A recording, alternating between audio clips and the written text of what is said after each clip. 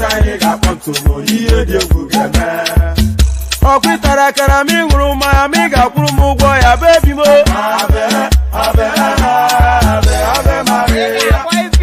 anyandaba anyandaba anyandaba anyandaba anyandaba anyandaba anyandaba anyandaba asim anyandaba anyandaba anyandaba anyandaba wannam anyandaba anyandaba anyandaba anyandaba susu baby subramya suku sunu baby subramya suku sunu baby subramya suku sunu baby subramya asekwa na ife ọja bụ anyị si akwụ na enyi ego bụ maka mbọsị ọzọ. Since I was born, but now I am getting youth. Akwụna mụta nwa akwụna ka ọ ga-abụ.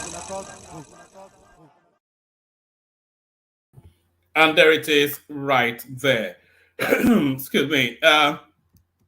There it is right there. Since I was born and now that I'm getting old and whatever it is that follows on from there. So there it is right there. Here I am right here. And there you are right there. And here we are. Here we go again. Good to be your company. Merry Christmas to you all. So we skip the Christmas festivities just to take a break from it and attack a little bit of a turkey and whatnot. So the Christmas cheers still carry on, but is it cheerful within the space of Nigeria? That is the question, and the answers to be provided in the course of this session. So good to see you. The usual protocol, click on the like button just as soon as you're coming in. Subscribe if you haven't done that already. The hyperlink that says StreamYard invites you to come and join us on the screen. And I'm not even going to mention the buy the coffee thing because I think that has died a natural death. So just do the necessary, which is to like and subscribe. And then with that,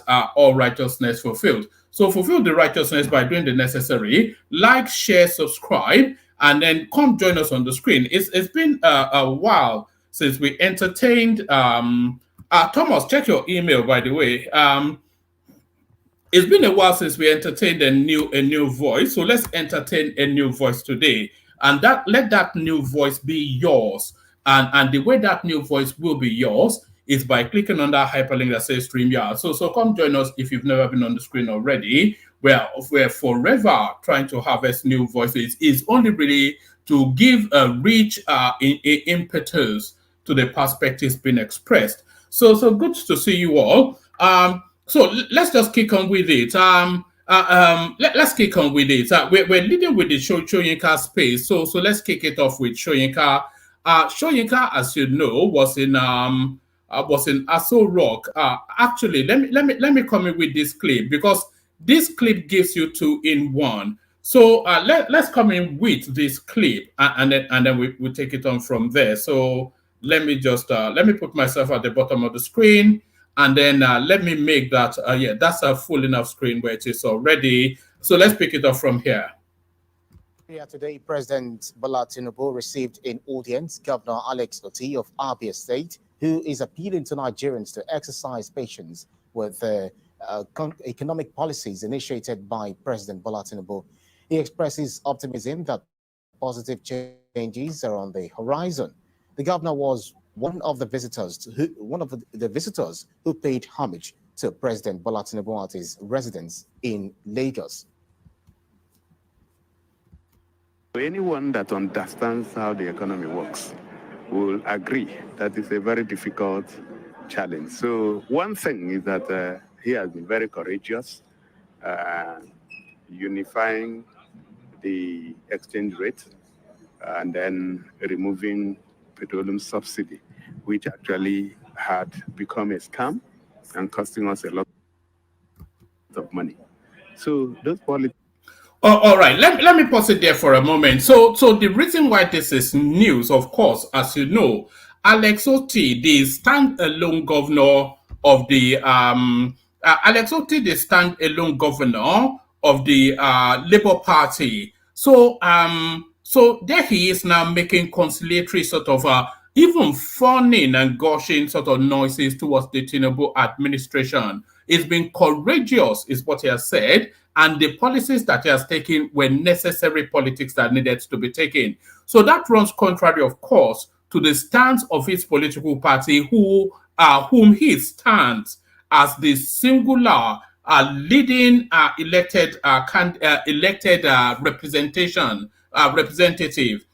Because, of course, I say that out of all of the people elected under the Labour Party banner, he's the senior most because he's a state governor. So there he is now, the single standalone governor of our Labour Party, making fawning and gushing noises about the Tinubu administration, quite contrary to the stance that Obi has taken. So, is this the precursor to a crossover? Because necessarily he will have to cross at some point. And then removing petroleum subsidy, which actually had become a scam and costing us a lot of money. So those policies are good, but then they come with their negative sides. They come with challenges for an economy where over 60% of the population are living below the poverty line. Also, Nigerian Nobel laureate Professor Wole Soyinka also visited the president, who he described as... all right, so that was Alex Otti. I felt it was what's going on, DG? I see you there. Good to see you. I didn't know you were into Nigerian politics. So I see you there, DG. So that was Alex Otti. I felt it was noteworthy to just note that moment in time. Because, of course, and we will continue to monitor Alex Otti's tonality towards the Tinubu administration, but that was unequivocal in its it's not even conciliatory. It was somewhat gushing is just the word I keep going to, like though you make your hero of some sort. So that is Alex Otti right there. And now the headline piece, of course, this is Wole Soyinka now. I haven't recommended that Tinubu should not run. Tinubu runs, becomes president, and Wole Soyinka then going to do all right, sir.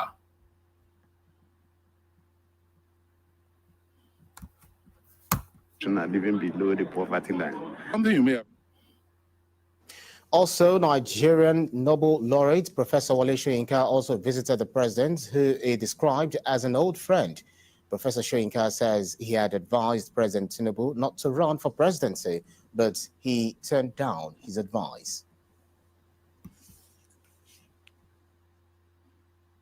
Very courageous, unifying the exchange rate and then removing petroleum subsidy, which actually had become a scam and costing us a lot of money.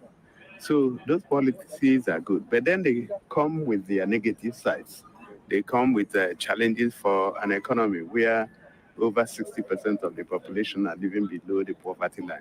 Something you may have noticed about me that most heads of state, when they take office, I always leave them alone for about the first year. I don't know if you've seen that, if you've noticed that. Because they need, I know when they come in, they don't start from ground zero. They often start even lower than ground zero, and they have to make up. So I have this personal policy, whether it's Obasanjo or Buhari or Jonathan, you'll notice that in the first year, I hardly ever say anything. And then people ask me, why I not talk? I say, go and ask the last person whether I spoke. All right. So that is Wole Soyinka right there. Just explaining then why he was, let's listen to the end. The first year. So I'm adopting the same principle. Oh, okay. So that was Wole Soyinka right there, visiting Tinubu. There is something he said in the course of that. Hold on. No, I didn't want that. So Merry Christmas to you too, but I didn't want that. So there was something he said in the course of that interaction that I wanted to highlight somewhat. So he was saying that he has a policy of not addressing performances of our presidents at least for 1 year into their administration. So Tinubu, of course, he barely even sat on that seat when the criticism started to come. But it just makes infinite sense, isn't it? What you have to give at least a period of time for that administration to get its foot in before you then know the direction of travel and then adopt a position. So positions adopted already now, they are already premeditated prejudicial positions because there is nothing in terms of, yes, there are things being done, but you're not able to gauge the impact of those things until they have a good run to see where they land. So you're saying, oh, he removes the subsidy, etc., and that's vesting heavily upon the people. But he's telling you that the payoff in the short to medium term is what the paying threshold. So that is worthy of at least a 12-month buffer before decisions are made. And that is exactly what Tinubu was speaking to right there. So that is what Tinubu was speaking to right there. But now, this next clip, it disturbs me somewhat. Anyway, let me play it to you, and then we'll see if it disturbs you.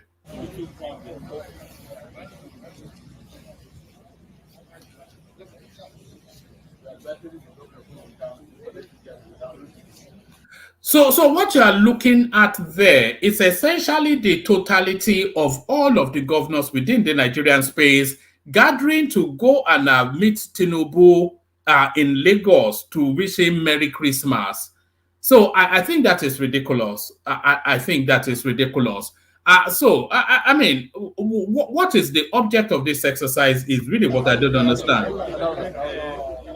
You can see the Bala Mohammed. You can see the Sokoto state governor with the red cap. You can see this one with the owl cap. I mean, you can see all of them essentially assembled. Hope Uzodinma in lead of it all. And then Tinubu now, like a lord and master, weighing down upon them. I mean, it's unseemly. So it is this sort of Oraisa behavior that I object to.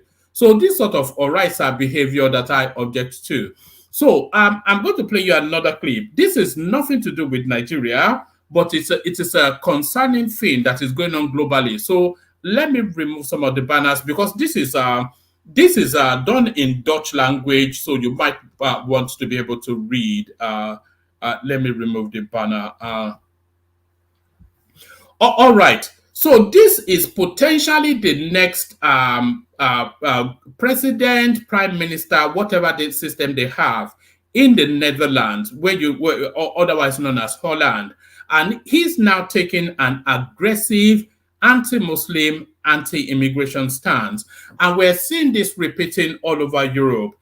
Even libertarian sort of spaces like the Scandinavian sort of countries, Denmark especially, they are tightening the noose around that immigration narrative because they're essentially accusing these migrants of coming into their country to form what they call a parallel society. But listen to the Dutch, probably incoming prime minister, and then you see that dark clouds for boats for immigration into Europe.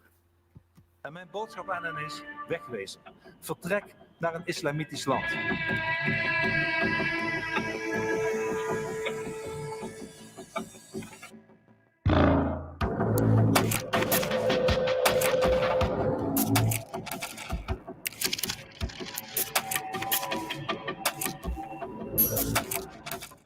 Voorzitter, tenslotte heb ik nog een boodschap aan al die moslims in Nederland die onze vrijheid, onze democratie en onze kernwaarden niet respecteren. Die de regels van de Koran belangrijker vinden dan onze seculiere wetten. En dat zijn er veel. 700.000 blijkt uit het onderzoek van professor Koopmans. En mijn boodschap aan hen is wegwezen.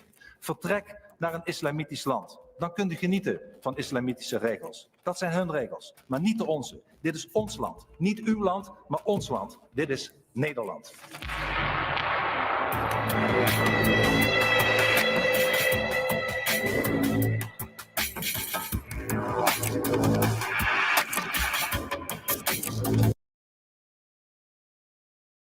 All right. For the benefit of those of you that don't speak Deutsch, which I suspect that most of you don't, this is what he had to say. I have a message for all the Muslims in the Netherlands who do not respect our freedom, our democracy, and our core values, who find the rules of their holy book more important than our secular laws. There are many of those. Research by Professor Kumpams shows that there are 900,000 of them. And my message to them is, get out, live for a Muslim country. Then you can enjoy Muslim rules. Those are their rules, not ours. So I'm bringing you this only really because it seems to be a recurring decimal now within Europe, this sort of tonality.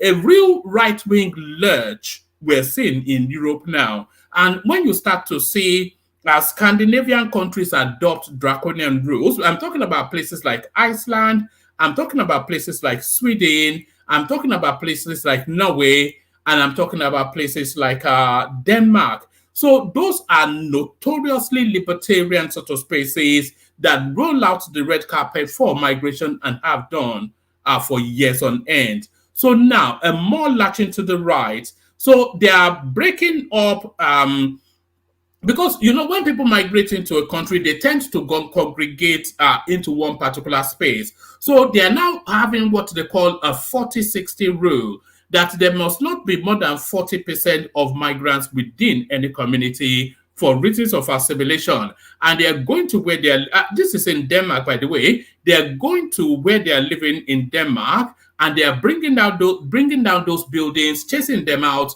sending them off to developers, and they're looking really to deport them. So they're now quarantining them in sort of detention camps. And I'm talking about places like Denmark. And then off the back of that, this now extreme right and extreme right wing tone coming out of the Netherlands. This is pointing towards a religion, by the way, but really the language and the tonality of Europe is latching to the extreme right. And this guy, he's vying for an election. So if he doesn't feel that this language especially chimes with his people, he will not be using it. So Europe latching to the right.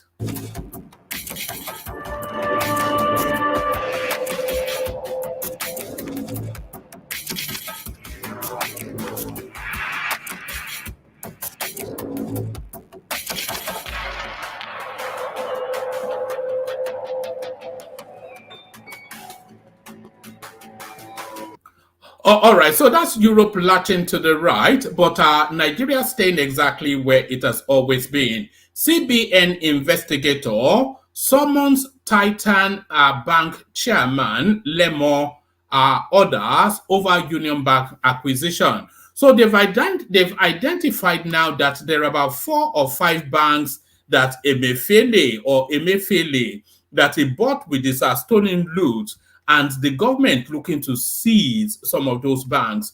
And by the way, the chairman now of this bank, Titan Bank, he was one of the deputy governors of our central bank.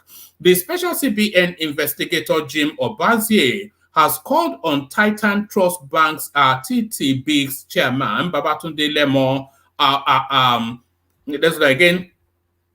The special CBN investigator, Jim Obazie, has called on Titan Trust Bank's chairman, Babatunde Lemon, for questioning regarding TTB's acquisition of Union Bank PLC, Union Bank of Nigeria PLC. So this is already a questionable transaction, because our Titan Bank, a relatively unknown, fairly new bank, has through whatever means acquired one of the foundation legacy banks of Nigeria. So where did the funding come from that? So a special purpose vehicle bank purchasing one of the premier banks in Nigeria.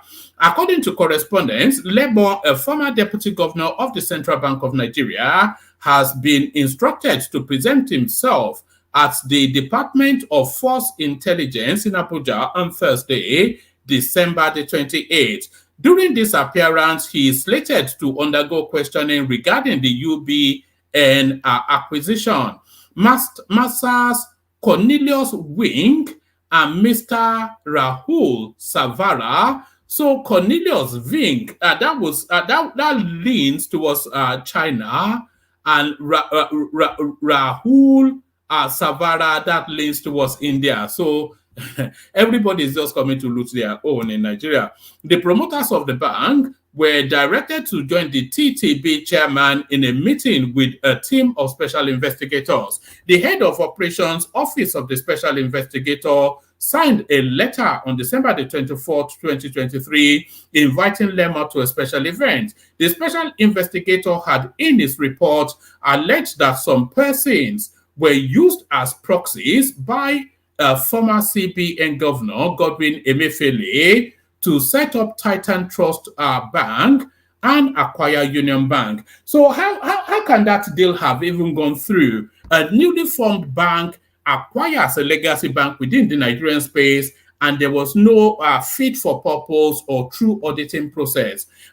In furtherance of the investigation into the UBN deal and response to Lemo's defense, the investigator in the letter titled Re-CBN Investigation Activities, Invitation for a Follow-up Meeting with Special Investigator, took the TTB chairman to task in his defense. The letter reads in part, please refer to your discussion with the special investigator earlier today regarding the offensive defense that your good self issued in a newspaper on behalf of TTB, which you chair, as well as the email you sent to the special investigator today, wherein you tried to provide clarification on your reaction to the report on TTB. The defense seems contrary to the statements made under caution by the persons connected with these transactions, including your good self, before the special investigator at the Department of State Services in August 2023. In the said newspapers, you referred to both Cornelius Wink and Rahul Savara as prominent global entrepreneurs and having thriving businesses in Nigeria. In your email, as well as your earlier discussion with the special investigator, you suggested that both of them be invited to provide clarification on their share ownership and given 7 days to make such clarification, failure which they will forfeit their shares to the federal government of Nigeria.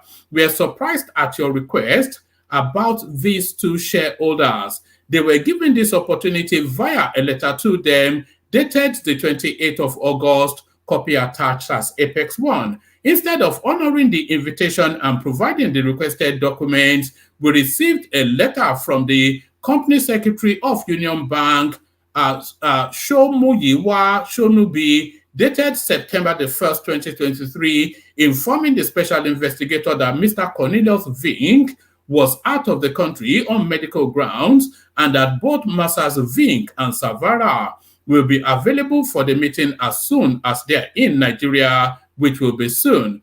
Or up until this offensive defense that you put up in the publication domain, the special investigator had neither heard from them nor received the requested documents. Earlier on Saturday, Titan Trust Bank TTB issued a press release in response to a circulating report of a special investigation into the Central Bank of Nigeria, which includes allegation of TTB's illegal acquisition of Union Bank PLC Nigeria.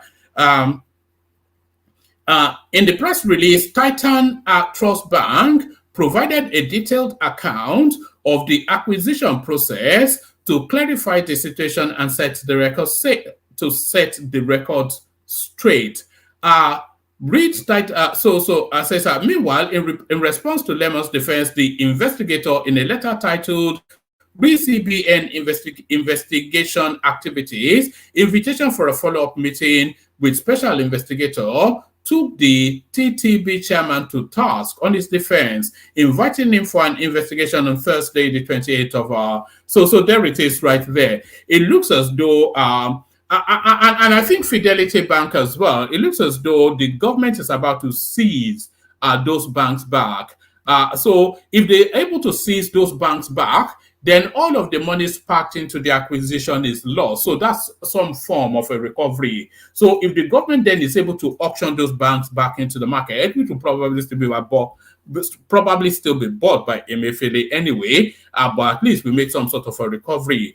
Central Bank ex-governor Emefiele, directors should be prosecuted for leaving offices as crime scene, destroying 5 fireproof safes, emptying their contents. So this is it's back to that rudimentary thing that was introduced under the Babangida administration. When they are leaving offices, they burn down parastatals.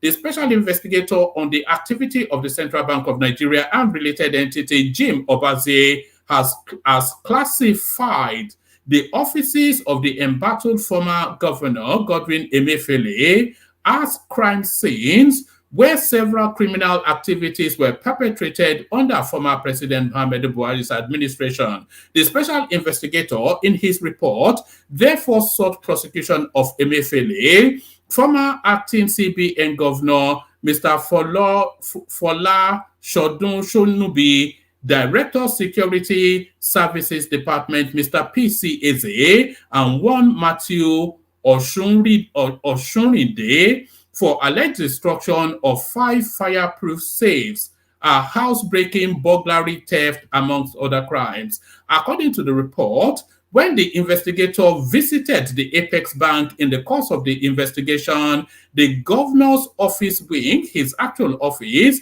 presented a bizarre scene. 5 fireproof safes were seen wide open, with several assault and violent destructions. They were all confirmed and empty and desolate. A handwritten handover note written in red ink dated 14th June 2023 and signed by the suspended governor was found lying atop a side mini table to the executive settee inside the office. The note is in the usual and known calligraphy of Mr. Godwin Emefiele. It is still at the spot as the office is still sealed until Emefiele's trial is completed. The report further stated that the CBN deputy governor confirmed that the DSS brought Emefiele only twice prior to that date. The report said that written inquiries to the then, so it goes on and on. Anyway, Emefiele destroying evidence. So let's just leave it at that. So Emefiele destroying, imagine that guy must rot in jail. So they say Tinubu is not moving against crime. I don't think that that argument can hold. It is unknown to me. Sadiya Farouk denies link to contractor arrested by EFCC over 37 billion naira fraud. So it was a looting spree. The Buhari administration. But if you think about it, that they did it for 8 years solid, how much can they recover? They probably not much. Immediate past Minister of Humanitarian Affairs, Disaster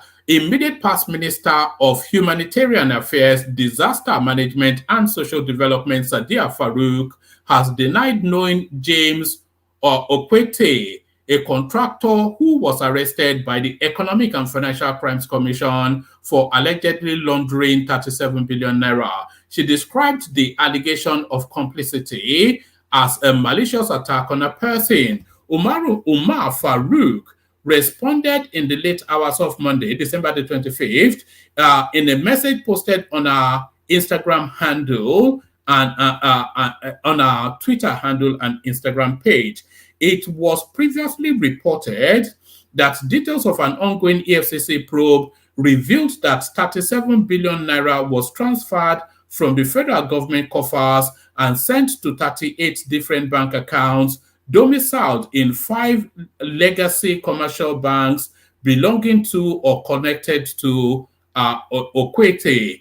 Okwete's arrest coincided with the ongoing probe of the Humanitarian Ministry and 3 ministers who served under the immediate past administration of Muhammadu Buhari. So there it is.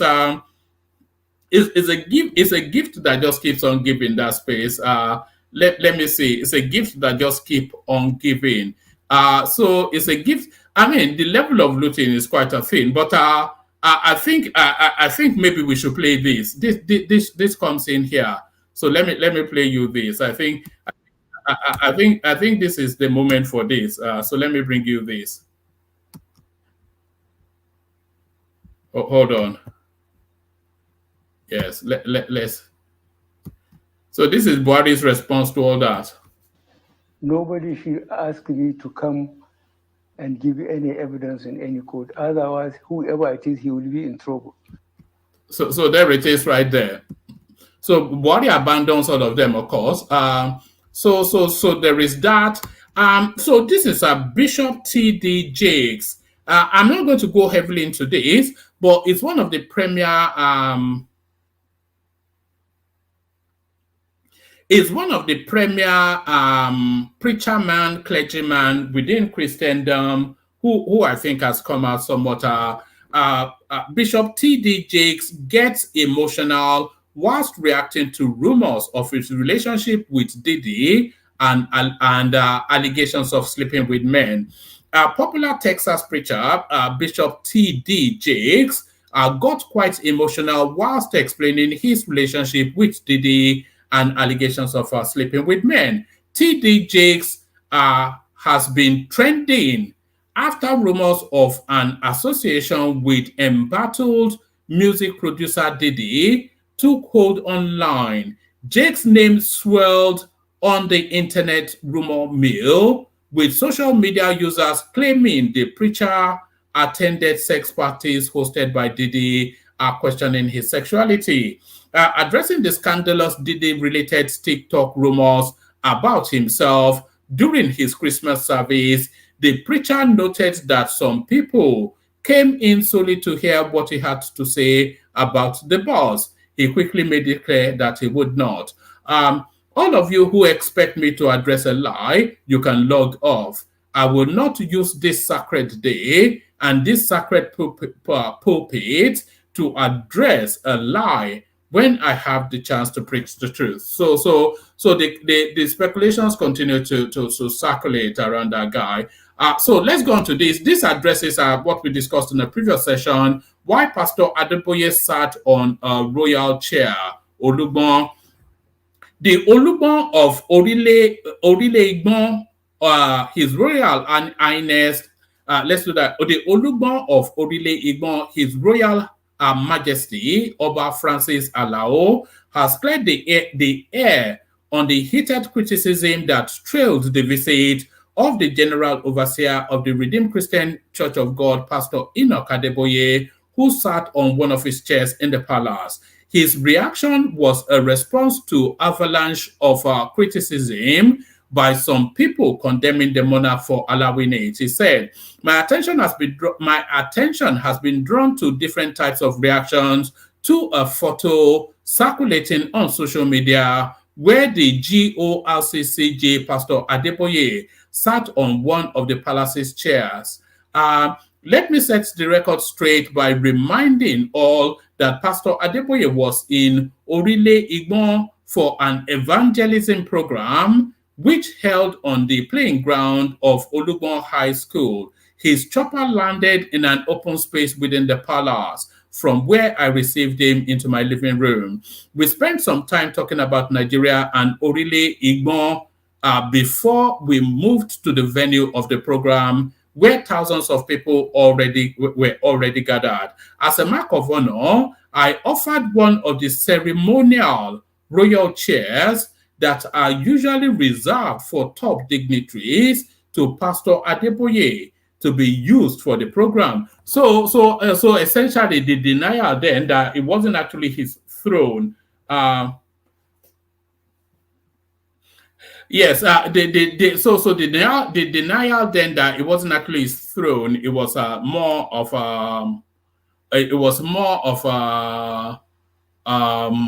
a ceremonial, a big man seat that they offer to big men. So all roads still to Tinubu's house. And here is here is what's his name, Kashim Shettima, going to pay homage to Daddy.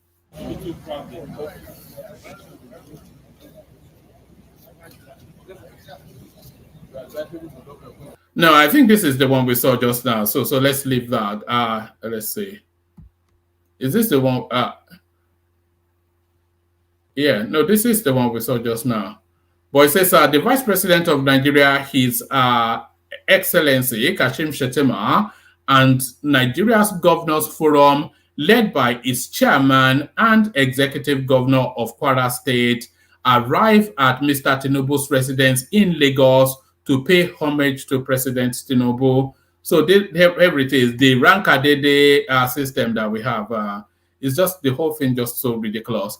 The whole thing just so ridiculous. Let's see, what else have we not touched on? Okay, we've touched on that, we touched on, hold on. Yes, we touched on this. Actually, should I bring you this one? Let me bring you this one as a final one. So this is from Benjamin Hudenyi. This is the PR Police Nigeria. It says, recently, at Follow LSG installed some solar-powered street lights in some parts of the state. A few weeks later, the solar panels were being stolen. The police was informed and got to work. A few days back, 30-year-old Emmanuel was arrested by officers from Alausa Division on Ikosi Road with 4 solar panels moment after he removed them. Investigation, so this is why I'm bringing you it. Investigation reveals that the suspect was one of the technicians contracted to install the solar-powered street light. Investigation is ongoing. So here it is right there. So the guy now, a Lagos State agent, commissioned to install solar panels. So he dutifully goes on to install the solar panel as directed by Lagos State, and then in the dead of the night, he comes back and steals them. So that's just Nigeria for you. It just tickled me when I saw it. Only in Nigeria, you'd say. Only in Nigeria. Only in Nigeria. Let's play the K guides, and then we kick it off. And by the way, the super chat. Let me address one thing before we. Oh, okay. Let me bring it up. Hold on. Let me address one thing before we. Let me address one thing before we. Before we move on. So So let me remove this. Let me update you on where we are regarding our GoFundMe thing. So our GoFundMe, as you know, we raised £955 in total. So £955, donations from people like Fumilola Dada, a GK, a Gendu, etc., Celibis and whatnot. So £995 raised. In the course of conversations, what was agreed was that we'll split it into 3 and give it to we give it to 3 geographical zones. So we'll give one to the southwest, we'll give one to the southeast, we'll give one to the north. So now I've spoken to Folly Bees to help us identify our candidates in the southwest that will be beneficiaries. And then I've spoken to Ekene, and I've also spoken to Ejenje Media, Mazi Esioke. So between the 2 of them, they'll identify the candidates in the candidates in the southeast. So that's where that is. So now for the north, we already have a son who we've already identified as our candidate. So as at a few days exchange rate, the £995 came to approximately 1.3 million naira, and then it split into let me say, I hope that is visible on the screen. it splits into about 430,000 naira. So the first tranche of 430,000 naira has been sent to Hassan, who is now in the process of handing them out to the beneficiaries and then reporting back. So that's where we are with that. So that is where we are with that. So let me just let me tidy it up with this. So let me share this as well. All right. So these are my exchanges with Hassan. So it says yes. So I asked for his account details, and then it says I said a total of approximately 1.3, but the platform said to split it 3 ways. I will be sending you, I said approximately, but I actually sent him exactly, I hope this is shown on the screen. I actually sent him exactly 430, as you can see on the screen, and I'll show it again. Oh, is this showing on the screen? Oh no, let me remove that. Yes, let me remove that. So there it is. It says so I asked for his account details, and then I said then I explained that the platform said to split it 3 ways. So I'll be sending you approximately 430 to administer for Zainab, Mama Hadiza, and maybe one other. Yeah, and then it says, why is it necessary? Why can't we send it directly to the beneficiaries? And I said it is best if he coordinates it. So he sends his account details. I sent it to him. And then and then here is the confirmation right here. It says okay, I have sent you 430k. Let me know when you get it. And then he confirms funds received. I will keep you informed. So that is where we are with that. So I'll continue to provide an audit trail, of course, as I'm sure it would be your expectation. So let me play the K guys, and then we kick it off. Let's see where.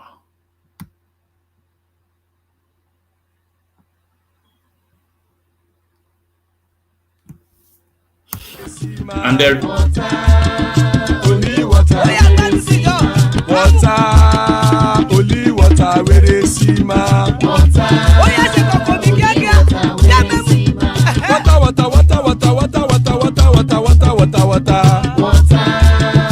Only water. Where they see ma. Hapa o naido. Hapa o naido. Hapa you don't come o.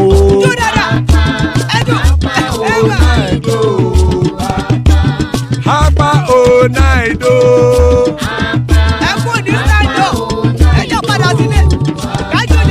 Oro kẹ̀kẹ́ ẹlẹ́mù yé o. Ilé sọ́dí àkẹ́kẹ́ rẹ̀ ẹlẹ́mù rẹ o. Bobby master kẹ̀kẹ́ rẹ̀ ẹlẹ́mù rẹ o. Chifu Wáìlà tí kẹ̀kẹ́ rẹ̀ ẹlẹ́mù rẹ o. Eruku lẹ̀lẹ̀ ẹlẹ́mù dé. Eruku lẹ̀lẹ̀ ẹgbẹ́ ẹlẹ́mù dòde ojàre o. Eruku lẹ̀lẹ̀ Ghana ti dé ẹgbẹ́ bọ́dì o. Ọmọ ẹlẹ́yẹ ẹyẹ o ó dilé o. Odúyẹ̀lá ẹyẹ o ó dilé o. Petrosonama ẹyẹ o ó dilé o. Petrosodúnkẹ́ ẹyẹ rẹ̀ ó dilé o. Ẹlẹ́kọ̀ ọ̀run mú ìní o.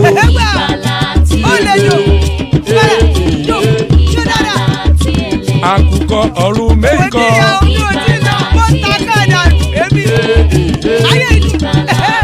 Ikú kò ní ríwà gbéṣe o.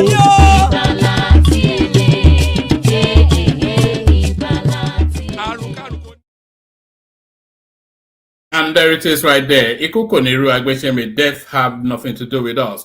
So amen to that, of course, on behalf of myself and you, my friends. So Iku koniru agbeshe, We got our King Emeka joining us. Good to see you, Mekus. Emeka, Ajale Koko is with us. Good to see you, Ajale Koko, and the return of Thomas. There is Thomas right there, and I think Charlie Boy is with us as well. So good to see you, gentlemen. Good to have you. So let's kick it off. Should we kick it off with you, Emeka? Yeah, one man. Alpha. Very good. I'm having Boxing Day meal. Is that leftovers from Christmas Day, Abi? Exactly, my brother. Exactly. You know that turkey never finishes. You know, it will be your sandwich for the rest of the week. That's what usually happens. You end up as sandwich filling, doesn't it? Delicious. At some point, you probably may get tired of it. Yes, unless you start to wrap it in all manners of funky delights. Exactly. But yeah, so here we go. So, what are you looking at in the news? Let's start it off from there. Anyway, I'm seeing how they are trying to finish Emefiele and exposing his grievous sins. Right, it's a strange one that. Well, it was rumored anyway that he bought Titan and as well as UBA, Union Bank rather. So apparently it appears that there's some truth to it and the questions are being called. What I don't like about this investigation is that they are not pinpointing other proxies and other beneficiaries, those who collaborated, conspired with him. I think they need to call their names so that we can have a better view.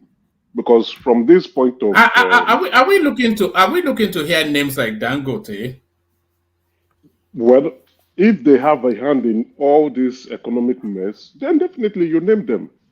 I'm not saying go and arrest them, but you name them and let them come and explain themselves. I know Baba was saying, we need to try to be careful, see how they can come around if they can. If these individuals keep hiding behind their crimes or behind some shady deals, we will not move forward. So for the administration to show that it is different from the past, name the names. You don't need to arrest them, but shame them. You were involved in this. Then if you know it's not a crime, if you know it's not bad, then why did you get yourself involved in it in the first place? From the look of things now, it's appearing like it's a witch hunt to Emefiele. If you are not naming proxies, I've read a snippet of the reports given to the media houses. They're talking about proxies, beneficial. Name their names. They are people. They are not immovable objects. They are individuals that benefited from this or had a hand in it. Only a few people, and those people were from CBN. Name their names. Let's know these individuals. Would you want those names named? Or yes, would you want those names named? Or would you be happier if those people volunteer the money back and Emefiele is just the fall guy? If they are wanting to volunteer the money back, to avoid all of the legal hula baloo. So if they want to volunteer, if they can negotiate to keep their names out and give the money back, most of it, if not all of it, and just let Emefiele take the rap, would that satisfy you? Or you want blood? No. We will never learn, right? This happened with, what's her name? Was the petroleum minister previously? Dezani was the scapegoat during the Buhari administration, right? Now it's Emefiele. So what we will have is the same pattern of things going on in the country. Is the Bola Ahmed Tinubu administration. Who will be the fall guy when Bola Ahmed Tinubu administration is over? So it's now looking like a cyclic expedition. After an administration, you look for somebody that will bear the sins of the administration, while others who benefited from it or who were also instrumental to the whole issue will move on with life, and nothing happens. Now, why do I keep forgetting her name? She's saying that she gave somebody $9 billion. Was it $9 billion or how much? $9 The billion, Zani, yes, $9 right? billion. The I Zani. think that story, she's come out to deny it, yes. Oh, okay. She came out to deny it, so it's nice. If you see the pattern, right? Now, even Emefiele is coming out. I don't know if you followed the news yesterday or the day previous. Emefiele is denying that all this is a witch hunt. That all this didn't happen. He didn't open 355 accounts. He didn't have that amount of money in the account. That all this is a witch hunt. So it now shows that our investigation or our investigators are not serious individuals. Name these people, do a report. It doesn't matter. Put it out in the public. Let's all see those who benefited and those who didn't benefit from it. Let them come and answer questions, or let their name be there. Then you ask them what happened. But it seems we are just running a kangaroo situation in the country, and I'm really afraid we will never learn from this if we don't change the pattern of things that we do. All right, brilliant. Let me take you to this space. The gushing manner that Alex Otti used to reference the Tinubu administration, courageous decisions, necessary actions. That's not the tone you'd expect from an opposition space. The one and only Labour candidate governor. So, what are you making of Alex Otti? It is so strange, and he's the only Labour governor in the party. It just shows the way the country is running. But then again, from a political point of view, it shows the admiration that politicians have for the president. Right? I saw you playing in the news, the governors forum all marching to Borderland to go say hi to the president. Politically, you can tell that this man is highly respected. He's not a man that, unlike, the Buhari or the Obasanjo era where people are scared. This is a man that they admire, they respect, they want to hang out with him. If you pay attention to the news, and I'm sure you do, you notice each time he's away from Aso Rock, that is when many people of influence rush across to see him. Right? They know that those protocols around Aso Rock will not stop them from saying hi to him. When he was out in Germany, you saw a lot of people flew to Germany to India rather, and then when he went to Dubai, people flew, paid their own ticket around to go say hi to him. That's the time they were like, "Oh, I have a favor. Oh, I want to do this, Mr. President. Can you help me?" For me, I just think 2027 is a wrap. From the look of things, is a wrap. Even from the River State incident, he played his hands like a father, right? He played his hands like a savvy politician. He didn't look at it that, oh, River State is burning, let me watch and see how I can benefit from the conflict, right? I can play it both ways. But he called the warring factions together, sat them down and made a deal with them. So other governors are watching and they're like, oh, this man is somebody that they will want to emulate. And kudos to him from the politics side of it. But again, goodbye to the opposition. I don't think they are going to survive this. If even if your governor from Abia State is showering the president so much praise, I think it's a wrap. If you ask me, I think it's a wrap. All right. And Wole Soyinka, of course, pretty much along the same lines. It's funny, actually. Nothing succeeds like success. So Wole Soyinka very much opposed to the idea because he was wanting a generational shift. But then, of course, now he's an old friend. Nothing succeeds. Like everybody wants to. Yeah, everybody wants to be friends with the winner. Honestly speaking, success has so many fathers. Failure is a bastard.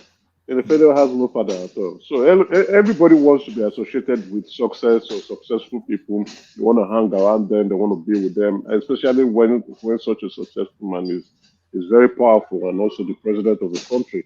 But again, there's something very distinguished or distinctive from the president. He's,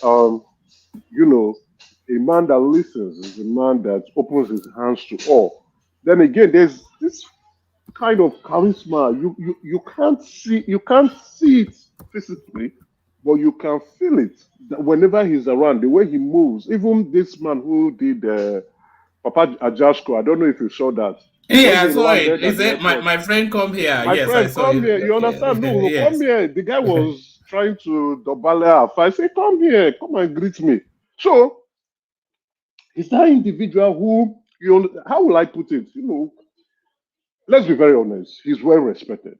He's very well. I can't say love because, you still hear some toxic comments, but respect. The man is well respected. There's almost a sense of unshacklement within Nigeria, isn't it? From the dark clouds of the Buhari administration, so you almost feel people can speak freely, people can act freely. There's almost like a lift and a bounce in the country just from that transiting of power. Or am Yeah, I? Yeah. there's a clear change. Yes, economically things are not taking the right shape, but politically you can see that there's a clear change. There's a bounce. There's an uplift. There's a different tune to things. There's also some form. I may be wrong, but there's also some form of openness, in the sense of the administration has thrown open the door and willing to listen to all parties. Come on, come, and he made the first step anyway. Gave his hand out for the opposition. Come work with me. Come be part of my government. Let's uplift the country and govern the country properly. My only take in all this is if he can get the economic situation right, awesome, awesome, fantastic. That would be very good. Then again, I think the country is faced with two prominent or salient situation: security and economic factors. Those two things, if he scores them, I don't think he would be marked into the history of times. There will never be a mention of Nigeria that you will not mention Bola Ahmed Tinubu. So I would want him to take that. It's an opportunity for him. The bigger the challenge, the bigger the opportunity for him to really crest his name in the sands of time. All right. You said the bigger the challenge, the bigger the opportunity, but opportunity presents now. Nigerian president orders arrest of attackers who left 113 people dead. So this is in Plateau State. So yeah, you've already said it. One of the tests that would determine his success or failure is this sort of headlines. Exactly, so now right. this is now that space. Now, how we now handles that will tell a lot of people as to the direction of travel. So, yeah, fantastic. I saw the news. It's really sad. Those who slept to enjoy the festive period could not wake up like normal people anymore. We can't continue in this situation. We can't continue to live life like this in Nigeria. Especially those in the north, right? They can't continue to not know if they are going to wake up the next morning or if their children is ever going to go to school anymore. So it's very sad and it is extremely strange. And it is good the president has made the call. It's not just only about the call. He should follow up on with the security operatives to go in and fish those people. Like you have said, this is a great test of his administration.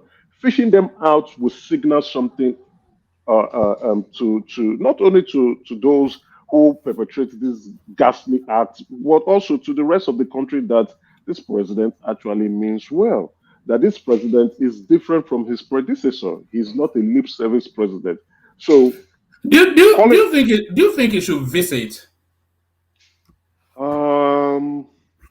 Well, we don't know what his schedule would look like, right? Or what his schedule is looking like. A visit is great, fantastic. But what is a visit if you just go there, see these individuals and you don't catch the culprit? So I would think he should visit much later because he's currently spending the Christmas holiday in Lagos, and there might be some programs for him to do. A lot of people want to propose, oh, he should go and see them. It's understandably so. But again, it's just like you have an occasion to attend, and that occasion has been marked for a very long time, and you are not there, then something else happens, yes, which is quite an emergency. You finish that and then you can go. But what is more important to the rest of the country at this point in time is to catch the culprits and as well as put a stop to this menace going on in the country. It is not good for the president who keeps claiming that he wants prosperity, peace, and wealth, and to the country. Then he should not play lip service to this, because an insecure country is a country that will definitely not be business friendly. Nobody wants to come and set up their shop and then they too cannot breathe the next day. So the president must take this very seriously. He must not play lip service to this. He must also call the military as well as the intelligence agencies to go out and get these guys, and as well as also, use this opportunity to ask the military what are they doing, what's their job description, what's their KPI, and what's their, because the military now, if you ask me, their performance matrix is not looking good for them. They've thrown bomb at individuals in. Where was that? Was it in Kaduna? I can't remember. Yeah, it was now, in Kaduna. Yes, in Kaduna.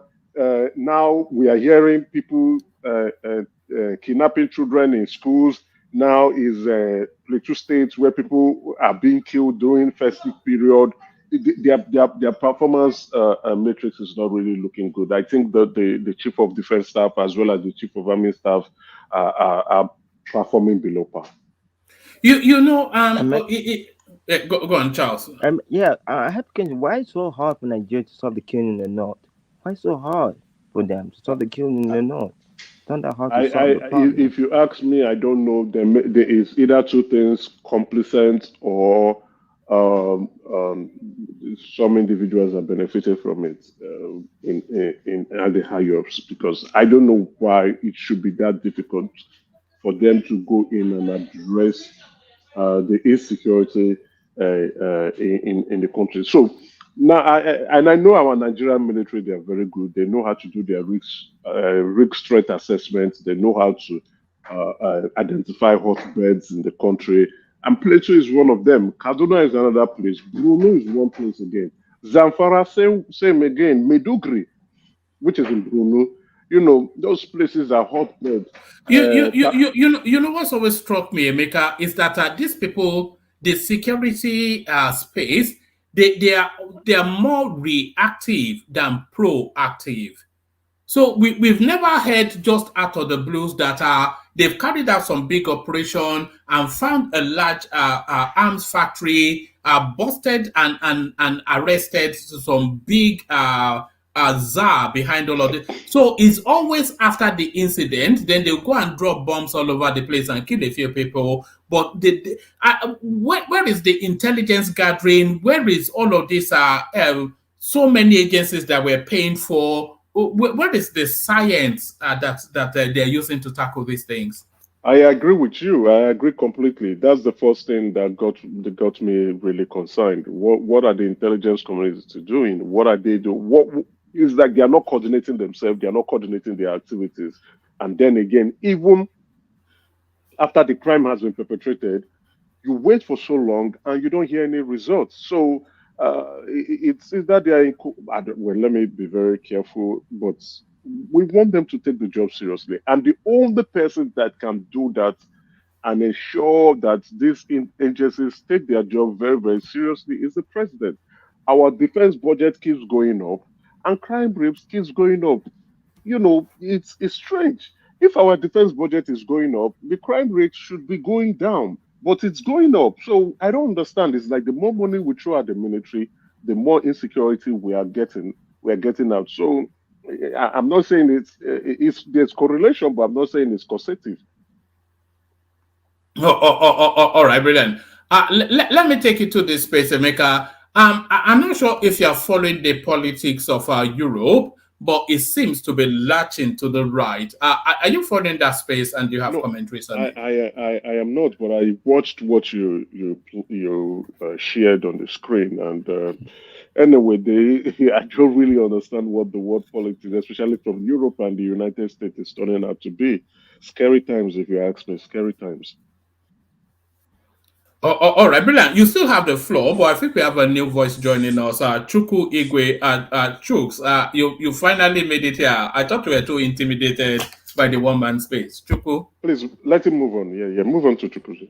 Yeah, Chuku Igwe. Yes. Hello, everyone. Thank you for letting me on the panel. I'm Igbo. I was born in Nigeria, but I was raised in the United States.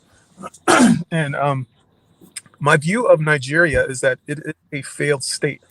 The state does not have the ability, it doesn't have a monopoly on the legitimate use of force, and it doesn't have the ability to protect its citizens from these kinds of attacks. And when these attacks occur, it doesn't have the ability to follow up and bring the people to justice. And I think this is one of the biggest things that is affecting Nigeria is the security issue.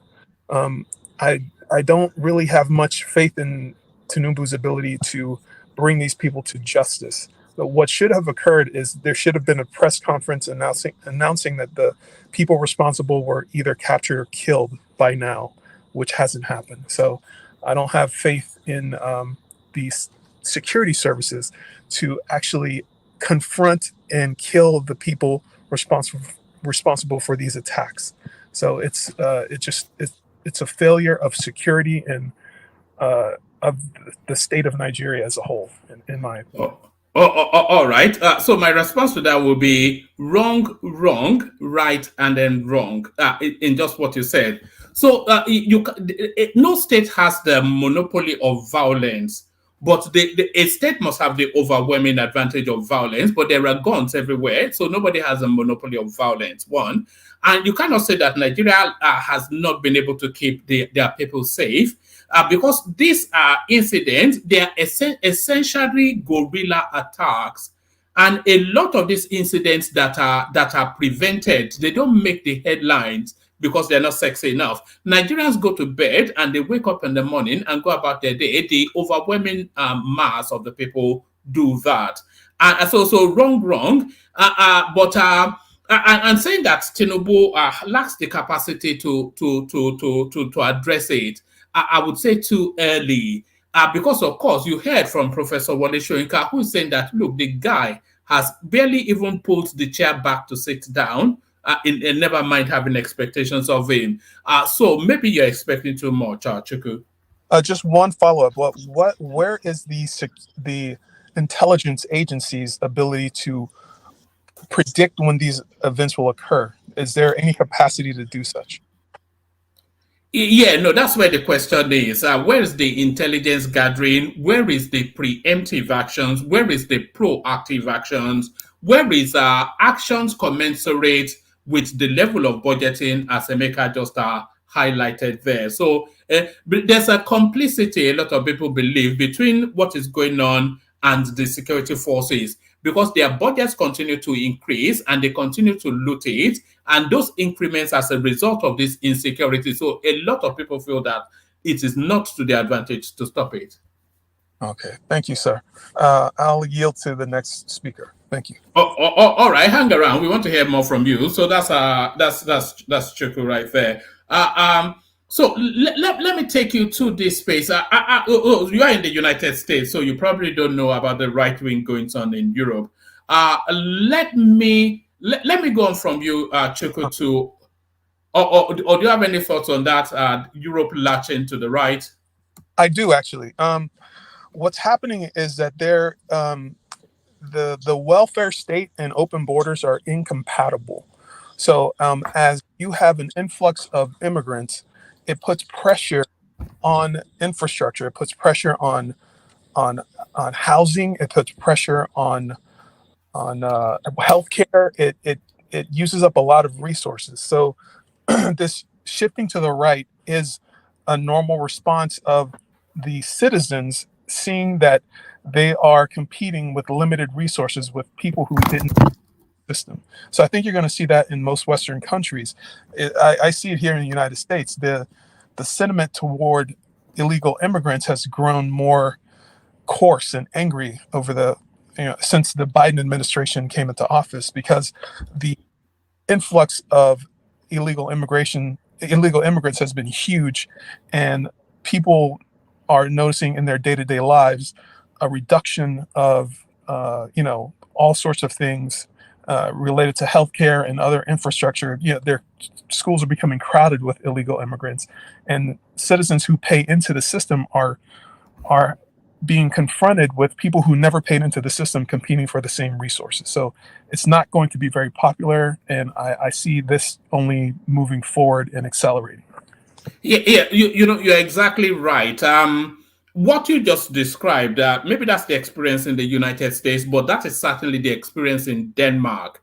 The complaint of the Danish people is that, look, these people, you are opening the borders, they are flooding in, there's a mass influx into that space.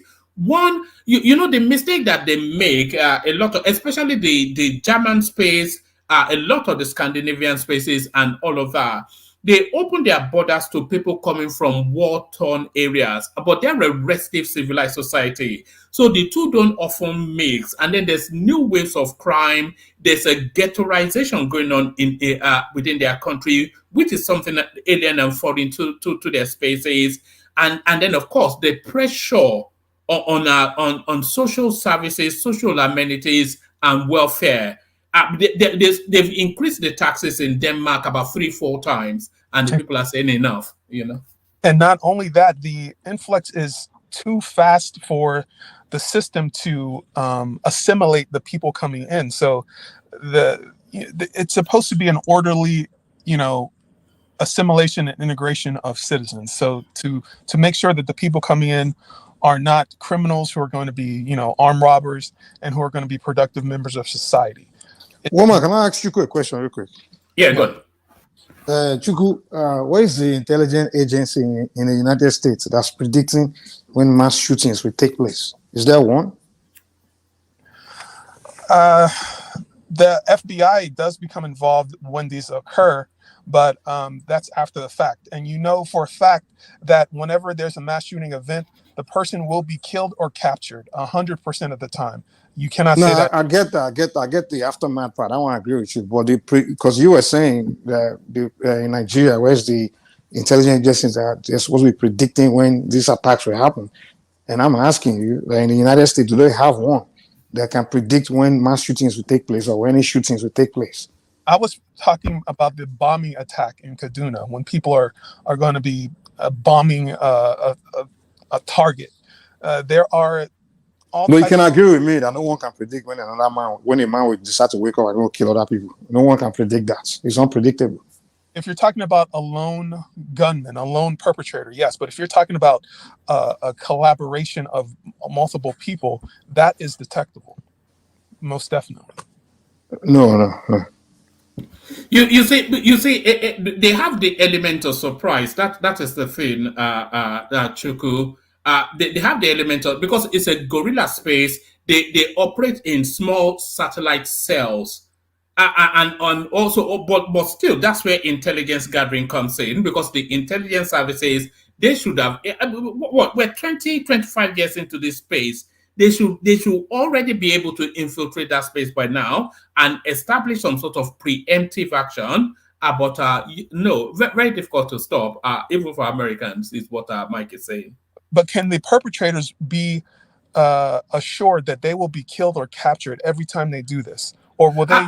Let me just one moment. What the question I have to ask is, where is this attack taking place? Is it taking place in places where we have more? Because you can't say this attack is taking place in more where people of higher class or middle class or more of a mainstream Nigeria. It's usually isolated communities. Some rural communities, some villages somewhere where they are so spread. And in the north, it's more easier to do in the north because the northern villages are all spread apart. You understand? So, and you can't say you want to have police station in every village that are miles apart. You understand? So that's why it's easier for those kind of things to happen in the north.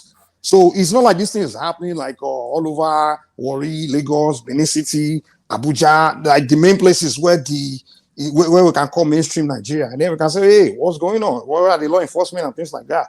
But Mike, Chuku is right. For as long as this thing has been happening, we've not really had of any arrest or any significant. Sorry, one man. What does he mean by mainstream Nigerians?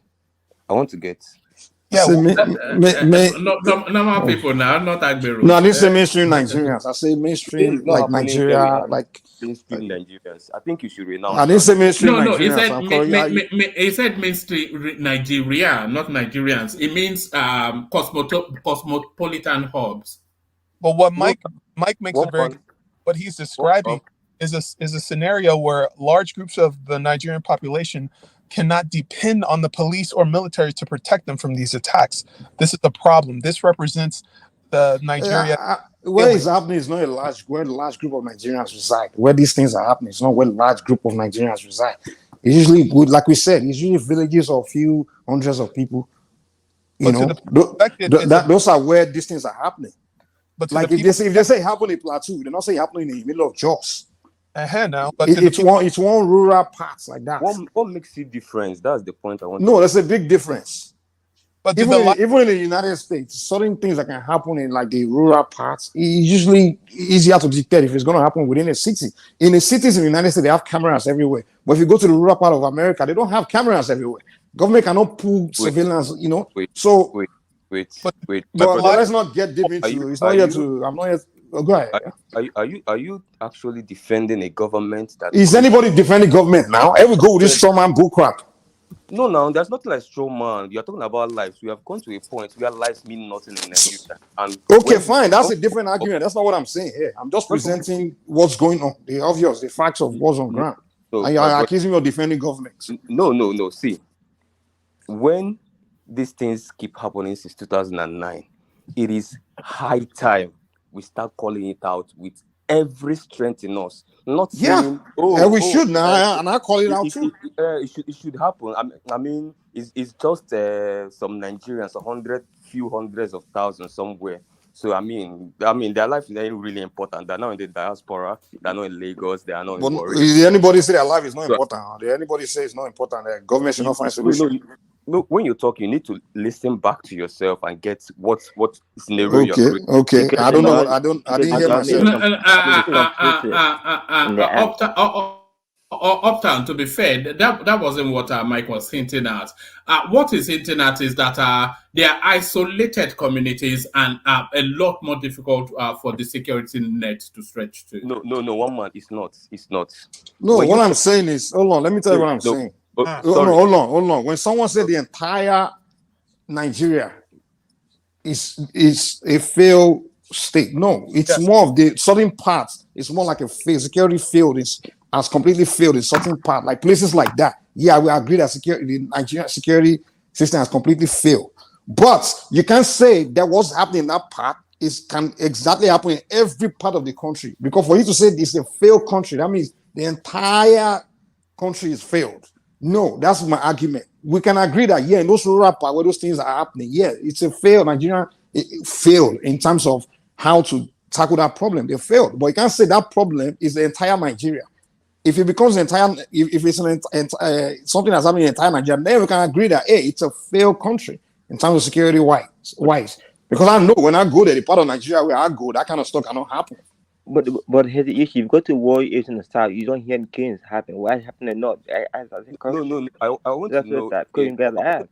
I wanted to ask Mike, how many of the Owo massacre guys has been nabbed today? And most of them were caught. How many? And most of them, they turned out to be Gala people, not Fulanis. Remember, they were caught now. Okay. How many of the Fulani guys, we know you heard the one that happened last week, how many of them have been caught? How many of the ones across Jos, Nasarawa? The problem is that people are now so used to what is going on in Nigeria, and that's what Kadiria was saying the other day, that these killings are now grossly underreported, as if we are killing chicken or goats. Let me tell you, for every one single life in Plateau that goes down, is equal to a Dangote's life. So the moment we start seeing it like that, we'll see that we need to hold the necks of these guys to know that we cannot be increasing the budget of our defense every day, sinking in our money there, and a group of cartels are there putting their baskets, taking it up, and then sponsoring insecurity. and creating an economy around it. And we are saying that the government cannot chase out these guys. The government cannot track down these guys. Let me ask a question. When is Malami going to release that list? He said he said on Channels TV last 2 years that they already have a list of terrorist financiers and they were going to release it soon. This December is going to make it 3 years. When is going to do it? Well, there it is. Maybe the new man. I mean, we're all joking in this country, for real. Guys, continue, please. All right. Chuku, let me take you to this space. Since you are American, you should be able to know what's going on with TB Jakes and the speculations around this. TD Jakes, the pastor. Yes. From what I hear, he's embroiled in some kind of scandal that's connected to the rapper P. Diddy, alleging some kind of sexual misconduct. But I don't know the explicit details. I don't want to slander or misspeak, but I know that it's to do with sexual misconduct related to P. Diddy and other people. But I don't know the specifics, and I can't really comment in great detail on that because I'm really not familiar with that situation. Very detailed. All right, brilliant. Stay with us. We'll loop back to you in a moment. Let's loop in the direction of Ajale Koko, who is also with us. Ajale Koko, are you ready? You can go to someone else. All right. I'll come back to you. All right. Let's come to you then. Let's come to you uptown. Catch us up with what's going on in Nigeria. So the festive season. I suppose what happened in Plateau State is the biggest news. I imagine uptown. Woman, thank you very much. Merry Christmas, my my second family after Obedient family. My hybrid family, where I have my hybrid family, where I have Agbados. This is the only portal for Agbados to become my friends. If not, this is the only place I can be friends with my dear fellow citizens on the other side of the political divide. And so happy Christmas to everybody. I hope you guys are all enjoying Christmas with your families wherever you are around the world, including our listeners, those in the comment section and those that listen to us. And please do a Christmas gift for us today by clicking on that like button. I know I have a lot of my friends here listening, so make me proud. So one man, quickly, mixed feelings.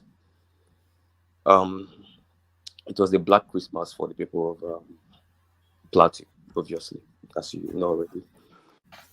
Very sad. One too many, but I don't like the fact that it's not the biggest news on the social media space. I mean, it's not the biggest trend on the social media space, which I feel it should be. Well, I don't know if you saw that video. I don't know. Which video? Is there a video on? Yes, there is a. But it's been buried. Okay, didn't know. Okay, probably that's why nobody could relate with my attachment with that incident for somebody to come and start gaslighting people. That video is online, women that were carrying their babies on their back were lying in the pool of their blood, and their babies were awake, looking at their mom's body, still strapped on the hands of their mom on the ground. Uptown, why are they doing this? Is the question. To what end? To what end? Woman. Hold on, Uptown. We have Alexander joining us. Alexander Gomez. Good to see you. Good to see you. How are you? We're good. Merry Christmas. Merry Christmas to you. I sent a message to you yesterday. You didn't have the courtesy to respond. Did I not? I thought you were responding to my message. Apologies. I thought you were. Oh no. But not to worry. I know you do. I know you do 10 things simultaneously. So yeah, that's fine.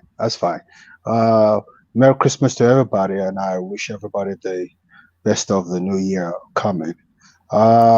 What's the topic of conversation today, one man? We were just we were going through Emefiele's excesses. So they found out that he bought Union Bank through proxy, also Fidelity Bank and all of that. So we're just speculating as to just how deep this guy went into the Nigerian coffers. And then we were talking about T.B. Jakes, an American preacher man that has been found. Yeah. Let me start with T.G. Jakes. T.G. Jakes says that he's 97% Igbo. 97%. Really? Yes, 97%. He even speaks a little bit of Igbo. But coming back to the scandal, there's something quite. Mike is there. Mike lives in Texas. Mike is a Texan. There's something quite feminine about T.G. Jakes. Something that I can't pinpoint, but I've always suspected him to be a punk, for lack of a better word.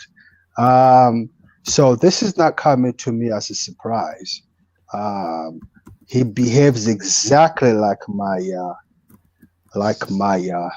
one of my residential managers in one of my facilities. They look exactly the same. They have the same gesture. They talk the same way, and he's gay. So I'm adding two and two to make fun. I'm thinking that this man has some sexual skeletons in his cabinet. So But what if he was though? Does it reduce or diminish him from being able to be a pastor? Yeah, I think so. I think with the kind of status that he holds in America as one of the top 5 pastors in America, that doesn't go down well. Not with me anyway. But it doesn't come to me as a surprise. We all know P. Diddy is a closet homosexual. He's abused a lot of people. He's in trouble right now because he's paying a lot of out of court settlements to his accusers. So they just keep coming out. I think it's on about there are about 4 or 5 of them now accusing him. You heard about the one with there was another one that was very popular with him and another guy that I read recently. This is Puff Daddy. So what's the common denominator between Puff Daddy and TJ? That's between them and their God. But for me, it doesn't smell good if they label TD Jakes. There was a very popular pastor in Atlanta. I mean, he had 6 packs and it was a top 10, one of those super mega churches back in Atlanta 10 years ago. I think he owned the biggest church in Atlanta. And then later on we discovered that he was playing around with boys in his ministry. And then 3-4 weeks later, the shame was too much. He resigned and then he died. So, there's a lot of homosexuality in America, unfortunately. But I'm not going to hold my breath if it's confirmed that T.G. Jakes is a closet homosexual, and if he is, but there seems to be a lot of it within the black community. That's what I'm saying now, because of course, even Will Smith, he went through a few weeks ago allegations, whatnot. Yes, that's true. But it would be sad for him to lose his status. T.G. Jakes is a really big man of God here in America. I mean, this man is top 5 in the whole of the United States, without a shadow of a doubt. And that label would just diminish his status, unfortunately. But that's his way of life. I mean, who am I to say that whatever tickles his fancy, he shouldn't go for? But certain people will expect better things from them. There was the same thing. Obama went down a little bit because someone came out about a month and a half ago on Fox Network and said that him and Obama, when he was in university, they did drugs and they had a homosexual relationship. you know. So and now you see why Obama advocated, because this new homosexuality where it's naturally embraced now in America. Obama started this thing. Obama opened the way for these people. Obama gave them this opportunity to become whoever they want to become in America. There's no stigma to it anymore. So and I know that But a lot of these allegations, though, somewhat clout chasing. I don't think so. I don't think You so. don't think so? No, I don't think so. I think that Obama won. I believe. I believe the Obama won because I know that I read somewhere a long time ago that Obama was in love with his university professor and wanted to have a homosexual relationship with the guy. So it's not there's an element of truth to the whole thing. They're not chasing clout. No, they're not. I think I think they're just exposing these people for who they really are. Coming back to Emefiele, um, he's the worst. I've said it before. He's the worst central bank governor, and he's the worst product from Maryland Comprehensive High School. It is so sad that I can even open my mouth and say that I have a common educational background with this dude. This man was so corrupt. It seems as though he only went in there to steal and nothing else. There's nothing else No, to. I think what happened was I said it on another platform.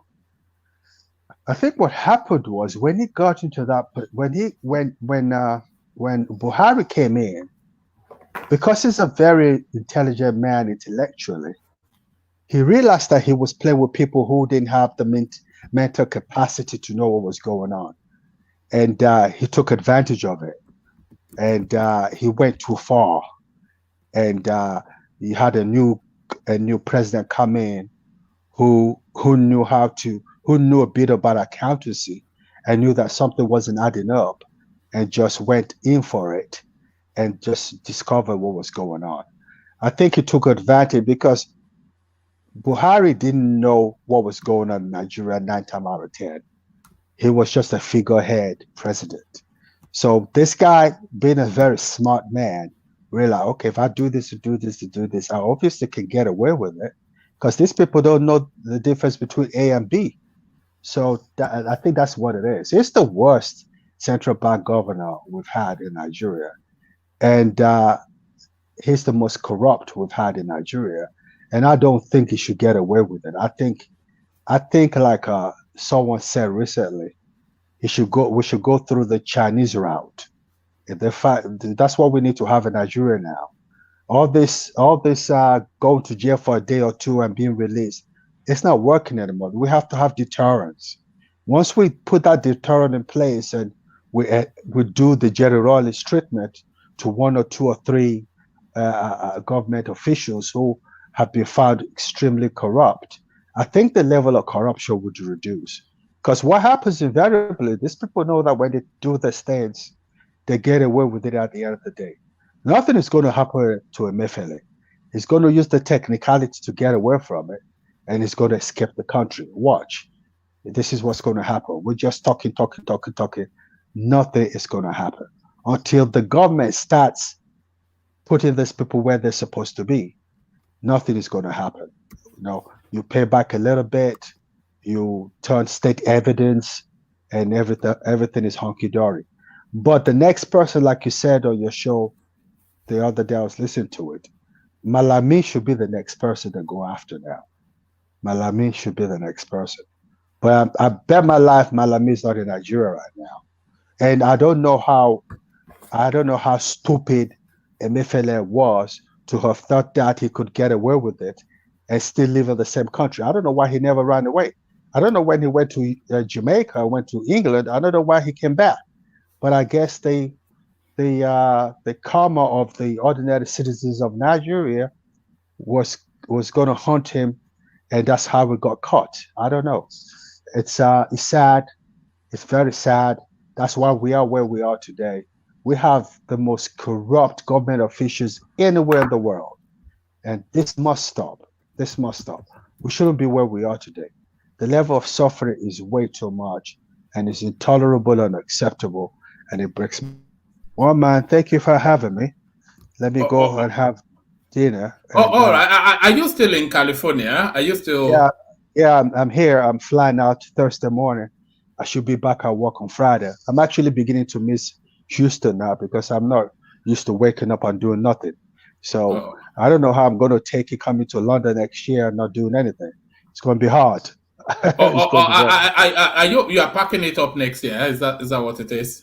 Yeah. Definitely. I'm retired now. I'm going to retire, and I'm going to be doing some Nigerian business from starting from next year. I'm going to be spending quite a bit of time in Nigeria and take investors to Nigeria. I got one or two or three lined up already to Nigeria, see what we can do. So let me pay my own quarter to the greatest black nation in the world. Thank you for Well, having that me. is. All right, brilliant. Thank you, Alexander. So that's the excellent Alexander Gomez. So thank you, Alexander. So that was Alexander. So back to you, Uptown. Thank you for yielding the space. Uptown. Yeah, thank you very much. Um, Yeah, you were in Plateau State, and you were saying you were somewhat aggrieved that a yeah, lot more a lot more is not being made of it. yes, a lot more is not being made of it. Especially after watching the video, one man. I mean, I won't tell you to play it, get it and play in the platform. It's a completely bizarre video. Um, it's just, I mean, that the only place I've not even seen that in a war zone. I've not seen that kind of image in a war zone. You know, I just don't get what they want. Is really the thing. What's the purpose of it? We know it's not religious. We know it's essentially commercial. Are they trying to chase those people off their land so that they can seize hold of it? And a lot of people also speculate that there are mineral resources where these people are, maybe like gold, precious gem, etc. And Yes. these attacks are likely sponsored. Yes, most of these attacks, I believe, that sponsors, they are largely political, and it comes directly from the heart of the structure, the currently political structure that has been in place for at least the last 15, 20 years in Nigeria. I mean, I'm talking about the most powerful people within that corridors of power. And I mean, last year during the election, these conversations we are being had here, people were bantering, saying insecurity, more money to the defense, more this, higher military, higher police. I kept saying that is not even that's not the crux of the issue as far as I'm concerned, from my own personal studies. And I think this guy, what's he called? This Dati Baba made also hinted at that, my opinion, in one of his interview, when he talked about the fact that the insecurity is largely sponsored directly from within the corridors of power. And these people has turned this thing to a multi-billion-dollar economy that is supposed to last a lifetime. Now, the government must, personally, my opinion, the structure in place has no capacity to dismantle that. But I feel they should, at least for the sake of Nigerians who are dying every day, muster the courage, probably get radicalized by power or whatever it is, and face what they know the problem. They know that even if we put 95% of our annual budget on defense, it is still going to go into the same space where the rest of them went. So they know the issue, they know the root of it. First of all, I asked a question earlier on.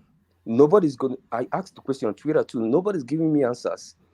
Where is the Malami list of the terrorist financiers? I've been counting it for him. I counted the first year down, the second year down till he left. Now I've resumed, I'm counting it for the new Attorney General because he inherited that office. He has the books. New Attorney General, it is 7 months. Release the list, for Christ's sake. Where is the investigation report of the Kuje prison break? They told us they've set up a committee, they've set up where is the report? Who was responsible? It's unbelievable, you know. Exactly. There are questions people are not asking in this country. There are questions people are not. You know, it's because there's so many disasters happening within Nigeria that another disaster replaces the previous And disaster, and then you forget. Yes, it's just look at it now. What else is there to talk about other than this? But then, of course, like you said, where is that list of these terrorist sponsors? That you know, they even arrested some of them in Dubai, the Arabs. Exactly. And then you tell us you have a list. So where is that list? That list is never going to come out. What do you mean? It's not. He doesn't have a list, or even if he has a list, he has used it to collect money. You know, Malami now. And yes, the monies has been set. Top Hilton meetings has gone down, and we are back to one man. If I say no, Kuku go bring the show away. Like, what is going on? These guys need to actually let us breathe, not like the one president is just saying for the cameras. Like, actually let us breathe. Because if you watch these videos, one man, I could be comfortable in Lagos. Doesn't mean I'm a better Nigerian than that child. Those children still hanging on to the dead bodies of their mothers on the floor on that video. I'm not more Nigerians than them. And we just wave a hand and we're like, another 100 of people killed. Oh, tomorrow another 150, another. We're not even in a war zone. Woman, just that is... all right. Let me take you to another space because that's just so, you know, it's so disheartening. It frustrates you. You know, things like that, they bring very sharply the limitations of your capacity. You feel so fervently that you want to do something about it, but there is nothing you can do, and that tells you the limitations of your. It's just. I mean, just wage the damn war. Where is the Sambisa forest? Where are the hideouts? Wage the damn war. They should just burn that forest down now. Burn that forest down. I mean, what's going on? If you or move communities out of that forest and declare it a no movement zone. And anything that moves there, blow it up. I mean, we have to do something now.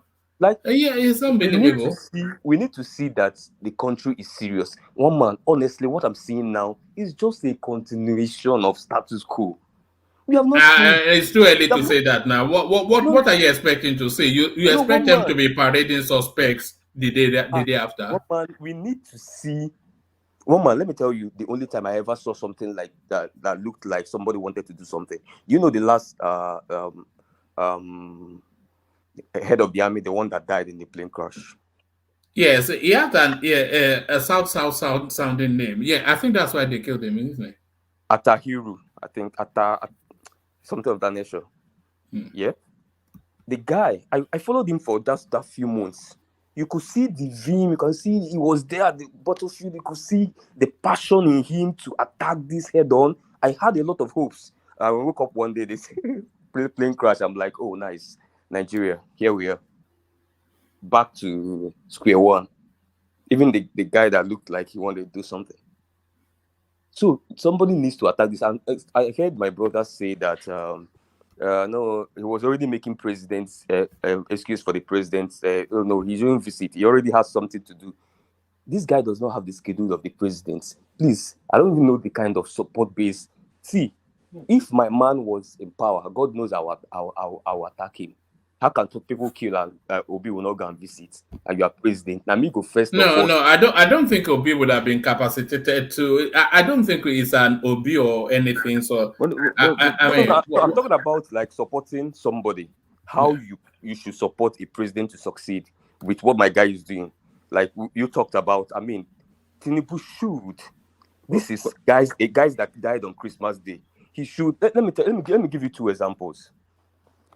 under the Barack Obama regime, I think there was something that happened. I don't think you can compare us with America, but carry on. No, now this is where we always. It's either it's either we want to move or we just want to remain where we are. And anytime we feel like we want to move, people are like, no, we're moving too fast. Let's just stay back. Those guys are way ahead of us. See, these are simple things. There's nothing that is going to. What Tinubu is doing now is Christmas holiday, receiving governors. Woman, do you believe that the Plateau State governor, few hours after the massacre in his state, went to Lagos to go and shine teeth and snap group pictures in Tinubu's house? No, that's wrong. That is the country we have. You went there to body lawn to go and shake hands and snap pictures with the president in his private house in the merriment of Christmas. People have just been massacred in your state. Are you a governor? I don't know whether it's PDP or PC governor or whatever party he is. That is like, and how will Tinubu even allow him? There's certain things you show. Your body language shows that, see, this is not status quo. If you enter my house, I'll tell you, step back to your state right now. Go back to your state. If you want quarrel me. We need to start showing body language that this is not the whole shenanigans again. If this administration fails, Nigeria is gone. I don't know. It is gone. So all these ones that are partying in body lawn, snapping pictures in body lawn, what are they doing there? I find it the most ridiculous thing. The way they are all. I mean, is that a new tradition? The Ranka tradition. Like, oh God, woman. When I said to you that this guy, you people are just promoting. You people, I said I've watched his politics. I've seen that Rakande, they can't even talk. Rankadede. Yeah, I know, it's okay. My mouth. And it's even your language, you being partful and carry on.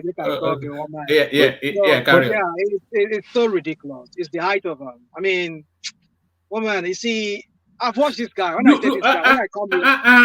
Sorry, rational mind. You carry on still, but do they not think of the optics when something like that happens in Plateau State and they go and be doing this? Do they not think?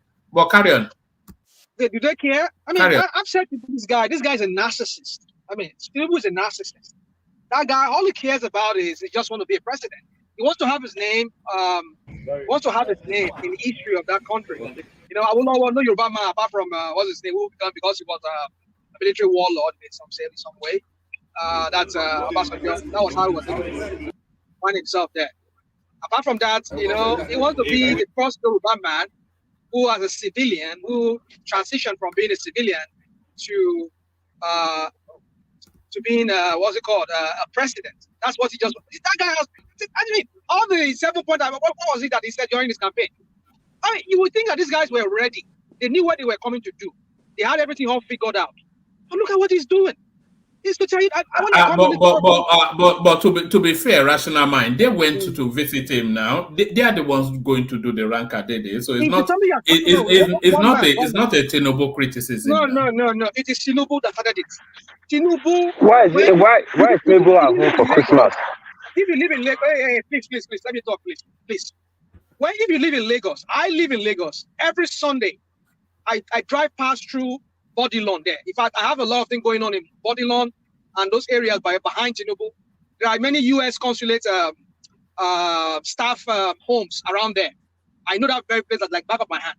So what I'm trying to tell you is this, that I know what Tinubu does. People come there, fine, they come there, but he should have discouraged that.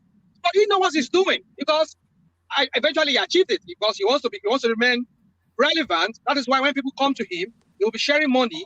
All these Alaye boys, all these Jaguda boys, they'll come there, who are his tools that he used in stamping his authority in Lagos. I mean, he comes and shares money.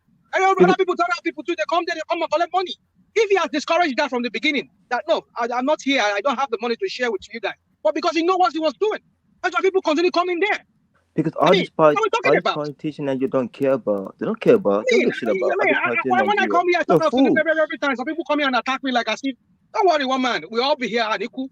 We'll all see what this guy is going to do. I just tell you, this guy is a narcissist. He doesn't care about it. But rational mind, to be fair, is not really. I think it's more a criticism of the governors. Who rather than the ones that have gone to Bodilon to do Rankadede. I'm talking about you. I'm talking about people, humans that went there to collect money because they said they know he's around. He's going to share them a Christmas gift and all of that. Yeah, but they've always done that. Now that's tradition. Now even the governor too. That one too is another thing too. You see, one man. You see, I just say I don't know what you people have created the beast. Are you complaining that it's a philanthropist? Are you? No, that's not the way of doing philanthropy. One man, that's not the way of doing philanthropy. I can't even talk. What's wrong with this snake? That's not the way of doing philanthropic thing.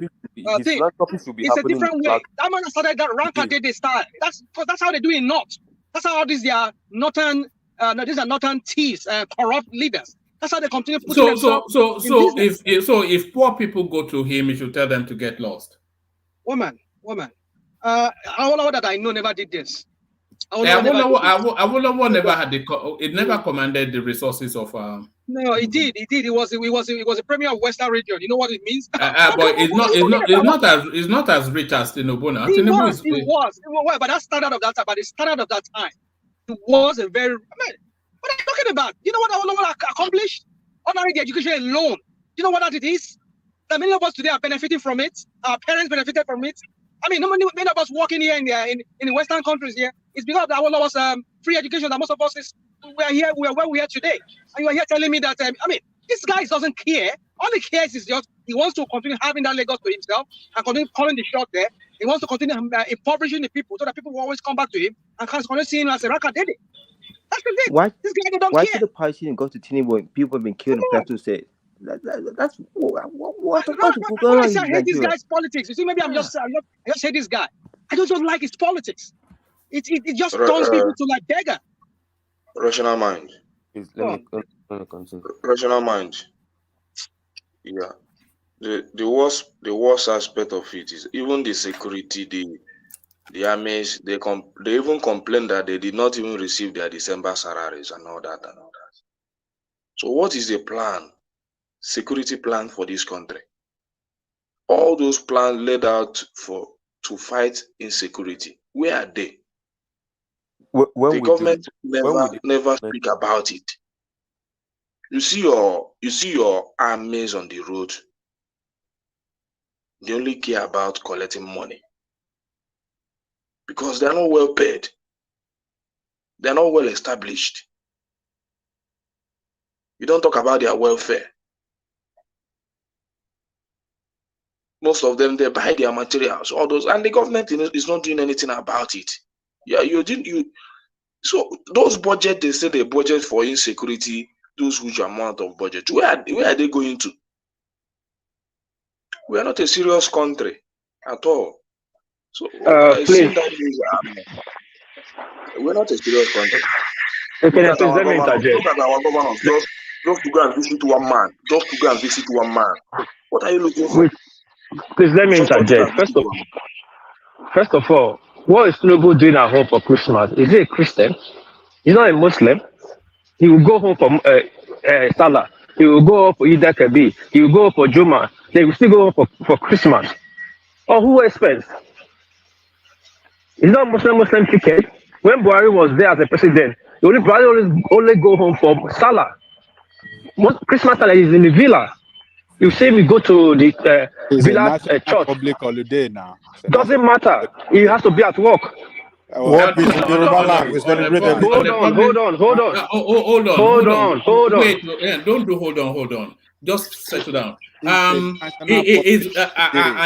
His wife is a pastor as well. Leave his wife. Leave go to his wife. See, hold on. In Japan here, Babajaliko, hold on. Babajaliko, please hold on. Babajaliko, hold on. Will you stop cutting? Not what is entitled to. Let me finish, please. No, what I'm saying is that what is entitled to. Don't hold on now. Hold on. We give him the entitlement. We gave him the entitlement. He has the discretion to use it.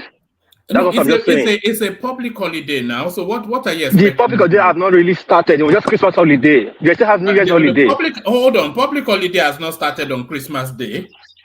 Listen, one man. Do you know workers have started going to work again today, 27th, in Nigeria? On Boxing Day. Yeah, but are you saying what is it? Okay, now hold on. Now you just said yes, so don't need to argue. Let me finish. Let me make my point. This is national security. You understand? I'm not saying the holiday. Say holiday here in Japan too, but the prime minister goes home on New Year because he knows they'll go back to work again on the 27th. Yes, the holiday we know, but he to rush. If people have gone home for Christmas, New Year, that one is understandable. But now let's put that aside. I saw that video. I think there's two issues that happened. The platoon is the worst, and yet he didn't call off. Make a general statement on the 25th. Like this that happened. Let's resume national rock on the 26th. So this is national security. You know, they are wearing that receiving themselves in body law. It's the same government. They don't see him every day. They need to 24th in national rock. Wapis, how often does incidents like that happen? What happened? It doesn't matter. So it doesn't matter. So hold on. So are you suggesting that every time it happens, the presidency has to grind to a halt and make a national broadcast? Of course, human beings' life matters. Is it not governing the people? Is it governing cow? Is it not to portray life or security? But he has addressed it, has he not? Address what? How? What's the cattle? Wait, hold on, please. Playtown. The problem of this country is that there's no cattle action. There's no consequences in any action that happened in Nigeria. On. Before you go that far, the thing happened yesterday. And doesn't matter, one man. Can you hold on? Let it be conversational. The thing happened yesterday, and he has reacted to it today, giving clear instructions to the security operatives to fish out the perpetrators. So that happened yesterday. So what else should he be doing? One man, how many times has he has given instructions to security officials things that be happening? What happened? What should have happened now to make country be serious? Tell us now. No, that's not what she's supposed to do. We should stop behaving like kids. No, we are saying suggest to us what he should do. Don't suggest. Let me tell you, countries that mean action. By yesterday evening, we had to flying back to Abuja. The country is in under siege. Country that is managing. What do you mean countries under siege? Because they are attacking. Hold on. Please. Why? I don't like all these things. Listen to yourself now. You're saying the country is under siege. No. You listen to yourself. Do you listen to yourself? The whole country. Yes. Hold on. Wapis, just stay there.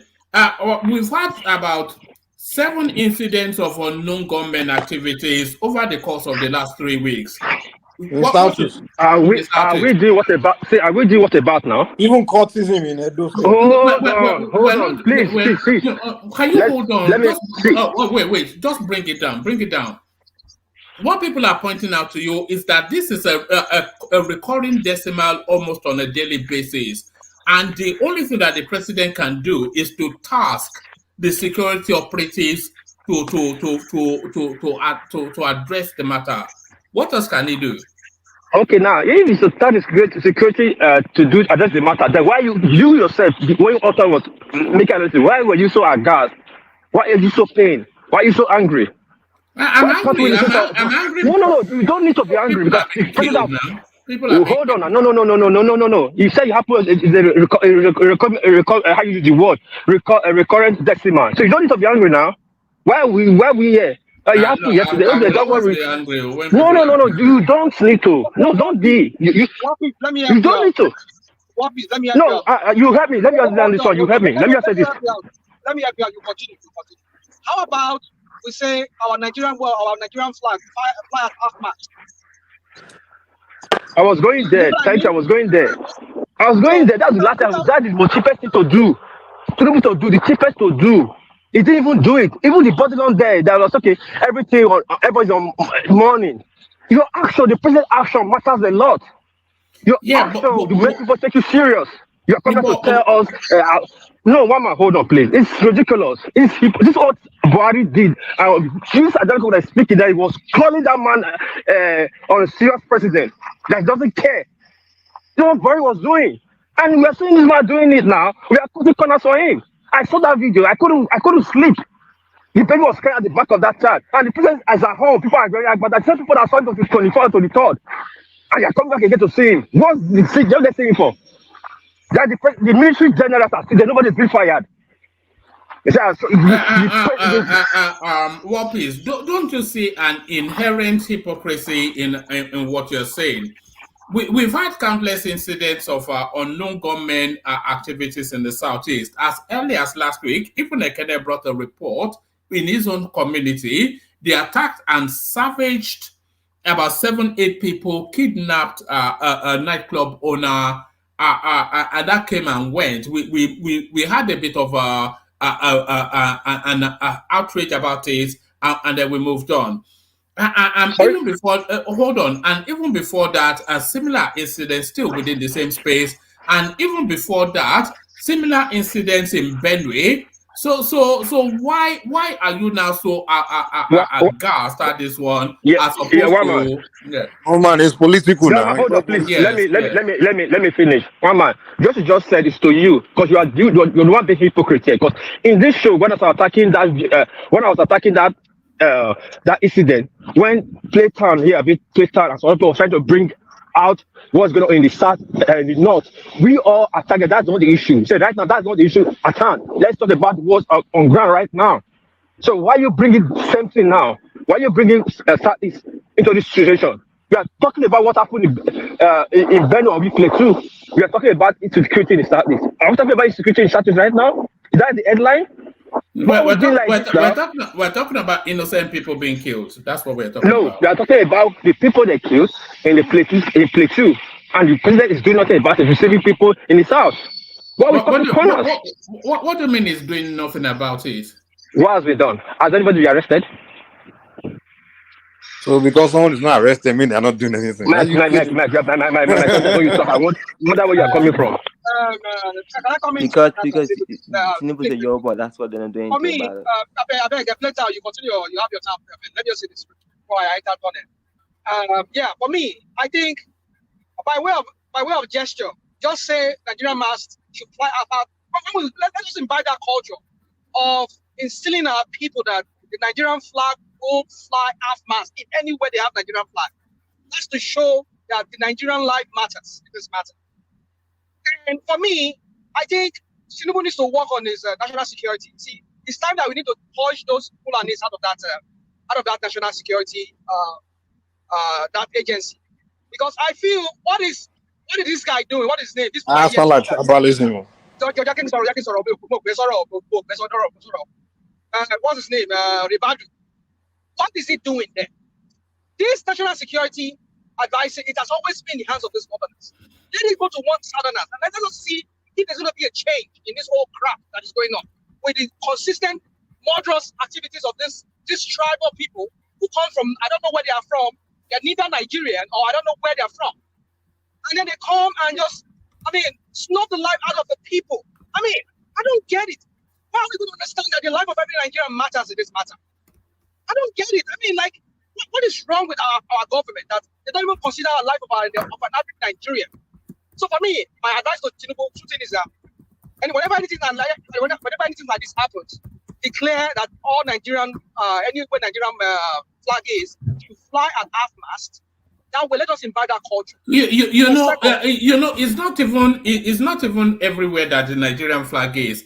I think what it should do is to instruct that the Nigerian flag on all of the security buildings, the DSS, the army headquarters, all of them should fly half-mast until they fish out the people respond. That shames them into action. Yeah, that should hit them that way. So, and also, I think you need to take out Ribadu out of that place. Ribadu is not good enough for the post anyway. I don't think. It's not. It needs to bring in some more like a military belter who has a rank of a general, maybe former defense or DMI or whatever. They could find somebody because they have a lot of them that retire from the military from that area. Because we cannot continue like this. How can we be having consistently every time these murderous people? I don't know what their aim is. You know that's the biggest question. What is their game? And what is Nigeria doing about? I mean, and what is Nigeria? We're 20 years deep into this thing. We're 20. Yeah. I mean, this has been going on since I think it birthed under Obasanjo now. We're going on 30, and we're still here. I don't know what is going on. There's more to it that we know, perhaps. There's no more to it. So what I told us now, it started as a crisis, and now it's a business. Wow, woman. Well, let's be quiet that for that one. Let's on it now. So yeah, that's just my contribution for that. All right.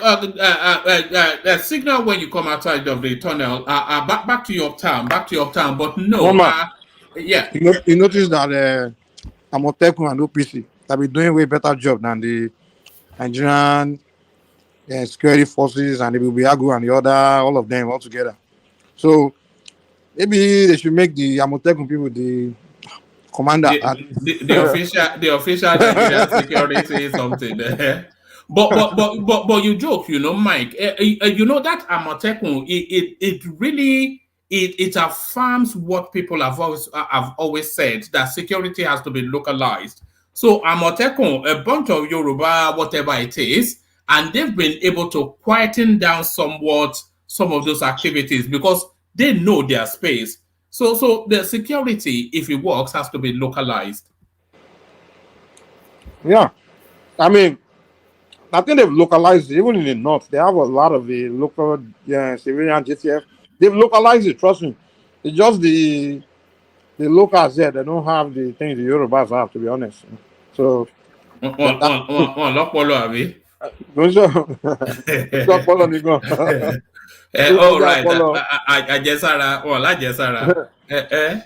don't have some things we have, so they maybe yeah. All right. Back to Uptown. Yeah, Roman. It's a sober story, and that's why if I want to make any combative arguments or whatever, it shouldn't be on this topic. The point remains that, and I like the point the last person raised about local policing, even though he raised it in a sort of laughing manner and all of that. But it is a serious issue. The president we have today is a president that has once advocated for restructuring. And in fact, every single thing, I was not a Tinubu supporter, but everybody in this platform can attest to the fact that I confidently, even though a lot of obedience didn't like it, said he was the second person on my list. And there were certain reasons why.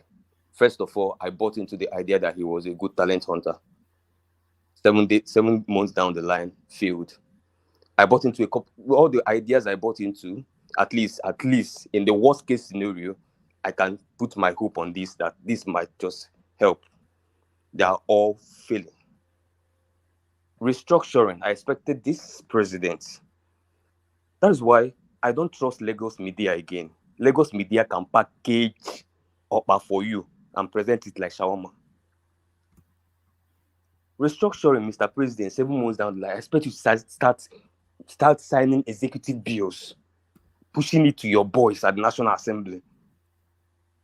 I expect some radical, not this Konkosa wearing Agbada. You guys have been wearing Agbada since 1993 now. Can someone even hang that Agbada in the wardrobe now and put on some shirts? See what Adams Oshomole? I don't like him. He said we are 4 people tweeting in a room in the last election. But look, he's the best performing senator there. Performing better than all the Labour Party senators joined together. So I may not have supported you, but if you get there and you start doing the things that are within what I want, then, I mean, who am I? See him, he's there holding those jobless ministers accountable. A lot of them can't even defend their budgets. And somebody is wearing Agbada. Where is the restructuring? Where is the community policing? Where is the I don't know if APC promised that thing. I know we promised. So sorry. Where is? Sorry. Uptown, you need to be reminded that this guy is 6 going on 7 months in Okay, one man. What? Where is the move that suggests that? Let me tell you, how your morning is going to look like begins at night. That's what philosophy class will tell you. What suggests to you that even the Donald Trump that we didn't like, the first day he was sworn in, we saw him signing executive bills back to back everywhere, left, right, and center. And this president has the political muscle to push any bill, any executive bill, because it's literally his boys that are there. Are you saying Tinubu has not made any impactful move since he took over government? One man, every president that come in will obviously make some moves. I mean, he won't just come in and then go and lock himself on. So the fact that he has not restructured the country makes him a failure. One man, I have not yet declared him a failure. When I declare him a failure, he will see my real opposition. I won't be sounding more like rational. I won't be sounding like this. I'm sounding this nice. I've not.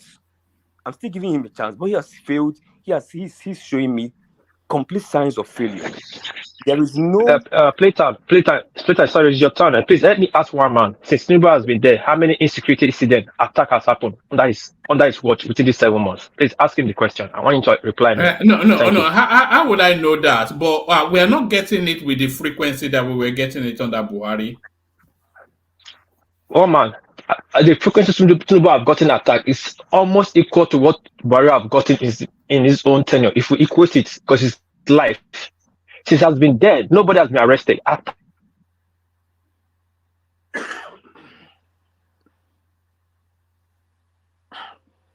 All right, I think he lost connection. Okay, lost connection. Okay. One man, there was news I think 2 weeks ago when the Nigerian military used drones to strike some bandits. So yes. We don't talk about that one though. Yes, and even 2 days ago, 2 days, I can bring it. We don't talk about the ones that they actually do something when they strike. We only talk about the one they haven't caught them yet, And I'm looking at statistics. 50% of murders in the United States are not solved. They are. It's only 50%. Less than 50%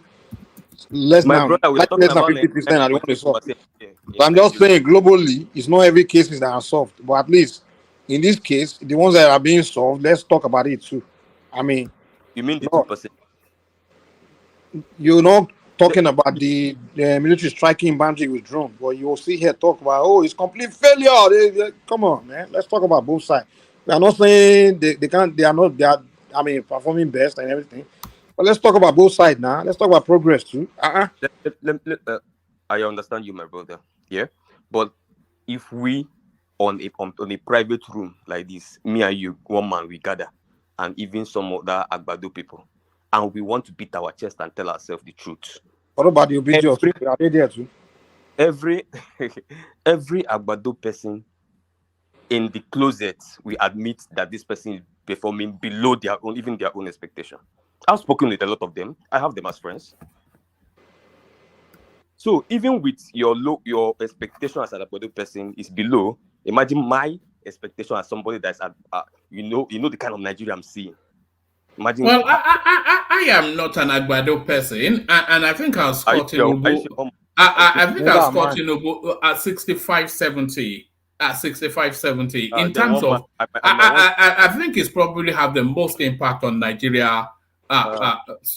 Certainly in this Fourth Republic. One man, I don't want to question your patriotism to Nigeria, but let me take that as a joke.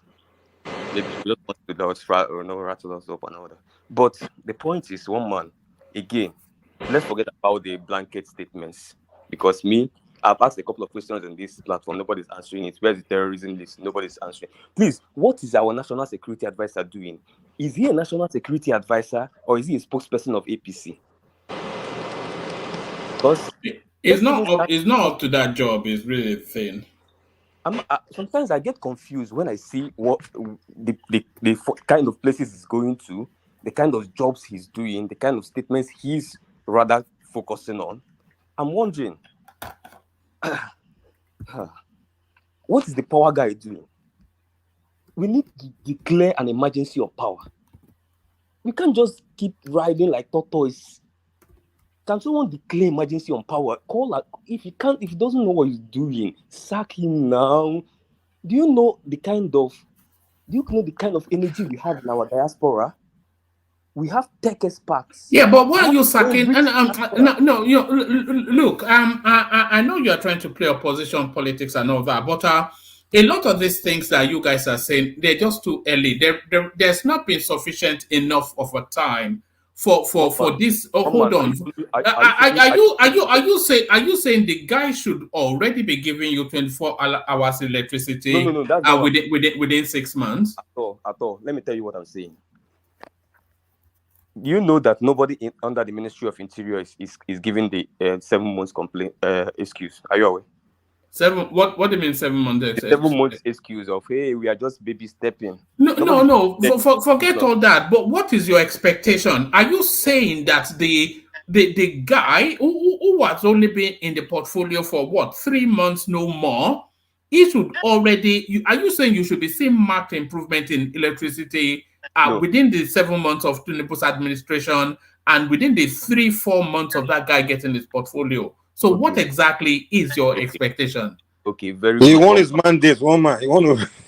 No, it's just I get the They want position. to be the president. That's what they No, want. it's just not feasible. That's why I'm saying it's too early. These things that you guys are doing, yeah, let me respect which is legitimate. Or you should do it to push the space, but you should be more nuanced and so that there's authenticity and honesty to it. No, please. Can I just help you? No, don't distort my thought. They just want their mandate. That's what they want. Give us our mandate. One man. So let's not trivialize this. Sorry. One man. What is the plan? Are you aware of his plan? Any plan on ground? Anything? There's an ongoing plan now. What do you mean? What do you mean? What are you even talking about? What do you mean is blueprint? There's already a roadmap for that space that dates back to the Tinubu to the Obasanjo administration. So what is the progress report on work is what you should. What blueprint? Are you saying there? What do you mean blueprint? Are they going to come jettison everything that is already in situation and come across with another blueprint? What do you mean blueprint? No. One man. Let me explain to you. Let's if we lower down on our urge to defend, maybe we understand. No. It's just what I'm saying. All right, explain. Okay, go on. Yes, okay, of course. Carry on. You say something has been laid down since Obasanjo era. Obviously, whatever it is not working. No, you can't say it's not working now. So you can say the implementation is slow. Yes, but you can't say it's not working. It's not. Implementation is slow and implementation ineffective. Literally. Now, I need you. Do you know why? Anybody in this platform know I as much as I hated El-Rufai, I advocated for him to be power minister. Anybody can go back and play it. Why? I hate him so much with passion. I don't think he should ever come close to the corridors of power. But why? I was able to get access to the plans he had for the power sector. And then I sat down, even though he was a devil to me, I sat down and watched his ministerial screening from top to bottom of every single thing he said. When I came to the platform, somebody said El-Rufai. I said, yes, I'm backing him for power. And they played their dirty politics as usual. What did this guy say in the senatorial screening that was anything inspiring? Number one. So what am I hanging on to? You know, this gaslighting is the reason why Buhari failed. When people were pointing out to, okay, what is the plan here? Okay, what is the system of implementation here? Okay, what is the policy, this thing here? Okay, when we are asking that question, everybody, no, you people are being hard. Oh, it's just a year in office. Oh, he has not chosen me. It's just 2 years in office. We are done with the completed years now. And over to the next person. This is what we will do now. When we are done, we hand over to El-Rufai. When El-Rufai is done, we hand over to Wike. When Wike is done, we want to go over to Fubara or whatever. We will keep doing this, and when we are gone, we are done living our lives. We hand over a very completely worse country. My parents handed over worse country than they inherited. I used to listen to that. I read my mom's memoirs. I know the kind of country they enjoyed. Or Ajali Koko always tells us about the kind of wonderful country they enjoy, even though it was not perfect. They were still complaining then, but it is El Dorado compared to what we are inheriting. What am I going to pass down to my kid? A worse one. Why? Because people are telling us KBAC system of politics is the best. Oh, these presidents don't insult you. How are you able to how are you able to hand over a worse country? Lagos is more secure than it's ever been. You have a metro. Living in Lagos now. You have a metro system within the space. You have security more or less. How is that worse than what obtained previously? One man, let me tell you, there was once real systems across this country. Right. Whoever knows take steps backwards and take a little step forward and take another backward. Let me tell you, anything that oscillates like a pendulum bulb, anybody that did physics will know what pendulum bulb is. Anything that oscillates like a pendulum bulb does not have velocity. It's not going to move. It's just going to start creating an illusion of 2 steps forward, 5 backwards, 7 steps forward, 14 backwards. And someone maybe when he's taking the 7th step, oh yeah, at least we are taking you take 14 again, and then you start again. See, anybody that studies the Nigerian governance system and pattern, we know that the structure in place is designed to fail. There is no difference with the structure in place with what has brought us where we are today. There's no difference. The only difference is the change in names of the executives. Maybe Mr. AD was there before, now it's Mr. CEO or Mr. DC. No. What builds countries? And by the way, the real system that the colonialists left, it was an extraction real system. It wasn't a real system for the benefit of anything other than for extraction. So so we could really say that to all intents and purposes, this is the first time that we actually have blue lines back then, red line, all that stuff. You know? Like we have on the ground. One man, it's just like saying what you said is just like saying, in my family we used to have a car. We used to have a very big SUV. But now we have only a barrel. And somebody justifies it and say, after all, the big SUV you used to have is just for my mom, for my dad to carry girls outside the house. It's not like we used to use it. No, that analogy doesn't. It is. Woman, back to the point. For me, what I expect is a stop. I don't know if they have the I was listening to an analyst on channels the other day. The analysts already believe that they don't have the capacity to change their lifestyle. But me, I'm still being hopeful because I don't have, assuming there is voting tomorrow, I'll be like, okay, maybe I will change the drivers of the country. I can't in the next 4 years. So the only thing I can do now is to anticipate and hope. Now, in the journey of anticipating and hoping till whenever I have the power again to make a decision, if my fellow countrymen agree, in the journey of anticipating and hoping, I am hoping that there are 2 things that can happen to you when you get power. Is either you're not a radical and you get power and you become a radical, or you're a radical and you get power and you become radicalized. Now we are hoping that the useless people there now, somehow, the power they have now probably somehow radicalizes them and they decide to go against the very system that took them there. That is the only portal we have out of this. Now, because most of the things holding us down here, whether economic, one man in this country, a lot of manufacturers were stifled to death because the system was giving out FX at very low prices to a select few individuals.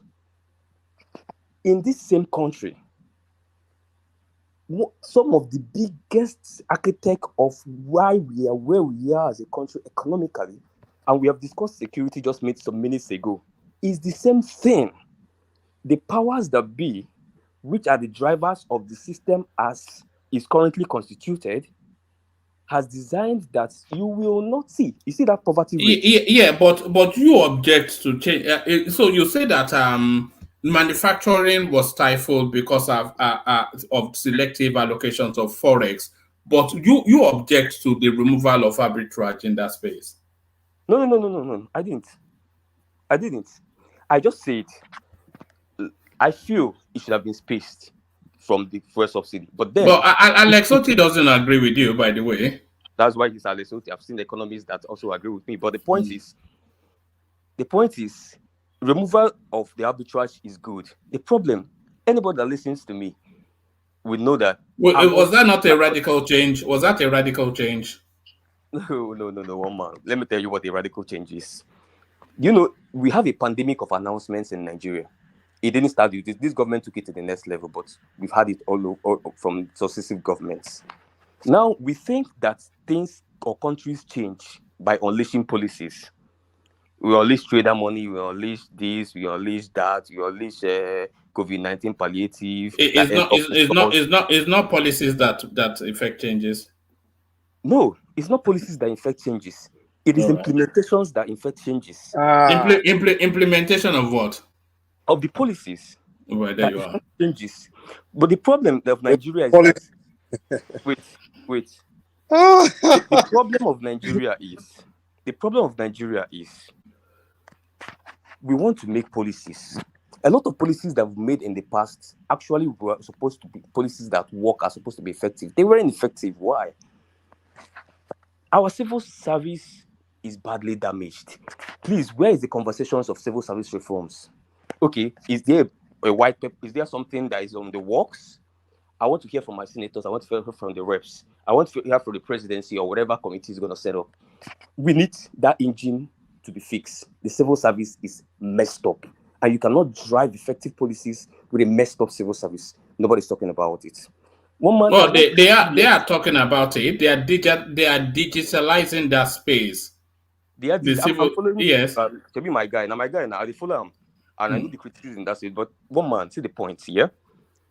Unless you send a clear message to the entire ladder that my name is Bola Ahmed Tinubu.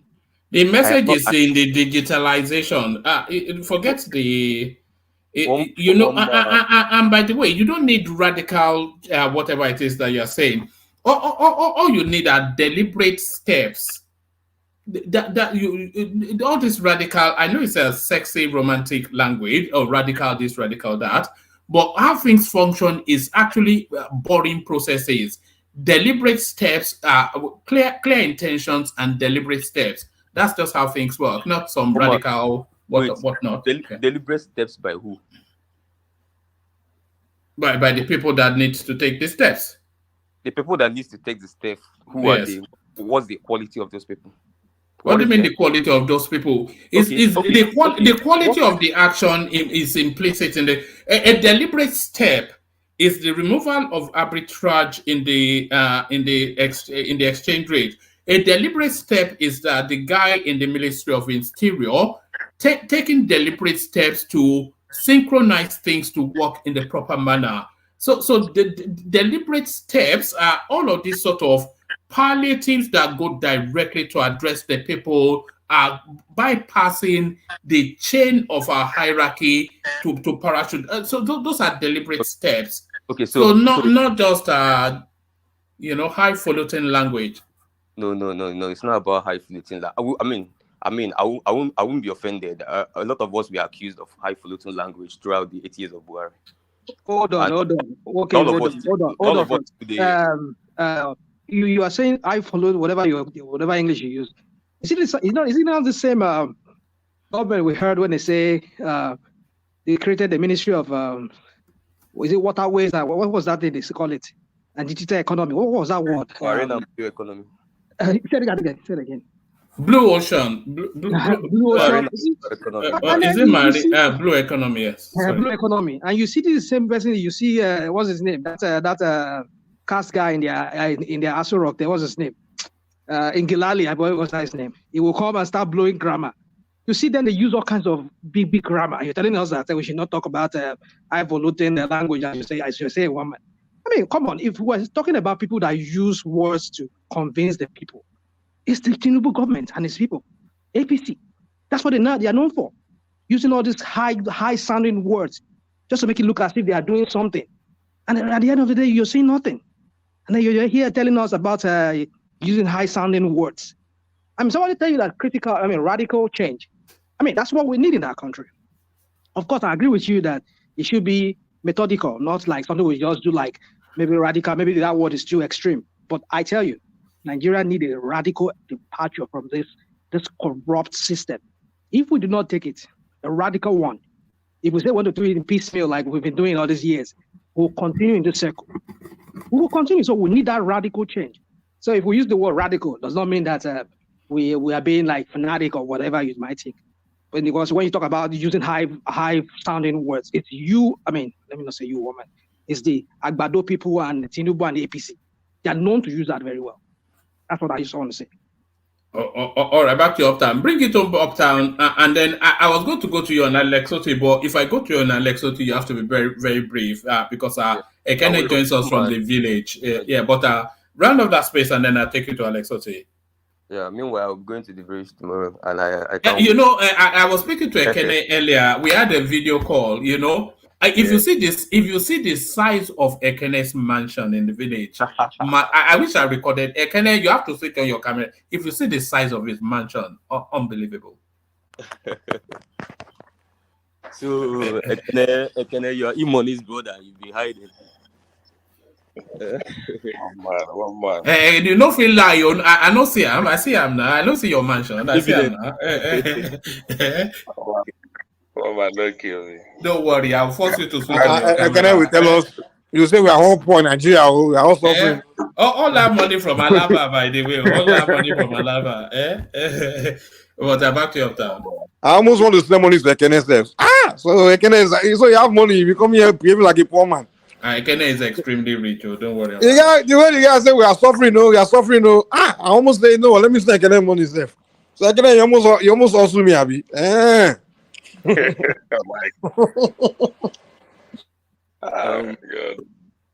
One man, yeah. So basically, like my brother Rational Mind said, we all know the people that are using the convoluted big words to confuse the rest of the citizenry. They've been doing that with Reno Mokre and the rest. They all did that. FFK. I mean, they have the biggest word from the dictionaries.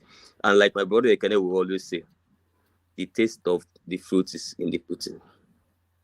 Forget about those big numbers. You understand what I'm saying? So that's just the point. With Alex Oti, yes, it was quite effusive in his gushing towards Tinubu that Tinubu is my daddy and I love him very much. That's what he told us. Wait, let me just yes, hold on. It only speaks for a minute. Let me just play it again. Okay, please. Anyone that understands how the economy works will agree that it's a very difficult challenge. So one thing is that he has been very courageous, unifying the exchange rate and then removing petroleum subsidy, which actually had become a scam and costing us a lot of money. So those policies are good, but then they come with their negative sides. They come with challenges for an economy where over 60% of the population are living below the poverty line. So there it is. Tinubu is my daddy and I love him very much. And that's your governor, by the way, Uptown. Uptown? Oh, sorry. I was speaking. I didn't unmute myself. Oh, yeah, carry on. Yeah, that's of course our star boy governor. But one man, the biggest thing that got my attention in the video was not Alex's small little head. It's the fact that that place is looking like where they sell cars, to the entire Nigeria. I mean, they probably use SUVs to plant flower across the entire borderland. But I mean, it's sad. But what he said, obviously, one man, I don't think I can query most of the things he said. The two policies, yeah. I mean, I think even all the candidates in the last election said they were going to do that. So I mean, but again, what we were querying was simply the implementations of these and the fact that were these things properly thought out and the planning and the implementation as well of these things. That's where we are, not the policies and all that. One man, the thing you talked about Ekene. I think what was trending throughout yesterday and day before yesterday is Xmas return of the Igbos, And I know some of my Ronu brothers. I know they are on this platform. I've looked for them on Twitter. I couldn't find them. It looked like their data has finished. So I want to use the opportunity in the platform. Maybe I can fish one of them out here. So they have all gone missing in action because these bigoted APC supporters, that a very tiny fraction of the Southwest that has been recruited into that bigotry cult. Is it cult? I almost want to break this nation into two with bigotry, attacking the Igbos, the obedience that are Igbos, and I'm happy what the Igbos have decided to do in December. Say we should go back to your forests, go back to, like they will always say, the open spaces, and say go back to your forest, go back to your huts and all that. Igbos decided to go back to their forest and huts and make videos and send for them online, and all of a sudden they started accusing Igbos of being ritualist because there are mansions all over the entire villages of Southeast. I don't think you should say that. Or there is one clip that don't make me bring out clips. So bring out the clip. There's one voodoo money clip that I saw. Do you want me to bring it out? You say voodoo money. All right. One man, bring the one man. When I told you why these people were crying that they should release Nnamdi Kanu, I told you guys this platform because they want to go home and enjoy whatever they benefited during that OBE or APC election, what they have done home, not because of the security of the state, not because of the people of that state. So that when I say something, people should listen carefully. Now, what did you see? Everybody started showing their action. Yes, it's beautiful, but it did not start today. They have been building matches at home.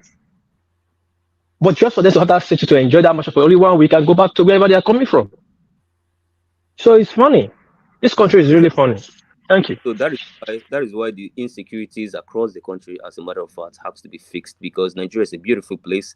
It was really fun watching the Igbos do their ex-mass return, and knowing that most of the narratives out there is completely false. Obviously, I mean, any Igbo man will have a mansion at home before he builds even one-room apartment anywhere outside Southeast. But that narrative was twisted across the past few months. But now they have set it right that, see, hey guys, we have it on lockdown. And again, but then to my Igbo brothers, now that you have all shown your mansions or whatever it is, it's time to start registering those businesses in the Southeast. Because what most of them do, like Soludo say, is they will have businesses in the Southeast and then they go to Lagos and Abuja and register their head offices, therefore paying taxes there and affecting hugely the IGRs of the Southeast, where most of these businesses are and all that, except from Innocent and most of the others that refuse to do that. But a lot of them are doing that, and they're affecting. So we need to bring up the IGRs for our governors in the Southeast. So what you guys, you could have your branches in Lagos and Abuja, Port Harcourt and everywhere, but please put your head office in the Southeast and register it with the Southeast, with the government of your state in Southeast. That's how come you can be able to pay your tax to your state and then boost the IGRs. And then we can actually now know the actual IGR capacity of the Southeasterners. So that's the Southeasterners. To the Ronu, please calm down. Go back to your village and build houses as well. I know there's a lot of houses there, but then these guys just want to make sure they put a bad stain in the name of Yorubas. But that's not going to. Do you want me to play you this video? Don't make me play you this video. Please play. I mean, I love. All right, you asked for it. If say when I don't hear the story of this billionaire, this Igbo man, one Igbo billionaire from Anambra State, we get 3 spiritual altars for his house. So now the man house be this. I don't hear story about the man. Say the man get altars for his house. Me too, I don't suspect. Say the man hand no clean. So as I hear say the man enter in village, I can't drive, go in village. In village not too far from mine. I can't my house be this. This place no be hotel, and this place na house for village, no be Lagos or Abuja. My house for village. So I go meet the man, tell the man, made the man put me for that in altar. So me, I feel they make money like the man too. So the man says, since me. So there it is. That is half the size of Ekene's compound. Ekene, I pity you. Any day after all this sweat and toiling you are doing, and you're able to build a mini estate. One charlatan will say that you have 12, 16 altars in your village. One man, there's a video I'm going to send to you of an interview of a palm wine tapper that is building a mansion somewhere in Ebonyi State. So sorry, no, Landa, but I've been following this online. The celebrity boxing match between Portable and Charles Opota. Maybe you should bring it. Yeah. Well, carry on. Yeah. So basically, I think the beauty of it is the fact is, yeah. I've said what the point is. Yeah, Southeasterners register your businesses in Southeast and pay your taxes in Southeast. Nobody's saying forget all these Biafra people, this and that. Although that is a journey of no return. Fix Southeast. We have governors that are doing well now. I mean, I will mention Soludo. Sorry, obedience, you won't like it, but he still has the potential. It's not doing well yet, but it still has the potential. Maybe we should boost up the IGR for him. Obviously, our star boy is doing well. And the other star boy in Enugu, nobody's talking much about him, but he's really a great guy, doing pretty well. Let's boost up the IGRs for them. And then, yeah, now that the spotlight is on Southeast, make use of it. And my friend that is a real estate, one man, you might want to invest in Oka. My friend that is a real estate agent, that guy is becoming billionaire overnight. Like, the guy said that the level of the way investments are trooping into Southeast in terms of real estate, his company, he's even trying to build a branch office in all the states of Southeast. Like in the last 1 year, he said like they went from like 5 to 120 from across, even especially diasporans. And he's like, guy, whatever he was taunting me, he was saying, whatever you guys are doing in Lagos or all this, it looks like it's working for us. You people should just continue doing it. So maybe I might want to start real estate business in the South going forward. Can you please patronize me? Thank you. I heard you. All right, brilliant. All right, I connect to you. Oh man. You made this safely. Why can't we ask Uptown to lead the way and be the first to move to the Southeast before telling other Southeasterners? He can never live in the Southeast now. He can never look at the life he has in Lagos. Where in the Southeast can he get that life? One man. All I need that guy to do. You have to practice what you preach. Now. Be the first to live for us, so we can know that you're serious about living. One man, if I see that real estate is that's where it's booming now, man, I'm a business man, bro. I'm a Navy man for it. Yeah, saving money to buy a house in Ikoyi. I'm talking about go to the Southeast. You see? But it's real. You can actually ask anybody about this awakening, this huge awakening. No, it's a good move. The investment. I'm talking from the business angle. I think all of us should probably want to take advantage here. Yeah. All right, Brian. I connect to you. You made it home, Ekene. Yeah, one man. I don't feel land in Southeast. I don't feel land. I don't feel land too bad. Very nice one, man. Are you sure? Village is sweet. Ekene, has there still land in Southeast there to buy? Ekene, I'm coming in tomorrow.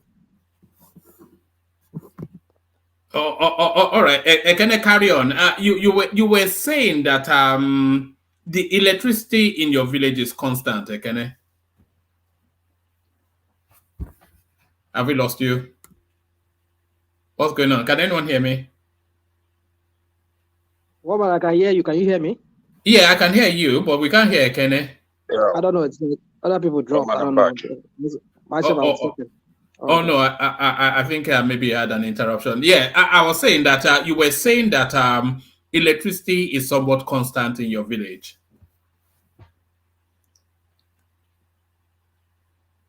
Ekene, the electricity may be constant, but the connection is not. Ekene? All right. Ekene? All right. Well, if we can't hear you, Ekene, then we have to move on. All right. Let's go on to Rational Mind. Rational Mind. You pick it up. Yeah, woman. I don't know if you saw my comment. I don't know if you registered when I was. Can you hear me, woman? Yeah, we can hear you, but Ekene keeps the long pauses. Yeah. Ekene, you keep dropping in and out, so I don't know if you maybe you might have to just come back in because your connection dropped. I'm back now. You know. Okay, all right. Village Wahala. All right, carry on. I was just saying that electricity is somewhat constant in your village. Honestly, one man, I'm surprised. Even up till now, they don't take light here. So They don't Tinubu is take light working. here. Honestly, Tinubu I is don't working in know. your village. You know, they use a community bill here in my community. We use community bill. So you cannot even use prepaid here. Even if you put prepaid, that their money you must give them. So that's how we do it here. So does what it does work? Wanted to, how How does does it it? work? Yeah, yes, okay. yeah. How does it work? You said How do you people pay your bill? I mean, how can you do community bill? What kind of thing is that? you monthly, every family you must pay 7,000 every month. That's compulsory. Every compound you must pay 7,000 every month. So even if you use That's less than $7. Hey, you guys are enjoying even that if country. even if you use a prepaid, they don't care. You must still pay that because I wanted to avoid that and use prepaid. They say no, you can put prepaid, but that money you must give them. So no need of putting that prepaid now. Once you pay that money, you can still use that. Is that light bill. legal? Listen? Well, is that legal? That's another thing. That's another angle to it. How can you be metering electricity, and then you people are not paying by the meter? Who's even collecting that money from you guys? You see the kind of corruption that we are talking about here. And then we come here and when we want to criticize, and then we criticize somebody, and then I mean, no, not you, not you. The issue is that I found out that if we really want things to work, it will work. You know, even the NEPA people, when you go to them and say you want to put prepared and all that, they will tell you nothing concern them. Or go meet your community. Now, community bill now they pay. Nothing concern them. They will be say every month just bring our money for us. So you see no need for that prepared. You understand? So this area, nothing like NEPA, no, they come this area. I just we have group of people that are in charge of our electricity in my community. So once at the end of every month, they go around, collect that money, submit it to the NEPA people. And here is one man, I say constant electricity, constant. They don't take light here. Just if they take and PM under 10 minutes, they don't bring them. They reach 10 minutes. You are in Oba, yeah? Yes.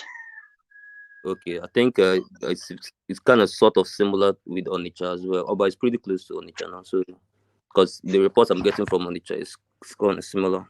I think it has something to do with which electricity? Okay, yeah, okay. Even the thing they make me, I mean, the kind of electricity we are having here, why are we not having it in industrial areas like Lagos, Alaba, all those areas? The light just they waste for village. Inside village, light just the waste. Yeah. The places that you are supposed to be having such light for market and industries, you are not having it. Then they buy fuel here. One man. Yeah, 247 electricity na 24. Let's say that transformer get problem. Na 24. I mean, so you know, when I was that time, I think I paid a certain amount to get into that community bill electricity. I think it was a joke. They were convincing me to do it. Say the money is 20,000 naira. So I think it's a joke. It's okay. Let me try it. I did it. The thing is working perfectly. So that is it, one man. Electricity in that area. Honestly speaking, I'm enjoying electricity here. Well. Is that your lunch for tomorrow that we can hear in the background? Yes, now. Yeah. That Yes, chicken, now. it don't know the plan where you get for in the kukuruku. Yeah, no. In that village I did now, so that's how it go be. A village I did everywhere now. I just a waka. If I just wake up in the morning, I will just be patrolling everywhere. Life here is very sweet. It's just that. What's the security like there? Do you have to be in your house by a certain time? Honestly, you have to do that because of the news you have been hearing around. But most of the time, I've not go out of my village since I came back. I've just like gallivanting everywhere. I will still go out share, but for now, even if I have to go out, I have to schedule. I will not have to stay late hour. When I go out, I need to come by at least 5 or 6. So I don't want to take that risk for my. I don't know for other people, but I'm happy that people are coming back home. No matter everything that happened, the park is busy. Everywhere is busy. People are just trooping in. A lot of activities are going on. So I think flights are. I checked. Flights are booked till 3rd of January or 4th of January. Like fully booked across all airlines, all the southeast routes, and actually we are using like private cars tomorrow. So yeah, but my this policy that Tinubu brought out and announced, man, to be fair, that thing is not working. That thing is not working. Honestly speaking. You mean the subsidy, the transport subsidy? Yeah, it's not working at all. It's not working because my immediate brother have to use that. I urge him to use that one of those. He's staying in Abuja. The price they're on 50. Can say the thing not the work. No, can I see what is happening in that space here? I have a couple of people that try. So you see what's happening here. You go there, and they will frustrate you intentionally because they will claim that subsidy is for a particular bus. That you can wait for the bus, so you can wait for it, but if you can't wait, you can follow the ones that are going. And which is not possible. Ay, Jesus Christ. I thought I hear that. They go tell you that you buy a motor for me. That you buy a motor for me. That you buy for me. Tell me a traveler that you would tell that kind of thing, and the person will be waiting for this bus, whatever bus that is that the subsidy applies to. The person will just jump to the next bus and start leaving. That is not the fault of the government. That is now the company and the staff who are now committing fraud, because when they start behaving, these companies are claiming that whatever portion given to them applies to a particular 1 or 2 buses. That is you yourself know that is not true. No, no. See the thing, yeah. See the thing. I say something, and again, if I start praising my candidates, people will be like, "Oh, you're always praising him." But what did he do? He sent out field agents to all the parks across the country to bring out. Come on, stop that field agent. No. He used to pay. No, he used to pay people when. But if you see, doing the right thing does not cost too much in this country. If I was the president, yeah, but surely he will be sending the agents out to rubbish the initiative. Now, is that not? No. What is the father? What is the? I'm coming. Wait, calm down. That they will be honest with their report. Wait. Apart from being honest, I mean, what's the need of wanting to expand the energy of sending in? I mean, he could have just gone and just wrote that, hey, this thing is ineffective, and then to move, and nothing's going to happen. No, he can't do that. He has to say that he sent out agents, so he can't do the purpose of sending agents is to make sure that agent brought in the video clip. We are now telling you what's the difference now from what we are telling you and what they are saying. Now, the purpose of sending in, present any video clip to show that he sent people to any. Hold on, one voice. Allow me to talk. Now, Ekene, me and you, we do meeting before we come this platform today. No. That means that my observation was completely independent of his own. I probably call another person again and tell them, go to Chisco Park, Go to so park, AB park, this park. Tell us what is going on there. Sit around for like 3 to 4 hours. You understand what I'm saying? Did I have meetings with Obi? No. He sent out field agent before he could make an informed analysis of what the government policy implementation is. That is effective opposition. Any opposition? Come on now. No. Nobody. Oh, hold on. Watch this. Presently, I'm in GIG company, and I'm so excited with the 15% discount that the government is giving to us in the season of Christmas. It's sharing love to everybody. Yes, I'm aware of the 50% initiated by the federal government. I got refunded as soon as I got my ticket. I had booked. So Obi can send people out to where it may or may not be working, or it could even be lying. It doesn't really matter. But there's just too many testimonials from too many people. I can go and bring you from Kwara State in Ilorin, from Lagos, from Abuja, all over the place. People giving testimonials. Can you still bring people that the conductor beat up because they asked for their own? We want to see those videos also. No, there'll be incidents. There'll be incidents. There'll be allegations. Forget government propaganda. I'm not going to know this. I just told you what I know. What is happening on ground. Don't bring the one that favor you. I also have the one that cannot favor you. So let us not go there. Government has made it possible that have you heard anyone that he worked for? Have you heard any stories of anybody that he worked for? I haven't. If I have, I will tell you now. I just told you I tried for it to work for my brother coming back from Abuja. It didn't work. So nobody in your village took advantage of the initiative. Nobody took advantage of it. Even somebody that will be coming tomorrow, I advise him to use God is good. You know the work. If you work, I will tell you. No, one man, I don't go lie to you. You say conductor be somebody else. I want to convince another person now.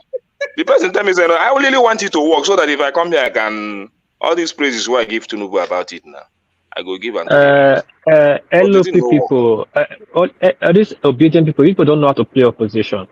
You know, we have a problem in Nigeria. We like fire brigade approach or anything. Even the master strategist president we have, when he came up with that policy, it was good, but we know that there was no proper implementation.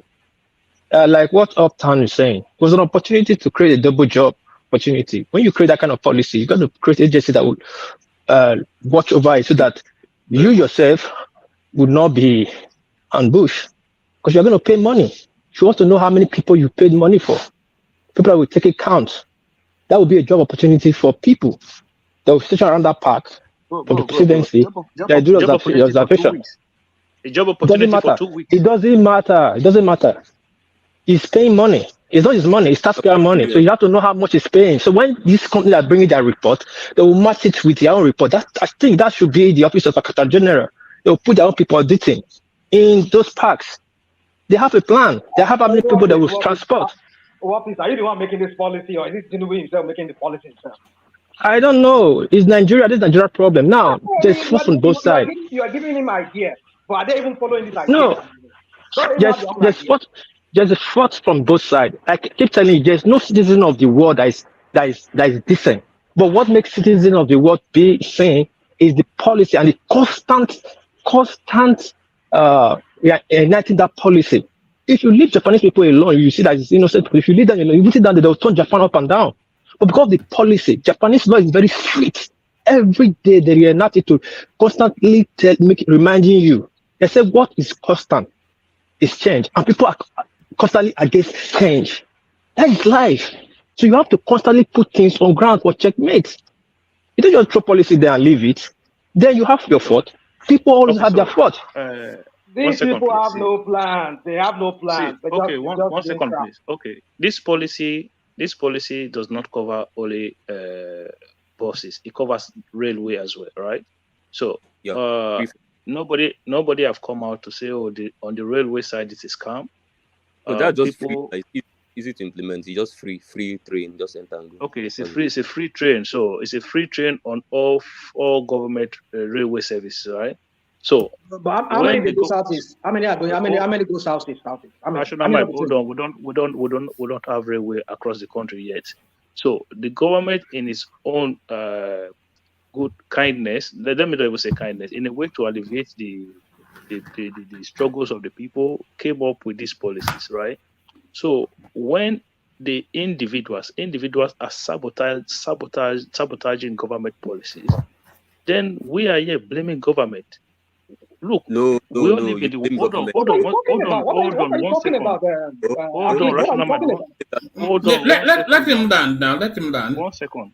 You see, all of us, majority of us that are on this platform, we live in the West, right? So all of you here, you know how these people take care of their own. You know how they protect what belongs to them. When they have opportunities like this, you see how much they want to make sure it works for their own fellow citizens. But when private companies or people who are being employed to carry out policies are beginning to sabotage it, the government needs to start employing people to. When do we start taking responsibility as a people? We cannot take responsibility. Hold on, you just gave a very, very. I don't even know how to describe what you just said now. It's just you have to turn my head here. I mean, yeah, but I'm telling you, what about the railway? What about the railway? Is that a failed one as well? Hold on. I mean, so you have not praised the government for the free railway ride. Akim, make I talk first. You say we blame. Why would you blame the people? The countries where you and I would live here, when they have a policy, they already have a strategy of achieving that policy. They want to say, okay, we want to give food to everybody. Well, but we realize that we don't have money to share. I mean, we don't have money. We can't share the money to people. They will give you a card. They will pin your name to that card. Your social security, whatever card, whatever name. We have our BVN. We have whatever crap, and they can pin it to one card and give it to people. That anywhere you're going, I mean, these people have no plan. That's what I'm saying. These people they used to do fireman, trial and error. So you cannot hold on. Okay. You don't understand that. You cannot blame. Hold on. You cannot blame me if I manipulate that system because they know how. If you try to be a thief. No, I'm not saying I'm a thief. I'm just giving you. People will take advantage of whatever, but if they put things in to check those kind of things, if they have I cannot blame you if you try to steal. People will not take advantage of it. I just give an example now. If there's a way they can link a card to your BVN or to your NIN, just go create some kind of machine that they will swipe it. Yeah, but what if you're not traveling? How are you going to get a card if you're not traveling or if you're traveling? That's what I'm saying to you. They have no plan.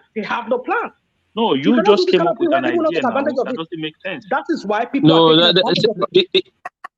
They can easily get those cards, like linking them up with banks. When immediately your card is getting expired, the next card you get to be one with BVN and stuff like that. The whole idea is for travelers. If you are traveling, you get advantage of those subsidies. That's all. Can I ask you a question? This sort of talk where you talk now. That's the reason why we don't move forward in our country.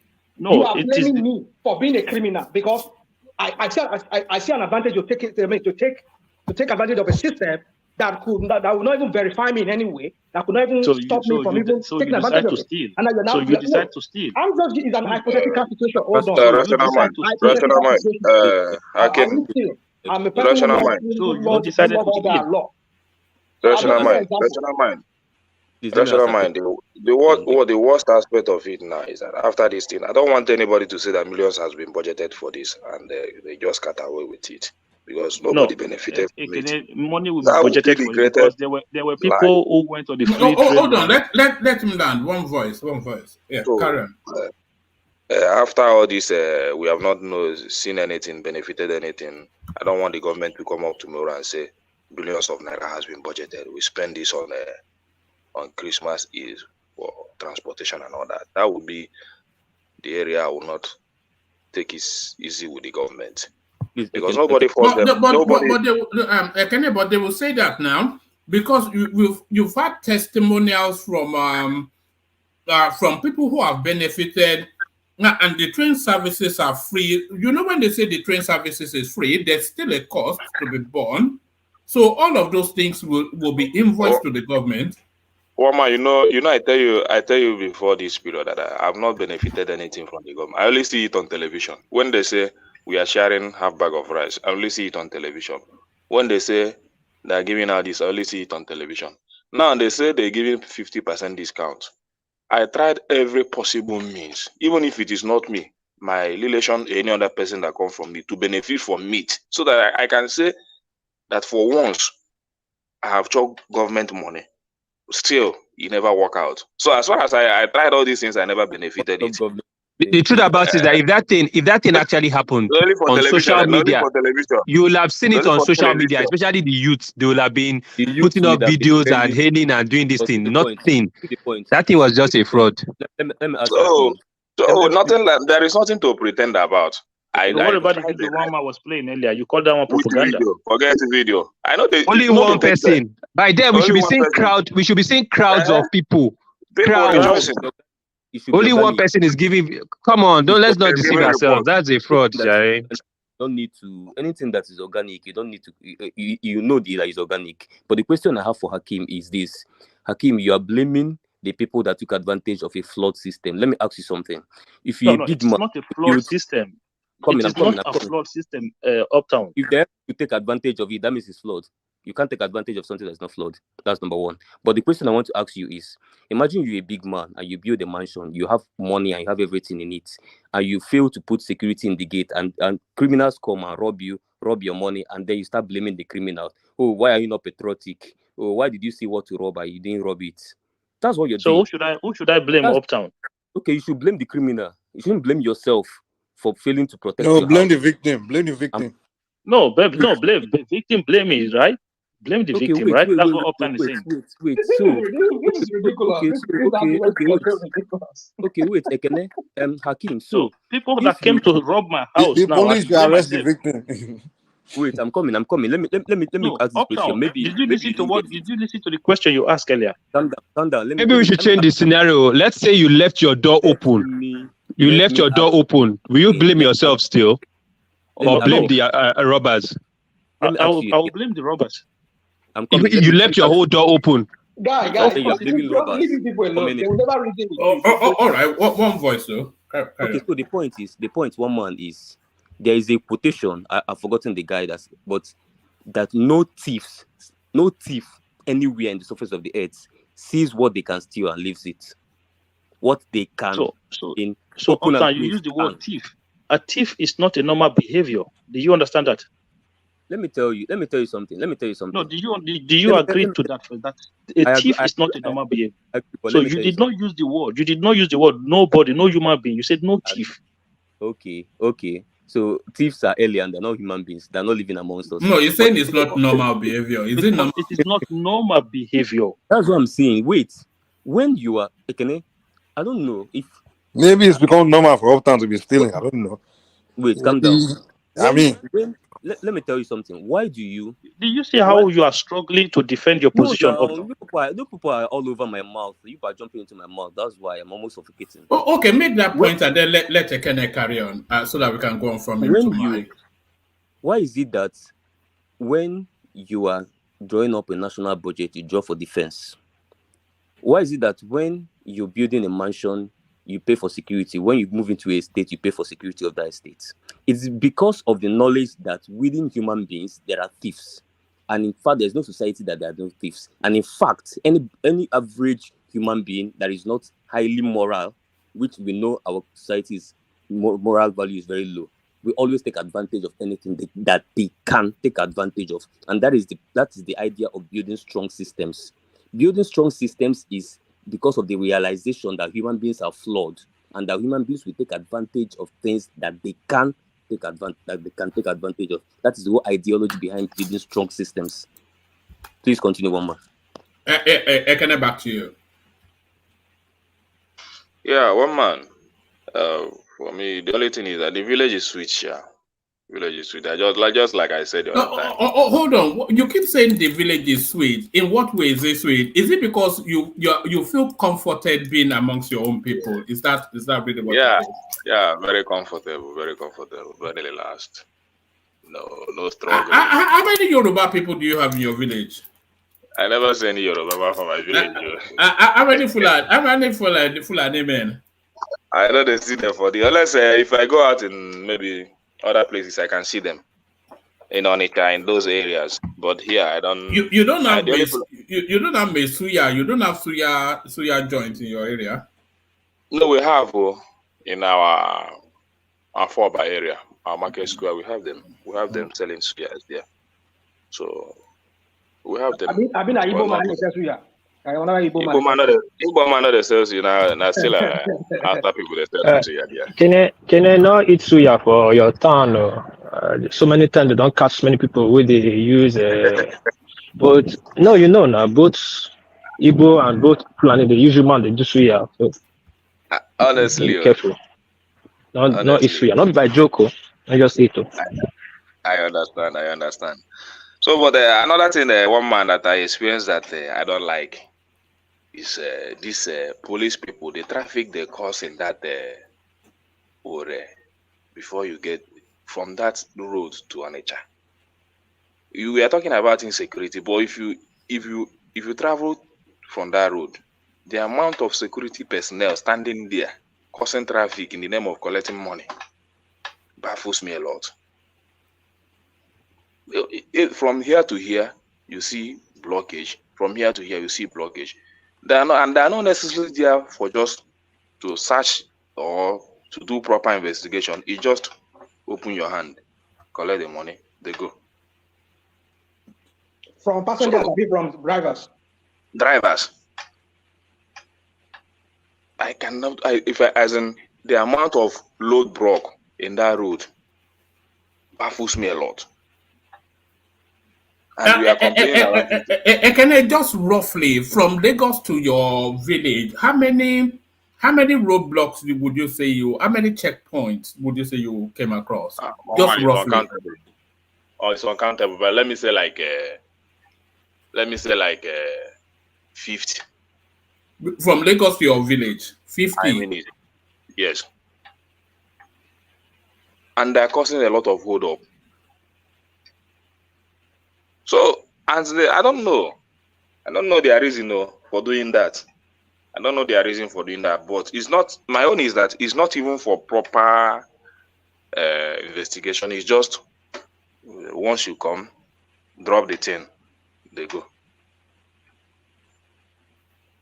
So then that is why the fare is 50,000 now, because obviously that has to be passed on to the passengers. No, the reason the fare is costly is that just like we hired a private vehicle, so the person have to travel back that day to pick another family. You understand? So he's traveling back empty. You don't necessarily need to wait to carry other passengers. So once he drop us, he's traveling back empty, and he bought full tank when we are going, about close to 50,000. Then when we get to Asaba, he bought another full tank, close to 50,000. Is that 50,000? Is it per passenger or for the vehicle? Per passenger. But for that charter is about 250. You understand? That's how they do it. So if you make it charter, it's about 250 because you have to feel comfortable. You're with your loads and all that. How many seaters? About 7 seaters. So why did you drive your own car? So you guys pay 250 for the full vehicle, and from Lagos to Asaba, you guys spend 100,000 for fuel. Then from Onitsha back again to Asaba, it's not 100,000 again for fuel. That's 200,000 is gone from the 250. So how much is this guy taking home? Then you will pay bribe inside from the many 50,000 to this police now on the road. So if you calculate it, what is done do you are investing? So me too, I know they blend there. On a normal day, you just have, if you travel back, you have to wait to load your bus. You understand? You have to wait to load your bus. Then you cover your expenses going back home. But this one, the guy went full tank from Lagos to where? Yes. Is it? From Lagos to where? Full tank from Lagos to Asaba. Let's say Lagos to Onitsha. Okay, full tank. Okay. Full tank. So, and you have to go back empty. You know, but sometimes they might pick somebody up, but not necessarily. It's not mandatory. They must go back empty. So they don't plan to pick a Lagos to Onitsha, that's like what, 4.5 hours? It's more than close to 6 hours. No, if you remove the traffic on the road, I'm saying. Good evening. How are you, my brother? Merry Christmas to you and everyone. Yeah. Don't you think that roadblock you are talking about the police, is there for a safety caution? When you are traveling, don't you feel more safe? Because I remember last time I came to Nigeria, I traveled from Lagos to Ibadan. There were police, Amotekun, there were so much police presence in the road. They didn't stop us, but they were at the side of the road. And me and my family was a little bit safe when we saw them in the expressway. So that's my question. Thank you. Well, for me, the way I see it is I don't know, Sha, but for me, I'm not comfortable with it because the way they challenge people with bring money and all that doesn't seem like they're even focusing on that there. Because I didn't see that way, honestly, Thomas. The question I'll ask is, in between those checkpoints, are those areas safe? Because I really don't see. They're not even standing. If you can even if you are traveling, like, you know, when you are traveling that road, that area that you used to see bush and all that, there you cannot even see them there. You only see them. Because if that thing was efficient enough, I'm sure all those kidnapping cases, at least one of them would have heard the case of policemen by the roadside rescued some hostages from kidnapping and stuff like that. But I think the idea of them being on that road, as we all know, is basically to just take money. It's not about security. It's basically about just making some change. That's the problem. You don't see them on both sides. Maybe you don't see them on people coming back. You only see them on people traveling back home. You don't see them on people going back to Lagos because that road, no traffic, no vehicles moving from that area. So you just see them on the area of people going back. So maybe by January now they'll move to other area of the road when people start coming back home. That's how they do it. So it's just purely for making money, the way I see it. So, but now them know that it's still good, yeah, in one way, but they should change their attitude. That's my own. That attitude of because if it is for security, I think I would have noticed it maybe when your vehicle stop, they do some searching and stuff, exactly. Yes. But they're not ready for that. Yeah, but they're there as a deterrent now. If you are saying there are about 50 stops between Lagos and your hometown, then it makes it very difficult for the criminals to operate because when is their window for operation? So even them being there, it's a deterrent. But what we know is that most kidnapping cases, when it does happen, they don't take the road; they take the bushes. So as far as I'm concerned, I don't see any deterrence in that. I don't think it's tough. Yeah, but even with that, if every other kilometer there's a checkpoint, it does it not put them off? No, I don't think so. I really don't think so. All they need to do is just stay in between each checkpoint and make a move and go into the bush, and that's the end. I don't think it does anything. They're smarter than that now. They're not going to pass through checkpoints. You think they would have had somebody, a scouter, that would have gone ahead of them? If they have an incident, they always have a scouter that will go ahead to see if there's any checkpoints across the other before they pass there.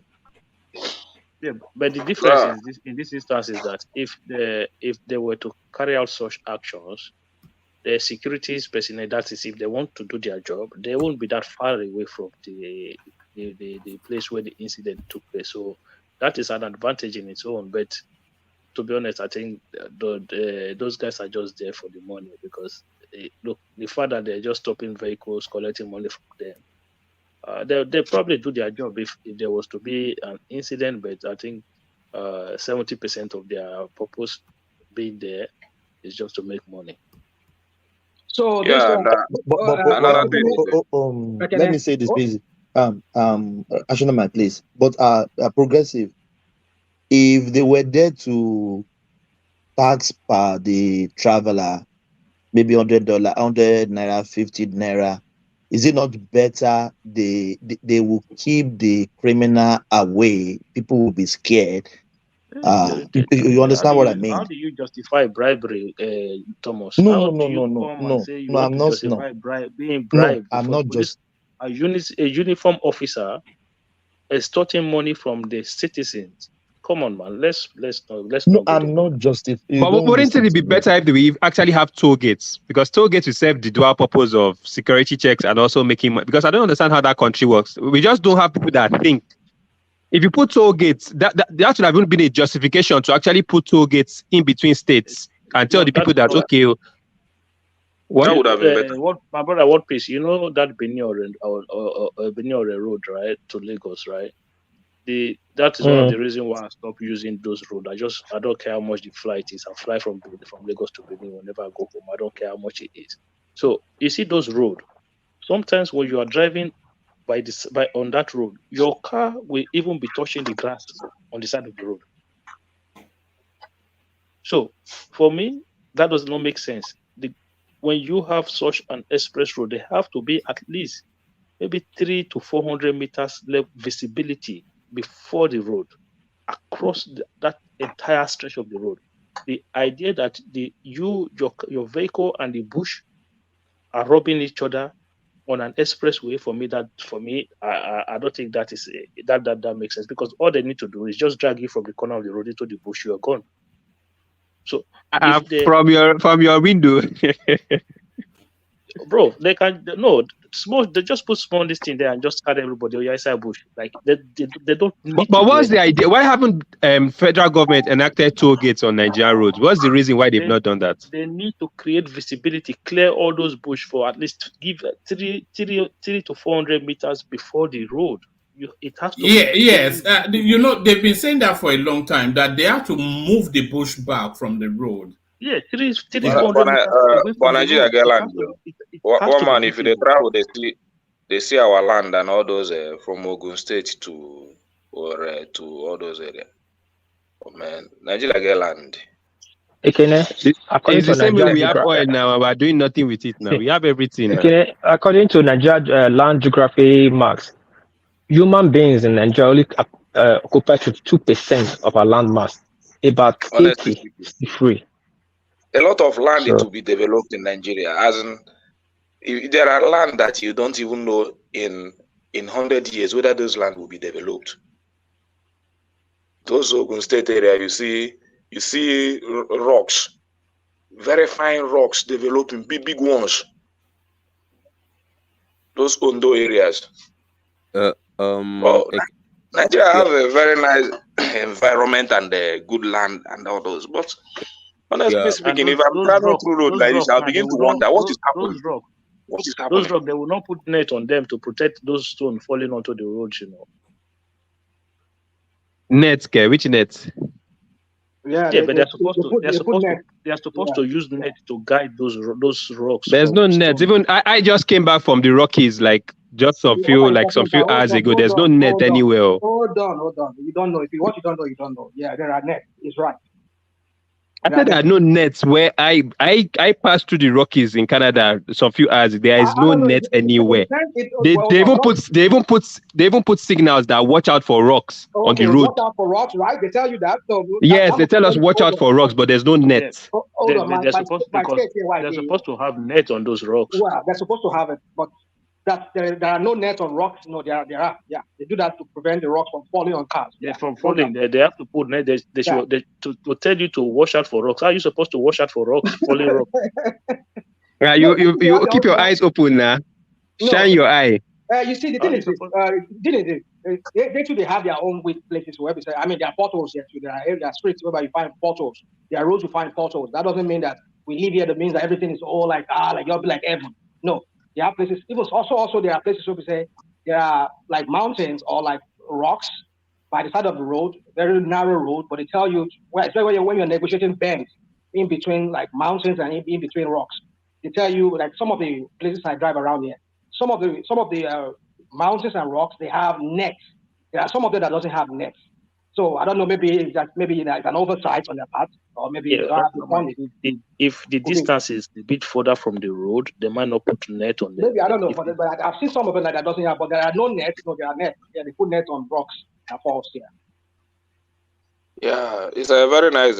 Nigeria is a very nice place to be. That's why I love my country so much. And I love my region so much. Where is Emeka? I've not had. Ekene, have you ever thought of relocating?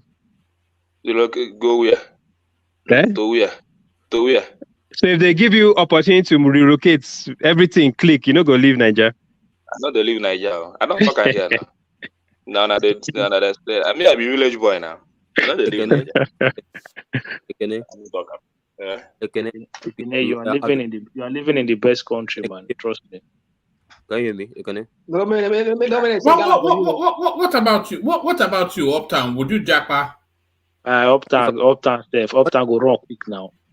If I wanted to japa, I won't return. I mean, I don't have it in me at all. I mean, the passion I have for this country. All my siblings are outside. I'm the only one here.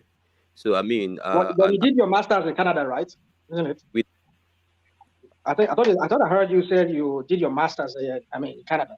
No, I schooled in Canada, Accra. So yes, all my siblings are outside. I'm the only one here, and we're here.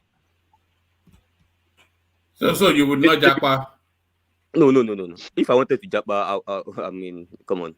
Everybody's outside. One man. I don't know the reason why people leave Nigeria, but for me, you know, Nigeria, the way I see it, you just, even though the government is too bad, you just build your corner, build your comfort, enjoy your life.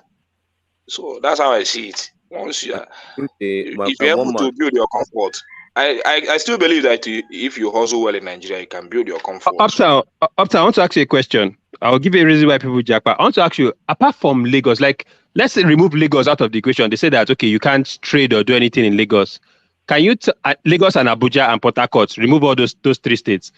Can you tell me what other states, and Onitsha, remove Onitsha because you're familiar with that. Can you tell me what other states you can go to with just your bags and get something that will keep you going, like pay the bills and you survive? Abuja, Ibadan. No, remove Abuja, remove Lagos, remove Onitsha, all those hub business areas. Remove all those places. Okay, let me be very sincere with you. If you remove Lagos, you remove Abuja, you remove Onitsha, you remove Port Harcourt. Honestly, I'm probably gonna japa.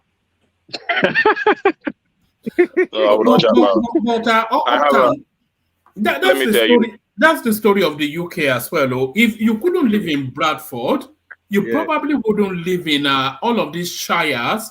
If you removed places like Birmingham, Manchester, London, you couldn't live in Leeds. There's no economy there. Akim, you are here now. One man, you see, I don't know how Middlesbrough look like now, There was a day I was in Middlesbrough Center, right? I was asking myself if I'm still in Europe. I'm telling you, Stoke-on-Trent. You heard of Stoke-on-Trent? Yes, right? Another ghetto. Listen, there are places you go to in that UK. You would think you are in some very deprived community, where you will see how you will go to some area. Even there was a time in Stoke-on-Trent where they were selling houses for £1. Yes, I remember. Nobody was living in. You can still get houses there for 10K. Boarded up houses in Stoke-on-Trent. 10K. You go buy them. You buy them outright. 10K. No, 10K. because your money will go in the bin. No, boarded house. I can tell them now. Am I buying the house or am I leasing the house? Rational, part of the deal then was that if you buy that house, you have to live in that house for at least 5 years. On top of that, it is the council that will loan you up to 20,000 to renovate the house, to put the house in order. But you have to live in their house personally for at least 5 years. Wow! Still, you see a lot of those spaces that they were wrapped around things like the coal industry, things like mining, and all of those. So those industries are dead, and a lot of those places now they're just like ghost towns. No, you remember those were the area they used to call Black Country. The Warsaw, the Tipton, the Dudley, the Wolverhampton, all them areas. They used to be the Black Country. Bro, at that time, if you go to these places, man, like you yourself, you'll be So surprised. when you are saying remove Lagos and Abuja, it's the same for every country, even probably America. I don't think so. I don't think it's the same for every country. There are other states you can. Asaba is bubbling now. Delta Asaba is. Okay. The other question I'll ask you. Let's take Lagos is really the hub center. It has all industries. You understand? In Abuja, apart from banking and maybe the headquarters of federal parastatals, what other industries in Abuja? Like, because I'm trying to understand, like, all these hub centers. Port Harcourt is just oil and gas that everybody runs to. That's the major and banking. Let me say the truth now. If you go to those specific, then we have to probably narrow it down to something like Lagos or Nicaragua, because if we come to Abuja, like you said, apart from banking, apart from politics, and maybe if you are a Ron's girl or a Ron's boy, that's it. Literally, Port Harcourt, we know the unemployment rate in Port Harcourt. Like if you just apart from the oil and gas, and I mean literally, I mean nothing else. So I think the problem is that it's almost like Lagos swallowed the entire country, and we don't have a country. Look, uptown, that is not true. That's not true. You guys that are in Lagos, you don't see beyond Lagos. I know. Look, one piece you're from Benin. I know a lot of people from the southeast who came to Benin with nothing.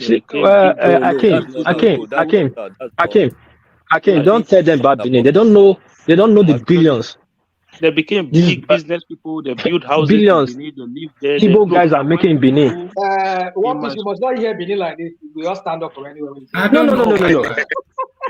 In my school days, I had not true. I have a lot of Igbo guys are doing well in Benin, especially in What Auchi. are you talking about? Some of the biggest breakfast markets are in Benin. There is no economy in Benin now. Is there an economy in Benin? One man. Who told you, one man? Peace will come for you, one man. Hold on. What's the hub of the economy? Is it tourism? What resource? Housing. I mean, that's the real estate is a big thing in diaspora money. Benin Airport is one of the most busiest airports in Nigeria. As we speak now. I think they said the two modular refineries just got some barrels of crude oil. Yeah, 45,000 barrels. That according to them, I don't know. I think that's just a made-up story. I think that's just a made-up story. It's not one man. It's not 45. It's 75,000 barrels from Oza oil field, and they start producing now. So you people should be happy that fuel problem will be at least a bit eased, No. Hold on. They only gave them that. I think they are producing the diesel. They said they're going to produce it. I don't know. Maybe that's what I heard. But anyway, listen. What do you mean 75,000? Wait. Rational mind. This is our problem with you. I'm not saying because of Edo. If 5 states can produce 5,000 barrels of petrol and diesel, it will go a long way. Just like you remove 5 states for national grid of our light, our light will improve in a very big way. I don't understand why you always want to beat everything. So how does the refinery work? Do we have like a depot? Like we have this big oil depot in Lagos in the ports. We have that. We have that one before in Benin. There's another depot in Benin. So they refine already. They refine diesel and one that kind of fuel. I think the low standard of petrol, like the common use petrol. That was the refine. At least if they do refine 35,000 barrels, I don't think they do use 35,000 barrels a day. Then Ondo will benefit. Asaba will benefit. Maybe to Ekiti, 4 states is out. So if other 4 states do like that, the fuel problem will at least ease a little bit. We are looking for a solution for that country, not What's actually the problem? I don't think the problem is the price, though. The problem is the price, not the the availability was a problem. That comes like December rush, but the real problems Nigeria are facing really is affordability, and that isn't going to go anytime soon. But do the governors have power to make decisions that will benefit the residents of their state, or are all decisions taken by the the Senate and the president? Who has the power to make decisions regarding power, energy, security, things of that nature? Who makes those decisions? Hold on. It works two ways, Chuku. So there are certain areas that are they call the exclusive preserve of the federal government. So things like security, like foreign relationship, like the waterways of Nigeria. So there are a few items that are ring fenced to the federal space.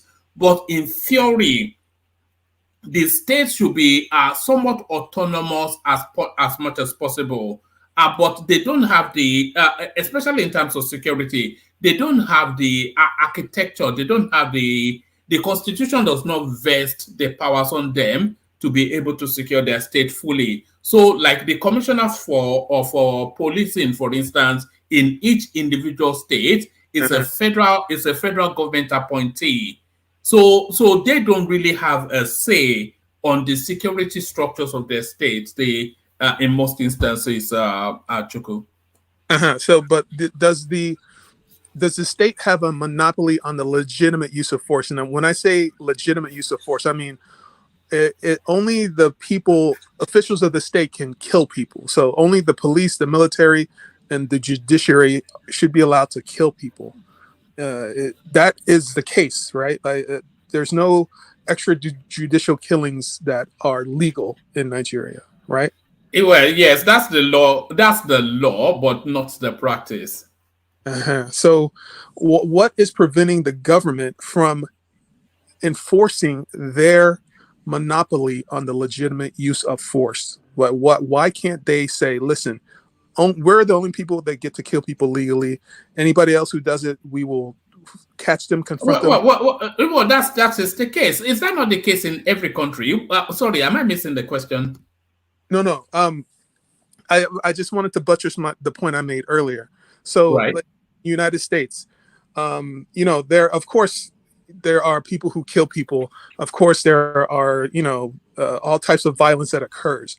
But the mechanism that limits violence, that reduces it, is the state having a monopoly on the legitimate use of force. So anybody else who uses force that is not a state official, the state has a heavy hand and comes down hard on them.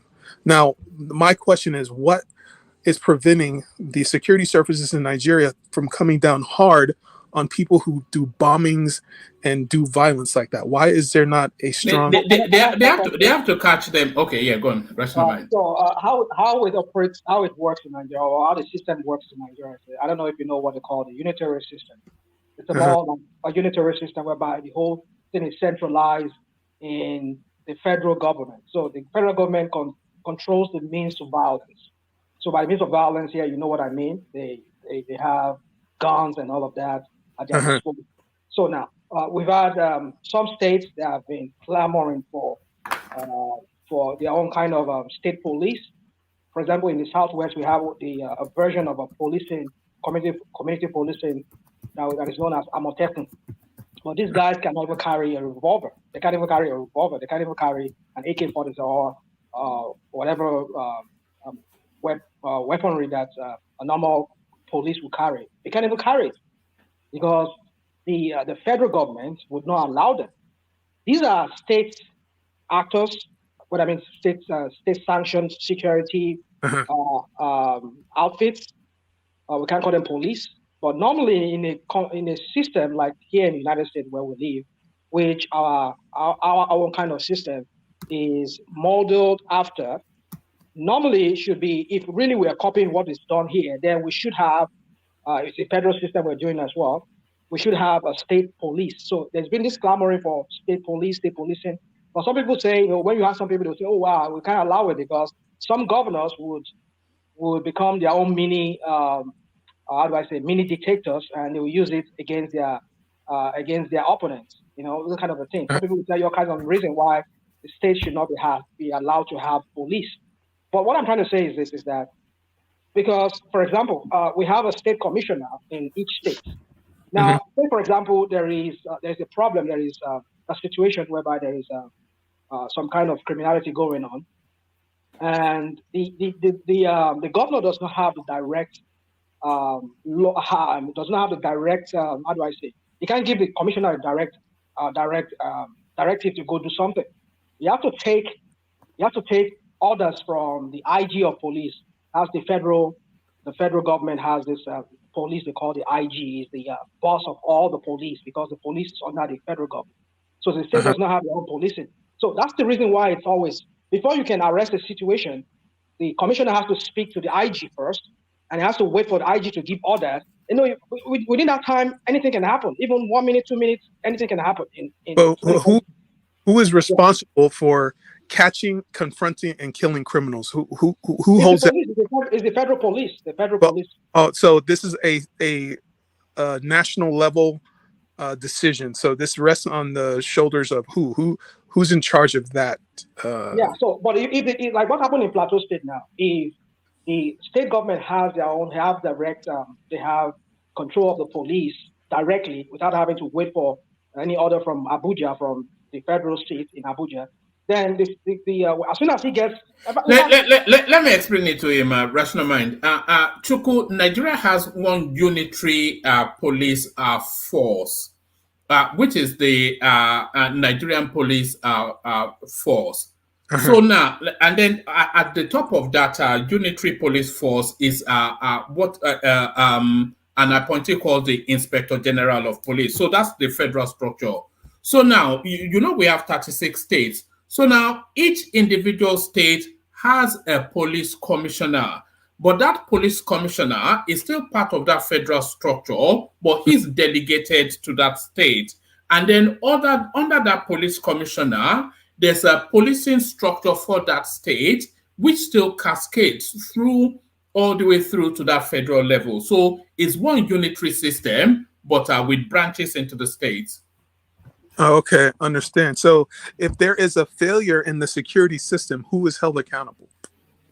Well, it depends. So it cascades again back up. So first to the station, then to the commissioner of police within the localized space, but the ultimate responsibility is the Inspector General of Police at the federal top. Okay. So this bombing that happened in Kaduna State, did anybody get fired? Was there any sanctions? Who was held accountable for that failure?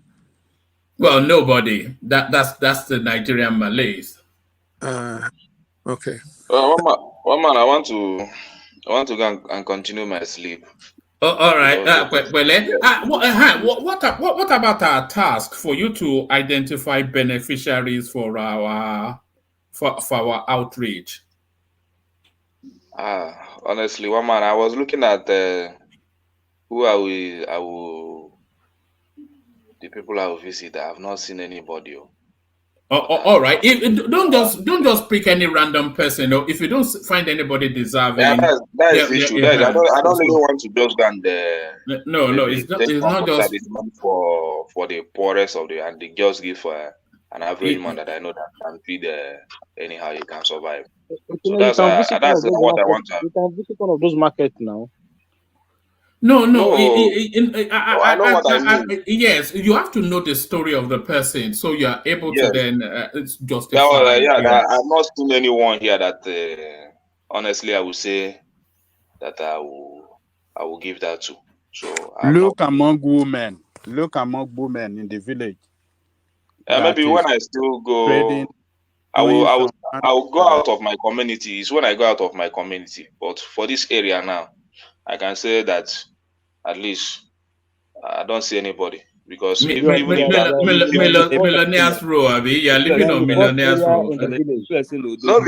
Not be millionaire matter, but at least you have one person from their family that just come back either from Lagos or from any state or anywhere that is doing fine. So I cannot just go and dash them something just like that when I know that. And we're not buying them anything.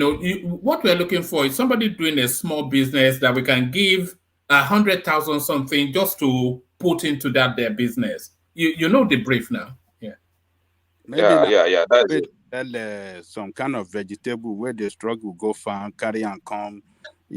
or they still do firewood business or some kind of local business within that locality.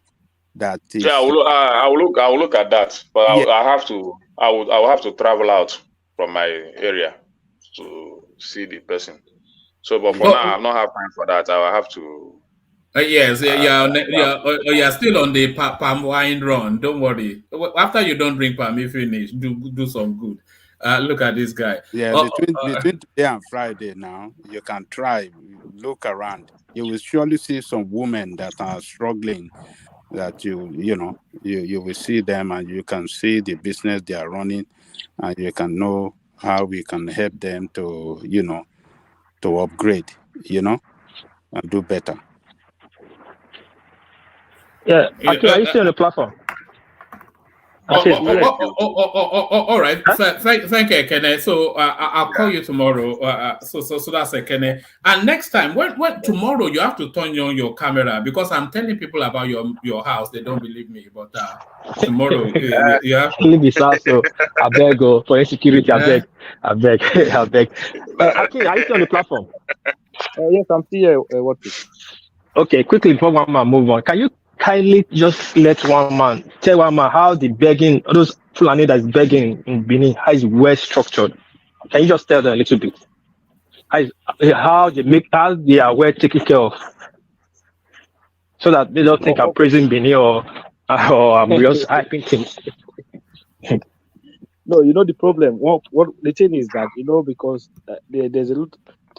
It's almost like a place where people don't think about, So there's a lot of this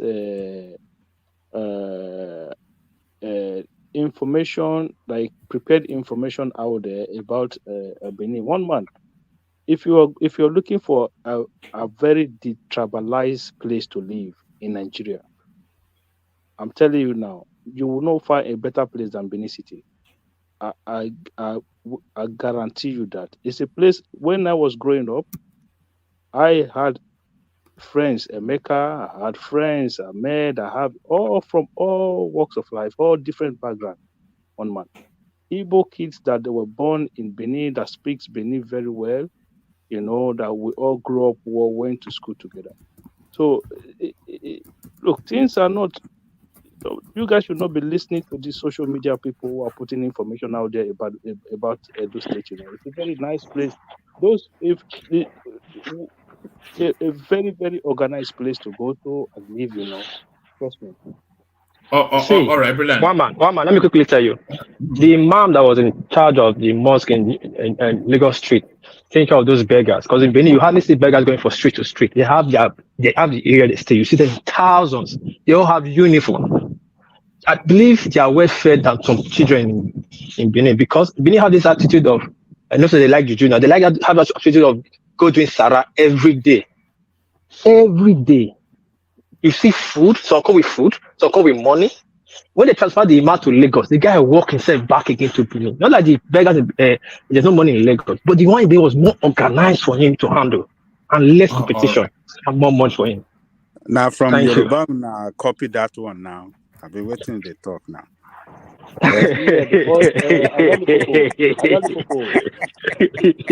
truth, the truth is that most of the mosques, please, no be from that copy that one. No, that's true. No, we bring that one come when we can't civilize you now, can't teach you now how to be merciful to others. No, we teach you now. Yeah, most of the mosques in Benin are Yoruba run mosque anyway. So it's only few, maybe one or two mosques that are like northern run mosques. Most of the mosques in Benin are Yoruba mosques. One man, I wanted to ask a question there. I wanted to ask, like, what do you feel Nigeria would have looked like if, like, do you think it would have been this much fun if Nigeria was just one tribe of one people, the entire country, 200 something million, just one tribe? No. I think Nigeria is fantastic precisely because of the mix, But let me ask Chuku. When was the have you ever been, or when was the last time you were in Nigeria? I went last year. I go every year. You went. I go. You go every year. You don't. go, and then you sound like you are mystified by the place. No. My family has a place in Lagos, but when I go there, I'm always surprised at how the infrastructure has a lot of defects. Like the power supply is not consistent. There's a lot of potholes in the road. The sewage system needs a major overhaul. I'm shocked that in 2023 there hasn't been a major infrastructure overhaul in Nigeria. I mean, are you compelled to go for family reasons, or do you go off your own volition? For family reasons, I have families there. I have weddings. So daddy bullies you into it, Abby. Well, my wife is from there too, so she has family events that we attend there as well. So, what tribe is your wife? She's Yoruba. What? She's Yoruba. You are Igbo. I've never heard that before. I've never heard an Igbo. I've heard plenty Yoruba men marrying Igbo women, but I've never heard of an Igbo man. How did you manage that? Well, my brother is. Is she American Yoruba? No. She's from Ekiti. She's from Ekiti State. Me, I'm from England. One man, you are hearing for the first. There are a lot like that too. Igbo that marry Yoruba girls.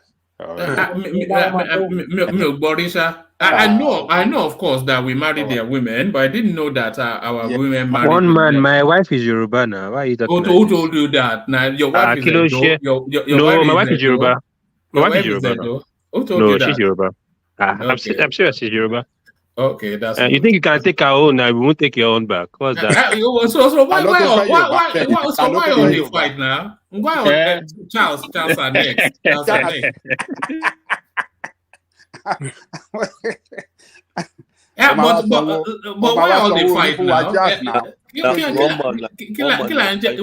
will they fight now? When you marry our women, we marry your women, and you still fight while we're still fighting. One man, you are just deceiving yourselves online. You are deceiving yourselves because people are busy here checking Yoruba girls.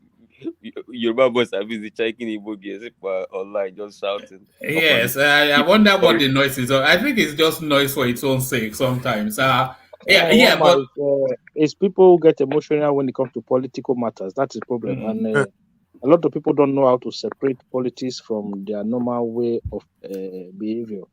But somebody asked a question. Somebody asked a question earlier. Would Nigeria be more stable if everybody was the same tribe? You don't think that the reason why England drew Nigeria the way it is because there were so many different tribes together to make it easier to divide and conquer? You don't think this was by design? No, that's not true, my brother. The same United Kingdom you're talking to. Have you been to Wales? You go to Wales, they barely speak English in Wales. They speak their language. If you go to their police station, even their police vehicle, it's called Edlo. It's written Edlo. Not even written police. No, but I mean, the Nigeria is a British contrivance. They called this land, this region, Nigeria. So I'm wondering if they made it. That's why I'm saying that even the Britain itself is also a contraption state. It's a state within. I don't think that's where it's going. I think I was the one that asked the question. The reason why I did was actually, and I agree with you, Chuku, on the aspect that if it was one tribe, we're gonna have a more stable political atmosphere. But then it's not gonna be as fun as it is now. Like why I asked that question was when World Peace and Babaja was like throwing shit about Edo and Yoruba and all that. I think that was really fun, and I was like, how boring was it gonna be? Assuming all of us was from one tribe, I think it's gonna really gonna be really boring. I mean, No diversity, nothing to look out for in the other side. Everybody just same. You know the funny part about it, Uptown. Even if you go to countries where you think that they are one people, they still look for a way to divide themselves. Okay, you go to a place like Spain, right? The Catalonians, they want to separate from the rest of Spain. If you go to places like the Andalusias, where you have Malaga and Seville, they will tell you, this part of Spanish, this part of Spain, we do this better than the people from the Basque, from Valencia, and the other side. Oh no, we do this better than, like, there's still this competition, even when you think that these people, they are all Spanish. You know, I think a lot of these things are just human nature. There are a lot of African countries where they speak the same language, they are one tribe, they are poorer than Nigeria. No, I think talking about the unity here, if you go to Ghana, you can never see this level of political disunity there. I've been there. So the one in Nigeria is... Have you lived there, or is yes, different I have. from... You've lived in Ghana. Well, how long is lived? How long were you there for? At least somebody that's been somewhere for 3 years. Yes. That's not one man. Uptime, we used to have HQ in Ghana before now. What the fuck are you saying, but okay. So basically, yeah, I think the disunity we are seeing in Nigeria, we are not really that divided. I mean, Nigeria. Look at when Hyodabasi was gunning for the Guinness Book of Records. Look at how the entire country, nobody wanted to know who was Yoruba these days. Everybody was like, yo, let's get it, Nigeria, and all that. Look at if we are going for the Afrobeat and the music, for the sports and all that. But the issue, it only gets bad when it gets to politics, and that's why I feel. All right. Yeah, Landit, I want us to hear from Rational Mind. I think it's about to leave, but Landa pointed them. I won't be able to. I'm leaving right now. So. Oh, all right. Okay. Thanks, everybody. See you guys in there. All right. Thanks, Rational Mind.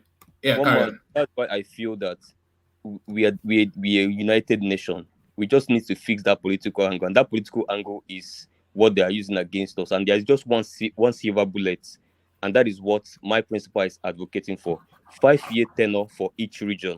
That means that for every president. That was Goodluck Jonathan's idea. Had nothing to do. He's Goodluck Jonathan's advisor. So they're from the same stock. But 5-year tenure for each region. That means that if it's for each region, that's a ridiculous idea. What does that even mean? Yes, now is the best man for the job, isn't it? What do you mean? Is the best? No. One man. See what is going to happen. Do you know? Okay, one man. Imagine how this election would have been. Let's say this is the turn of the Yorubas, and then APC, PDP, Labour Party, and all the parties bring out all Yorubas. Nobody would have seen all these toxicity. We would not have had the opportunity to interrogate somebody like Peter Obi if that was the case. No, that means if it's the turn of the Igbos, then Peter Obi and other Igbos will come and that will start interrogating all of them.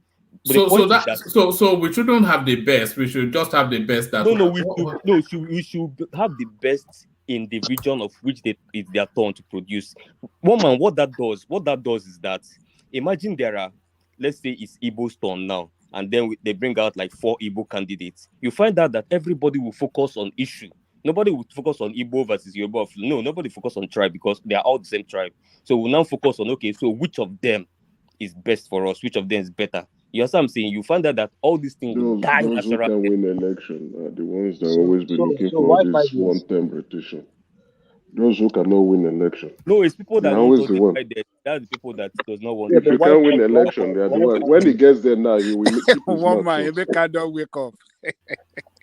He does not like any national unity. Emeka does not. It's not about national unity. When you cannot win election, you will be proposing things. But when he wins, he will go there now. He will not say 5 years rotational. He will keep quiet. All these hypocrites. Can you tell me how this suggestion now to any rational person means anything bad for this nation? Tell me. If you can't win election, those who cannot win election should not be talking about this. If you can win election, win election. If you cannot win election, stop looking for short cuts. Obi cannot win election. people suppressing each other. Stop saying it. We are moving forward. Let me tell you. We are moving forward. Stop saying it. We are moving forward. Obi cannot win an election. That's why he's looking for shortcuts. I don't think the people that was killed yesterday moved forward. Emeka, they No, you can't be you can't use that now. You can't be using no. You cannot be using innocent life to be playing political games. I can still speak. Uptown is very disgusting. Don't be using don't be using the lives of don't use the death of people to play. No, they can't games. speak. It's wrong. There are It's some of wrong. us that can still speak. No. Stop it. I might not be able to speak tomorrow. I don't know how old you are. They've been killing people. Wait. And I don't know how old you are. They've been killing people in that country, right? And I don't think it's time for us to be using it to play political. Okay, maybe we should call it feast now. Let's call it spade a spade. I don't like this obedient nonsense. Let's just say it as it is. Obedient should stop playing this emotional nonsense. They should stop it. Stop it. Obi can fix the country. Obi cannot fix the country, and Obi cannot be president. Stop it. Just call it feast. And not only that, Emeka, I think they also know it. Obi does not have the. They need to stop this nonsense. It's getting to my nerves, and I'm getting upset over it. People died, and you're using it to play political cheap games. Uptown, stop it. Uptown, please. For the love of God, stop it. Stop it. Don't call anything Obi here. Don't call Obi here. Let's pick issues. Don't call Obi. Please, don't call raising our voice is not good. No, it's not about raising voice. You have irritated me. Don't call Obi, please. One man, please tell him. Don't call Obi. He's not the president. All right. Hold on, Uptown. Let's speak about issues. Let's speak about issues, please. In fact, let's talk about this, Obi that, Obi nonsense, Obi that. It's getting out of hand. It is very painful. It's getting out of hand. Obi cannot be president. Obi cannot fix the problem. Obi will not fix the problem. Can we move on, please? Please, if you want, go and get yourself some Obi noodles and cook it and eat for yourself. But please stop this Obi ridiculousness. We have a president. We have the country to run. Let's run the country. Obi is in the past. Obi cannot be president. Obi will never be president. There is no way Obi will be president. Can we stop this Obi chlorophene? Or Obi quinine? Let's stop it. I don't like it. Let's stop it. Let's move on, please. You just woke up my baby. Let's move on this. I beg. Stop this Obi nonsense. It's not your raised voice that woke up your baby. Is Uptown. I was busy talking about something. Yeah, but Uptown, I wanted to hear more from Chuku because yes. I think I know him from previous streams, but I think is joining is like to step up to bigger spaces. But so what's your take on Nigerian politics? What played out for you in February, and how are you positioned in the goings on in Nigeria too? Well. I'm a dual citizen. I have citizenship in both United States and Nigeria, but I don't vote in Nigerian elections. And I follow the politics, but I know more about American political system than Nigeria. From what I can see, I don't. There's a lot. I see a lot of instability in Nigeria. The way I see Nigeria, it seems like it is a failing state. It seems to be getting more and more unstable. The economy there is experiencing inflation. The price of fuel is increasing, and I just see a lot of instability. So I have interest in Nigeria. I want Nigeria to be stable, and I want my people there to be safe. But I worry that this instability may have continue to negatively impact the people. Do you feel safe when you go there? And by the way, Ekene, your device is not connecting properly, so maybe go out and come back in. But do you feel safe when you go there? I feel safe when I am in Lagos, but I still have to have security. I have security when I'm in Nigeria, to make sure that nothing happens to my family or nothing happens to me. I had an experience where I was robbed in Nigeria, so I don't ever want to. At gunpoint. Yes, and that. Yeah, but you're American now. You should be used to that. I had now, but yeah, and the moment I open my voice, people know that I'm not from there. But it's just a level of insecurity that I never want to experience again. So, and I don't want my family or my wife to have anything happen. So I have to pay for security to be in my own country. So it's just, this is why I say that it's a failing state. There's not security, and people, they see you. There's a lot of people who are hungry and who will rob you if given the opportunity. So you have to protect yourself. Do you go to your homestead, like your village, your community, when you go to Nigeria? Do you travel to the east? I do. My father, he passed away. He's buried in Imo, in my village. So every time I go to Nigeria, I go to visit my village and to visit where my father is buried. Okay, and how is that experience for you? Every time you travel, it's you have to pay a lot of bribes on the road, a lot of checkpoints, a lot of money has to exchange hands for things to go smoothly. I don't think the government is paying the public servants very well, and they're soliciting money from people who are driving through. So it's another point of instability. The civil servants don't seem to be properly paid, and they're extracting. How long on average do you spend in Nigeria when you go? Normally about 2 to 3 weeks. 2 to 3 weeks. And how much do you budget for that? If that's not too intrusive a question. Well, that's a. I have businesses there, so when I go there, it's a business expense. But I also see family, so it's. I don't want to put a figure on it, but it's not cheap. It's thousands. Is it north or south of 10K? It's north. It's way north of 10K. Yeah. When you go there, you say you have a presence there. Do you have property you stay in, or do you use Airbnb, stuff like that? No, I have a home. My family has a home there. All right. And could you see yourself living there? Honestly, no. At least not the way it is now. Not even in Lagos. I like Lagos. I like it a lot, but I live in Miami. I'd rather live in Miami than Lagos. Okay, so I think you've answered my other question. I was going to ask if you felt more alive in Nigeria than you do in the United States. But you say you have dual citizenship. Are you a MAGA or what are you in the politics to come? Are you Trump or Biden? It's MAGA. I'm a conservative. I'm very conservative. Oh my God. Yeah, I like. Another one.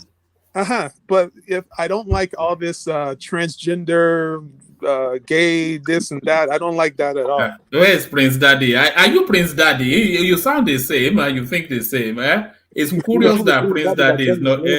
It's curious that Prince Daddy is not here, and yeah. It's surprising. I assume that all Nigerians would be more conservative. I don't see why anybody would like to be a liberal Democrat or would like Joe Biden's policies. I don't see how. But I thought the blacks leaned more towards the Democrats than traditionally in the United States. This is true. To be black in America, it's not just a racial category; it's also a political stance. So since the civil rights movement, blacks have voted for Democrats like in the 90% range because the LBJ signed some important civil rights legislation that they still has kept them voting for Democrats even till today. So, but me, I like to pay lower taxes. So the conservatives usually lower the taxes. So that's the issue that really keeps me voting for the Republican. Do you think Trump is going to get on that ticket? I hope he does, but there's a lot of obstacles he's facing. looks like they're trying to jail him. So, I mean, I want him to be the nominee and to win the presidency, but he does face a lot of political challenges and legal So challenges. we're going to be singing "Lock him up, lock him up." Okay. Lock him up. What about the Indian guy? What's your take on him? I like him. He seems intelligent, but You don't think he's fake? So, when I see him, he comes across like an actor to me. It comes as though he's playing it out. It's just is affecting rather than effecting. It's somewhat role playing the way it seems fake to me. That Indian guy. I see your point. He performs well. Like he seems like he practices what he's saying. So yeah, you're definitely right. But it doesn't come across as too practiced. Even the hand gestures, everything seems so deliberate. There's no spontaneity. Yeah, of course. So why do you think Nikki Haley is doing well on the polls now on the conservative side? Nikki Haley. Well, I'm in Florida. Nikki Haley, at least in my region, she's not very popular. I don't see how she could win. I don't see a route where she's like, compared to all the other nominees, she's like 3 or 4. She's not even. No, but the polls are not showing that. The polls are putting her second behind Trump now. I'm not aware of that. I think it's Trump, then Vivek is a distant second, and then it's DeSantis third, and then she may be fourth. But nobody's gonna. Nobody I know is thinking about taking her seriously. So I don't know. I don't know about that one. All right, I think she's doing really well, and she's closing up on Trump. Okay. Well, I can't wait to see what happens as we get closer and closer to the election. It's going to be a very, very interesting year. Yeah. Can you support Trump anyway? I don't know. I think he's doing it just to be contrarian. Me? No. Yeah.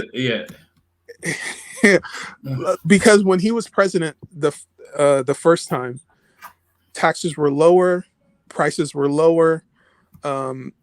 My business was more profitable, and now with Biden, fuel prices are higher, inflation is higher, everything is higher. You see, this is the problem with when people analyze American politics. The Biden administration have not done any changes to the tax policies. They're basically operating the same tax policies as Trump had before. The tax bill that was passed under Trump is still the same one that is currently in place in. Biden did 2 things that affected the economy. His first act was there was a Keystone XL pipeline from Canada that oil from Canada would be refined in the United States, and it would drive down fuel prices. Biden's first act was to cancel that deal. Fuel prices started to increase from that point. That was that pipe was not carrying any fuel. It was still under construction. So how would that affect fuel prices? Right, but now we are experiencing higher fuel prices. If that pipeline was operational, our prices would be lower. So, do you know when that pipe was coming into operation? I don't know the specifics, but exactly. I know it's not something that was like coming up soon. It was like a pipe that was coming all the way from Canada into the United States. We're talking about years of construction. That's just one issue. The second issue was his COVID relief package that he wrote everybody a check. It fueled the inflation. So now our inflation has hit records that it hasn't hit since I was in a lot. Who wrote the first COVID relief package? Who wrote the first checks? Trump did, but then Biden. Okay. Who wrote the second one? Biden doubled down. Trump wrote 2 checks before he left office. Oh, okay. Yeah, he was. All of a sudden, it was the Biden one that is not having a negative effect on the economy. Come on, guys. I think the Biden zone was much higher. It was a much bigger. It added more to the deficit than Trump's own. No, Biden only passed the infrastructural bill, which is meant to fix your roads, your bridges, and your waterways and your airports. which Trump promised to do in his 4 years and he didn't But do. when you look at the roads and bridges and waterways, it's the same. The only thing that's different is we're paying higher prices for food and fuel and everything that Americans depend on. Yeah, that's basically a worldwide inflation. Biden Biden has been the worst president in the history of the United States. History based on what? Based on what is happening in the country. That based on all the lowest unemployment rate on record. Well, no, based on what's happening at the border, based on what's happening with inflation, based on what is happening with the culture, with all this LGBTQ. The lowest. Hold on, Akim. So you seem somewhat, because you've mentioned the LGBTQ. What's your objection to it? My objection is it should not be taught to children in elementary schools. There should not be drag queens in schools trying to recruit people to be gay. That's where I leave the kids out. Is that not the society? TD Jakes just now. Is that not what America is? TD Jakes. From what I know of TD Jakes, he's one of these. No. I wasn't actually asking you for. But I'm saying that America has this somewhat peculiar sexualized sort of that young people have to be sensitized to it. So you cannot. They are going to come across these things anyway. So why shouldn't they then be, taught in school what the society is about? Is that not part of your society? No. That LGBT, whatnot. It's something that has been added to the society. This is a very recent thing. What has happened is that the LGBTQ people have hijacked the civil rights movement. They're trying to make their lifestyle something that is like civil rights for Black people. They want to make the practice of men having sex with each other be a civil rights issue, if you understand what I'm saying. And I think they are trying to get rights. No, but is it a human rights issue? Is it a human rights issue? Yes. I think that forcing people to use specific pronouns when they're referring to you, and forcing people to express pride in your sexual practices. No. Let's take it one by one. Let's do the pronoun first, and then we do the pride. So if people want to be referred to by a particular type of pronoun because they feel that is more descriptive of who they are, what's the objection to that? Because you can't compel people to use speech. You can't compel people to refer to. What if I called you a girl? Would you object to it and correct me? Yes. No. So there you are, because you are not a girl. So so is that not the same argument? No, it's not the same argument at all. What these people who think that they're a different sex, this is some kind of a mental health issue. This should be treated. Oh God! You are Prince Daddy. You almost say this word by word, Prince Daddy. Your opinions, but carry on. No. I mean, what they want to take something that is some kind of a mental health issue, and they want all people to somehow honor and affirm people with a mental health issue. This would be like people who have anorexia, these are skinny people who think that they're obese, right?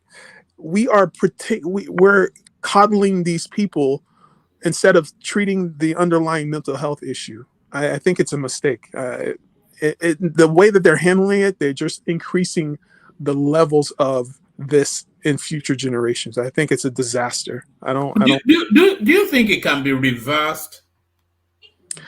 I think it's being spread like a social contagion because they are training children and indoctrinating children in elementary school to think that this is normal. So it's being normalized, and that's why it's spreading the way it is in the United States.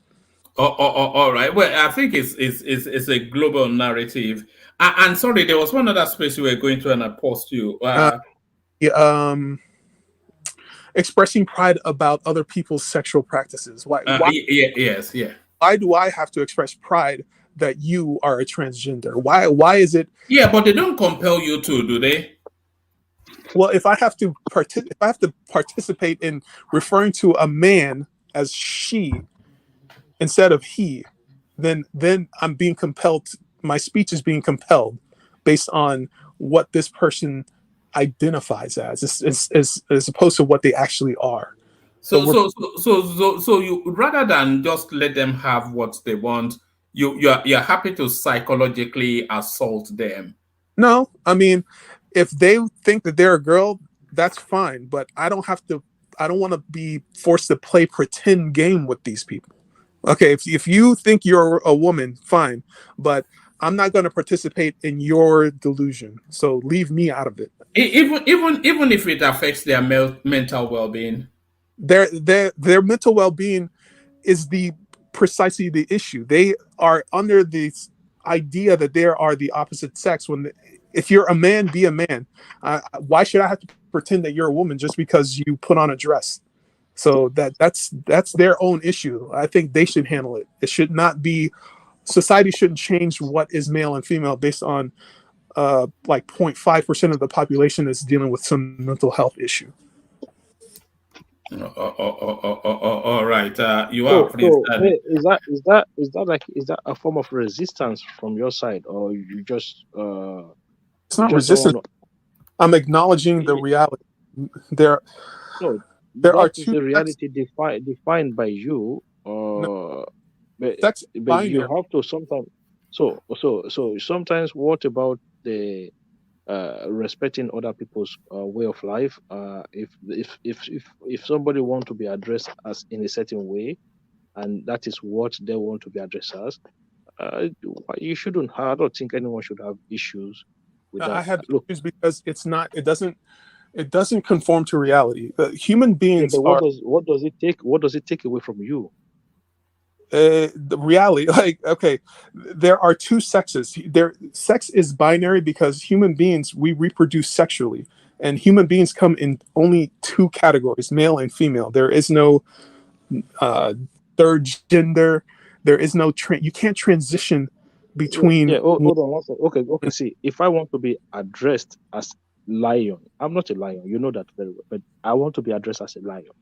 Uh-huh. What does it take away from you to address me, to call me a lion? Because you're not a lion. So but what does it take away from you? But that is why I'm happy to be called. From me, because now I lion. Now, what Akim is saying to you is that it takes nothing away from you, and it makes him feel better about himself. At least it makes him live in his own reality. So how does this reality offend you when it takes nothing from you?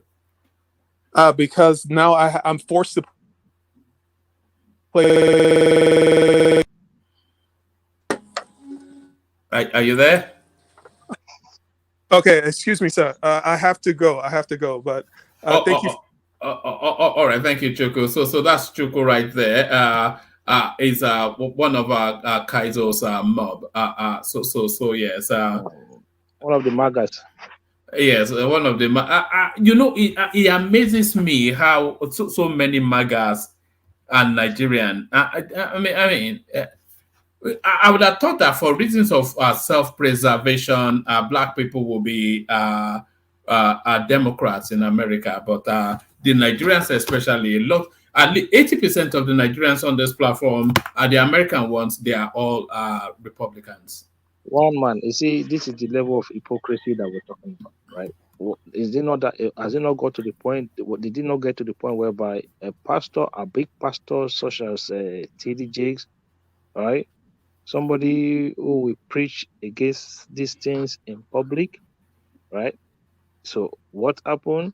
Oh, it's been rumored to be participated or to be homosexual or something like that. But look, life is about happiness, right?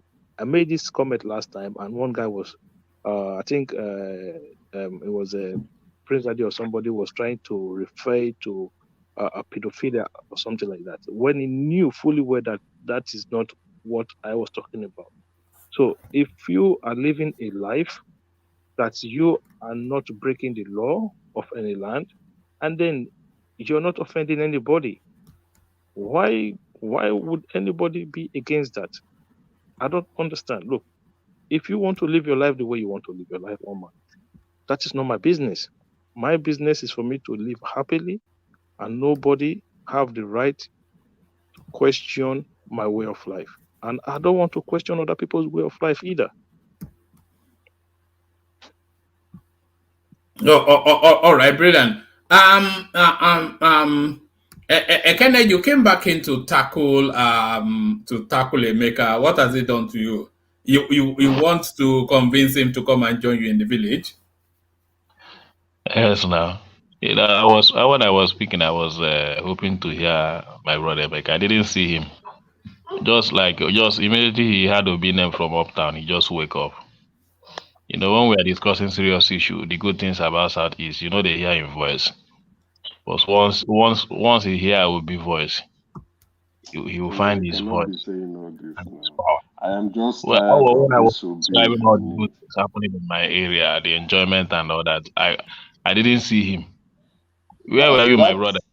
that one is normal. Now, every December, good things happen in the Southeast.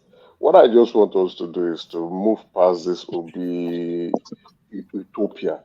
It's not. It's fantasy. We have to get Even out of it on the way. the vehicle We have to get out of it. that boarded us from Lagos to East, it was all about Obi. Yes. Till we get our After collecting 50% discount, you guys were not discussing Obi. Which The driver 50% did discount? not tell you guys to return the fund. Did you pay 50% discount? I say we don't see anything, no, nothing. Chichi, we don't see. Even 20% we don't see. 10% we don't see. Which one did you use? Yeah. He used private hire now, so why it's not for private. How will you not get for discount when you use private hire? And you're here trying to come and criticize it. Yeah, I connected my brother to use it now. My immediate brother that stays in Abuja, I connected him to use it now. It didn't work. Then one of my brother that will come tomorrow, I connected him to use God is good. It didn't work because he have to come with his family. He was complaining that the money is too high. I told him to use God is good. It didn't work. So for me, I don't know. It didn't work. Is it that his family is too high or they didn't get space? No. If you go there, they will tell you you have to wait for this vehicle and all that. They will frustrate you. You don't have any choice than to pay your normal fee. I have not seen anybody that benefited from it. I tried everything, even if I don't, I try to make sure that somebody from me benefits so that when I come to of the video we watch people thanking the which government. video? Propaganda. What of that video? A lot of people send those videos to me or Ajanle Koko. I think you are not being fair. You should have no, gone it's not being, okay, you know what? When you are coming back, go to God is good and with your video camera so that we will see. I don't have that time. I've already. You can't be saying this. As a rich man, you don't have the time. You have the money to take your own transport. Allow those who is meant for to use the benefit. I tell you that I direct people to use it now. I direct people now. Don't direct people. None of them have been able to. Yeah. Because those people can afford. You see, that was what I was saying. Those people can actually afford the transport, especially those who have planned to travel to the Southeast. Regardless of the discount, they can afford it. Because, or how would I put it? Rather than saying they can afford it, there is a specific reason why they are going to the Southeast.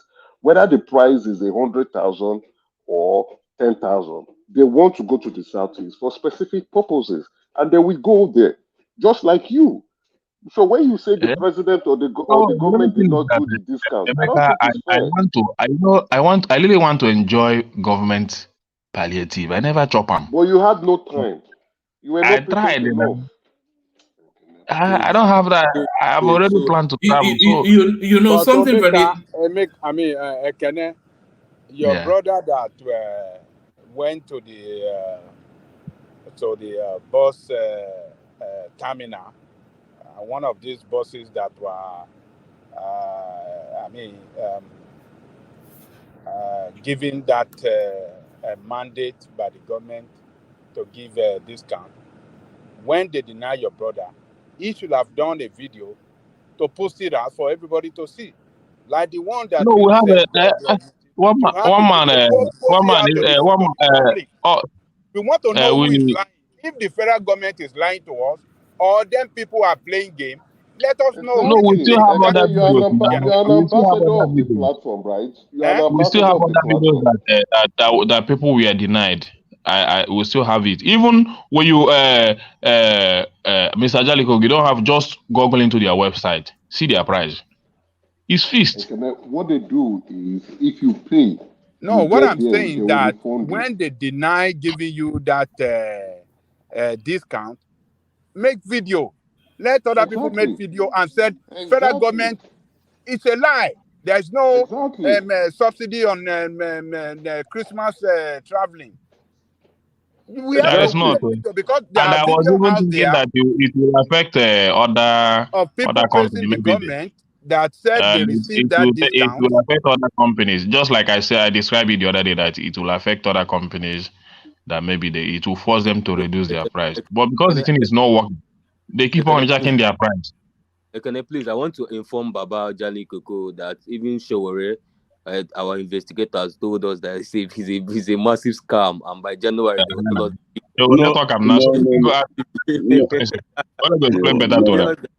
That they have scammed from the fake whatever they have been. They are now circulating 2 or 3 videos. All the APC platform is circulating the same 2 or 3 videos. That's same videos, no addition, no subtraction. But the point, the larger point. Do you people have a counter video to that video? Wait, Baba, wait now. Sorry. What they are talking. Hold on, Uptown. Let Crown come in. Crown. Oh, sorry. Good evening. What I'm hearing, you guys, most of you will not go to park, and you'll be confirming on the platform that the thing is not working, and it's wrong for us to be saying, just making a propaganda about what is going on. My immediate elder brother, he left from Abuja to Lagos today, and I deliberately told him that he should try it, and he went there. And he told me that they gave him the 50%. And now he cannot lie to me that they are giving people 50%. So let us find out what we are doing, not just to come online and be. No, my brother, that's not what we said. The people that came here said that there are designated bosses. So that means some people are benefiting. We are just saying that it is not optimal. But initially, if you look at it from wait. When they started, hold on. They will tell you that particular boss that is using for that. You have to wait. Let me land. So now your problem is you'll be waiting for them. I think the transporter is they are the ones scamming you people.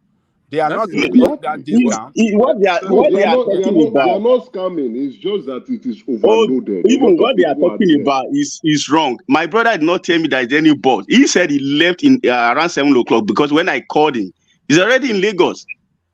He said he left around 7 o'clock, and because if there's any bus, was one of the lucky ones. Did he tell you how much you pay? Why is he lucky one? You guys are just how much did he pay? Have you been to the park? Wait, I think it's not working. Maybe it's not working. You are saying you did not go. You use the private. So Ekene make a lot of on you. Ekene, as the ambassador of this platform, we counted on you to confirm that, and you didn't confirm it. So you can. It is wrong of you to say something you did not confirm yourself, and you are telling us dead-hand information.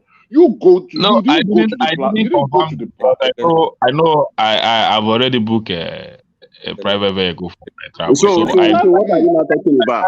I wanted to use my brother's. You can't tell your brother who actually would have gone to book private too. When somebody has booked private, why are you telling you see, when we are doing our itineraries, right? You would have planned your itineraries, how you would go. So when you tell your brother like, what's this discomfort? I've already paid. Let me move. We told you to. You've already paid and made arrangements. Now, what we are telling you now is when you are coming back, go to the park so that we will know and then make a video, just like what Baba Ajami Koko has said, so that we will now see it and say, okay, it is truly not working. But to come out and say it is not working when you are not a first-hand victim is wrong. You guys don't. Hold on. Okay. Hold on. Let Prince Daddy come in. Something curious just happened, by the way. A guy comes here under the name of Chuku, who politically sounds like somebody that we know, who in terms of the accent sounds like somebody that we know. So that guy now left abruptly, and then Prince Daddy comes in. So Prince Daddy, what's going on? Are you Chuku? Look at that. He's trying to use. Are you Chuku? Chuku, Abi? I was listening to my other brother Chuku making some great points. You know, it was right on point on everything. So I can see where you're going, one man.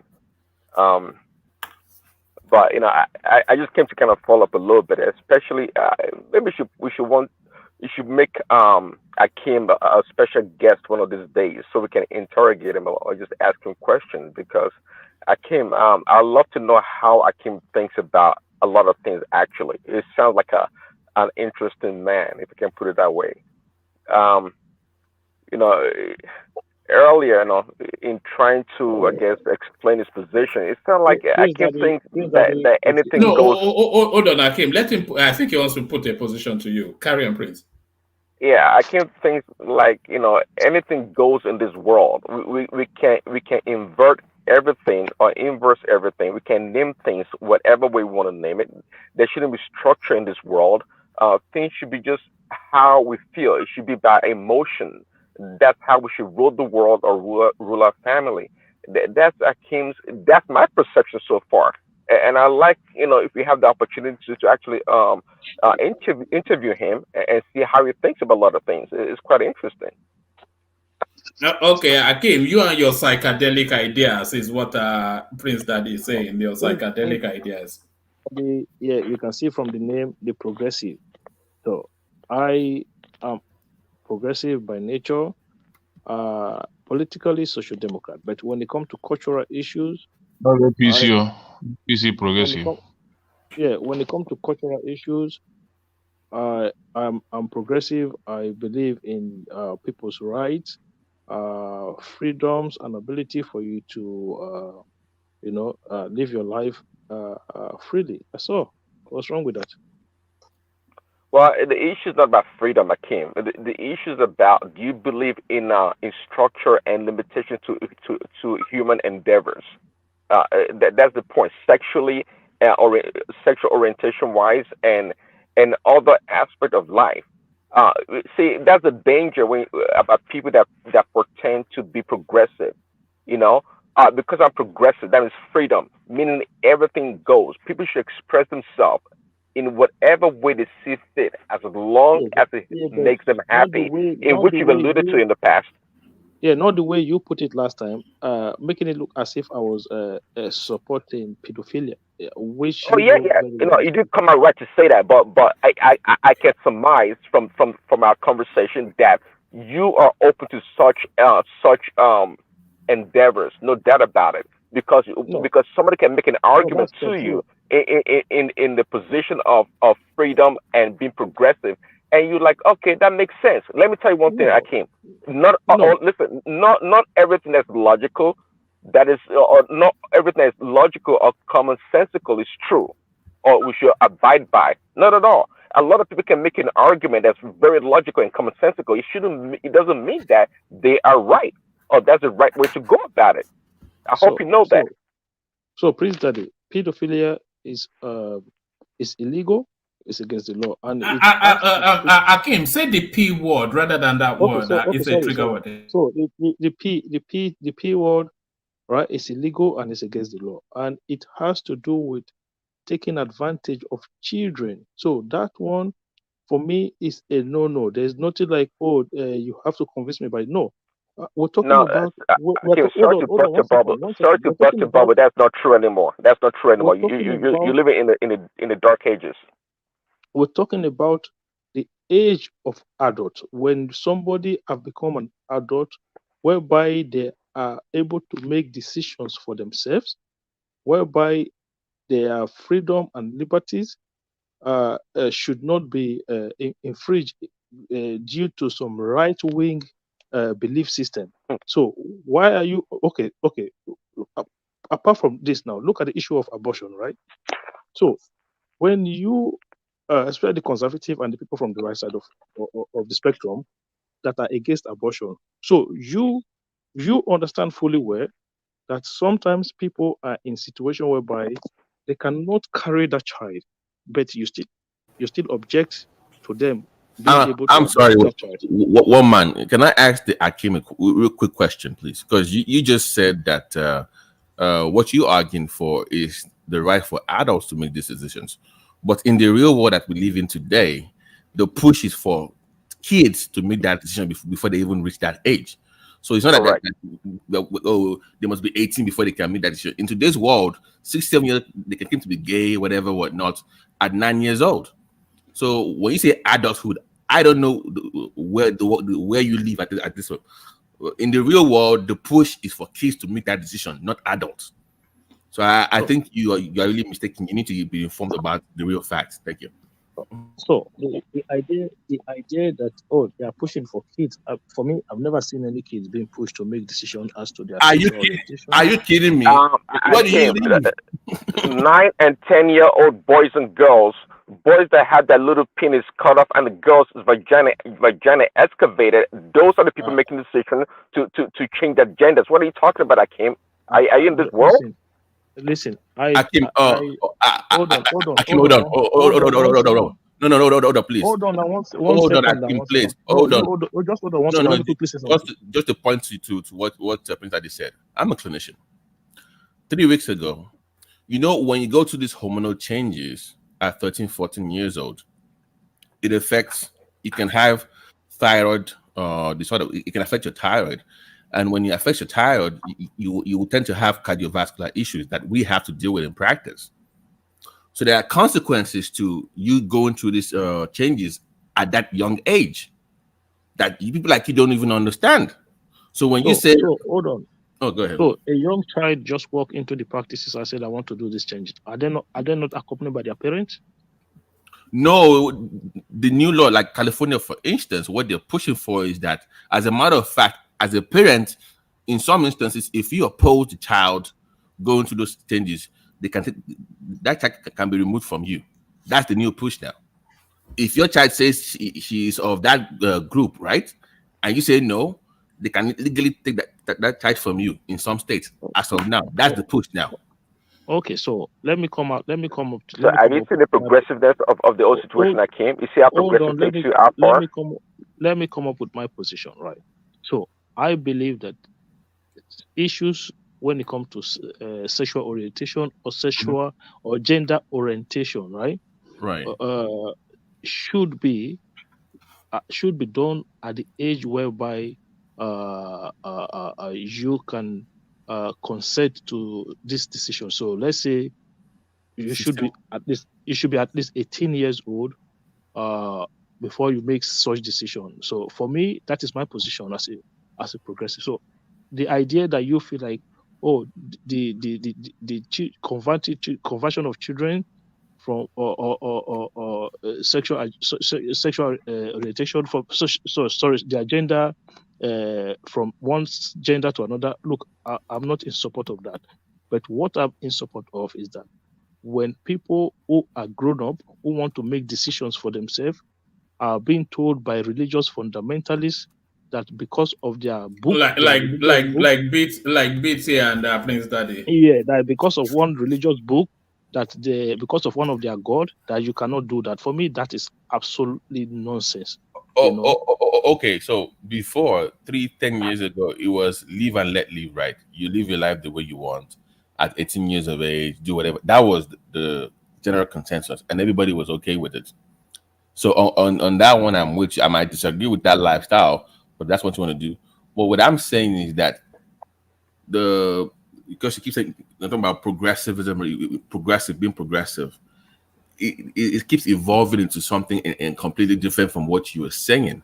So maybe perhaps within that group that you study, you might want to check in with them again to understand the new meaning of the word progressive, because it's clearly it has changed from what you it has changed from what you. Meaning. There's no new meaning Well, for progressivism. let me chime in, Akim. See, It's just Akim, extremist. 1 second, Akim, you talk. Let me chime in. So, Akim, people like yourself, when you do not become aware when an institution changes, that's when the danger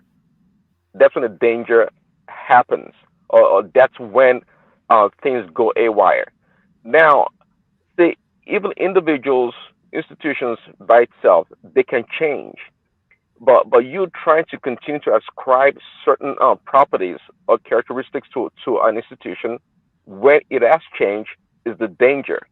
So your idea of progressivism is not what is playing out right now in the real world. It's not. But you just give an example of a real world solution in which you are disconnected from. So there's one thing to read in the books and think, oh, this is logical and commonsensical, and this is the way it should be done. What book exactly are you talking about? I'm just speaking in general because it sounds like you read it from a textbook. The way you book is it? So, Akim, I think you have a liberal view of it, which is okay, because of the word that you should have of the word you use. Progressivism in today's world is completely different from what you believe. So I would say you're more liberal with that position. So that would be the best way to describe your position, not progressive. Progressivism is not different. If you look in every walks of life, there are always areas or people who will push it to the limit, to the extreme. So it's everywhere. I live in Ireland, and in Ireland used to be a very conservative country, right? So even in Ireland, there have been some form of a softening of the conservatism in Ireland. So they've been referendum for same-sex marriage, for abortion and stuff like because that. they've hijacked institutions. That's right. Akim, you know what? I'm glad you said that. So, what is your position on this new Catholic change in the doctrine about open blessing of is it same-sex couple? Because I know you in Ireland, so it's a very Catholic dominated. Okay. This is my belief when it comes to a certain issue. You see, the religious institutions. If you are somebody who is of same sex, or if you're somebody who is from the LGBTQ community, and then you are a Christian or whatever religion you belong to, I believe that you should be able to adhere to the rules of that religion. I don't believe that you should expect the religion to change for you. I think you going into it, you must understand that there were rules that were in place that you should abide by. So, but Akim, it's your logic. We are being progressive. So what's the problem? Why can't they be progressive? I can. That's a classic response from a textbook. Right? I said it earlier. No, so your response right? from a textbook. Progressive. Basically, I'm not a religious person because I do not want to subject myself to any form of belief system. You understand what I'm saying? So I want to be able to make decisions or not be subjected to certain doctrines. So if you want to go to a church, you must understand that there's a Bible, and in that Bible there are words that you have to follow.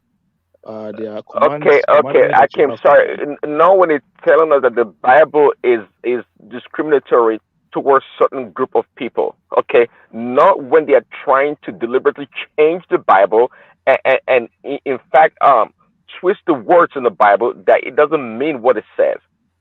So that's what I'm talking about.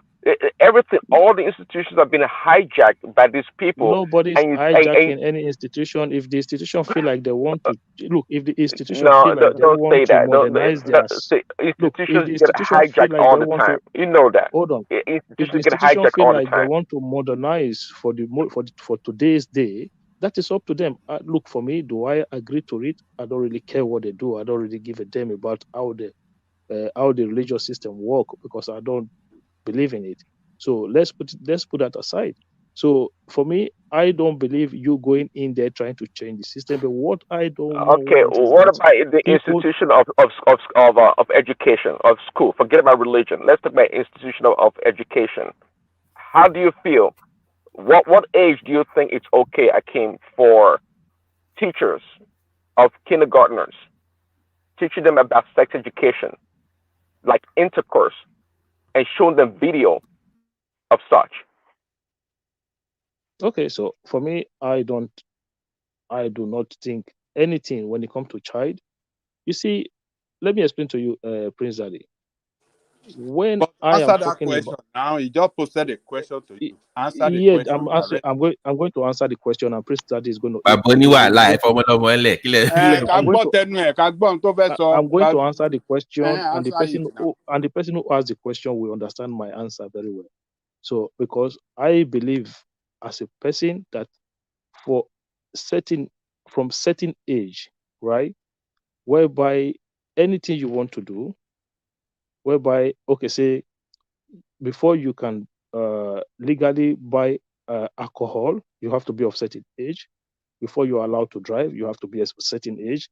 Before you can cast a vote, you have to be of certain age. So I believe that that is the age whereby you have the society feel like you can make independent decision for yourself, and so goes to every other thing when it comes to sexual orientation or sexual education. So does that answer your question? So So you have to I do can't. Your all this. question is almost. You have to do all this dribbling before you cannot answer it direct. Oh, I'm not in support of that. Yeah, That is that was totally. my answer. You don't want to say That that. was You that have was to my answer. dribble round, and then landed where you. In America, so you know when somebody says they are progressive, you know what it means in America. Yeah, that is You know how toxic it is. I mean, they are all the same all over the world, though. Not only look at behavior is in Europe. Look at the way he just acted, the way we see them act in America. I just answered the question. They be dribbling, they be going up and down, galloping inflation, they be going up and down. The fact is, Ajale Koko, we have all been reprogrammed to accept these things. You know, because if you don't accept it, they will make life difficult for you. So you might try, as long as they don't ask you to participate. It's not about the programming. You see, one man, you know, even I in practice, I've been forced to call people they and them. Is that bad now? I'm calling people they and them now. But do you object to it? Do you recall from it? One man. Okay, in front of me is a 55-year-old Igbo man that is going through that transition into being a woman, and I can see it's Adam Apple, and I know it's Igbo, I know it's Nigerian, but I have to act like it's a female, and I have to do that. Yeah, well, but what's your objection to that? That's what he wants. But that's my point, though. Like, just go ahead before I even see what no, I want. No. You know. I'm saying this is what I'm saying. So you want to be able to mock that person? That's what you're trying to say now.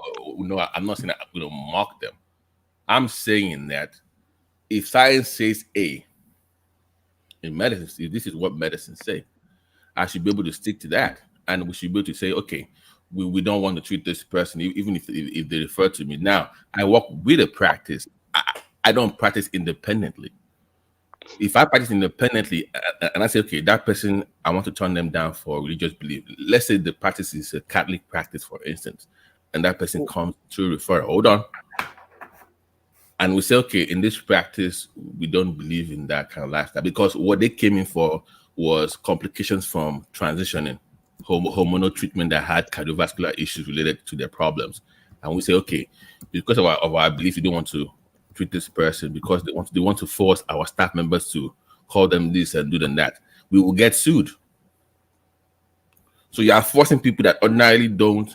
You are going against their own faith. They're going to get sued. So ideally, because I work with a practice, I have to conform. If I have a independent practice, maybe we can find a way around it. But I work with a group practice now, so I have to conform. But ideally for me, I don't feel comfortable sometimes with the kind of conversations we have behind the scenes, because it has to do with depression and suicide or whatever. I won't like to disclose on the platform. But there's that comes around with it, so that's just the problem. I think it's. Did you hear the narrative of a Colorado baker that got into trouble with the law for refusing to bake a cake? The cake thing. Okay, trust me. Do you know what happens in those cases? Those people know that those people are very religious people, so they will purposefully go to them, so they will target businesses. Because trust me, one man in Colorado, you have hundreds of people that can make you that cake, but they know that business is a religious business, so they purposefully go there to request for that cake. Trust me, don't tell me they couldn't go somewhere else. What if we have refused to? Sorry, Prince. Okay, go first, Prince. No, I was going to say that is the last stage of the process of domination. It's called confirmation. Now they're conforming people to do what they want people to do. That's against their belief, culture, or interest. That's the last stage of authoritarian regime or society, and that shouldn't be so.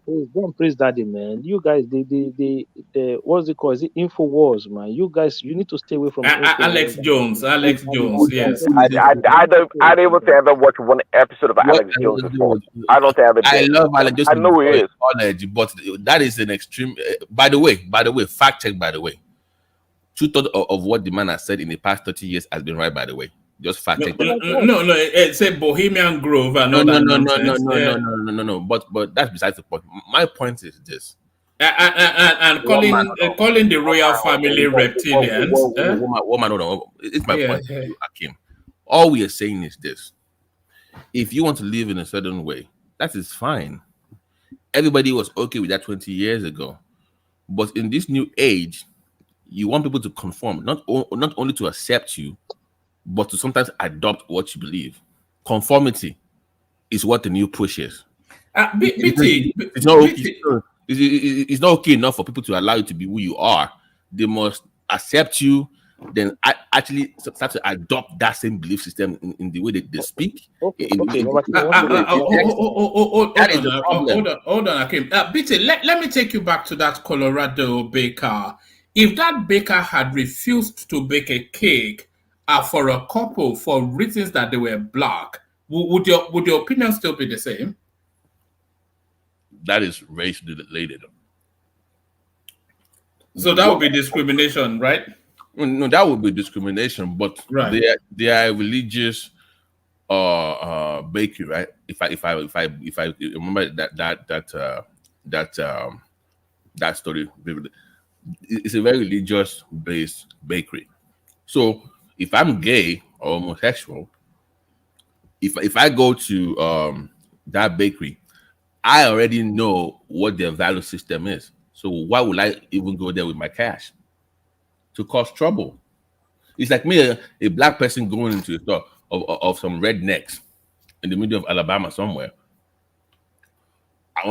Okay, in Irving, Texas, in 2001, I went into this white-owned hair salon to cut my hair. Back then, I still had waves and whatever.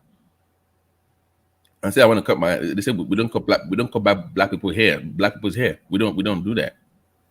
And I looked around. It was all Jerry Call. You know, the typical white-owned salon now for men, but it's just like they don't cut black. So I left. I won't sue. Oh, because you don't want to cut a black man said, then I'm going to sue you. No. And the truth is that they don't know how to cut it. That's the truth. They don't know how to cut it. Everybody just said it now. The truth is probably they don't know how to cut black people's hair. It's not like they are being discriminated. Exactly, but does it mean that they're racist? No, they're not. But I'm saying that if you go to a religious organization, like my time in Houston, Diwali's town, when I was practicing with Methodist, and even sometimes Child Health, They pray. One man they pray at 9 o'clock in the morning, at night in that hospital. The whole speakers in the whole hospital for like 10 minutes. They get their priest. He will pray for everybody on the loudspeaker for 10 minutes every day, twice a day, because they are Catholic owned. And so we not say because they should stop praying, and if they pray, that's it. I don't know, no more prayers. No, they are a religious organization. So if it comes to that those hospitals, in every room they have a Bible there. They pray there. If you walk around, it has a gospel and whatever on the signboard and everything. They are a Christian hospital. So when you come there, you don't come there to shoot them and come there. Oh, why are you being religious? You must stop doing it because it's good. No, that's who they are. So my point to you is this: if they're a Christian baking organization, they are not. No, they are not a Christian baking organization. They are a baker. Okay, probably a baker who bake cakes for everybody. They said, they said, my guy, Akim, did you even follow the story at all? Of course, I follow the story a lot. They are really no. Go and look at the story. I remember. Look, it is against their own personal faith. Their business. Listen to me. Listen to me. Somebody says I am a faith-based business, whatever. If you know that already, why would you go there? What is your point? Yeah, but Babati, what Akim is saying to you is that that bakery is not their religion is not what leads the bakery. So they are not advertising themselves as Christian bakers. They're just bakers. But then the owners of the business are Christian. That is not true. That's not the way it's evaluated. So they only got their religion. Yeah. No, they you have like cars dealers now in America that they do car repairs. The Christian Brothers, blah blah blah, and it's tagged with their Christian. It's like somebody says this is a black-owned business. Yeah, but that's not the case in this instance. Is what I'm saying. I'm saying that the people that went there that were denied, there are other places to go. What is the point? What are you trying to prove with this baking? Can't you go somewhere else? Must they make? What is I don't get this. But if they knew beforehand or when they get there, it's irrelevant. As long as the bakers are able to establish their faith and why they couldn't do it, that should be sufficient for them to go elsewhere. Babati, sorry for cutting you. Yes, Babati, let's be honest with you, ourselves here. I'm a Christian. The Supreme Court ruling in favor of that baker now. Let me say this here. Yeah. So let's be honest with ourselves. I'm a Christian. LBGT, whatever. I don't buy it. But you are a baker. Nothing will stop you to bake cake for anybody. It doesn't change. Let me finish now. You've been speaking. Let me finish. The cake has. Let me finish. Hold on. Can you let me finish? Let me clarify. Let me clarify for you now, because let me clarify what the argument was. If you bake cake for somebody and you do the icing, they want the statue of two men on the cake.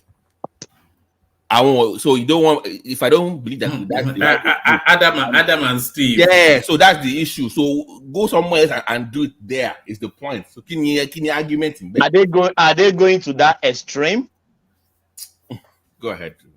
No, yeah. So, but don't let us be holier than thou than Jesus Christ. Baking cake for a gay person doesn't stop you to go to heaven. It's just a cake. It's just a cake.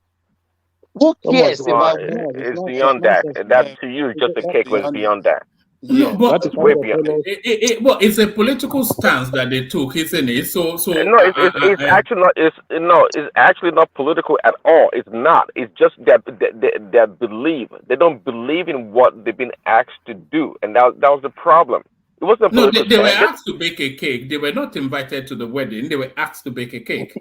No, there's going to be there's going to be a kind of a sign or description on top of that cake.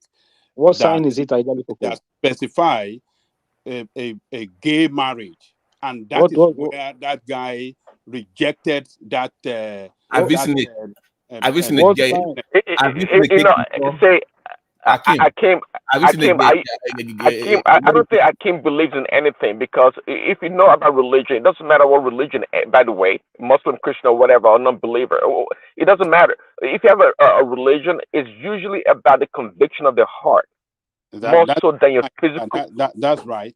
Yes. No, yeah, more so than your physical display or outward display of your religious practice. And when someone is convinced in their heart, their conviction said no, they can't do it. You have to respect that based on their religion, okay? But people that are atheists or anti-God like Akim, they don't believe.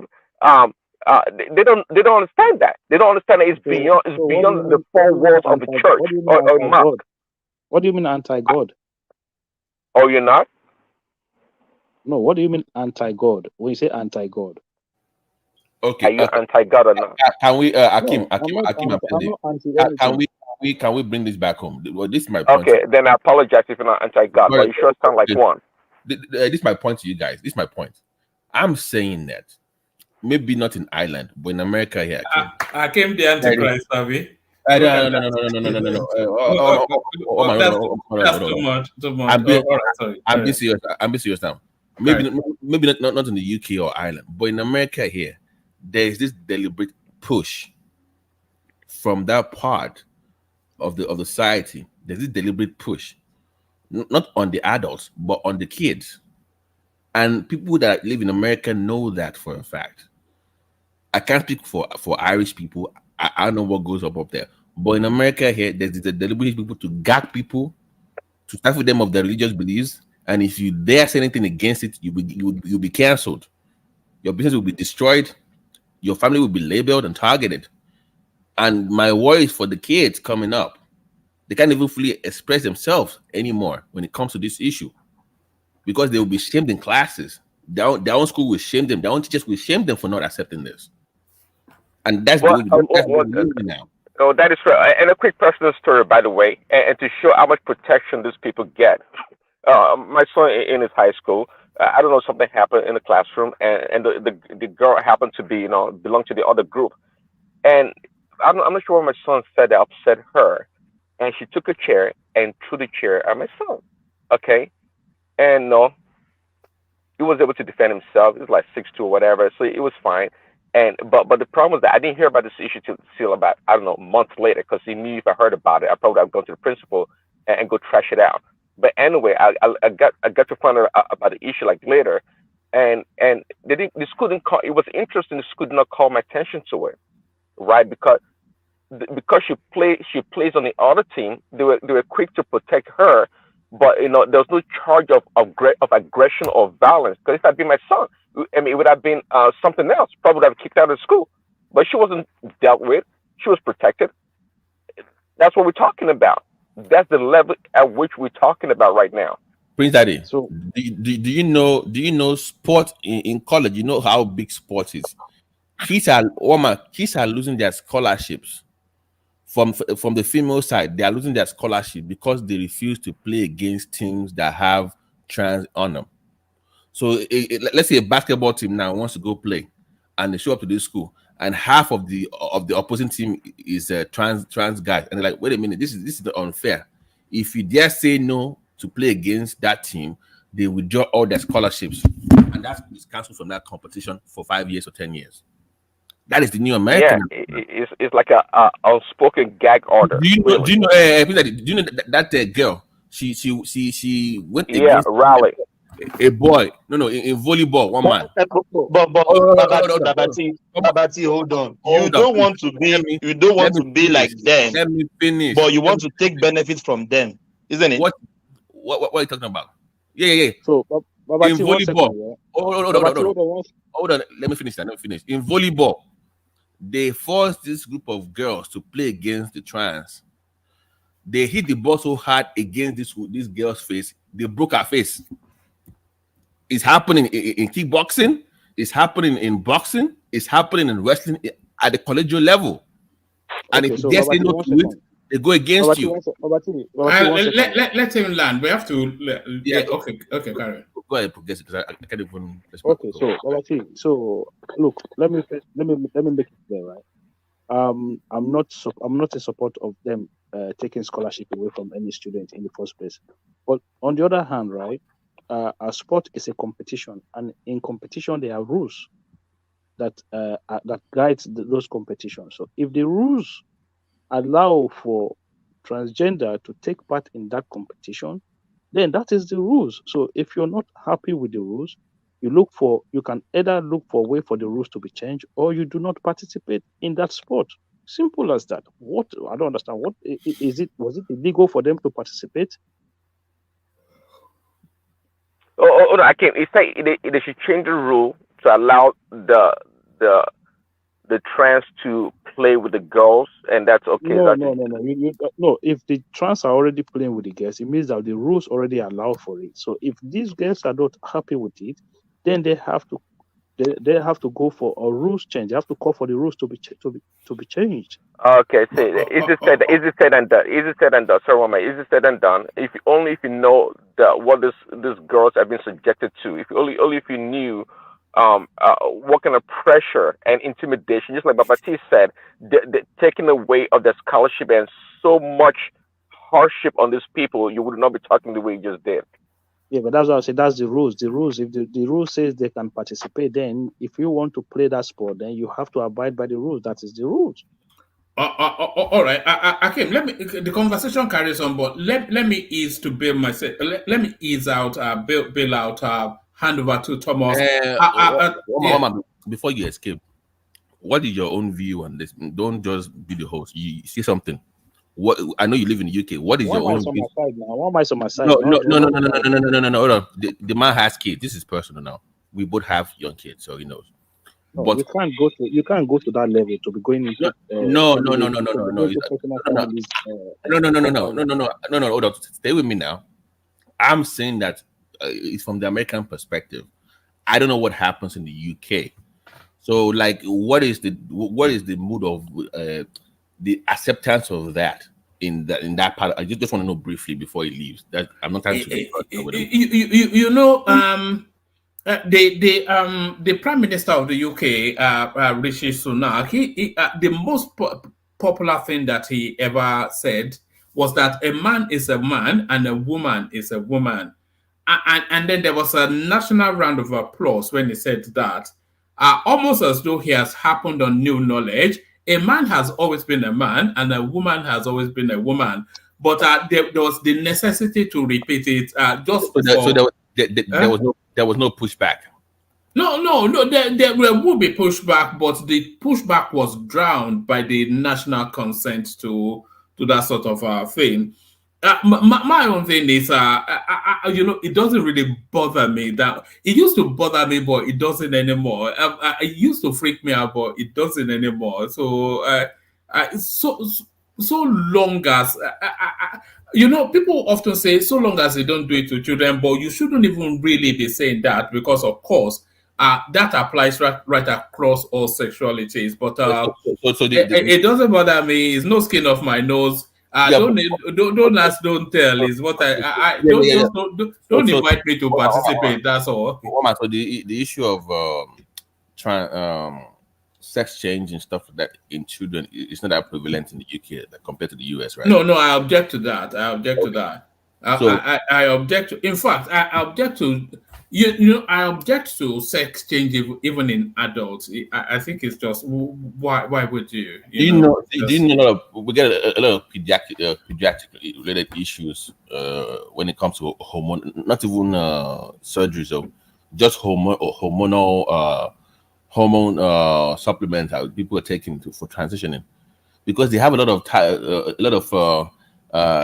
endocrine issues, liver, kidney function disorders. They have a lot of cardiac problems, and they're barely 14, 15 years old. I mean, you will see kids, one man, that they've taken all these pills and they can't even, they've lost their let me put that, because it's a family show. They've lost their mojo, if you get what I'm saying. They can't, that they are done. They can't even anymore. And that's it. And they're 13, 14. So and we're here. That's tragic. Yeah, and we like here making excuses saying that, oh, because you are progressive and we let this thing fly. No, it cannot fly. What about suicide rate among that group? I told you that about 60%. Hold on. Support of it. Hold on. When you get to the age where you can make decision for yourself, fine, you can do anything you want. Let me answer. As long as it is legally binding. Let me answer the question. Attempts, Prince Adi, is about 60%. After 3 years of transitioning, 60% attempt. Okay, so I want that to sink into people's head tonight. 60% attempted. I can't use the other word S. You know what I mean? Yeah. And what about those trying to reverse the course? Almost.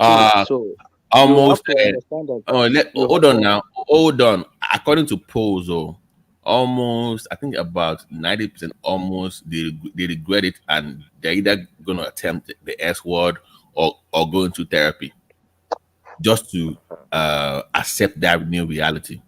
All right, let me build, but just to clarify, I don't object to people defining their own sexuality. If they feel that is who they are, then that is who they are. I don't object to them defining even their own objective. If you want to be called a her or a he, then fill your boots.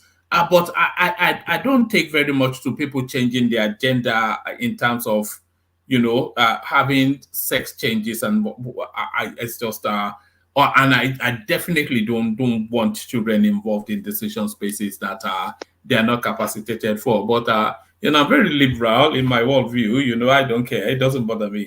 So one man. So you see what Babati just said, and when he talked about attempt, the issue of attempt. So this is one of the reasons let her go sleep now. Let her go sleep. Thank you. All right. Let me build. Over to you, Thomas. Sorry, I came. Carry on, but let me ease out. Yeah. Babati, this is one of the reasons why we. Good night. Why we're trying to fight thank you, Tony. Thank you. Happy holidays. Stigmatization of people who go through these changes. You understand? So people do these things. They needed support. They needed support from different community. So when they are being stigmatized, so what do you think they're going to do? Okay, can I respond to that? So, because this is data now. So the reasons that they give for those that have failed with it is not so much of what people think, is more of regret within. It's like it's internal struggle. It's not like the outside. It's not about acceptance from the public. It's them regretting that they ever did that, not because the public is not accepting of that. Maybe part of it, but once I've looked at that, like I have numbers from Heritage Foundation, even CNN. They put some of those things out. Let me find some of the links so that you can read up on it. The New York Times. So it's not so much about because I was not. Remember, back in about 5 years ago, before you go through this transition, there were stages to it. You have your therapy sessions, counseling sessions. That is done before transition. But what happened is they collapsed that time period from 5 years to about 6 to 7 months, about maybe a year thereabout. They shortened that time frame for counseling because money got involved in it. So somebody comes with $100,000, $20,000. If you remember, Akim, before you went through those therapy sessions, counseling sessions, right? There was no payment from insurance companies back then. But once those companies started paying for those procedures, the time frame shortened. So the greed to get more money from people from the meds being used from those procedures shortened the therapy sessions, pre and post. So this is not about the public not wanting them. It's that procedure or whatever they were doing before got shortened up, and people still have this regret that they wish they never did it, especially if you notice, is that number is very high from men going to become women. That is where they have the highest numbers, because they've done the, you know how they slice your penis into two, right? So they will slice the penis into two and they will tuck it in. That's what they do. They will slice it in, they will tuck it in, make it into like a vagina shape. Then the breast, and you can always remove that. But what they get most is that they've sliced their penis into two and they've messed with it so much that they cannot recover it, even if they do recovery surgery. That is where the highest regret is. It's not about the public opinion. It's about them feeling that regret on their own part. Okay, Thomas. Hey, Tony, long time, but I think I asked you this question before. Is there a limit to anything in life? I've always I said to you last time that the extreme part of anything is what I do not subject. I don't But accept. how do you define extreme, though? What you call extreme to other people is just like maybe normal or within the limit Yeah, but or range. that is how life is. So people who take Akim, let me say this to Babati and well, Prince Daddy. Are you object to people being who they want to be? No, you can be whoever you. No. Yes or no? No, it's not a straight answer like that. Now, let me explain. No. I say, are you object to people to be who they want to be? Okay, okay, Thomas. Let me respond. No. You are going far. Answer the question. Okay. Yes or no? It's a yes or no question. Okay. Unless if you don't want to answer it. Okay, let me answer. Let me answer. What is gender dysphoria? You are not answering my question. I'm not going to answer your question. I'm asking you question. No. You don't want to answer my question, but you want to ask the question round. What is gender dysphoria?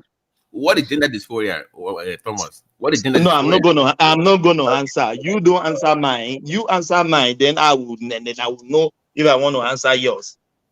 Okay, so how can you be well? Who the hell are you? You don't even know who you are. If you are confused about who you are, do you know who you are? They are not confused. Do you think they are confused? Yes, they are. A man calling himself a woman is confused. It's called gender dysphoria. It's there. I mean, I don't get. It's a matter of choice, isn't it? No, dude. If you have a dick, you're a man. Okay, it's not that I don't know. Let's be raw here, please. Don't tell me you have a dick and say you're a girl. Or what are we doing here? Yeah, I came. When is it okay to murder your neighbor? What do you mean? That question was I came. Prince Daddy. I think when I was answering your question earlier, I answered based on legality, what is legal within the society, and what is not legal within the society. So, the question you ask me now, you understand that is an illegal action. No, that is not proper, my brother. Well, let me tell you this. Maybe Babati is aware of that story. I think about 2 years ago, so maybe 3. In the state of North Carolina, right, a baby was born. A full baby was born to term. A baby was born. A healthy baby was born. We can see the baby. Nothing wrong with the baby. It was not a premature birth or nothing. Full, baby to term. And they have I don't know if they officially have the law now, but they have the option for the mother of the baby to decide if she would like to keep the baby or not. And if she chose not to keep the baby, they would dispose of the baby and handle the case. Now to you. Please, that's not true. You know that's not true, man. You know you're just making that. Okay, Google it. Just Google it. Okay. I don't need to Google it. You see, even Babati did not even answer you. You know that is not true. Come on. See, a lot of people don't know. I'm telling you what actually happened. And I'll look for the link. And the governor of the state. A child that has been born, that is life. Okay, that is life I'm already. telling Akim, this is what I'm trying to tell you. I'm trying to tell you the limits at which man can push anything to. I'm telling you. I'm not making it up. It's a story. Those are those information coming So, Akim, let me respond to what Pinard is saying. So, in most healthcare professions, when you get to grad school, what Pinard is talking about is one of the papers they make you write about. It's called euthanasia. So you decide whether to kill them if you want to die or not. Yeah, Yes. So it's not making that up. You can look that up. Okay, so it's just asking you the question to choose because it's a very difficult decision to make. So yeah, when a healthy child has been given birth to, they can still kill the child. Is that what you're saying? If they have enough medical. Trust me, just look at the cases. Like if somebody has chronic, no. Come on, man. Don't be giving me vague answer. If they have enough medical what? Okay, Pinard, can you rephrase so that we can properly respond to what Akim is saying? This came down to a matter of choice, the choice of a woman, and it's quite simple. A woman give birth to a child, a healthy baby, nothing wrong with the baby. Okay, and if at that point in time after birth, if she decides that she does not care or want the baby anymore, the baby can be euthanized, essentially. Okay. Yeah, okay. Can you hear that now? Can you? Okay. I get what he's saying now. So it's not incurable disease or whatever. Give us a link so I can look it up because I have heard in some states where they've tried to redefine what the meaning of abortion is. Is it when it's within the baby or outside? So you give us a link to look. That is not even abortion. No. Hold on. I'm trying to get to clarity in what he's saying. So just give us a link to it so I could follow up on that one because so I can read that. I'm telling him that is not true. You know, there's nothing wrong with telling him that.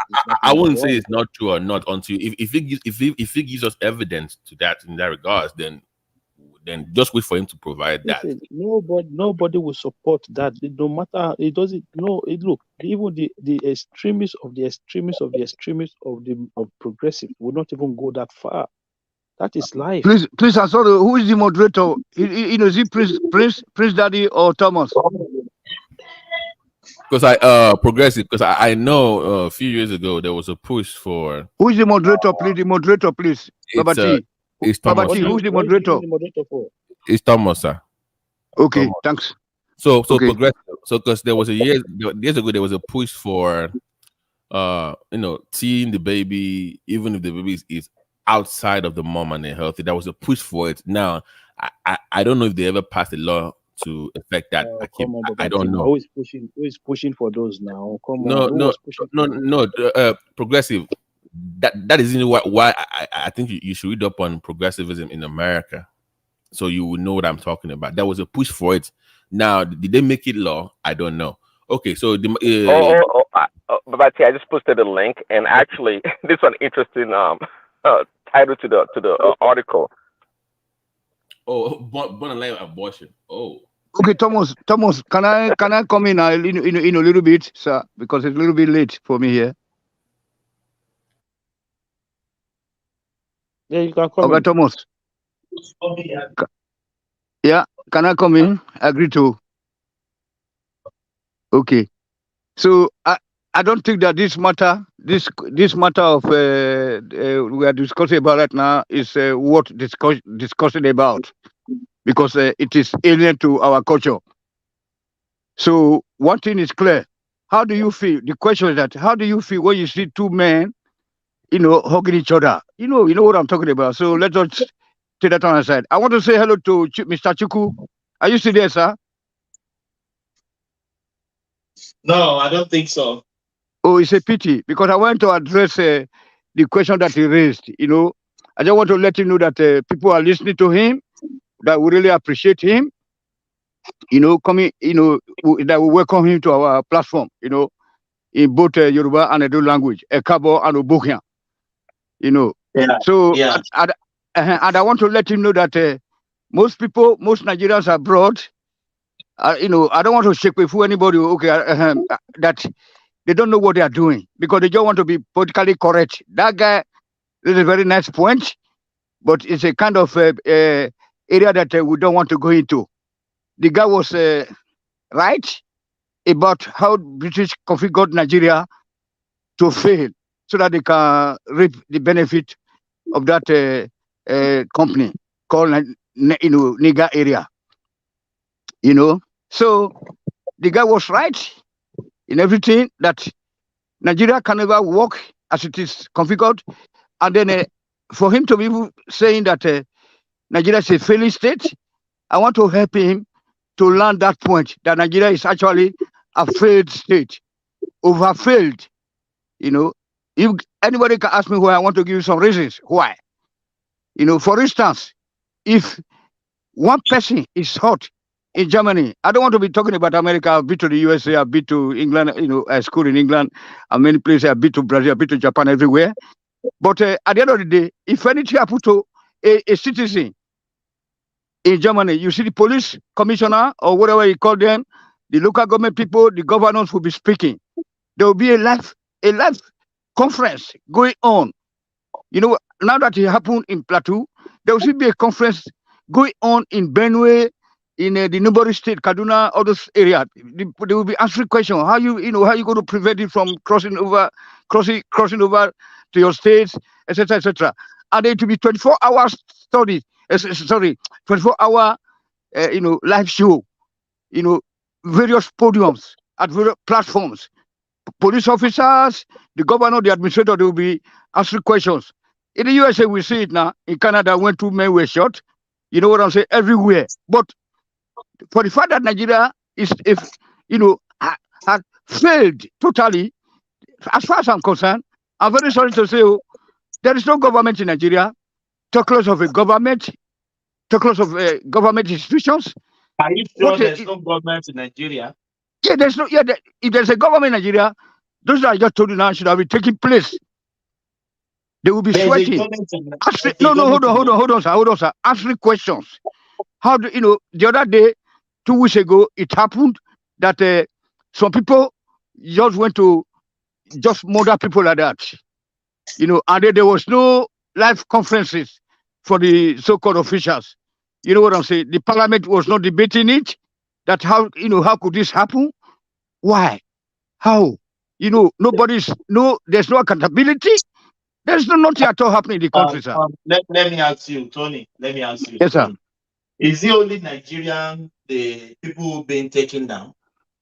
Yes, it's only Nigeria because in other countries, look, in other country, when in other countries, when it happened, question: is it only in Nigeria? Okay. Things like that happen. Yes, it's only Nigeria because when it happens in other countries, no, let me explain. No, don't shift the question. Is it only in Nigeria things like that happen? I say yes, and then you ask me why. That's all right. Ask me why. Ask me why. That I say it's only in Nigeria because if it happened in other places, there will be accountabilities. I don't the official will come out and they speak to the people. Tony, I don't think you are listening to me. I listen to you. You ask me whether it's only in Nigeria that it happens. And I say yes. Hold on, please.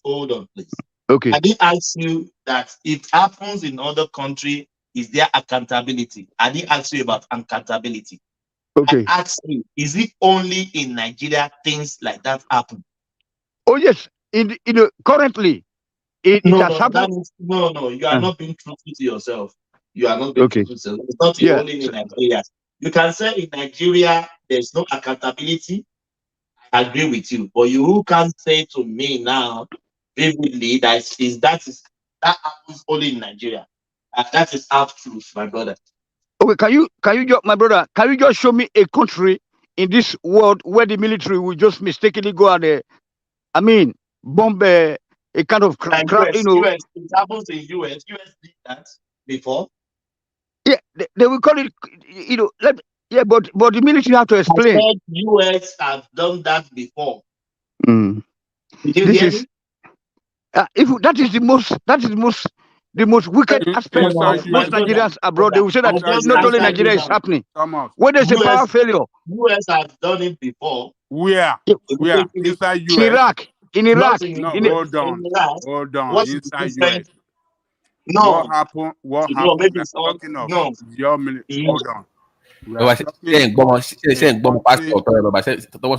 Ajani Koko talk now. Let Ajani Koko talk, please. Our own situation is our own military bombing their own citizens to death. Are you telling me the citizens and people in the US, they are important more than the people in Iraq? What are you talking about? The issue.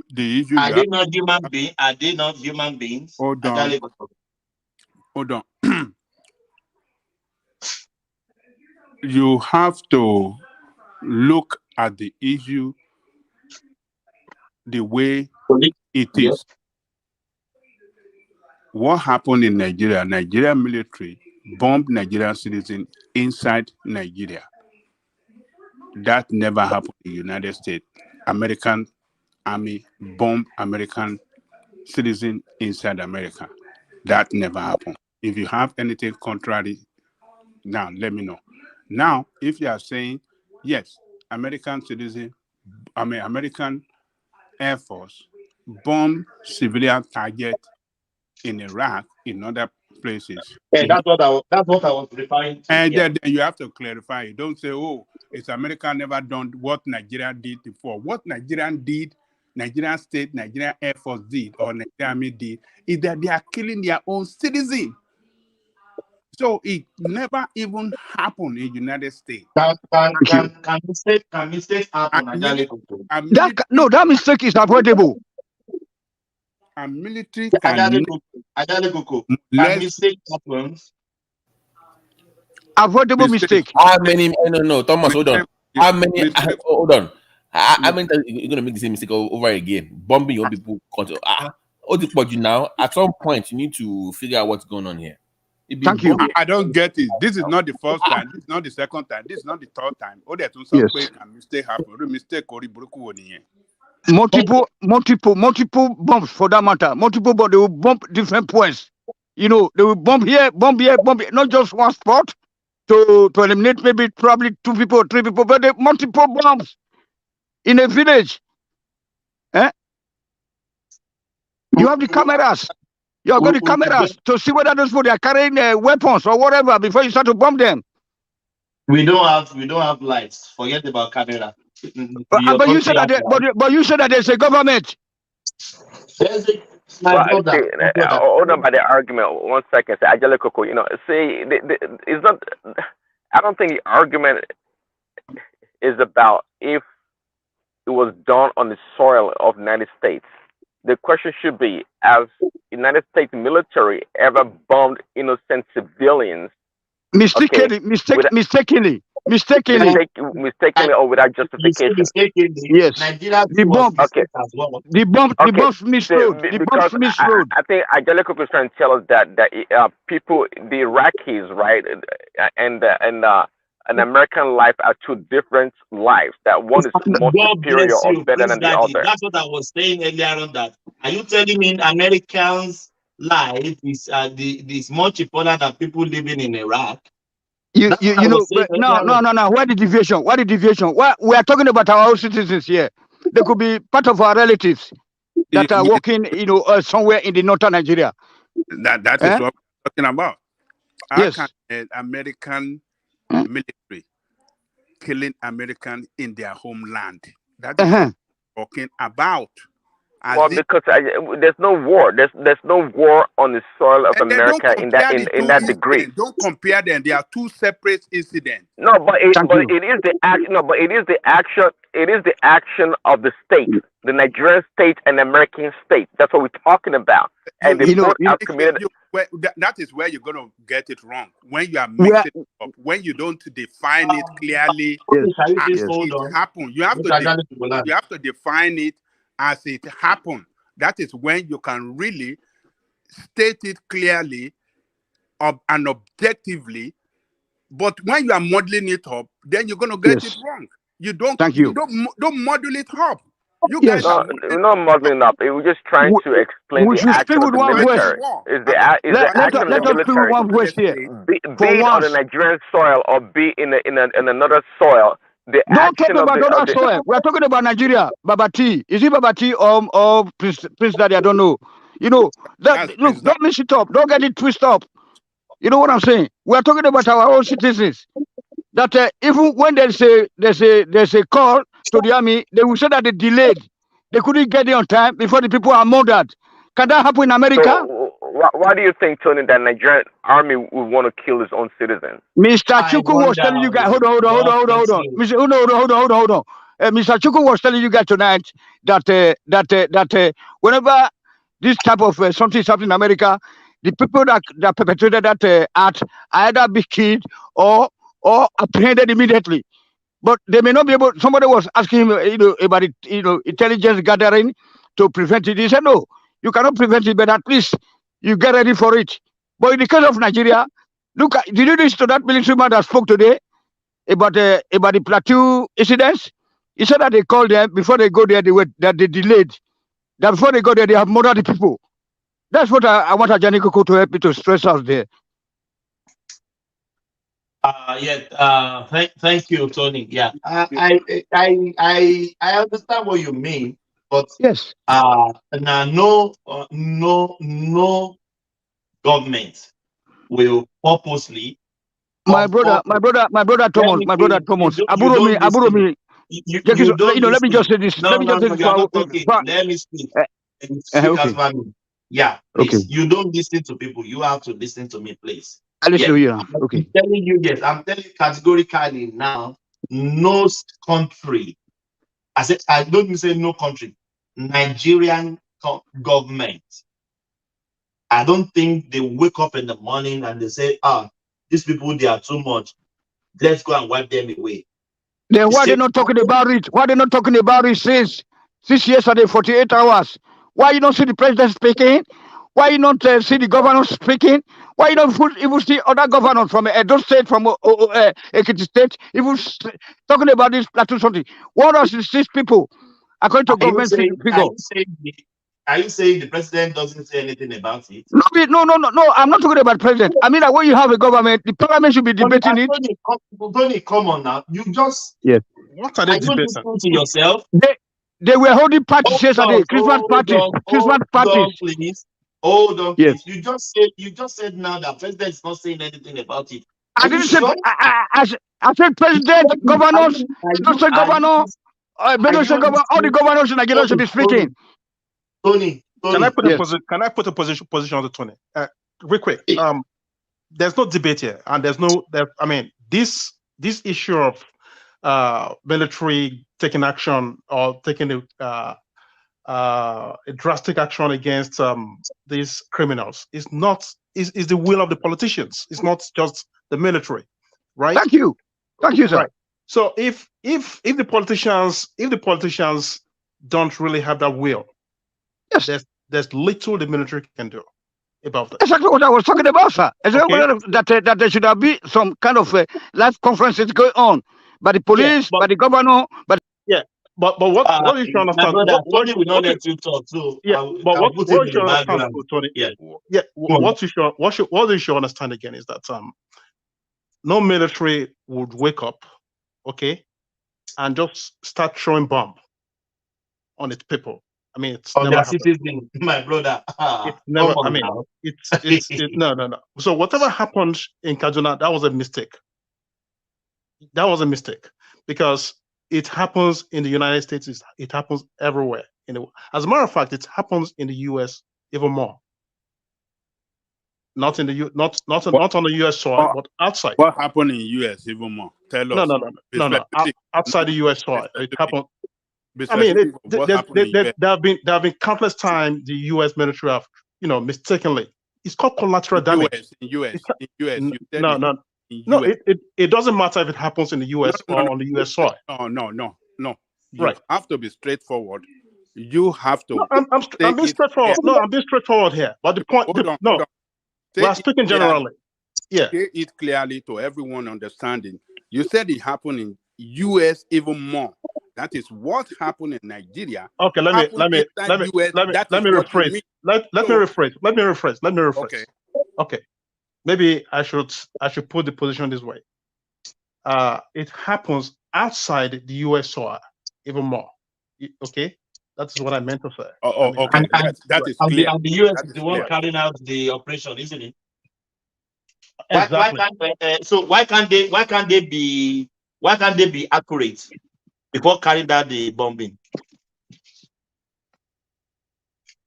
You are not So getting US too can make mistake, isn't it? You see, when you guys yes, of course, US can make mistakes. US too can make mistake. Yeah, because exactly. Again, we're talking about the states, the Nigerian state and the American state, the military. Okay, killing innocent civilians. That we're talking about, right?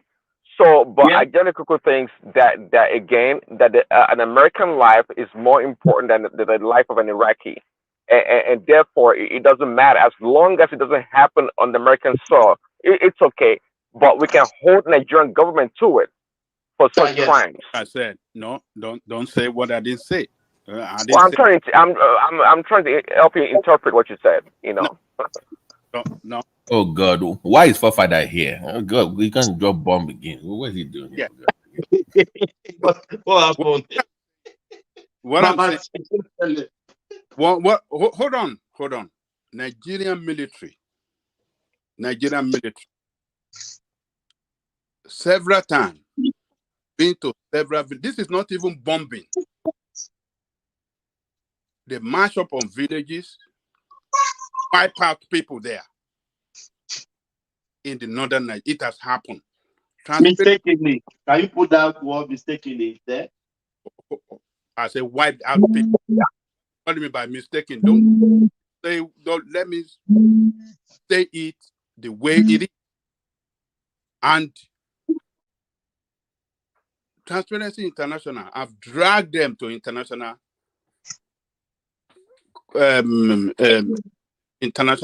institution, United Nations. That Nigerian military extrajudicially killed Nigerian citizens. Please, can you cite an instance, an example, please? Hold on, they have evidences, and the people villages came out with their own evidences that these people marched on us, wiped a lot of our people out. So, and that form. American military did the same thing in Iraq and Afghanistan numerous times, many times. You want American did it in Iraq. We are talking of Nigerian state doing it against the citizens. Because people here, Is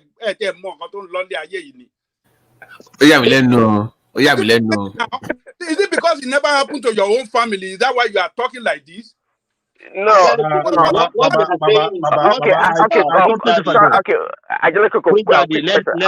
Let me say hold on. Are you saying that it was done deliberately? Is that what you're trying to say, Angelico? Yeah, deliberately. Okay. No, it can't be. It can't be. No way. Let me land. You will say your own. Those are some of those reasons. I mean, particularly for that reason, that is why Obama did not send weapons to Nigerian state during Jonathan time.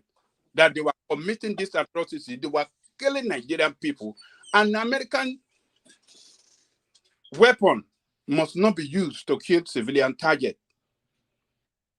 Because we're too rampant, Transparency International is reporting, and all international organizations were up against Nigeria this issue.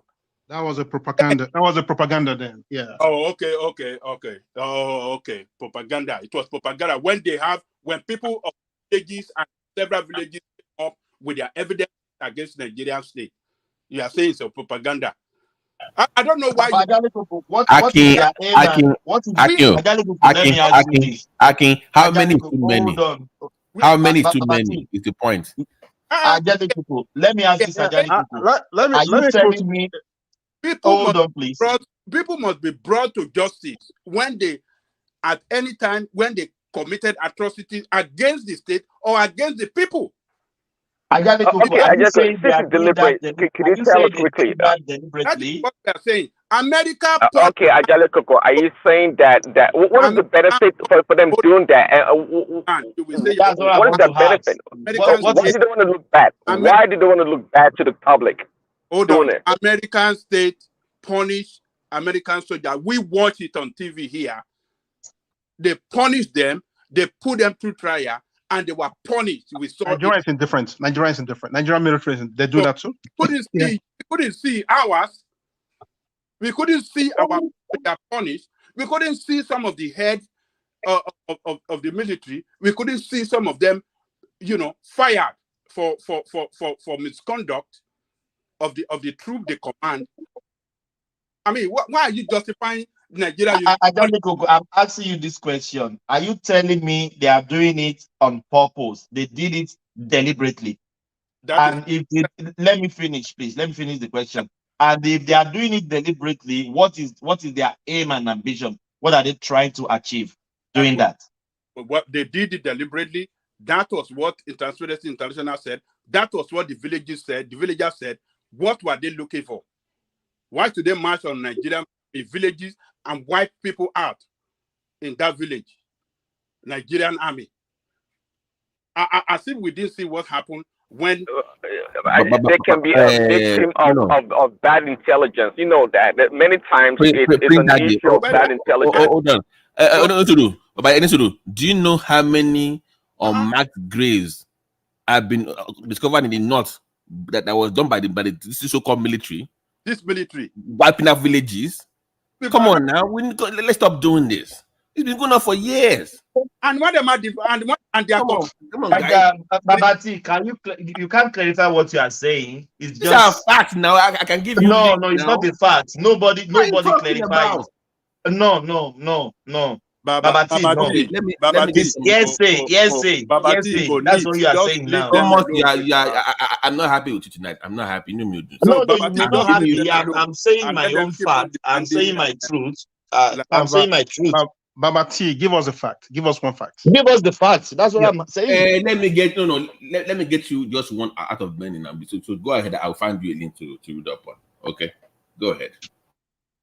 So we can't just come here and no. I think there is no government that is saying that their brain is still working will be killing their own citizens. For what is? I asked Ajale Cook with the question. He couldn't answer me. What is their end game? What is their aim and ambition doing that? What is the end game? What's the aim and ambition?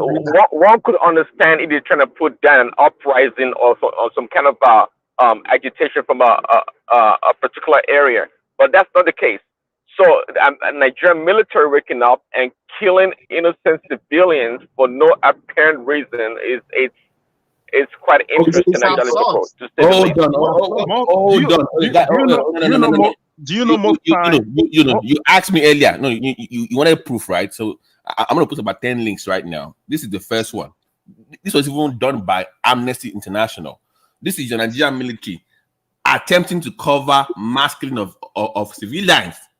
This is Babati, you watch much of CNN, all this propaganda. Amnesty, whatever. But see, the civilians were Boko Haram and the terrorists. Yeah, they were civilians. Thank you. That was about you just pull out of my mouth. Thank you. Yes. You know what? Let me put more links there for you to go through. I have tons of links I'm gonna put on there. You can follow it up on your own. But are you talking about Boko Haram that was wiped out? No, can you please look at what the report says? They are civilians, not Boko Haram. Please, guys. Boko Haram carried out most of these killings. Atrocity, yeah. No, but Thomas, when Boko Haram is coming, they will come in convoy. They come with their vehicles. The military can see them, and that the Boko Haram will even go to villages and sack a whole village. 3 hours operation, no military present. Even the military bases around there will be ransacked also by those guys. Yeah, exactly. You're making what kind of country is that? What kind of country is that? My brother Thomas Aburo me. Tony, yeah, calm down. Yeah, yeah, calm down. Yeah. I think Prince Daddy wants to say something. Yeah. Is Prince Daddy there? No, Yeah, no, yeah. I was just responding to telling Babati that most of those mass graves were just Boko Haram at work.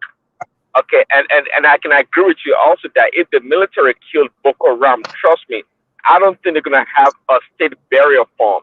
They're just gonna throw that into the ground and just cover it up. I mean, that's what happens. But again, what we're trying to talk about here is the issue about indiscriminate killing by the Nigerian military, and I don't think that's the case because again, I don't know what the benefit would be. I don't know why Nigerian army would want to look bad to the public by committing such atrocities. I can't make a connection. Not because I don't sympathize with the people that were killed. Being my family members or not, that's not the point here. But the point is trying to evaluate the action of the Nigerian military. And I don't believe that unless you can show me concrete proof that yes, they went out to do it. Read the Okay, link. Babati, Prince Daddy, you have to believe it because the military has been infiltrated by the Boko Haram people that were pardoned. So let's wonder these things are happening.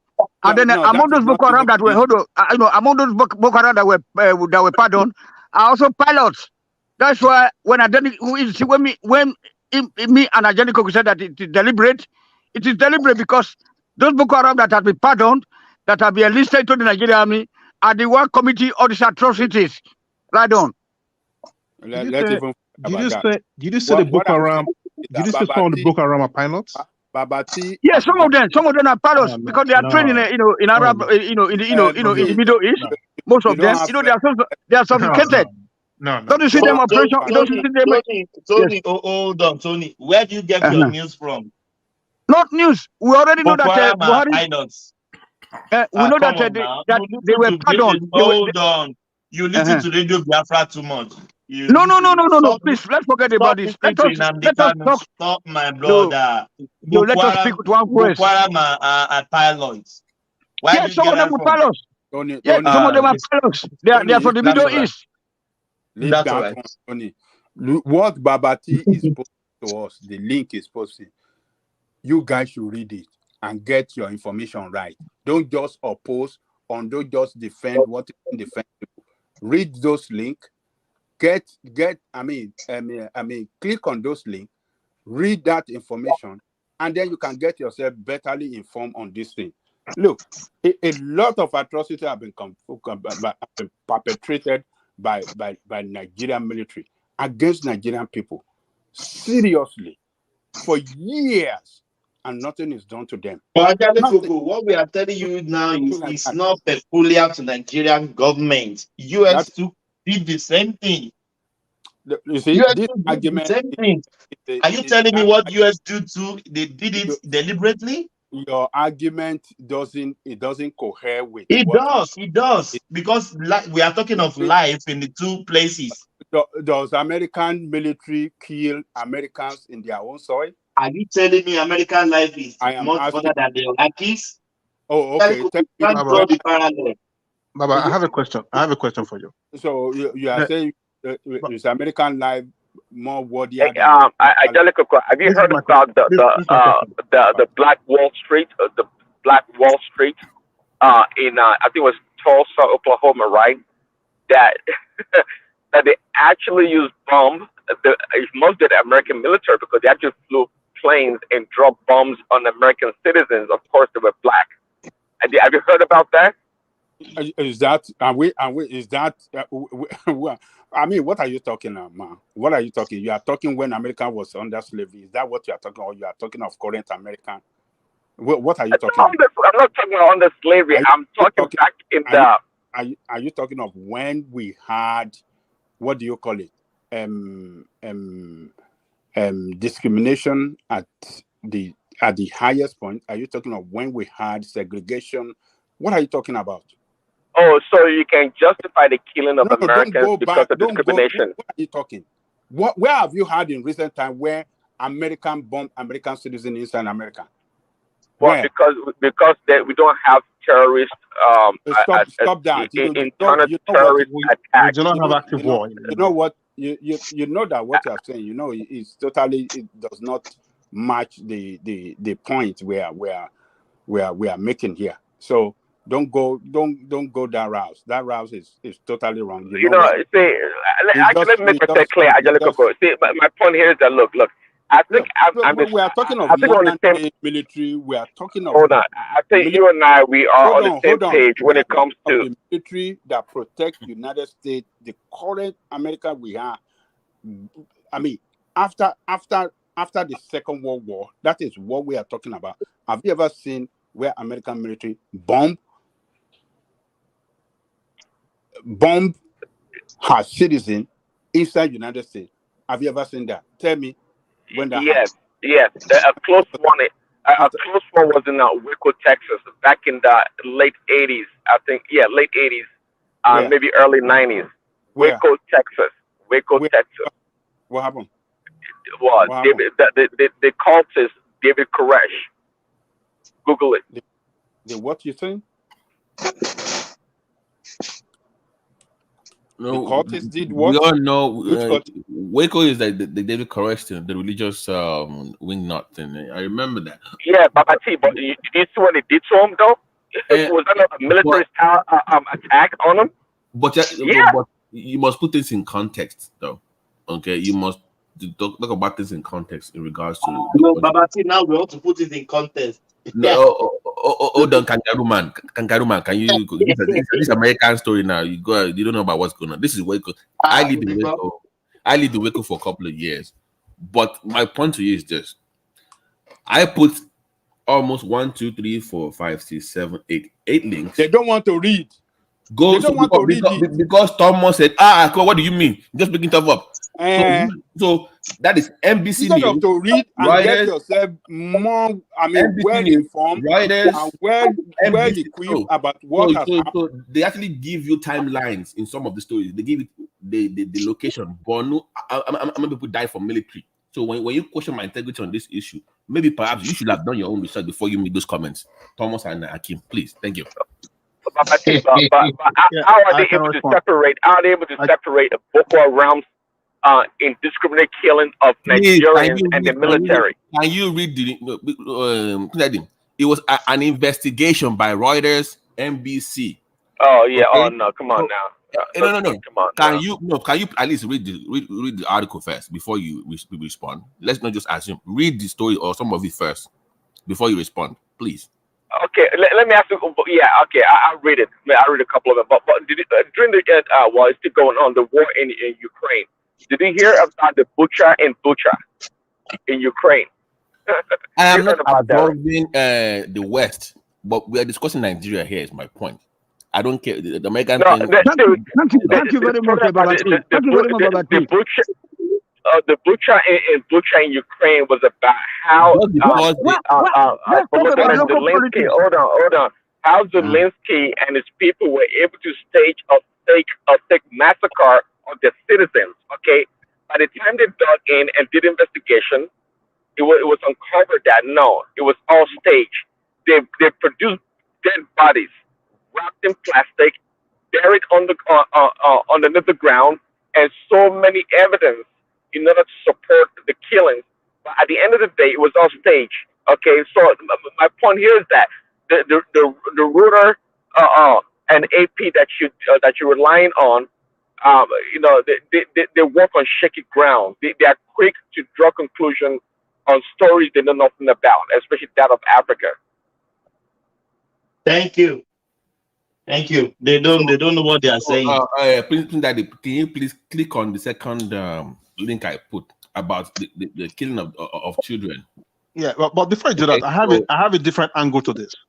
Now, this is let's hear from you. Yeah, go on. Yeah, so Nigeria is at war, whether you like it or not, especially in the northern parts, Borno, right?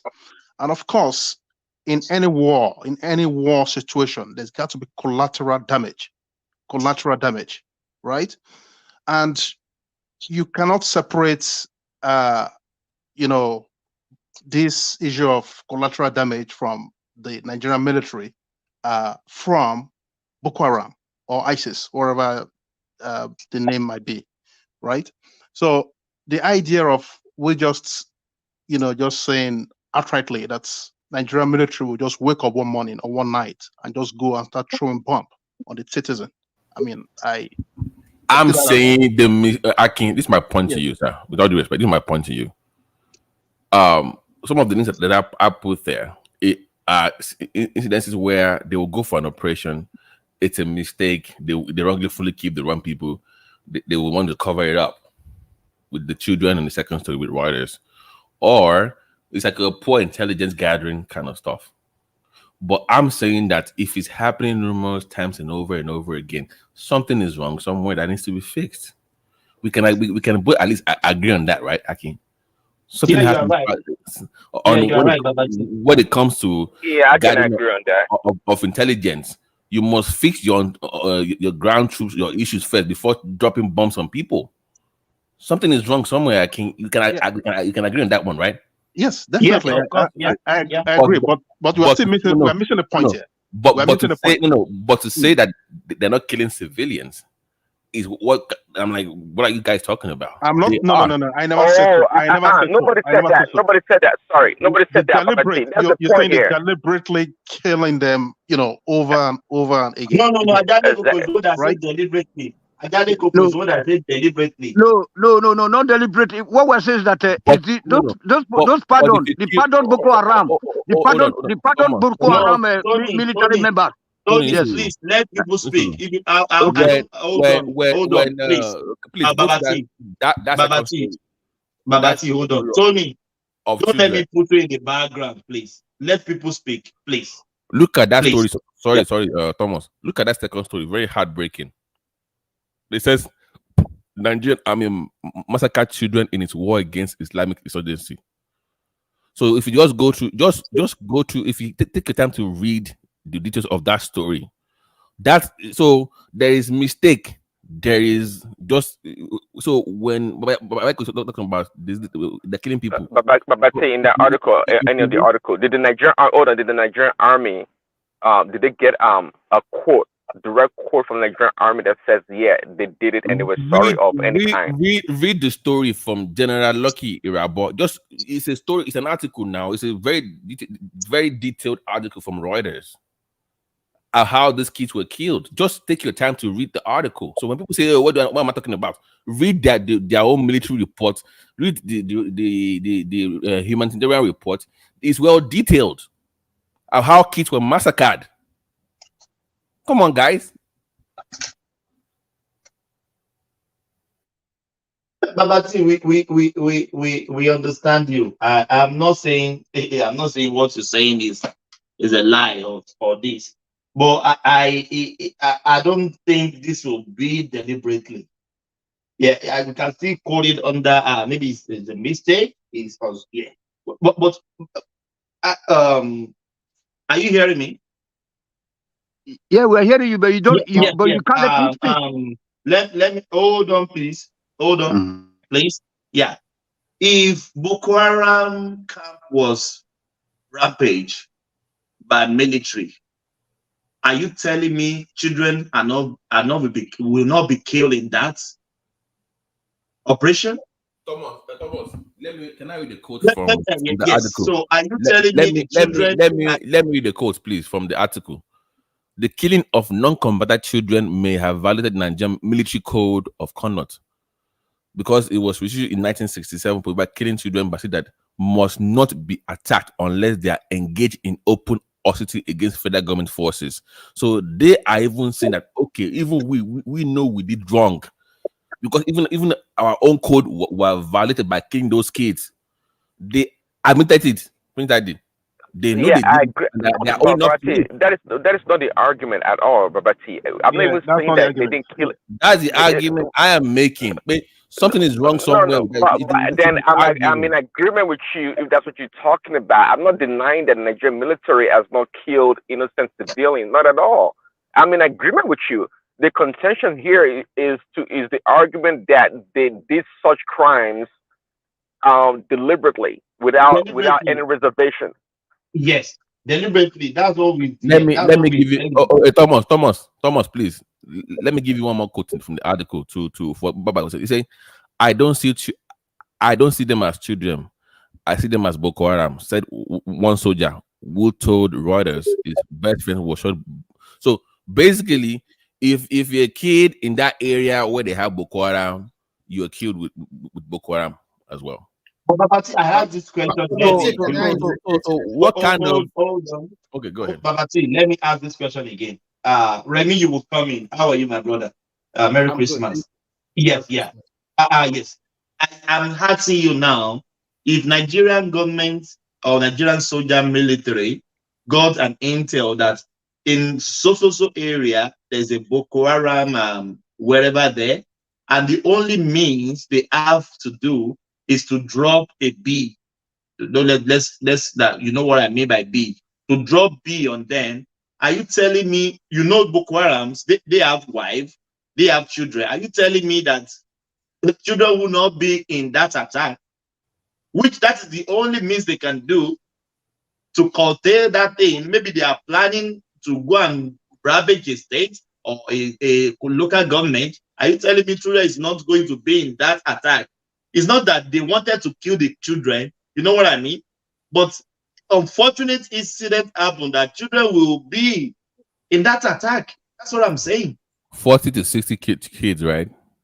Okay. Thomas, you're even right to some extent, because they use those kids as shield, right? Oh God, here comes that particular argument again. Hold on a second. They use, we've seen a situation, or we've seen in many situations, many cases, where they use children as shields. You understand? So as spies. You know they use them as spies? As spies, good. As spies, as shields, whatever. When we talk about the Nigerian insurgent, it's totally different from other clans in the world. The one of Boko Haram, please, first time, we should condemn the indiscriminate killing of children by Nigerian forces, whether deliberately or undeliberately. What has happened to these children is not good. And I think from the Nigerian aspect, I think some of our soldiers maybe not trained enough in the act of this kind of curtailing this kind of crisis. Because Nigerian army were not really trained. We do envisage that we are going to have this kind of terrorism in our space. So they were not trained in this kind of angle. And moreover, and I also think they should get their intelligence very right. But on the other way, when you are fighting this kind of war or this kind of thing, there's no way there will not be some children or some public who know nothing about this war. Remy, what's important problem? What's important on the argument and so on. But they are not killing children as you emphasize like that. My only concern here that I want to even know that I don't know what is going on in that north central of Nigeria, Plateau State, for example. But Remy, were those children carrying weapons? Were those children carrying weapons? No, it's condemnable. It's condemnable. But at the same time, in terms of war, there is always casualty that people don't envisage. Because that's called collateral damage, isn't it? But it's I know you call it whatever you can call it, but these are small children. They have a full old life to live. But killing them at their infant or wherever is quite unfortunate. We should just condemn it, and we should also Nigerian army should also be condemned also, because if you get your intelligence right, and you can minimize the number of children being killed. Children are supposed to be saved. They are supposed to be protected in terms of crisis or in terms of war. So when children are being killed, in the fact that now they are using children for shield, what do you do in that case? I don't think the Boko Haram are using There's no fact to that. No, there's no way. No. Have you heard of using children for spy before? Yeah, I know what you are talking about. But in the Nigerian context, no one in the Nigerian context, please. In the Nigerian context, they are not really using that. I think it's how to deal with that Nigerian military or air force or whatever. They didn't get their intelligence very right. And I think that's not true. That's not true. That's not true. No. So you are telling us that it's deliberately killing them, or what are you saying? No, that's not what we're saying. They're not deliberately killing these kids. So in most cases, okay, these kids are used for shield. No, they use them for spy. You have a link for that, Akin. Akin, so give us a link. But see, let him No, land now. The man gave me Let him land. Thomas. The man gave me a link to go and find a link. Okay, Akin, you said go find. Give me a link to what no problem. I will find link now. Babati, what Akin is saying, we are not saying what they are doing is right. Don't get us wrong. No, I'm not saying that. I will never, in any circumstance, even in a terrorist camp, if it is possible to save all the children in that camp, I'm in for it, because the children, they don't know anything. They are just innocent. They are just unfortunate to be born by a Boko Haram or by a terrorist. They know nothing. But you know, sometimes some things happen. You understand what I mean? Which is not good, but they can't help it in some cases. That's what we are saying, and that's what I'm asking as he's saying. Yeah, but sorry, Remy, let's spend time actually to critique the Nigerian army or military, because they have a lot of faults. Now, if you guys want to talk objectively about that's open for debate. And I mean, because I think the military at the top is very corrupt. I think they are. I mean, I think they could have done more damage to this insurgency or the terrorists, which they're not doing, because the whole operation is a cash cow. So they have their fault. They have plenty of fault. Nigerian military, and we should condemn them in every way possible. Yes. And Babati, just look at what happened over the week. Yesterday or the day before yesterday, the communal clash in Plateau. How come there is a huge battalion of Nigerian military in Plateau State, anywhere they can find themselves? How come they will be killing people like that, and there will not be aircraft immediately dispatched to that place to quell or to arrest or protect the people? The Nigerian military will not go there. The Nigerian police will not go there. And those people have a free day to kill more than 80 people overnight, and then they will just walk away freely like that. I think that is, unfortunately, sometimes I also ask myself, because once you look at the country itself, you just continue to ask yourself a lot of questions. Is this country really meant to be together? Are we really meant to be together? There's a lot of saboteurs in Nigeria because of selfish gain. The military have been fighting war against terrorism in the Northeast. They have reduced it to some certain extent. But some of these communal clashes in the north central of Nigeria, I'm talking about Plateau and Niger. If our problem is not enough manpower, but then what are they fighting for? I don't even know. I don't even understand. Are they fighting for farmland, or are they fighting for who will take my wife, who does not take my wife? I don't know what they are fighting for over the years. What do they want? I don't understand, and they continue to kill themselves. These are just peasants. When citizens continue killing themselves, it'll be very difficult for the government to curtail that, because government won't know when they want to start their trouble. You know what I mean? No. The government can curtail that. For example, I don't see any reason why all these dummy state governments should not emphasize on the national. This is high time. Have a state police. Let the people in that community, they know one another. They know those people that are committing this atrocity. Nobody can tell me they don't know that. So let that be a state police. Let the state police go and fight their people by themselves. You will see that Remy, forget about state police. It's not going to happen. Go and write it down. No, why do there you are say that? many things attached to state police. I know. My brother. I know that, because when you talk about Nigeria, I know what you are thinking about. No. State police is not good. Go and write it. It's not in our lifetime. Go and write it down. It is not going to happen. But if we are not going to have a state police, then it's high time. Maybe each year we should put 100,000 to the police.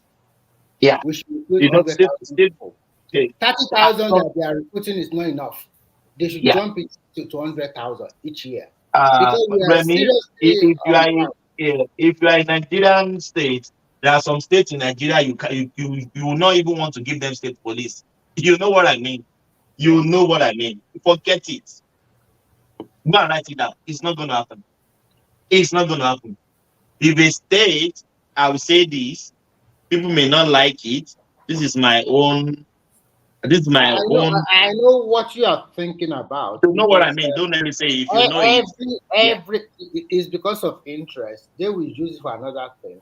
But you might be right. But even if you are not going to have that one, then the federal police they should put like 100,000. Remy, can I ask Remy a question? Go ahead. Remy, do you also think that the military composition of the composition of the Nigerian military is also a factor? Like, if you have mostly people from the north that also have their own agenda. Yeah, you have a very the military itself. They have their own agenda across the board. Do you think that also factors in this wahala? Yeah, you have a very good point. But can you blame them? I just like 2 weeks ago, I was talking about Nigerian police recruitment. Do you know that most of our men in the south they don't want to become policemen? All of those people that tendered their application, Kaduna, Borno, all of them, they have highest number. Lagos only have 1,000 people, for God's sake. Nobody wants to join the Nigerian police. And when you talk about they will not complain. They will not complain 10 years from now that they're not being represented. Look at our for example. They will say they are not recruiting the South. They say they are not recruiting the South. Yeah. No, they are not recruiting. Our people are not showing interest. Nobody wants to die. You know? So you don't want to die, and then you complain that security. Even if they say that they are going to give them 100,000 or 200,000 per month, so our people, for example, Babati and you, even to say we are in Nigeria, would you allow your kid or your son or daughter to join the military or the police? You would say no. Back then it was why not be that? Let me, I will allow it with his administration that will be sitting in the office. Or maybe Navy, but not the Army. Navy. So those people in the north, they are the dummy head that they will go and put their own children to be slaughtered, right? And because they don't. Unfortunately for them, I pity innocent people, but the leaders in that place serve them right. When they think they use religion to wipe them into order, and they think they are going to continue to do something just to step on them, do whatever they like. These are when you have 10 wives and with 40 children, and you do not cater for them, you just send them on the street to go and beg for hands. If there are no more hands, if there is no more money or food that people will give to them, what do you expect them to become? They will turn against you. That is what is happening there. So and this is a very good lesson for everybody. Always have children you can cater for. If you don't have none, it's even better than having several. No. No. This is not good. That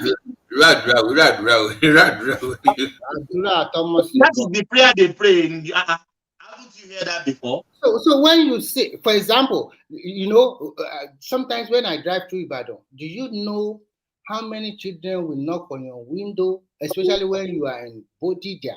You are in Mokola side. Challenge. Do you know how many people are you going to give money to? Remy, somebody once proposed that Nigeria should adopt the Chinese thing of that one-child policy. Mm-hmm. And I said, how would that work in the north? How would Malame? So do you think Nigeria should adopt that policy?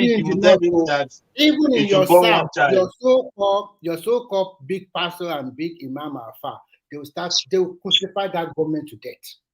Your so-called big pastor and imam, they are the one that will start it first. They say, it's ungodly. It's not written in the Holy Book. It's not this, that they will crucify it.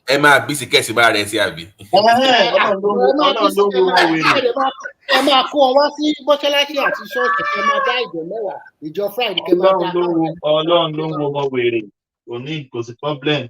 Continue giving back. No problem.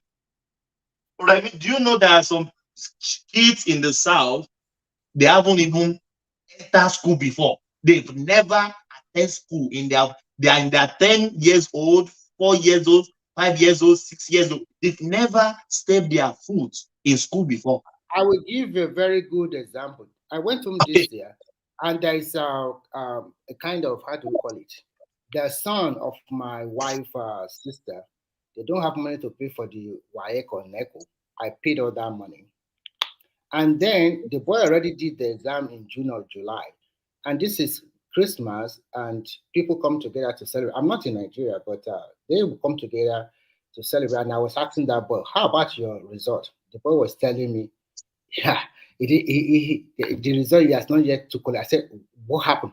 He said, because his mother was owing 17,000 naira. And I asked the mother, you are owing 17,000 naira to pay for your son. You didn't pay. And then you have money to buy chicken, to buy clothes, to buy shoes. 6 months down the line. And are you expecting me to also pay that 17,000 for you again? So sometimes I don't understand our people. So this boy already did his examination. 6 months down the line, does not know. And I asked the boy, what have you been doing? Just roaming about the street. Roaming about the street? Yeah, following girls around. That's all. With dreadlock. Yeah, so you put on dreadlock already. I said, so you yourself, for 6 months, you don't know nothing. So you don't even know your plan. And you say it's your mother. And this same boy, his father is in Germany. But the father already married another white woman. So it's complicated. You know, so many complicated stories. No. We have to this our culture of giving back to children that you can't even care for. Apart from the culture, we have to check our religion a lot. We have to check ourselves. Because nobody will feed your kid for you if you cannot feed him or her. Everybody have their own they are going to feed, and then you continue to drop them every year, every 9 months sometimes. Why, for God's sake? And in the north, they continue to have wives upon wives, children upon children. They are not really taking care of them. They send them to the street. But things are turning around. The economy is not in good shape. People that are used to give harm, they are not giving money anymore because it's not enough for them too. So what do you expect? So the best thing is to recruit more into the Nigerian police, and I don't know whether they should decentralize Nigerian military very well. I don't get it at all, because how can you be kidnapping today, banditry tomorrow? I don't understand. It's just a cash go, as Babatia and Prince Daddy have said. They're just making money out of it. You're a fucking dirty nigger, and you need to kill yourself now. I am Goku, so much better than you nigger monkeys. If you what is that? Who is this person? What happened? I don't know. No, somebody came in. What is this guy listening to? Oh my God. That's anime stuff, right? Things that are you there? It's animated. Who is listening to that? What the anime do? I don't know who is that person. Who is that person? I think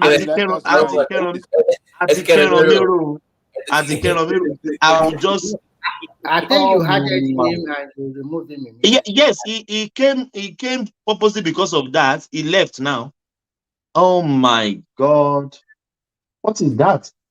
Oh God. No, don't so much worry. A lot of people in this world nowadays, they are weird. A lot of the world itself is turning to another thing entirely. So you can't be mad at people like right now. They can just shoot you and just stab you for people. Just move ahead with your own life because so many pleasant. I don't know. Mental health is really. Yeah. What does it gain from doing that thing for like 2 or 3 seconds? What does it gain? If we just doing that all around, probably I don't know what kind of person he is. He'll be laughing now. He'll be laughing that sounds Babati sounds more like American, isn't it? American, yes, is that. Animation. Yeah. I want FBA nìyẹn. I want the black on 80 Africans nìyẹn ni. Yeah, all the down one no. But you mama look at it. I was just scared. Thomas. Only I wanna ipa jẹ wọn lọ́wọ́ pé torí slavery. Hey, they are the ones that we owe them repatriation. We must pay them first. I think the problem also is that not really a problem. I think I'm sorry to say this. I think the Western country or whatever, they don't really want some countries in Africa to really develop. Nigeria, we have to force ourselves. We have to really come. The reason why I said that is I look at all the financial institutions. It's in their hand. They have a lot of ways to continue to suppress you.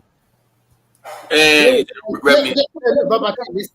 they will tell you that human rights, you are tampering on it, you are not doing the right thing. They are also doing it. They use that one against you, and they have a lot of collaborators in Nigeria. A lot of lazy man. Let me finish. Can you just let me finish for 1 minute, please? And when you listen to me, then I would like you to counter me. They will suppress you using the financial institution by giving you different kind of loan that you cannot really pay back easily. And secondly, we have a lot of our professionals all over the world in most of the Western countries, and nobody wants to live in a very good environment and with all the benefits you are getting. Then you want to return back to your country. Seeing your country in shatters, you will never return. Now they are up their game again. They are recruiting more artisans, carpenters, mechanics, tailors, everybody that can come. They are bringing them from Africa again. That, to me, is another slavery. So when you bring all of these people there, that means we have to continue to we are training people for them. So what will happen? That means the money we make over there, we have to send it to Nigeria. So they will, and then if they are not succeeding in that aspect, they will throw crisis among you people. Like what they have been doing. It's just an easy divide and rule. I know that this might be, you might call it a lazy argument. And the reason why this thing continue to fester in Africa is because we as a country, we are not united ourselves. We often bite ourselves on the foot. We are not really. So the whole of African countries. I'm talking about the big one.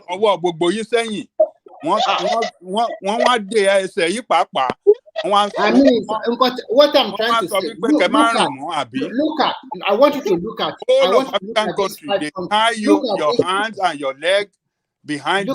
Look at these 5 countries. You can't grow, you can't walk. I'm not blaming them.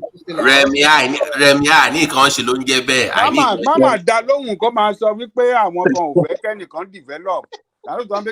develop. I really have a level. I don't think so, Remy. I understand you, but I don't buy that argument. Nobody is stopping you not to develop your country. Thomas, yeah. You know, I came here a few months ago talking about we must dominate, and people think I kidding mean by that. That is the only way you can free yourself from the West. To show strength, one respect here. Never. Look at how small North Korea is. She want to say what would you want? No.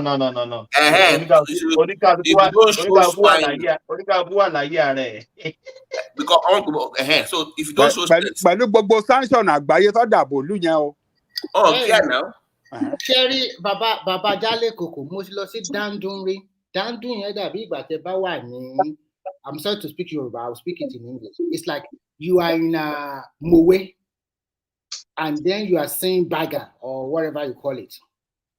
So in Mowe is like, let's say Mowe is like London. Everywhere is lighting up, everybody is beautiful. From that Mowe, you can see North Korea like this. North Korea, they don't have light, they don't have nothing. But because there are people there, they don't allow them to interact with the rest of the world. They are happy. They are contented with whatever their government gave them. They share food. They worship their Lord, their president. So, and they but North Korea is like it's even better than Germany. They have more housing estates that people are not even occupying. All their light is working. No. Sorry. Propaganda for the West. Sorry. Not Korea is not better than Germany. Don't. Man, it's looking like we are seeing the pictures here. No, please. I've seen physically by myself, so you cannot compare. Please. My brother, I don't know why we always let us concentrate on Nigeria problem. And the people not speaking. The government officials, they are not speaking. 466 people are dead. No government official is speaking. No Channels TV live program.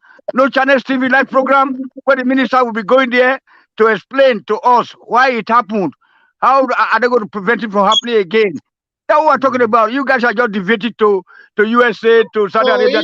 Even if your minister now tell you that it won't happen again, it happened, what are you going to do? No, they must be having sleepless nights.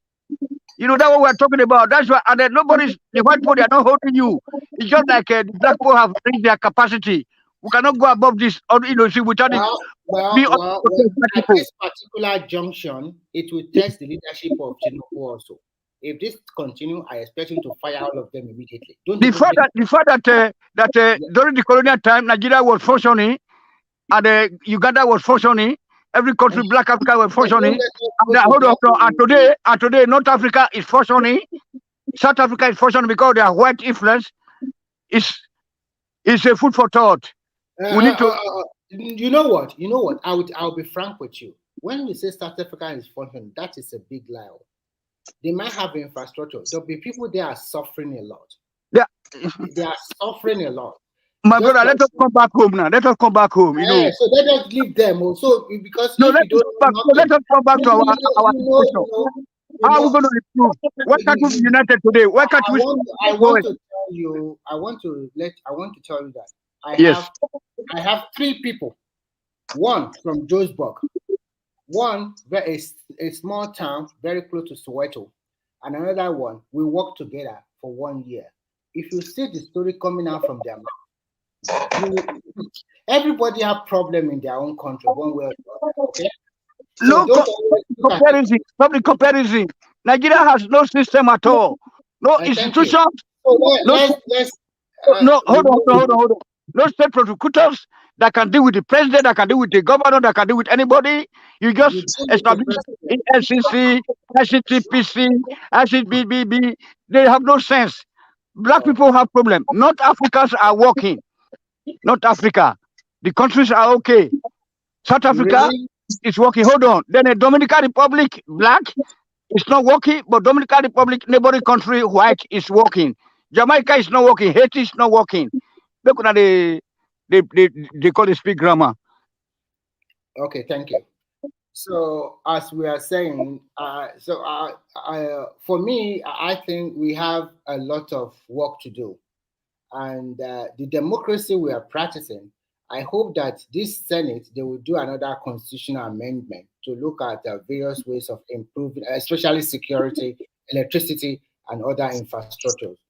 So the governors also have a lot of work to do, and the people, we also have a lot of work to do to continue to hold our governors accountable, because this is becoming too much, especially from that North Central. We can understand. Sorry, did somebody just come into the studio and call people and monkeys? Yes. Yeah, somebody came earlier. Like I was like, I think it's one of those FBA people, FBA folks. You know, not those crazy repatriation. Yeah.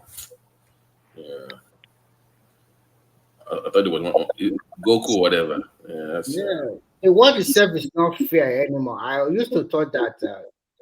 Oh my God! Everybody is just about interest. I just hope that I don't know how to put it, and I don't know how the president is going to do it in conjunction with the National Assembly. There must be total overhaul. Our military. Remy, by the way, sorry, Remy, by the way, can we both agree right now that the PDP is over? PDP? They are dead. Can we say that it's over now? It's over already. It's over.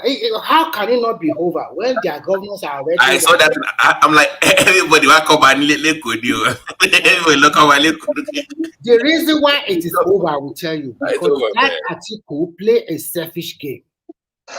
After that 2023 election, if I were him, he's supposed to throw in the towel and help them to rebuild that party. But of course, you are saying nothing again. You want to contest the next 4 years again at almost 82 or 83 at that time. What's wrong with our people?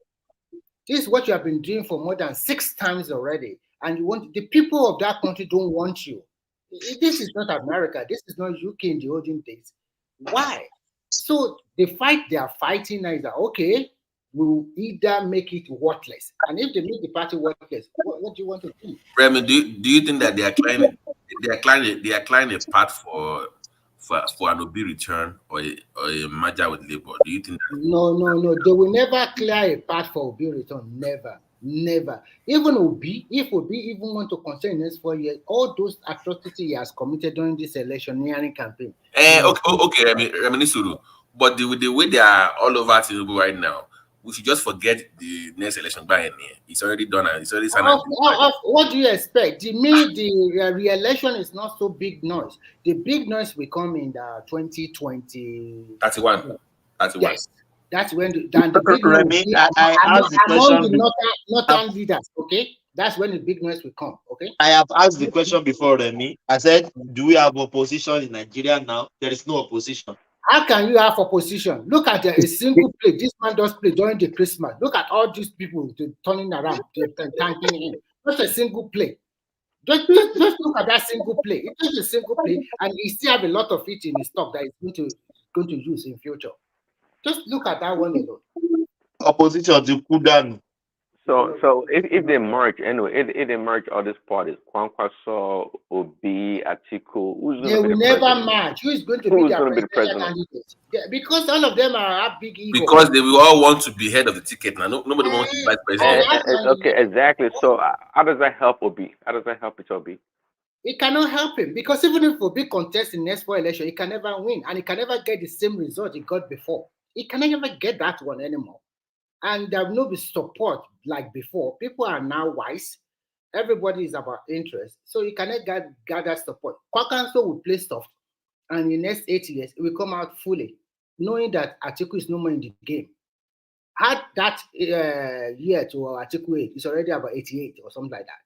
So it's no more in play. The people that will be in play will be people like Zulum, Shetima, maybe Ribado from APC, and probably another of their governor who is strong. And then from the other people, maybe Kwankwanso will be in play. Bala Muhammad will be in play. So all of them will be in play. So there will be a lot of noise among themselves. But at the end of the day, if Tinubu rule very well, APC will continue. If things does not turn around, then we look at other candidates. But I think if our PDP, I better form another party or change the name of the party and kick Atiku out. Because if you don't kick him out, that party will not work stronger. But do you think Atiku can mount a formidable party to oppose PDP and APC if kicked out? Never. Where is he going to get the money? It's not going to work. It's not going to work. Let me tell you something. In Nigeria, the government of the day, as a politician, there is no what do you call it, permanent interest. You change your color because that is in Nigeria. They take politics as a job. That's where they get their money. Let me even shock you. You know, that Lagos and Tinubu loss clearly is going to win it next time. Even Oshun, the dancing senator, is going to vote for it. They're going to find a way to give it to the APC. Of course, they are already against not the what senator you because think. things Just are do not moving in Oshun as they expected. Things are not moving very well, and the guy just returned from. You know, that's the problem of our people. When you won the election, you put all your cousins, your in-law, your wife, everybody, you put them in government. What result do you expect? That state have not seen any development over 1 year. The people of Osun regretted it, but they won't say at least they are dancing. yes, now they regretted it a lot. Thomas, are you not from Osun? You kept quiet now. Thomas. Is Thomas not from Osun? Is Kolata is from Osun? He's from Oyo. Kolata is from Osun. He's from Osun, yeah. So they kept quiet. They know that they did a very wrong calculation. And they are complaining bitterly now. But they will wait for him for the next 4 years and they will kick him out. That state is a swing state. And it will continue to swing like that. until they have another better candidate. Because this guy is just floating around, not knowing what it is. He just returned from America telling them all kind of BS. I don't know. So, in fact, when I look at the whole Southwest, I think we only have 2 governors that are really doing well. That one of Ekiti and Lagos. The rest are just. My brothers, I want to go sleep, but maybe just forget stop the projection for 2027 because there will be no Nigeria. Either we'll do one nation. Go away, guy. But Tony, what do you mean by that? What kind of? The situation is too. We're in a dire strait. It's either we. You guys, you just talk anyhow you like. Hold on. There's no. It's negative. The diversity we are having is negative because once it's still taking off. Hold on. So let me just land before I go sleep. That a South how to produce governor, the others know how to produce a president, the other how to produce this. So once you are talking like that in a nation, that nation has ended because there shouldn't be zoning or that. Oh, there must be this next time is not with peak or northwest, southeast, southwest. Please, my brothers and sisters. You don't really know politics. You don't know anything about. You don't know politics. You already know that. You have no. Look, you don't. Hold on. Let me land. You don't even have a constitution, and then beside that, you don't even need a constitution. All you need is love. So the black people lack love for each other. So when they steal this money, they take it abroad. Okay. Can you explain? Remy, such a major oil producing country cannot even refine our product for domestic use. What the hell are you guys talking about? After refining is already come off stream. No, forget about that. Forget about that. Okay. Forget about that. Okay. Have a good night and a sweet dream. Okay. Man, make I just they follow the Ajani Koko's lead here. Okay.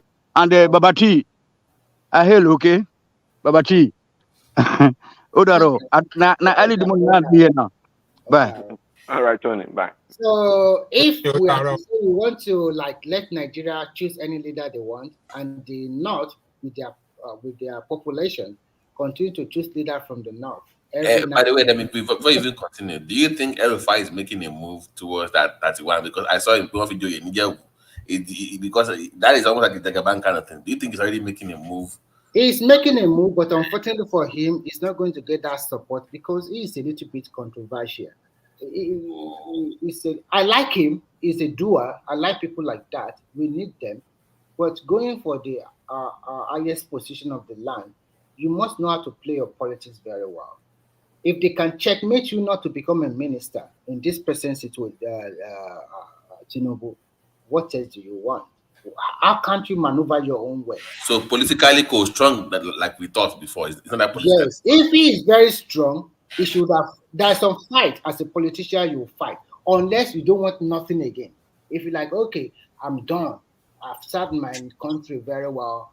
I have my own business. I want to go back to my business. But if you are still nursing the idea of I want to be president, and then they just checkmate you like that, and you yourself, out of your principle, you just throw in the towel like that and walk away. No, that doesn't show. I don't think El-Rufai should be misused or abused. I think it did well before the election. It did well for Tinubu and for Nigeria, for that matter, actually. Yeah, I don't have from. I'd say it's a doer, but sometimes for example, you have to be less controversial because he is too much controversial. There's some of his everybody have their own. Some of his ideology is a little bit too extreme or annoying, but he can find his way back to government anyhow. Maybe I don't know. But if he has the mind of becoming Nigerian president in the future, he has a lot of order to cross. Because even in the North, they don't really like him. Well, I don't think Tinubu wants to sideline him. And No, he doesn't want to. Tinubu really needs him. But when you have a lot of people around you as a president, and you don't want to lose some of your close allies too, and they don't want him, and they table a lot of things in front of you as a president, that in fact you know that El-Rufai does not really like Tinubu before. He has done a lot of things to, something that is not pleasant enough. And as a president, you have a lot of people around you too. You know, and I think that's why I like Erufai for that matter, because yeah, it's had some kind of a skirmish with Tinubu, right? You know, politically, right? But at the same time, when it came to the time to be objective, it was. Yeah. I mean, So I can appreciate people like that. So if I were him, don't contest for president and remain like that. Hold yourself in high esteem. But if you want to go for the highest position, you must be ready to fight dirty too. It's not going to be easy for him. Well, it likes to play, you know, it likes to put pressure on people and things. It put pressure on Buhari. It did put pressure on Buhari, actually did. Yeah, so, it put pressure on Buhari. Remy and Pizadi. So, what do you think from the north now are the likely individuals that will succeed Tinubu in the APC? If you had to guess right now, I would say from the onset, I would say Tinubu's been playing a master chess game. If we want to put it that way. See, Tinubu, there's a reason why he chose Shetima. That was a bold move. And there's a reason why he chose Shetima, and he would love Shetima to succeed him after his presidency. You see. No. So if you ask, you don't know him. You don't know him. No. No, well, I think so. I mean, at the end of the day, maybe the calculation, the calculus may be off at the end of the day. But trust me, Shetima will be his first choice. I believe from the onset. Tinubu has been trying to de-Fulanize Nigeria in a lot of ways. Yeah, he's been trying to do that. But it knows where the center of power is. It does. And but it would love to have the power shift to the northeast, to the Kanuris. I'm telling you. I think that's his first preference, if he could have his way. Yeah. For me, I think probably they might be grooming that Zulu, that professor. The reason why I will not support Shetima is very simple. Or the reason why I will not pick Shetima ahead is because when you look at Nigerian context, in president, it's not easy for a vice president because Nigeria calculates a lot of things. They will tell him, you have been VP for 8 years, it's enough. And bringing another person from the same board to come and become president, that is a double kick. Remy, but to Pinadi point, don't you think that Tinubu has somewhat demystified this great northern power structure that we thought was impossible to crack? I mean, the northwest. Yeah, he has tried that. It's kind of he has played his game very well. He has given them the national chairman of the party.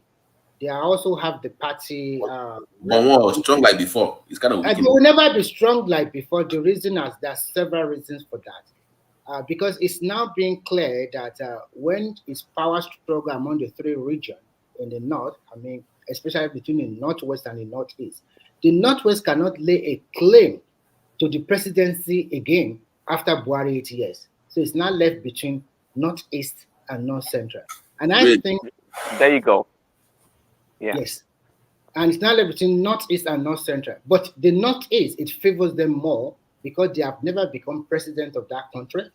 The north central have it, both as Babangida, Abdul Salam, so many of them. So it favors the northeast. And I think when you roll your dice very well, I think Zulum will probably have a big stake. They are keeping him. And it's Zulum or Fulani? Is it Fulani or what? Where is it from? It's Kanuri. It's from Borno. Oh, there you go. Yeah. But I heard that I heard that actually it was Tinubu's first choice as VP. Oh, really? What happened? No. It was not Tinubu's first choice. It has been Shetima all along. But because his name popped up at one time when his name popped up because of his achievement, but he is also a clever politician. Because if he makes that move, he knows that at the end of the day, they're going to drop him. So he concentrated on that. Is why we continue to work hard on Borno to make Borno a better place, and he can now sell himself in the next 8 years. It's easy if you want to play your game. And at the end of the day, it's going to be, they're not going to play like between Fulanis and Kanuris. It's going to be an issue of the northeast versus the northwest.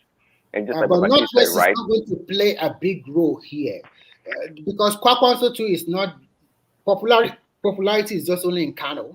Okay, I mean, can we do this scenario? Let's say APC picks Northeast, right?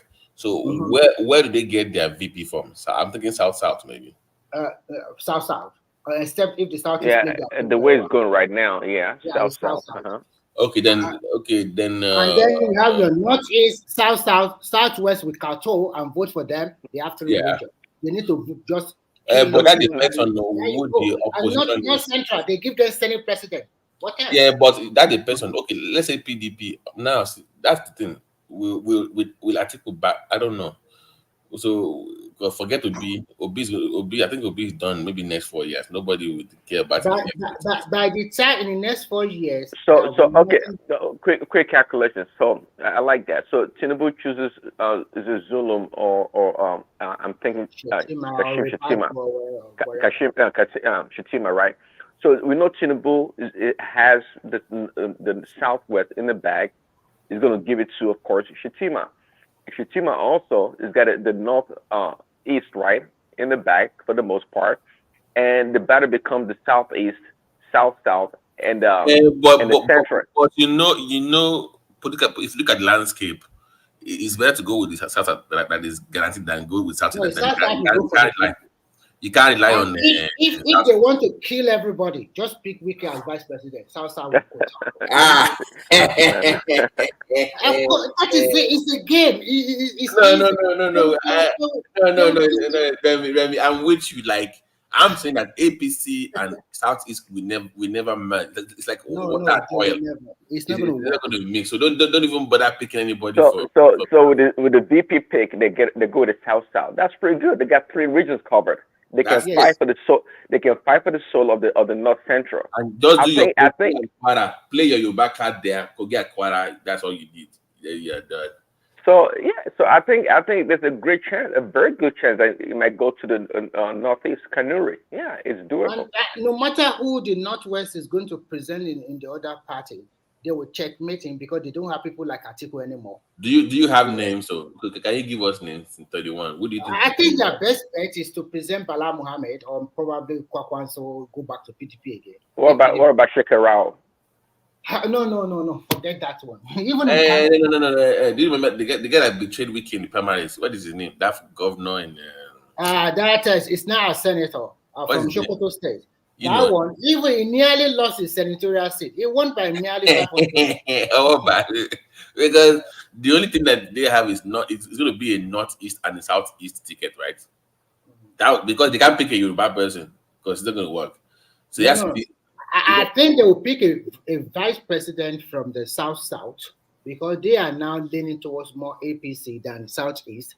And you cannot, it's the politics. You cannot risk your game and go and pick a VP from Southeast, which they don't like your party. So no matter what you do, I'm saying the PDP, not the APC. The PDP, if they still remain intact, then they pick their candidate from the Northwest and go and pick their VP from the Southeast as usual. Yeah, that would be there. But the Southeast is already divided. It's not going to be. Southeast, South. They're not going to have that bulk vote like before. You know there are more voters in the South than Southeast, right? Yes, of course. And so why would I want to go? No, even in the Southeast, they are not going to have a bulk vote if they don't have a VP as a presidential candidate. And even that's the problem they have. Like once you say Peter Obi, who else do they have? No, even if Peter Obi is going to contest again, they are not going to give him that bulk vote anymore. Forget it. It's not going to get it anymore. It's not going to get it anymore. You can have your cake at the first time, but the second time it's not going to be easy for you to have it again. So I get you supporting it was the Uptown's proposition that we should just rotate the presidency amongst the 6 regions. No, I don't support that one. You don't buy into that? Do you know Nigeria? Let me be honest with you. They will say every 5 years, right? Start from the north. When it's about to get to the south, they will change the terms again. Yeah, so you didn't know that there's this.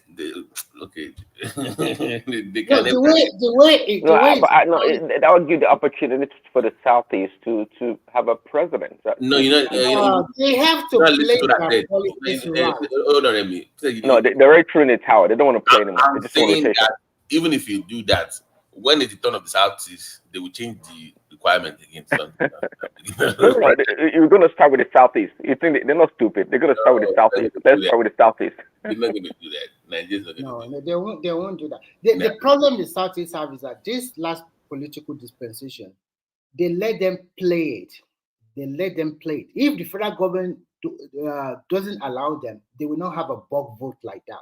You just let Obi have that few days. The reason is because to decimate PDP vote. So he has all the 5 states in his hand and some pocket of vote in where PDP is strong, or they divide the vote among the 3 parties. So in the next 4 years, if Obi comes out, he's not going to have the same kind of vote he used to get before. He's not going to get it. Because you can see from the gubernatorial election, Uzodinma clear all the vote in Imo State. So if he comes out in the next 4 years, Obi is not going to get all the votes from that state anymore. Things will have changed totally. So South. But Remy, but Obi is still walking around like he wants something. Maybe yes, that is what they want him to be doing. Huh? Continue doing whatever you want. But Remy, now it's now becoming embarrassing on Twitter, and that's it's embarrassing. If I were him, I would just go away for a while. You don't need all of this. Like we all see what is going on, but I think it's like self-awareness. Like, dude, you're just embarrassing yourself at this point. It's just like I don't know why he keeps doing that online. Even his own people obedience. They're like, guys, slow down. What is all this tweeting? And you know when that guy was, look at that single play that Tinubu played during this Christmas. Come and see people from the South, the way they are hailing him. And it will play that one again when the Salah holiday also came. Wọ́n máa tún ti sọ pé kò máa jẹ́ bẹ́ẹ̀, wọ́n máa ti sọ pé kò máa tún rí bẹ́ẹ̀. Báwo ló sọ pé lè rí bẹ́ẹ̀? Àwọn èèyàn ti ń padà sí ìwọ̀n 50% náà nígbà. Wàá gbọ́ ẹ̀kẹ́ ní àwọn interstate small buses. Tí bàbá tí ò sí ń bì nígbà yẹn tó sọ pé kò máa rí bẹ́ẹ̀. Let's be honest. That was for the Igbos. It was not the Nigerian thing. It was targeted to the Southeast. What I'm trying to say is that it's a very good play from Tinubu, and they enjoy it. Now they are returning back to their base, and they are still getting that 50% rebate again until January 4. So they are getting that 50% off. So you can see it saved them a lot of money. So that means they have more money in their pocket to do whatever they want to do. And if he now played the same game next year when we are celebrating the Salah, he's warming. And I also learned that some arrears due to some some people that are getting 20,000 naira from the government, they started receiving their money already again. So you know what? This is a politician. You know what he's doing. He continue to give money or give some incentive to some downtrodden people and work on our infrastructures. The only problem is that he really has to do extra work is that insecurity. He has to really do more than extra work. Are you still there? I'm there. Who do you think that the Southeast can put? Forget B2B. Who can we say we can rally around from the Southeast? Because at this point, I don't know. There has to be somebody. I will say, okay, everybody, when it gets there, they will not be, it will be more moderate. A moderate, if I can use this American term, a moderate ego, if that makes any sense. Who is a moderate that we can vote for from the Southeast? I don't know. Unfortunately, Babati, they don't play their politics that game. Their politics are too much big men. They are fighting among themselves. But when you look at Southwest and the other part of Nigeria, they'll have 1, 2, or 3 leaders that they can respect, or they can okay, we have listened, we follow you. They don't play their politics that game. If I were them, probably they would have supported people like Soluda or maybe other people they think they are better. But for them, Obi is a little bit tribalistic. So it's not going to be easy for him to rule Nigeria. David Umar is what I like, but I know they don't like him, so I don't know. They don't like him. They don't like him. They don't. Imo people don't like Enugu. Enugu people don't like Anambra. Anambra people hate all of them. Anambra people think I'm the richest. So whatever I say, everybody must listen. So they don't like the Anambra people. So the policy they play is too cutthroat, man. It's not easy there. So they don't have people now. But if I were them, I'll probably play my game very well, anticipating that I will slug it out with the South in the next 16 years. That is their best bet. That is the only thing they can do. This Vice House of Rep Speaker is a young guy, right? I think he's barely 41 or 42. That one, no. Where is he from? He have that cloud. No cloud for now. Yeah, but he's in the APC, right? It's an APC guy. But even the people, do you think they will support him? They won't. They don't like that. they won't support him.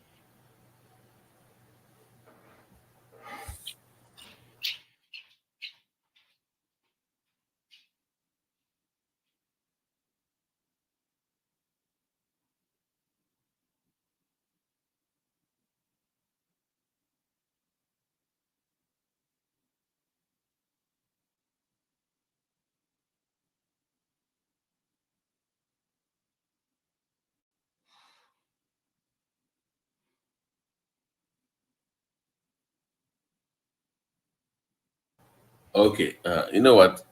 Is Prince Daddy there? This is the perfect time to even talk about this. I know this is the after our show. Is Prince Daddy there? Because I'm for a lot, anything. Yeah, I'm here. Thomas is here. You know what? You know what? It's a wonderful day. So what's up? Yeah. What's up with TD Jakes, man? What's going on? TD Jakes. No. That guy. Oh, go away you. Nah, TD Jakes. Nah. I don't want to. I reserve my. I comment my reserve. Do you know what that means to Christian dog, though? I know. That better not be true for Prince Daddy stay safe, because he's going to backslide. What's going on? I think some months ago to he hand over the church to the daughter or to the son. Do you know why, Thomas? Do you know why I brought it up? Because we have seen this story before. If you remember, there was also a famous pastor, as popular as him back then, about 10 years ago, that also something like this happened to, and he came and he died. If you remember Bishop Eddie Long. Oh, of course, I do. You remember when it's not true, and next thing you know, it's out there. So now, when I say it's not true, I'm like, I've seen this story before. I've seen this movie before. Please, that come on, don't mute your mic now. This is your time to speak. Where is he muting his mic? Okay. No. I'm not a supporter of that. What's this word going? I don't know. You know that. Oh, you're not? You don't listen to yourself? Oh, no, I don't listen to them. It to me is what do you call them? This TV evangelists or preachers, man. It puts on a show all the time. To me, everything about him is like a show. It is more of a motivational speaker, if you ask me, than a pastor. Why do you think Oprah loves him? Oprah loves him like anything else. Yeah, he's a TV preacher. All the celebrities, they love him. Oh, I don't listen to him. I'm not saying he's not a true preacher, but we all have our weaknesses. And but my question though, is there a video of him out there yet? You know, like those PDD parties are known for those kind of things. So he always goes to all those, like the way you're about to say, Oman Bawo Keferishe. He's always hanging out in the wrong places where you ideally will not see a preacher hang out. And I know it's not a one-time thing. I think it goes to the PDD's party, quite often. And if that been the case, there's no way it's gonna go. If I've been a preacher for that matter, I mean, there's nothing good that goes on there. We know that. The fact that it's always there shows that whatever it's been accused of, the probability of it being a reality, the degree of it is high. So even though I haven't seen anything yet, I believe that those the allegations against him are, a great chance that they're true. They called him a power bottom. That means that is very descriptive, right? They called him a power bottom. Do you know? I don't know what that means, really. Don't worry. God. All right, man. Don't let me say too much. Oh God, it's my God. It better not be true, because if it's true, I'm gonna have to make some phone calls to some of my friends that will be devastated. That they are really into that DFW area, that Mike Murdoch, TDJ's kind of thing. So I didn't want to call them yet because I'm like, I don't know, because if I call it, like, okay, I need to see if I have to actually again. So I'm like, I don't want to call now, but hopefully it's not true. Hopefully it's not true, man. My wife was showing me a video of him. This past Sunday, he came to church, right? And it was calling BS on it, that he's not going to waste his time to try to justify or trying to give credit to the story out there, essentially, and he moved on to maybe preaching or doing whatever he does. So I don't know if you saw the video, but he's dismissed the whole thing as nothing burger. Really. But he didn't deny the allegations though. Really? He just said that don't pay attention to whatever. Oh yeah, that's exactly, yeah. But I even told my wife that the way No. Go watch the video thing, because it said blah blah blah. But there will be a time, and he paused and he looked down. Go watch the video again. I'm not going to address whatever, but there will be a time, and he looked down and looked up again. And what does that mean? That's a load. I don't know what he wants to share. Maybe he's going to do a sit down or something, exclusive interview or whatever. But he said, I'm not going to address it, but there will be a time. He paused, he looked down, then he continued doing what he was doing. So, because the feds have videos. They raided that settlement PDD did with that girl. That girl was recording a lot of things in that house. So she turned over videos, pictures to the feds, because they said P was involved. And a different guy is also suing him that was stopping him as a P years ago, that his parents settled out of court. So yeah. Yeah, so it's coming together. So I don't know, but I don't know. But for the sake of my friends, that I hope it's not true, because if it's true, I don't know. Why would it not be true? You remember this pastor, this macho pastor, this black pastor also. Yeah, I think in Atlanta. That's what I was. Yeah, the pastor Eddie Long. Yeah, Eddie Long. Yeah. And messing around with little boys. You remember at the time it was at the level of TD as well. It was a big time black pastor, and him Clefo Dollar. Right. It looked like they were 1 and 2. Mm-hmm. And you see how that turned out. So somebody saying that, oh, it's not true. I'm sorry, I can't believe you. You can't tell me, oh, because I'm a man of God, then it's not true. In this world we live in, and I've seen that story before. Something is not right. Mike, are you there? That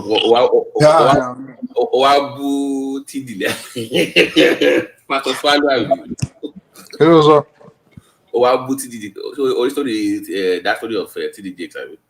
I don't even know those people, man. I don't know those pastors. I hear their names, but I don't know too much about them. No. He's one of those top American pastors. Apparently, he's been referred to as a power bottom. You know what that means, right? Power what? You know what? It's an LGBTQ term for a man that likes to dominate during activities. And allegedly, they have videos, pictures of him with all this Puff Daddy, whatever. And so far, he's denied it.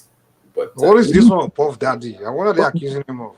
Because I don't even follow these celebrities. I won't follow them. Apparently, he has all this. You know, the girl he was dating for 10 years. But don't you think he knew what is going to happen to him? That's why they head over the church to the daughter. You know what? That's a good point. That is a good point. I never thought about it. That's a good point. Maybe he's seen it coming, because remember, the first are involved now because he involved the P word. Because really? Yeah, really. The girl settled with PDD, right? You know, the girl was pretty much being pimped out by PDD now. Cassidy. I heard. But the girl was also recording all the activities. You know, the former wife, that one that mysteriously died. That the one that has the twin girls for him. The Porter or something. Yeah, was supposed to write a tell-all book where she had a burner phone recordings of sex parties, sex orgies involving famous politicians and famous musicians.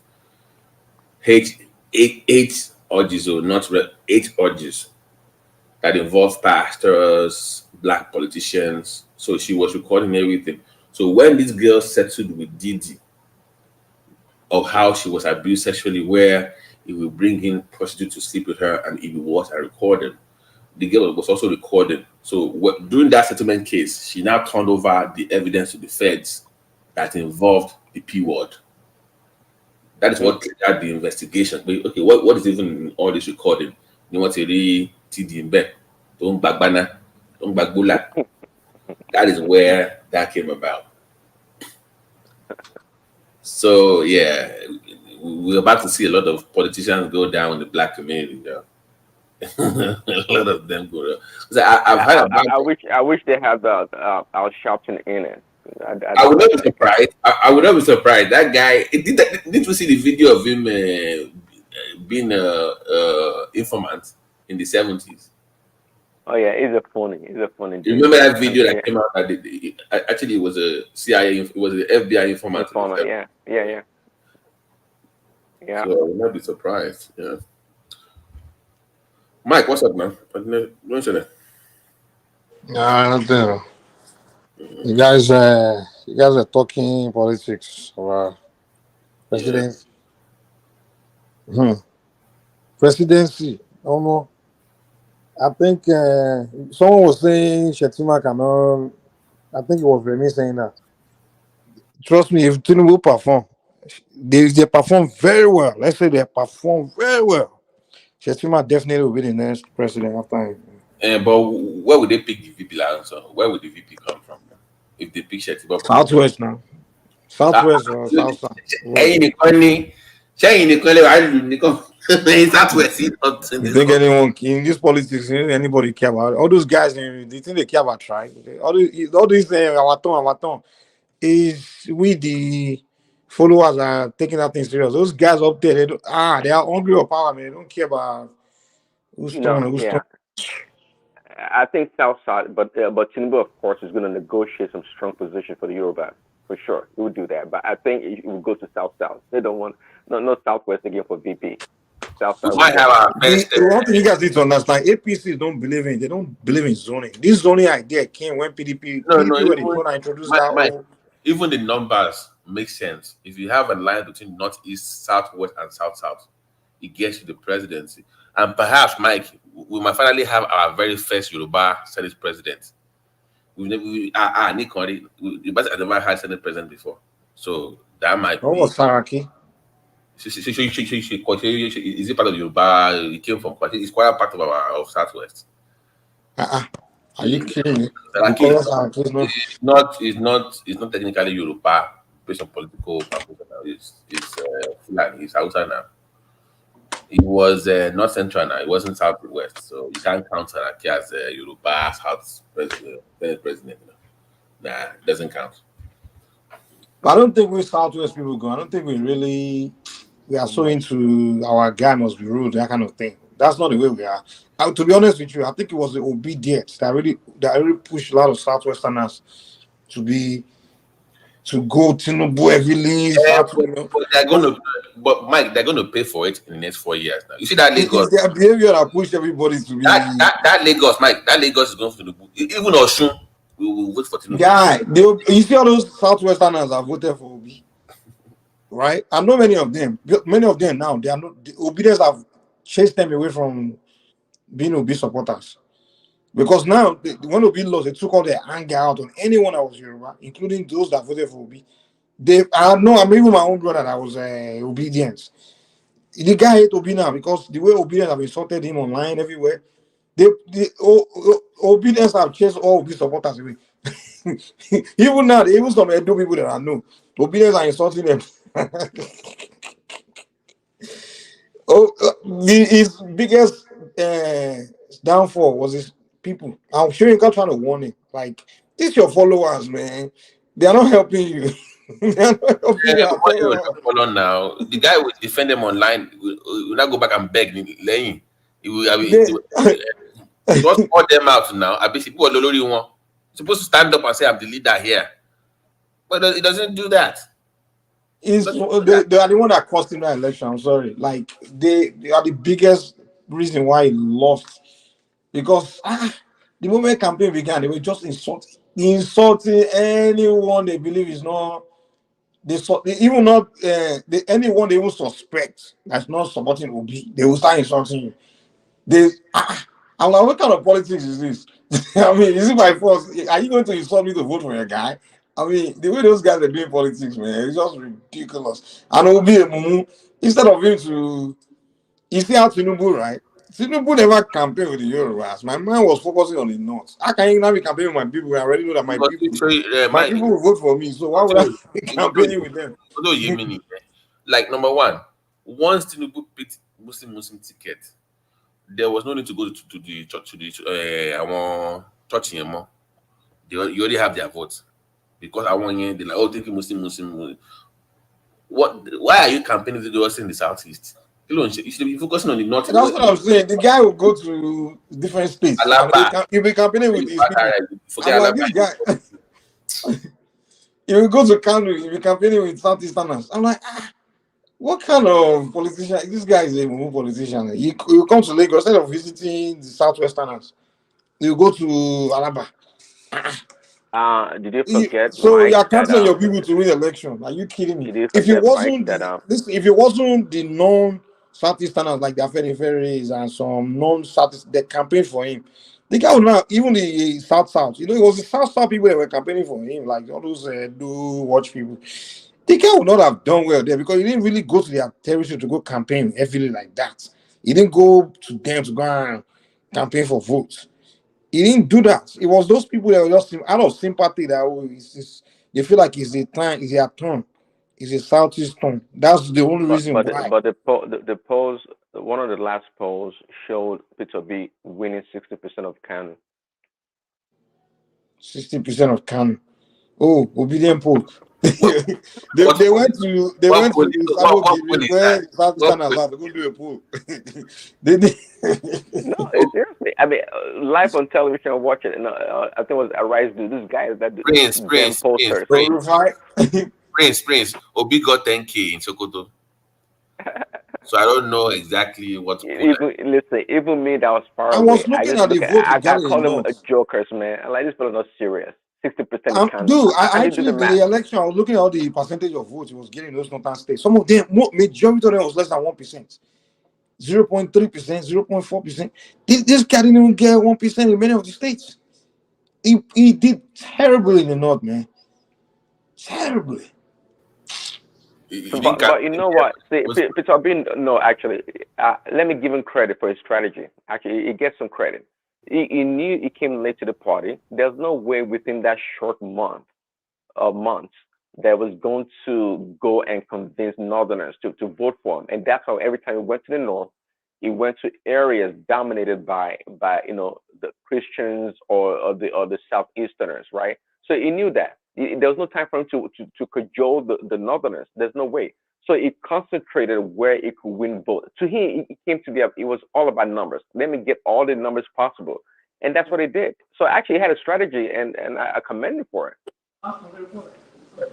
And he still lost, right? So how effective was strategy when he still lost? Oh, I mean, that was the only. What was the other option? He had no other option. I mean, Do you know what cost him though? There were a plethora of reasons, but that VP was the worst choice in the history of Nigerian elections. That man, that was a terrible one. No, the man lost his word. There was no electoral value. But what was the other option? It wasn't like the Northerners were lined up to be his VP. He didn't have that many options, did he? The guy didn't go look for one northern politician like that. That's desperate. People knew. But in hindsight, Mike, in hindsight, do you think now if Obi is running again, he's going to get more of a formidable northern candidate as his VP? No. Let me tell you guys what Obi should have done. In fact, I said this before the whole campaign. I'm trying to tell some Obi deals already, but he didn't listen. Thought I was talking rubbish. I said the guy should have picked his VP from the Southwest and focus on the South, winning the Southwest, South, and some middle belt kind of thing. You understand? You know what? He should have tried to wrestle the Southwest with Tinubu, like get something from Southwest, kind of like that. He shouldn't have focused on the North because the Northerners were done with Southeasterners. Because the relationship was so bad. Like for the past 7 years with the IPOM and all that rubbish, their relationship was so bad. So Mike, I was like, that was the idea from the beginning. That was ingenious, really, because if you look at it, his campaign was all about the Christians and the Southeasterners. So if he had done what you said, I think he had a better chance, actually, much better. Yeah, chance. he stood a better chance because the Southwest, the Southwestern would have sympathized, like, oh, it's the turn of the Southeast kind of thing. And Southwestern are not really holding too much animosity against the Southeast. So he had a better selling point to the Southwesterners. Because I don't think Tinubu was really a Southwestern godfather like that, Though people like him in Lagos, and look at Article 1 or 2 now. Like, he could have done aggressively go for the Southwestern votes, and he had very supporting him. He could have picked a Southwestern vice president, someone that's very popular in the Southwest, right? And then sell that it's our turn kind of thing. And then he would have won it the way Jonathan won 2011, where Jonathan performed well in Southwest, South, Southeast, and then a little bit in the middle belt, and then he defeated Buhari. Because Buhari just had a North. You understand? That's the strategy I was thinking. I was like, oh, if this guy is smart, that's what he would have done. But for him to ignore Southwest and be turning Southwest to his enemy, like the way especially his followers, it's like they turned the Southwesterners to their enemy because Tinubu was running. They forced many Southwesterners to become Tinubu, to jump behind Tinubu, because the whole thing became became an anti-Southwest campaign.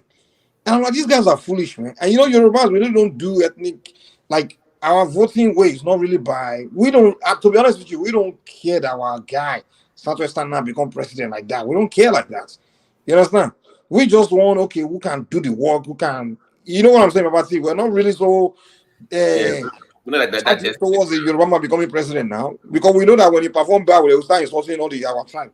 So we are not really so into a Yoruba should be president. We are more like, okay, who's the guy that will go and perform, that kind of thing. Mike, I'll tell you a friend of mine. Mike, if we were so rigid, Yoruba people would not vote for Obi now. Isn't it? Thomas. Yeah, a lot of people voted for, exactly. Look at I think even won Oshun. I mean, we don't. And Tinubu has a lot of enemies in Southwest, So it wasn't. Do you know how I wasn't even Tinubu guy like that, to be honest. Before Obi really made me a Tinubu guy. Do you remember hand they shake, let they shake? That one alone, I'm like, okay. I'm like, do you know you're actually helping Tinubu with you? They were helping him now because that's one thing Yoruba people sympathize with the man. They made every Southwesterner sympathize with Tinubu. Like, okay, I can't be insulting an old man, because in our culture, that's like That's a low. Taboo is a taboo. It's a taboo now. You can't do that. So they help many Yorubas just sympathize, like, okay, you know what, these guys are a whole bunch of foolish people. How do you behave like? So many of us just jump behind Tinubu, like, okay, we're going to defend him for. So they helped him. So Southeasterners just don't know. God, look, man, they don't understand politics at all. They always shoot themselves in the foot, like the way they do things, man. Mike, hold on, yeah. Mr. Triumph, you came in before. I couldn't bring you in because your audio is not connected. I can't bring you in. So maybe you go out, maybe check your system and come back in. Yeah, Mike, continue. Yeah, they don't understand. Maybe they just don't know how to relate to other people. I think that's what their biggest flaws is. Because when they started when the Sheikh started, Wole Soyinka was the first guy that made comments, trying to give them warning, like, hey, They abused him now. They started abusing him. The guy trying to tell them, like, come, because Wole Soyinka automatically always a Southeastern person. He always supports Southeast in anything, even like politically, he's always aligning with them. Mike, he even confessed supporting Labour Party. He confessed himself. He was always, remember when the young guys, Showore, Mogalu, Durotoye, all of them were all dragging, trying to be, the next youth. The first person in Wole Soyinka came unanimously aligned with, they declared that, okay, I pick Mogalu among all of you. And we all know the only reason he picked Mogalu is because he's Southeastern. So Soyinka has always been a Southeast, even Biafran thing. He will say he's a pro-Biafran. The guy is always a Southeastern guy. So automatically, this election, he was going to support Obi. But the moment those Obi started doing that handshake, the guy called Obi like, come, you need to warn this, I can't be part of this kind of thing. So they are the one that push Soyinka away from them. The guy trying to warn them, like in the beginning, like, you can't be doing this. And they started insulting him. And the man just kept quiet, just stayed mute. And despite that, Soyinka just didn't declare support for anyone. He just said, okay, no, I'm just going to stay out of it. And then after the election, the guy trying to tell him, like, look, I warned you. And then he started insulting him again. I'm like, are you guys going to listen? This is a goddamn professor. No, I think if I heard correctly, Soyinka said he was not going to support. I think Tinubu reached out to him in article, and he said no. I think flat out told he was going to support him, and I think it was so that left the door open for B. So I thought, I think at the end of the day, it was an obedience for the most part. I didn't even care about the Soyinka thing. Even their own person that everybody likes, Soludo of all people. Look at how they dealt with that man. Look at the kind of insult that they did. I think what they really want is Biafra, not presidency. So they just, to me, I think the only reason they're all pushing Obi to be president was because they wanted to go in there and release him the kind for them. They didn't care about that presidency. I don't think the Southeasterners care about that presidency. The way it's very obvious. They were not campaigning because they wanted that presidency. They are doing Biafra. That's what they were doing. Because that whole campaign was not different from IPOP. It's like I was listening to IPOP. I don't think all of them. The obedience was like IPOP. Mike, can I be honest with you? You see, that Nnamdi Kanu is not going to come down for the next 8 years. They're not going to release him. That guy is not coming out, man. He's not coming out. I don't think he's coming out. They're not going to release him, man. No way. They're going to break him. He's going to break in that prison.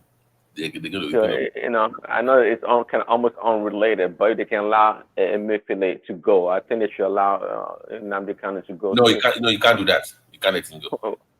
Actually, to me, Emefiele is worse. This guy was costing the country. No.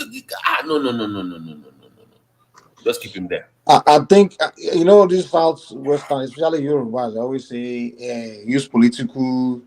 This thing, yeah, that's the problem. They don't know history. They don't. It's like people, when you are doing the same thing over and over and over again, that's insanity. I don't know why people are just so. I don't want to say they are dumb, because think about it. It's the same approach, and it's always this Yorubas always do this stupid thing.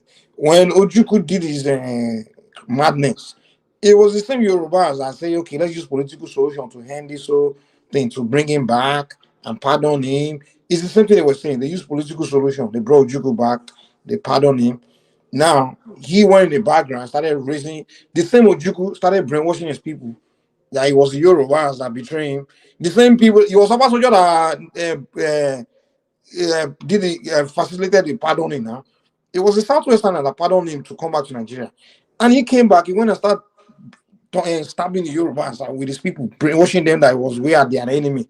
Now, Ojukwu breeded the next Uwazurike. Now, Uwazurike came out doing the same thing. They arrested him. Now, they say political solution. They released the guy, paying some money. Now, Uwazurike, guess what? He raised the next guy, Nnamdi Kanu. Now, Nnamdi Kanu is doing the same thing now. They are saying, the same Yoruba people are saying Mike, that guy was from the one they caught in SA, right? With the bomb. That was the one, right? Uwazurike, right? He was, he's the one that started the bomb. during Obasanjo time now. And they arrested him. They told the Yoruba Obasanjo did a political solution with the guy. They pardoned him. He was the one that raised Nnamdi Kanu now. He was the one that raised Kanu. Now Kanu and people died in all this during Wazirike time. Many young Southeastern boys, they died. They lost their lives. People died, man. Maso, baby. Yeah, during Maso, a lot of people died, man. A lot, even Nigerian security forces, they died. And a lot of young Southeasterners that fell for that brainwashing, they died. They lost their life. And guess what? Wazirike political solution, they pardoned him. Now the guy collected money. Now he's sitting back. Nnamdi Kanu now is another one. People are dying. Soldiers have died. People have died. Property have died. Now people, the same Yoruba people, we'll just give you a political solution. What is wrong with you people, man? I wish all these Yoruba can just shut up and mind their business. I think the guy will come and now stick around. The guy hasn't even, they haven't even done political solution. Another guy already raised his head. Samuel Ekpa is already doing it. So you have to do something else to maybe make an example of one person and then the rest will think twice. Because that would be what about the solution? What about uptown solution that we should just rotate the presidency? What about uptown solution that we just rotate the presidency in Nigeria from different regions? It's uptown. Anyone should be listening to. Mike, I told I said when it comes when they do, even if they do that, when it comes to that of the people, they will just change the requirement again. They will change the setting, have to change it. No, they have to fix their own internal politics first before that can happen. That's what they know. If they must fix that problem first. Yeah, they have a lot of this guy, what's his name? What's that man, that pastor? Bakari. The guy, he was saying one time. He said before Amadu, what's his name? The man they killed, the premier, Tafa Balewa. Or the cost of the thing, the cost, whatever. Yeah, he said put a curse on them, saying your tribesman will never rule this country or something like that. I know it's why, but the way they do things, man, it's almost like you make it kind of believable. Because I'll be honest with you, like then what about Zikiwe? Good morning, everyone. That was after Zik. Like you can't believe such a thing. That was after Zik. Okay. Remember the coup now, the killing of the northern leaders by the coup plotters. Okay. Not Sadana Sokoto. Okay, Ahmadu Bello. Okay. All right.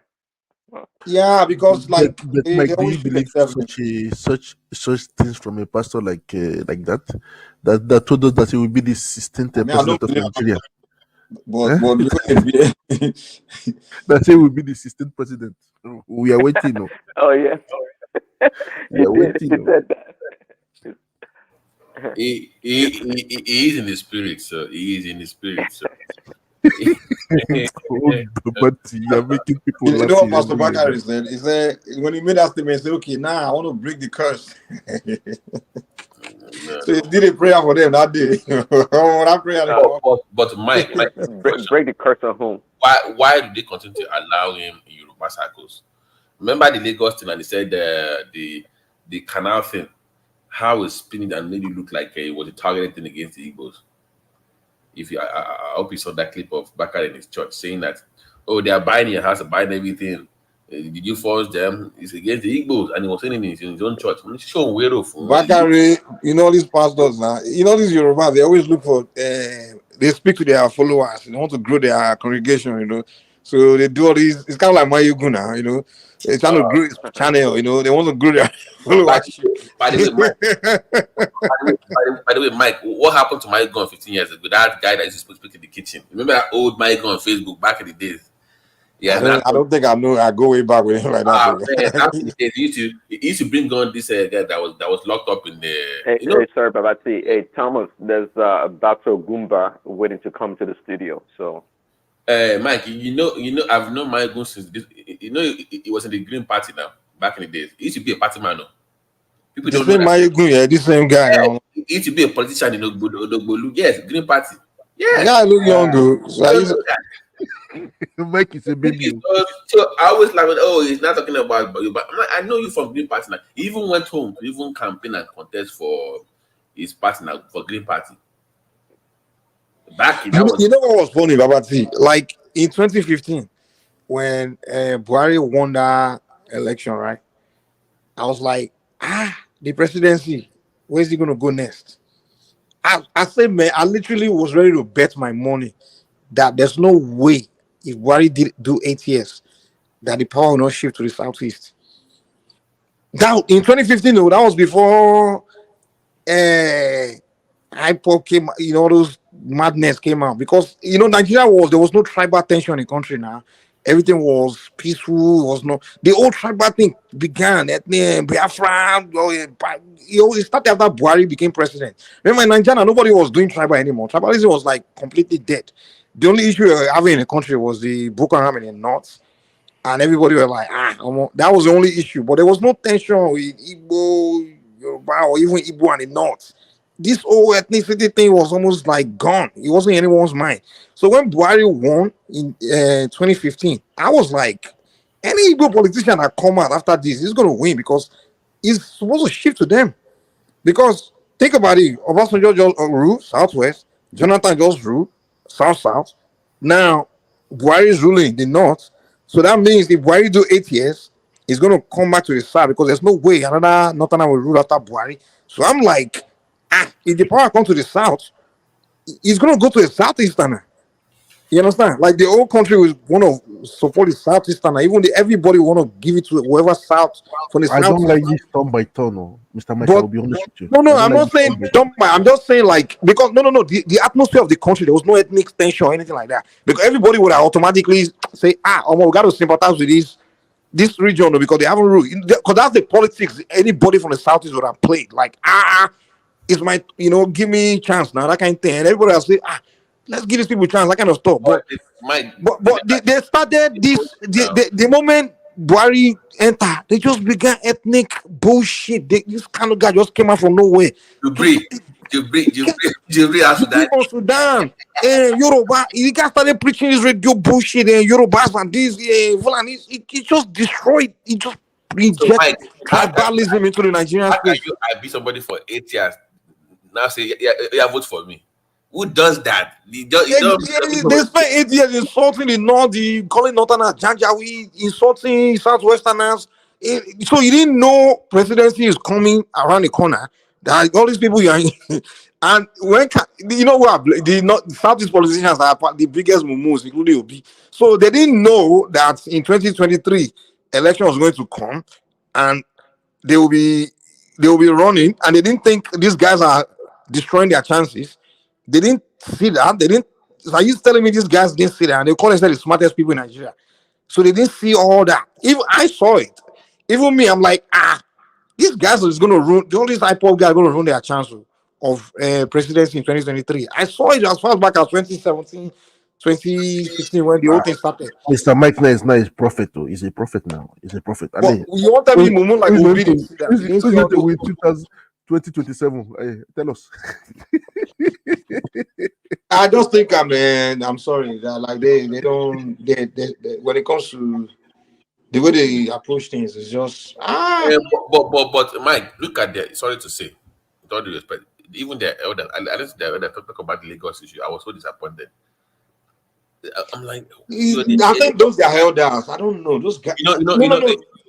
Mike, when the issue of the one that developed Lagos came up, and I thought the elders would say like, normally you would say, my sons come home and develop our own land. That would be your as an elder.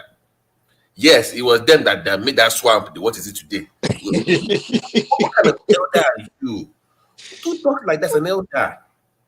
I think the South is the first thing they need to They do. don't have They respect. want to clean their house.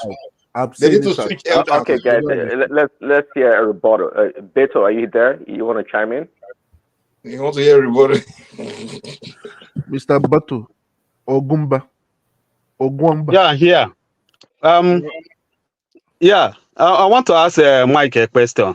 The other time, Mike was saying during the Biafra war, Ojukwu wanted to invade Lagos State, wanted to take over the Yoruba land. That's why the Yoruba people came hard on him. Now, Nnamdi Kanu is fighting the same fight. Maybe 20 years time now. What are they gonna say? Maybe Nnamdi Kanu want to take over Abuja. So now your brother is there.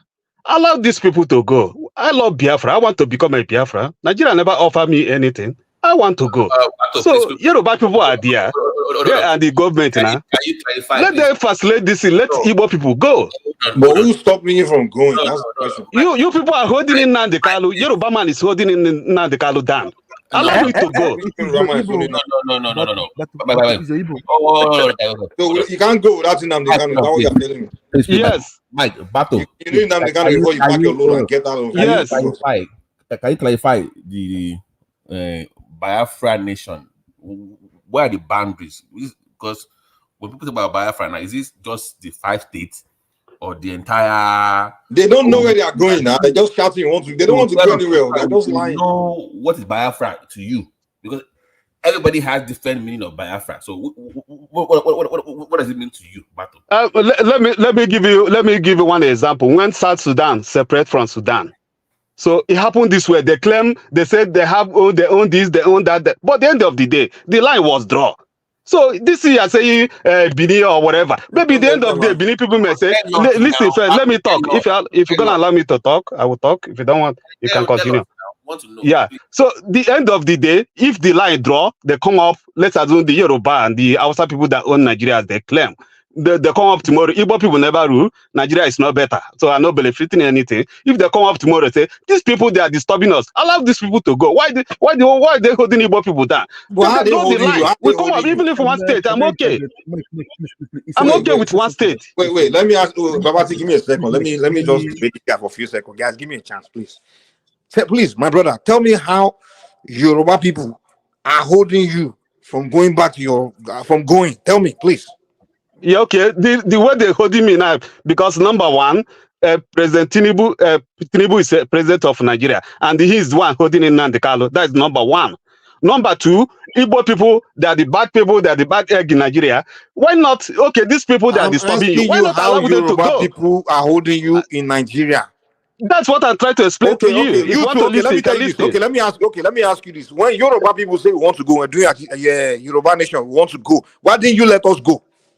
Who hold you? We are not the president. We are not the president. We are not in the government. Question you are asking me. No, we are not in the government. Why don't you let Yoruba people go? We are not in the government. We are not the president of Nigeria by then. We are not the government. So what do you talking about? There are no Igbo people in the government. We are not first position, second position, and third position. So that's the government of Nigeria. If you don't know it today, other ones like Jara. Wait. Are you saying the president of Nigeria has the constitutional power to? Yes. Yes. No, it doesn't. No. Tell me when Tinubu can come out tomorrow. Tinubu can come out tomorrow and put it on the National Assembly. He have the right. That is what? No, he can't. No, the president of Nigeria does not have the constitutional power to break the country. I know that, but he can put it on the bill. He can send it to National Assembly. Are you telling me your own politician cannot put on the bill? They can sponsor a bill. Why your senators not sponsoring the bill? How many senators do you have? How many senators do you have? No. Have they sponsored a bill? Wait, hold on. Have your own politicians sponsor a bill that you? No, we have fought Nigeria before. We fought Nigeria. No, forget that. That's not what I'm asking you. Your father and your grandfather say no. You people will not leave. Now you are coming back. You are accusing Nnamdi Kanu that let's have conversation. You are losing the debate. That's why you want to turn it to raw. That's what you guys do. You can't debate. That's 20 years time. Next thing now, Nnamdi Kanu want to take over Abuja. Let's not make noise. Let's debate. Bato, he said you have senators, right, for the bill. Yes. Why have you not had Why have they not sponsored a bill for Igbo to leave? And your governors, why have they allow not? me to, allow me to ask so that I can answer him. It's easy. Yeah, go on, my brother. Ask the question. So we're saying that why have we not have any Southeasterner sponsor that bill in either the House or the Senate? Since that Yes, okay. Yeah, let me answer you now. Igbo people, okay, they haven't done that, but Igbo people have fought for it, which is and your father stopped them not to go. Your father, your father, maybe your father Whose is alive father? now. He fought for the war. And your grandfather, they have fight against It's Igbo a people. lie. Say no, It's they a will lie. not go. Hold on. First of all, first of all, nobody fought Igbos from 1966 war. Was not a war to fight Igbos from leaving Nigeria. It was a war to stop Ojuku's terrorism. You see the No. It was problem. a war Maybe against next 20 Ojuku. years, next My 20 brother, years stop. now, they will Let me continue educate the you. same Your thing. father Say, have brainwashed you. Let Nnamdi me Kanu want educate to you. take over our Vamos, Abuja. can you That's mute why this they're guy so I fighting him. can? He just want to do rowdy shit. Let me educate him. Let me educate you. First of all, the Biafran war was not war against Igbos or a war from stopping Igbos from going. It was a war against Ojukwu, who was the member of the Nigerian army, who's carrying out treason. He imported weapons into the country and started carrying out terrorism and create his own army, attacking territories in the country. And in Nigeria, the federal government went to war against him as an individual. The same way they are going to war against Abubakar Shekau. Oh, it did Because not go. It did not go war against Thomas, Biafra. mute this It guy, man. go Mute this guy. Ojukwu. Mute this guy, man. Ojukwu was not different from what Abubakar Shekau is How can you doing. meet me? Why do you ask Hold me on. to meet me? Because you won't let me Why do you talk want to now. meet me? You won't let me talk. Ojukwu, what he did was what Abubakar Shekau is doing in the north, where he created a insurgency, a army, right? And this, if you create a army within a country, the government will fight that army. So the Nigerian government didn't fight Igbos from leaving Nigeria. They fought against Ojukwu, created a rebel group, and was trying to overthrow the rebel group government. stand for how South Sudan Forget separated. South Sudan. Let's stick to your That's the Biafra. Let's same stick thing. to You your don't know Igbo. what you're talking about. Shut up. There was never a time Okoko. where Igbo wanted to leave Nigeria and anybody stopped them from leaving. So don't come here and be giving us this bullshit about. I know that's what they brainwash you to believe. There's never a time where Igbo people present a case to Nigeria that they want to leave Nigeria and anybody stop them. Ojukwu was in Aburi. He didn't present in Aburi that Igbo wants to leave Nigeria. He didn't discuss that in Aburi. And he never called Gowon to say, go on, we Igbos, we want to leave Nigeria. He didn't do that. All he did was create an army, a rebel, import weapons into the country and send his rebels to go and invade Midwest and to go to Lagos, go and kill Gowon. And Gowon defended himself. He sent his rebel group to go to Yoruba land. They went to Ore. They massacred Yoruba people. That's why many Yorubas decided to defend their land and fought against him. So everybody fought against Ojukwu because he was a terrorist. He was carrying out terrorism. That's what it was. There was no war against Igbos and so he was just on dumb Igbos or Ojukwu brainwash and give them weapons to be defending him.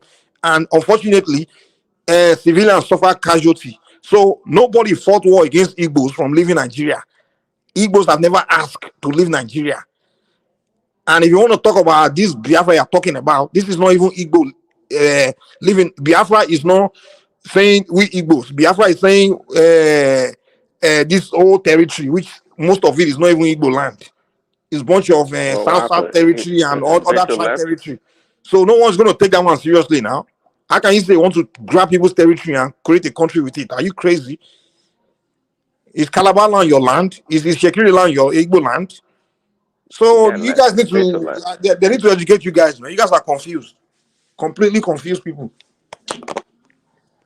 Unfortunately, the guy have left. I wanted to ask him to explain how the Igbos are not benefiting from Nigeria, because they come to Lagos and sell their markets now. They sell their market in the north now. They sell their market in the south now. So at least let us know how. One thing is that many people just spread propaganda, and which is very very bad. I was listening to another what's it called platform yesterday. They were talking how to remove a whole president of Nigeria that is not genuinely that they want to boycott. I was just laughing and say these people don't know rules and regulations. I hope my president, Mr. President Tinubu, to take action 2024 to rule Nigeria with an iron fist. Because now it is going out of hand. Because people say rubbish because he's a calm and gentleman and they want to use it as an advantage to go after them. Go after them now. They will stop saying rubbish. I remember when they were doing the Trump election and other things that when the media they go after people and everybody keep quiet and come and bring proofs and proof and fact. Without fact, they ban you. They ban you. They ban you. Yeah? But I don't know where this. I don't know why some people just come into the internet. Internet is giving people power to talk. People, everybody start talking anyhow. You can't do that now. You can't do that. Nigeria, we want facts. That's what I ask people. Show me the fact. That now they say now that they want to Islamize Nigeria. Nigeria is big. Nigeria is big. Thank you. Prince Daddy. What's up, Adewale? How you doing? How you doing? I've been on the show for more than 30 minutes. Nobody called me. When an Igbo name showed up, everybody invited him and ran him off. How funny is that?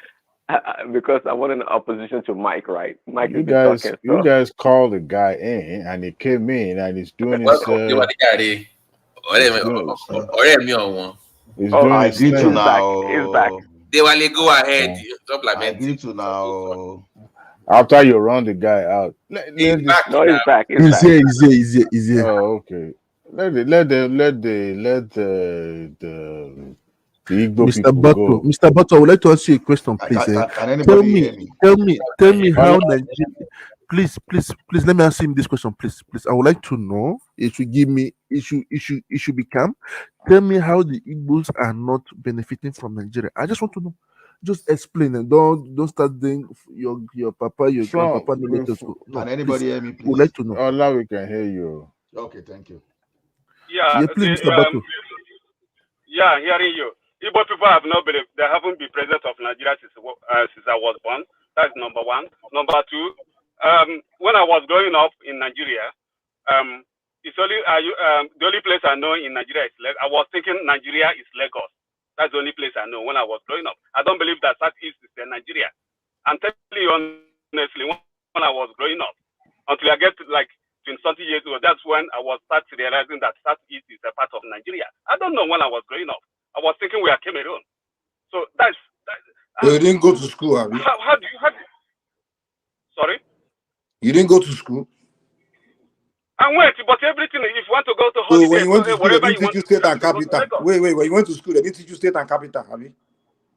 I do, but I'm not trying to understand where I am. I'm not trying to tell you that it's not in Nigeria, but I'm telling you that everything was like everything you want to do, you have to go to Lagos and get it done. Like that's my abroad by then. And when I was growing up, I was thinking like Southeast is not a part of Nigeria when I was growing up.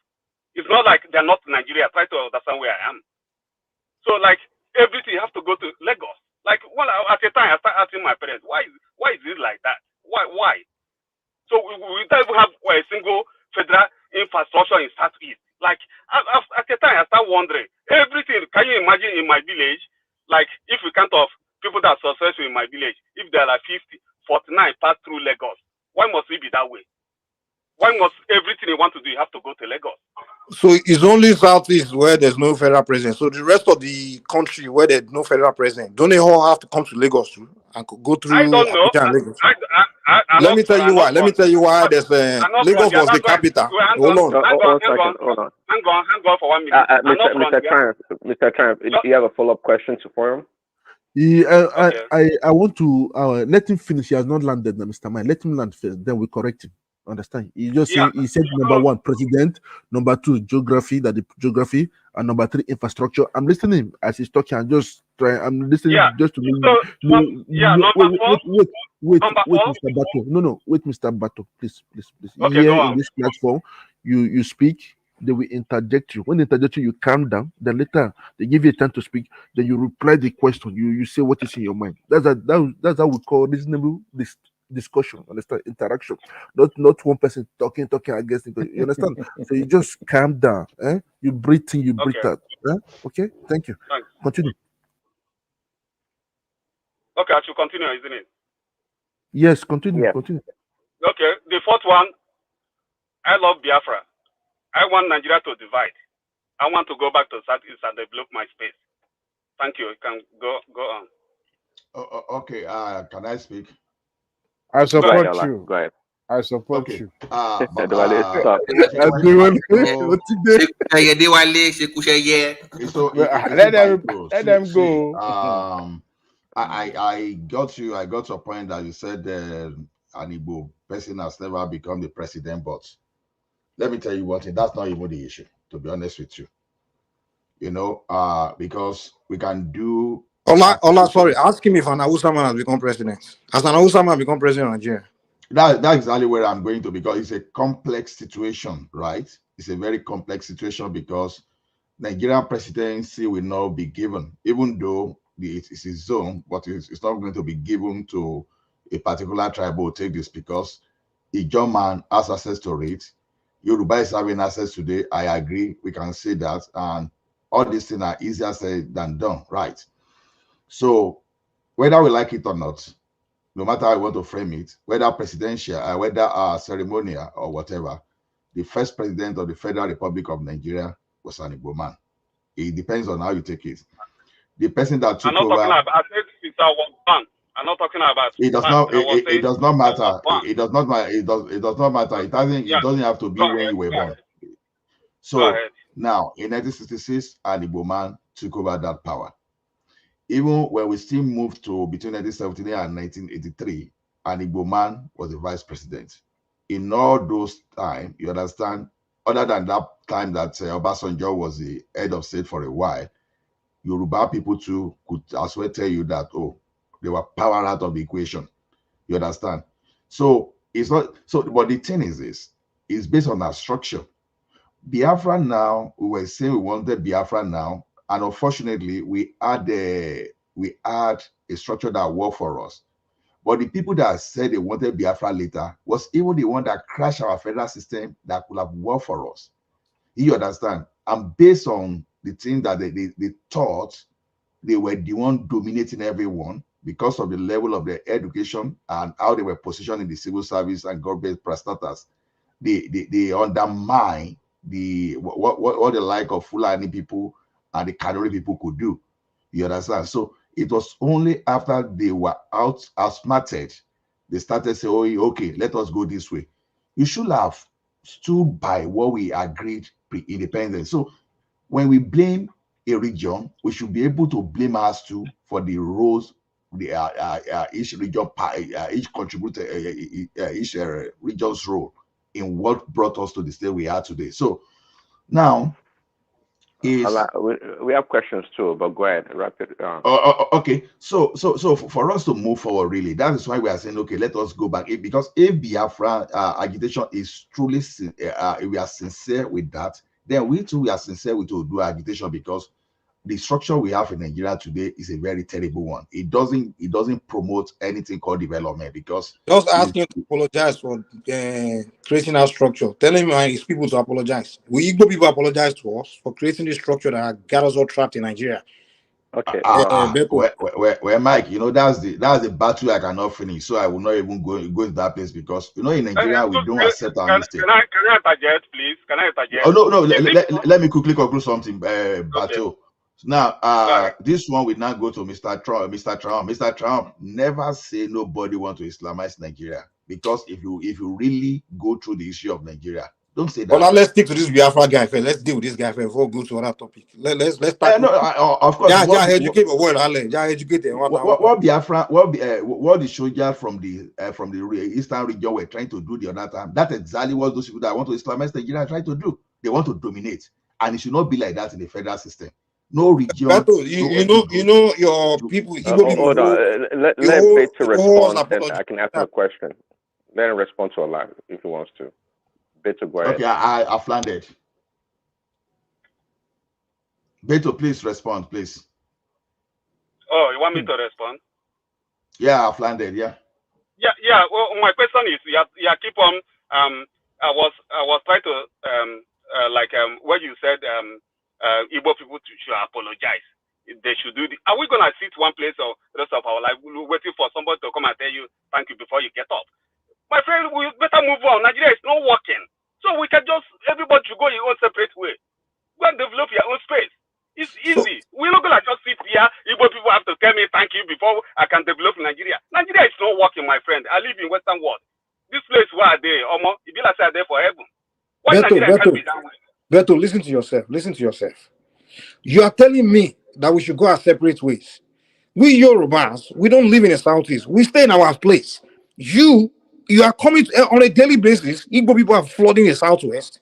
You are going all over Nigeria. You are going, and you are telling us we should. Hold on. Nigeria is a Yoruba man. No. Hold on. Let me land. Mr. Bato, calm down now. Calm down. Just listen. You are the one coming to my space. I'm not coming. I'm not moving to Igbo land. I'm already in my Yoruba land, ready for my Yoruba nation there. You are the one flooding my state, constituting nuisance there. On a daily basis, Igbo people are walking through Lagos with beetle slippers from their villages, flooding my territory, going to other people's territory, and then you are crying to us that we should let you go. Are you kidding me? Am I the one stopping you from going? If you want to go, you all pack your load and go to your state, and from there you start agitating. You tell your senators to sponsor a bill that you want to split the country. Yorubas, we were doing agitation for Yoruba Nation. Did you support us? Did you join us? Did you say, okay, let's? Did your senators sponsor a bill that allowed the Yorubas to go? Did they? No. Did your governors come out to say we support Yorubas to leave Nigeria when we're agitating for Yoruba Nation? No. And you're coming here crying, let me go. Are you listening to yourself? You sound ridiculous, man. If you want to go, you pack your load and get out of my space. We're already telling you to get lost. I don't want to share country with you. I don't have anything in common with you. I don't even like you. I don't want to. We don't want to share country with you guys. We have nothing in common. Okay, So if you want to leave Nigeria, show us that you want to leave by leaving our space. Get out of our space. That one is emotional one anyway. No, it's not emotional. Get out of Yoruba land. Beto, calm down, please. Let's ask you the question because I want to actually listen more from you than actually speak. That is it. So, Beto. Can I be a devil advocate a little bit? Yes. Sorry. No, but Mr. Dewale, enjoy. Dewale, okay. No, I was actually about to sleep, but the conversation I heard you guys talking about TDJs, then I wanted to come in, but the power bottom, maybe. Yeah. May God forgive all of us now. But before I go there, let me just say, look, you guys that are saying that, the Igbo should go. I suppose that they should go. If they want to go, let them go. But I don't think what Beto is talking about is that because some of them reside in the Southwest, where we are holding them. No. It's about the political hold that Nigeria has on them, that they perceive that Nigeria has on them. Who's Nigeria? Who's Nigeria? We, the Southwest. Really? Southwest is Nigeria. The Southeast is not Nigeria. As of today, the Southwest is Nigeria now. What do you mean? In what sense? These Yoruba people are the problem. You guys are the one giving them this impression. I have to. This is the problem. You are giving an impression that we Yorubas are holding them. What are you doing, man? Read between BT, you understand where I'm coming from? This is why they will keep thinking like this. You are so agreeing with him. Dewale is a Yoruba Libra. Dewale, I just told you that the president of Nigeria does not have power to take a country. The lie, Mike. I said let me play the devil's advocate so that it won't be. What kind of devil's advocate are you playing? You're not playing devil's advocate now. Are you kidding me? We call it leverage, Mike. No, Mike. I think you did not get. You didn't get. No, Ola said Nigeria is holding them, and I asked him who's this Nigeria? It is the Southwest. When Buhari was Ola, you got the gist, right? When Buhari was Nigeria. Mike, me too now. Trap. This will I will have people there. I know where it's going. Dewale, go ahead. My business. Yeah, Tinubu is the Nigeria now, is the president. So that is why I said we are the one holding them. So we should all appeal to Tinubu, release the Southeastern people, let them go and establish their own country so that they can establish the Afro nation. Chikena, that's all. So Tinubu, if you are listening, make sure you release our brothers and sisters to go in the South. Can I ask my own question? I think I just a statement by just 1 minute. Beto, if there were to be a referendum amongst the Igbo people today, in regards to this liberation that you speak of in the 5 states. Yes. Let's say the threshold is about 60%. Do you think you can get up to 60% that we agree to leave Nigeria? If that My brother, that is done today. listen, if that referendum, they've set up the date, I promise you, it's gonna be like P2B winning Southeast. So why don't you guys do the referendum among yourselves? Anyway, Beto is very difficult because this is way is difficult, I will tell you. Because number one, we have to tell the South people that they want to go. We have to agree to go in because the South people, you are in between them and other Nigerians. Because that's why I asked him where are the boundaries of Biafra. That's why I asked him that question earlier. You don't want to allow me to answer the question. That's the problem. Go and look how South Sudan, where they're separated from. Why you keep telling about South Sudan now? I'm just giving you an example. Oh my God, I don't want to listen. Okay. It's not that simple. The question is there anybody in between South Sudan and the North Sudan? Because you have to look at it. Yeah, between you. Lagos is no man land. We are going to claim the Lagos state as well as a Biafra land.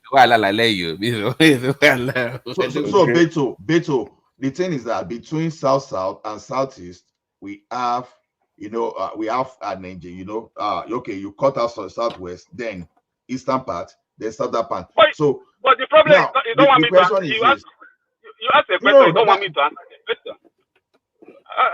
You don't even know what I want to South say. Sudan now. You said South Sudan, and I said South Sudan geography. I told you, if you go and look how all this country was separated, like Spain now, they want to separate. So they have a boundary.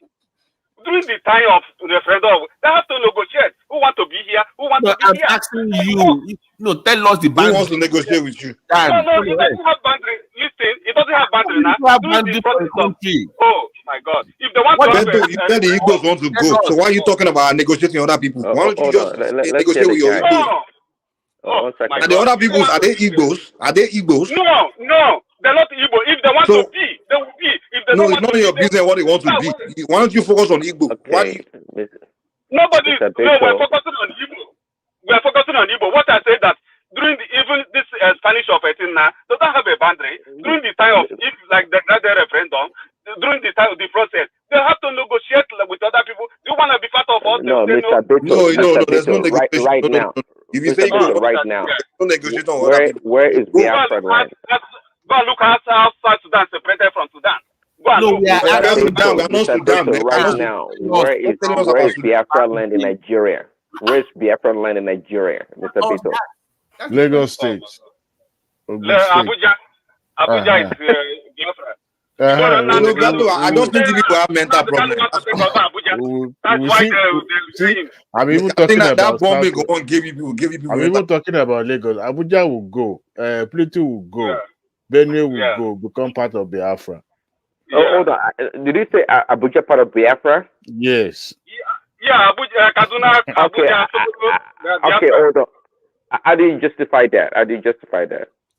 No, I'm just joking. So what I'm trying to say is, tomorrow, I don't want you people to come up tomorrow and say, Nnamdi Kanu want to take over Abuja. That's why he was arrested. Ojukwu is not fighting for Biafra. Now you want to Nnamdi Kanu was a terrorist. That's why they arrested him.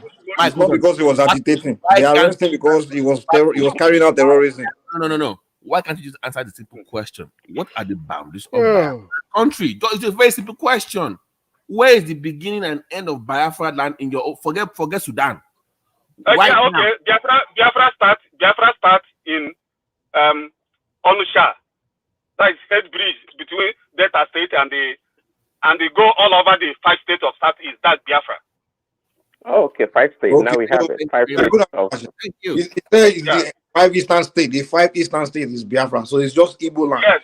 So we can give him. That's Igbo land. That's Biafra. But your Nnamdi Kanu, you are telling us that they should release. That's not what he said. Hold on. They asked him, do you want us to put up the interview? They asked him in an interview that what is Biafran territory. He claimed the entire South, Rivers, even Delta, Akwa Ibom. He claimed the whole South. I think the only place he left out was Edo. I think. He just keep going back and front. That's what he said now. So you guys are not on the same page. Hold on. Your Biafran territory is different from Nnamdi Kanu's Biafran territory. And you want me to take you guys seriously? You guys are not even don't even know. You are not even on the same page as far as what your Biafra is. So you guys are confused. You are confusing the rest of us. Okay. And you want me to Now take it seriously? You want me to tell you that this we can start argument? I don't want to Okay, argue. that's I don't fine. argue You that way. already told us, I don't Mr. want to tell Beto. you. I have Can I buy two quick Biafra? questions. Please, we start argument. No, I don't argue that way, please. I argue Okay, this level thing. we understand. We understand. The five southeastern states are Biafra, or is Biafra? We got Yes, it. we have got some. So We have got some part of some in Europe, in Pato, Africa as well. hold So what do you on. mean? okay. Hold on. Okay. So you told her earlier, Mr. Beto, that you live overseas, abroad. Okay, fine. So I just have two quick questions, really. It's the first one is kind of a yes or no question. The first question: Do you think that an average Igbo man is smarter than an average Nigerian man? And number two, you look like a young man, just like you said. You personally, what is your desire, or why do you care about Biafra? You personally, not all the other reasons that you gave. Why do you care so much about Biafra in your own personal view? My brother, the reason why I care much when I relocate to the Western world, that's where I start. I think that's why I realized that I'm a human being. When I was there, I think I'm an animal. So when I come over here, and I start thinking like, oh, this is how government is supposed to be, and I want to be part of that government in Biafra land. I want to develop my space the way I want, the way it looks like where I live now. Beto, if that is what you dream of, what's wrong with your Oh, governor of your Aduale, state? hold on. What my first question? What my first question? Oh, well, sorry. Can you come up with your first question? Let me. My first question was, do you think an average Igbo man is smarter than an average Nigerian man? No. We are the same. Everybody is the same. Yeah. Everybody has me up here when I leave. For the first time, we have one humble Igbo man to do. Okay. All right. Thank you. Yeah. So another person can ask if you want to ask. But the question I was asking you. Okay. Yeah. You said when you Go moved ahead. to the Western world, that was when you realized that Nigeria was not okay. So and I said, what's wrong with you, governor of your state, to transform your state to that country that you're living? That dream. What stops your governor? Yeah, because it's Nigeria, so they're corrupt. So if you just like I don't know how to explain it. How can you just like throw a bone to dog? Like you just okay, let's assume you just drop money in the Oshodi, popular Oshodi in Lagos. You drop money on the floor. You want to come back and get it back. How possible it is? So when you finally get Biafra, this same governor of yours will be the one to No. I will be part of the government because by then the government is small. So and the government will be small, so you can reach everybody. Even you are, I think like welfare payment and all these things. By then we are small, we can take care of ourselves. Okay, Beto, I have a question for you as well. BT here. So going through the legal route to achieve your aim of Biafra require somebody to put a bill down in the House of Rep or Senate or fight for that referendum to take place. What are you doing? Hold on, let me finish. Please wait, let me finish. What are you doing to put pressure on your own politicians to help with the cause? Like number one, do you even have enough of them that buy into what you're saying right now? How many of them actually believe that you need Biafra? And number two, if they do believe that, what moves are you making to put pressure on them to tender that bill before the House or the Senate? Okay. Number one, I'm already explaining number one to you that it's not possible. Number two is when Ojus Okalo arrive here, when I live here, I go one-on-one with him. I talk to him. This is what I want. But then I think he's a senator. I talk to him. This is what we want. I know it's not my senator. That's the one closer to me. And another thing I want to say, Nigeria government is far away from people. Nigeria government is far away from people. Where I live here, I just migrated here. If I want to work with government, it's easy. Can you imagine? My wife just arrived from Nigeria, like 3 months. There is something they want to design in the street here. They send document to my wife, like, let her design this. They they're gonna give her $2,000 for her to design this stuff. I was looking at myself, who I am in Nigeria, for government to They're come closer asking you to me. about your senators. You are talking about Nigeria. Your in your region, that your small territory. You have a bunch of senators and a bunch of governors. You can't go That's to. what I'm telling you. Wait. You people cannot They're gather corrupt. yourself and go. Wait. You know No, where the they're government. corrupt. Hold on. They're corrupt Give me because they're Nigeria. see, stop that. No. The government house in the southeast are all located in southeast. You guys cannot. Your whole population cannot go march and surround that place and demand the senators and the governors to come out and tell them to sponsor bill for Biafra. You can't do that, right? But you can come Okay, and let be me telling Yorubas to come and let give me you answer you. Biafra, Let me right? answer you. Let You me know how answer to you. come to the Yoruba people to telling a Yoruba man that has no power to give you Biafra. You come Let here me to tell answer me you. to give you Biafra. But Let me in answer your you. region there, you can't start with your Let me leaders there. Even your let me Ohanese, they answer cannot. you. Oh, hold on. First of all, your Ohanese, what's the one year just said, oh, we Igbos, we are the Nigerians, so we want Nigeria. Oh, we are one Nigeria. Oh, we are the best Nigerians, so we are the one that even the most patriotic Nigerian. You didn't challenge him that no, we want Biafra. You ignore him, Abi. But you want to come Okay, to us. It's Yoruba people that will let me give you answer you. Biafra. Let me answer you. Okay, I will answer you this way. I promise you. Do you know where Obri is in Imo State Army Barrack? Any day, hopefully, I don't want to see you closer to gather in a secretariat or whatever. I tell you, all of you go down, try and come that side, come try and just raise flag, say and The leave. entire population, They will the entire just Igbo flag. land, they will kill all Yes, of you. They will kill the whole Igbo after land. listen. Yes, after that day, everybody will go. They will start going to the house one by one and pick them. If you don't know it today, now because they are You are Nigeria, they are just giving corrupt. excuses, man. My brother, just tell you Not guys the don't want truth. Biafra. Corrupt. You don't They are want corrupt. you don't want you people are lying. You don't want Biafra. Igbo people don't want to leave Nigeria. You guys are the one that have been keeping Nigeria together. Mike, You guys are you are the reason why Nigeria is still existing today. You people know you can't survive on your own. You're just using this one Biafra just to intimidate and do all that. You don't really want to leave Nigeria. You are just lying. You guys are liars. You don't want to leave Nigeria. You are the one that if every other Nigerian state wants to leave Nigeria today, you people will be the one begging every one of us to be in Nigeria. And I'll prove it to you. And it's been like that from the beginning. When the British were leaving, the Northerners and the Southwest, they won Nigeria. It was Azikiwe that was working with the British to create Nigeria. It was the Igbos that were working with the British to create Nigeria because you Forget guys about know that you be the one to benefit the most. Listen, you are not my talking God. to a Talk about foolish person. I know East Nigeria history. I know Nigerians very well. Igbo people are the one that work with the British to create Nigeria, to make sure Nigeria is created, because you know that you be the one to benefit the most from Nigeria, and you are the one benefiting the most from Nigeria today. So stop playing this stupid game. Today, you people are still the one keeping Nigeria one. You are all over the place. You are the one that will be trying to confuse all the other Southerners about rubbish. You first of all, you are using this Biafra to distract all of us, because the rest of us really want to find a way to split the country. You are using this Biafran thing to distract us. We don't even understand it, and it's delaying people actually coming together to have real conversation, because Biafra is what's getting in the way of the South coming together to discuss which way. Using this Biafra to divide the South, you be confusing the South people that, hey, Yorubas are your enemy. Oh, we are this. You confusing everybody with this your Biafra. So and we know it's a tactic, because you guys want Nigeria to be one. You want to keep Nigeria one because you benefit the most from Nigeria.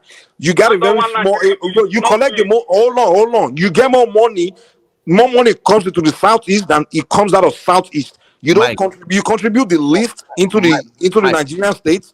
Well, you collect a lot of allocations, and you don't produce. You don't contribute much. Hold on, please. Good question. Your state is as small as your state. Your whole Igbo land is as small as your state. You got five states, 5 governors, 5 allocations, bunch of senators. You are benefiting the most from Nigeria, and you are trying to trick us that you are suffering. You are a liar, man. Hold on, Mike. Are you saying that if there's a referendum in the Southeast, they will choose to stay? Is that what you're saying? Me? No, I'm asking Mike. Mike, okay. Because you said no. Mike, if they have a referendum in the Southeast today amongst Igbo people, you say that they would choose to stay in Nigeria as opposed to leaving. There are leaders, and there are people that have sense among them. We shoot all these dummies that don't know what they are talking about, because those ones know that it's a suicide if they leave Nigeria. But these ones that are all that have been brainwashed, they don't know left from their right, so they don't really know what they are doing. They just been brainwashed to say, yeah, I want to go. So if they do referendum, because majority of them are illiterate and semi-illiterate, they will vote yes. And their leaders will not ever allow that referendum to happen because they know that it's a suicide for their tribe. Because they will be in a serious mess. That their small 5 eastern state is not enough for their huge population. Wait. Hold on. Their population is so big. If you kick all the Igbos out of the north, out of the south, all over Nigeria, and push all of them to that small 5 eastern states, they can't survive 3 months because first of all, they can't grow enough food for themselves. That's one. 2, they can't access other Nigeria because other Nigeria will just kick them out because we are done with them. We don't. They can't access markets. They can't access the sea. The little resources they have in their territory is not enough. It's not compared to what they are getting right now. So they know they will be in serious mess. They'll be begging to come back to Nigeria. They know that for a fact. Their leaders know that. Even Nnamdi Kanu knows that. So they are just using this agitation thing just to cover. This is what really happened. The Ojukwu and those elite that led them to that stupid war, they're trying to cover, don't them believe that it's not their fault too. So they're trying to convince them that what happened to them, it's not their fault, it's the fault of the Yorubas, and they use tribal bullshit to convince them that they are the people that created their pain during that war was Yoruba people and Fulani people and things like that. So they start brainwashing them. They are we want Biafra will come one day. Biafra is heaven, Biafra is this, Biafra is that. But the educated ones among them know that is a lie. But all those the illiterates and the semi-illiterates, they fall for that. They fall for it. Yeah, I pray that it comes now. So you can. I pray that it comes. Yeah, you people who gonna be a canal. No, just a canal will be there forever. Nobody's gonna feel it anymore. But sorry, I apologize. Mike, just to clarify with you guys. Okay. So sorry in your time. So basically, Mike is saying that you have the numbers, but your elite will not want you to even have the referendum in the first place. That's what I said for the first time. Okay, so but your elites are the one controlling the politics. So what you are saying, Bato, is that if you cannot get it to the legal route, hold on, to the legal route, then you're going to go violent because that would be the only way. If your big boys don't want to do the right thing according to your own logic, then what are you really proposing to get what you want? Where is Nnamdi Kanu? He's a terrorist now. That's why he's in jail. Yes, that is. Do you need Nnamdi Kanu to do it? Can't you do it yourself? Why do you need Nnamdi Kanu? Why do you always need a criminal to lead you? Why can't you find more intelligent person to lead you? Mike, hold on, because I'm going to say, okay, Bato, you said we listen to Nnamdi Kanu, but in the Kanu's ways of achieving Biafra, it's not a peaceful resolution. Is the point? Okay. So can you allow me to talk? If you can allow me to explain, I think it's going to be better. Yeah, okay. Nobody will come there and fight for Biafra. They will still label him a terrorist. Uwazirike was the same. Ojukwu was the same. Nnamdi Kanu was the same. Samalepa was the same. Anybody that come out, they will be a terrorist. You are this, Well, it's Nigeria you are. My brother, you're not in Western world. Yes, you're in Nigeria. But it's because they are carrying out terrorism now. They are doing terrorism. How do you want to achieve it? You want the person to come out terrorism, right?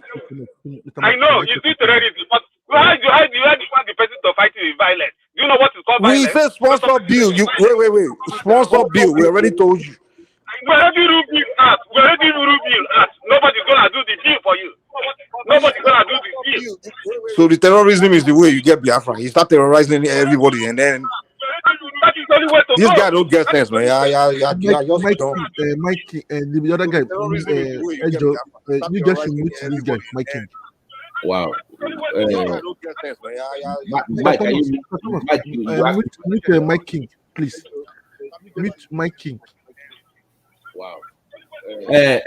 Bato, so are you in favor of you actually support terrorist activities to actualize what you want? Is your point? The problem is don't allow people to talk. That's the problem.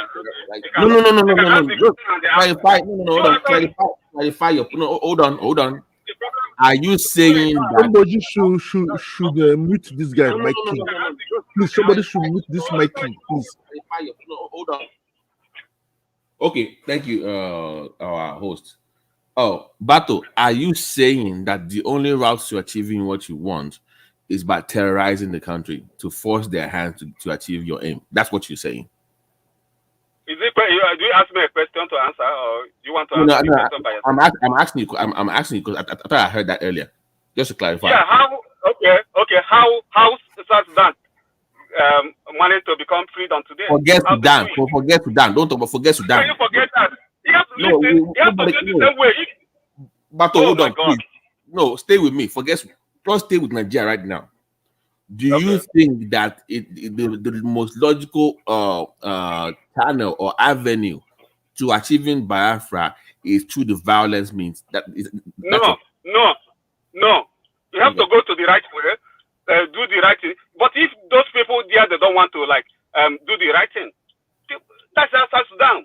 The end of the day, they have their own saying to you, Bato, they don't want to do the right thing. I agree with you. Your elites don't want to do the right thing according to your own. What do you want us to do? We just fold our hand and just. I'm asking you. No, I'm asking you. Forget me. I'm asking you. I'm asking you. Forget me. No, violence is not the right way. But if they don't want to do the right thing, probably I'm 100% correct of fighting Nigeria government to have my own independence. Fighting them how? How do you fight somebody? No. I'm asking you the question. Don't forget about me. I'm asking you. They can't fight too. They're a bunch of cowards. They don't be talking. No. Mike, wait now. Mike, because let's know what is really talking about. Fight the government how? Whatever anything I can to use to fight the government. Like what? No, don't say whatever. I don't need to mention anything. But no. What do you mean? No. They're making noise on the internet. That's what they will do now. Well, Beto, so quick question, Beto. So if we allow, because he can win, so Obi to become the president, do we still keep Biafra, or I mean, would you stop the Biafra agitation and become one Nigeria, one happy Nigeria, and move forward? The reason why I support Obi because of Biafra. If you want, Obi have to declare Biafra Republic of Biafra. If you don't declare it, I think during 4 years or whatever, it's gonna be hot for him. That's the reason why I support him to declare Biafra. So you guys remember I said it before, right? No. So Beto, you supported Peter Obi because you want. Think about it logically. I said it now. An Igbo man, no. An Igbo man will get to Aso Rock. We now declare Biafra. Yes, that's how dumb these people are. So dumb. What is all this now? Come on now. Let's just move on. Let's move on. I tried, man. Mike, I tried. No, sorry. Go ahead. What? There's no hope. Go ahead, BT. Yeah. So Beto, it's Biafra or nothing. Is that what you're saying? Yes, 100%. There's nothing we can do to keep you in Nigeria space. I've never given you a 1 naira. So look at where I'm staying. They're giving during the COVID. They give me $30,000 just for me to sit at home. Okay, Beto, wait. Can I talk? Now, what was that benefit we get having Biafra that if we have to restructure Nigeria to federal system? Like, okay, you take control of your destiny. The only thing is that you just contribute to like joint in like a military just to secure the region. So what's that thing you can get with Biafra that you cannot get staying as a federal entity in Nigeria? Yeah, okay. I'm not talking about this kind of Yeah, that is a lot I will gain if I have Biafra. For me being in Nigeria, I will give you like some example. I want to be part of the government, and I can never be part of Nigerian government unless I have money. So that is a lot. I don't want to mention that is a lot. Who told you that I like to be part of Biafran government? Okay, no. This is what I'm saying. Yeah. You know, like when we used to have regional government, you took control of your resources. You only contributed to the central. That's what I'm saying. You, from your own money, you built Unsuka, you developed your coal industry, and you were actually progressing. Now, even to this extent that you were even the oil palm producer for the country. Nigeria was one of the top palm oil producer then and co-exporter. So what I'm saying now is, assuming you are giving that power again to control your resources, controlling your resources simply means that your premier or your governors will even be more powerful than the president in quotes. You understand? Based on how you are going to use your resources to develop yourself. If you like, you can build your airports, you can do everything yourself, you can build your school, you can control your police, just do as you like. So the thing now is, we used to say Biafra is the option for you, or just self-determination. Which one exactly do you really want there? Then add this one to the answer. I asked you the other time, how are you going to deal with the boundary issue? Because you are sandwiched in between I think about 3 states: Southwest, the North Central, and the South people. So how are you going to carve yourself out? Because number one, Nigeria is supposed to be a continuous territory, right? So by the time you carve it out now, so you will be a country in between a country. So how do you want to achieve that? I don't know what you're talking about. Any country can be anywhere. It doesn't matter where you go. When you look at the African map, that is country inside country. They still exist up to today. So that one is okay. Look at it this way, my brother. Okay. Look at it this way. Just imagine Ekiti. Let's say Ondo inside Ekiti state. Let's say Ekiti. Let's say Yoruba is a country now, and Ondo say I want to get out of Ondo state. You understand? Ondo say I want to get out of Yoruba region. And meanwhile, we are talking of Ondo state within Yoruba when you look at the geographical map. So the continuity, you have a country that is no longer continuous. So how do you do that? Because look at it this way. Look at it this way, my brother. Let me answer you. You don't need to go there. We already Igbo people. We already have our origin before the white man came. What are you talking about? That's Yoruba that is out. That is forever. Mr. Batu, just can I ask you some questions, please? Please, I beg you. I was just noting everything he has been saying. You said earlier when you were saying that you should say why Nigeria did not benefit, the Igbos did not benefit Nigeria. You said the presidency. One, you said second, the geography. Two, I said infrastructure. I said division of Nigeria, means aka Biafra. But do you know that they talk about the securities, and I find everything just a matter of mindset. Do you know that one of your some part of your governors and your senators and people in your high that the one do not want even our dear President Tinubu to bring out Nnamdi Kanu? Are you aware of it? He said it out in the open. Okay, I will send you the link. You will look at it now. So before you start talking, you have to make your research where that the problem of the Igbos are the Igbos. Don't come out and start saying it, because many people are using this thing to cash out. Do you know what to cash out? Pato, the man is in prison because of governors from your part of the country, not. He did not know. That's why we educate. Yeah, because of his own elders, of his own elites. Yes, he did not know now. Let us educate him. He's here to learn. Please, Mr. Mike, calm down. I know you want to fire now. I know you want to come. Just wait first. Are you aware of it? Like now, do you know that now you're talking when the Igbos are complaining of security? Do you know how many people turn out for the police security for the recruitment? Not even more than, not up to 5,000, which is very bad. Excuse me. When you talk, I think probably you're gonna allow me to talk. When you talk about recruitment, let me let you to talk. Okay. Yeah, well, you're talking about recruitment, isn't it? You're talking about recruitment from Southeast. No. I said first of all, you were complaining in the beginning. Let them give you Nnamdi Kanu, that Yoruba does not want to let Nnamdi Kanu go. So we told you, we are enlightening you now. You say you are not aware of it. We are going to give you you give me your email, and I'll tell me how to tell you what to get it. I'll tell you what to type in your YouTube later.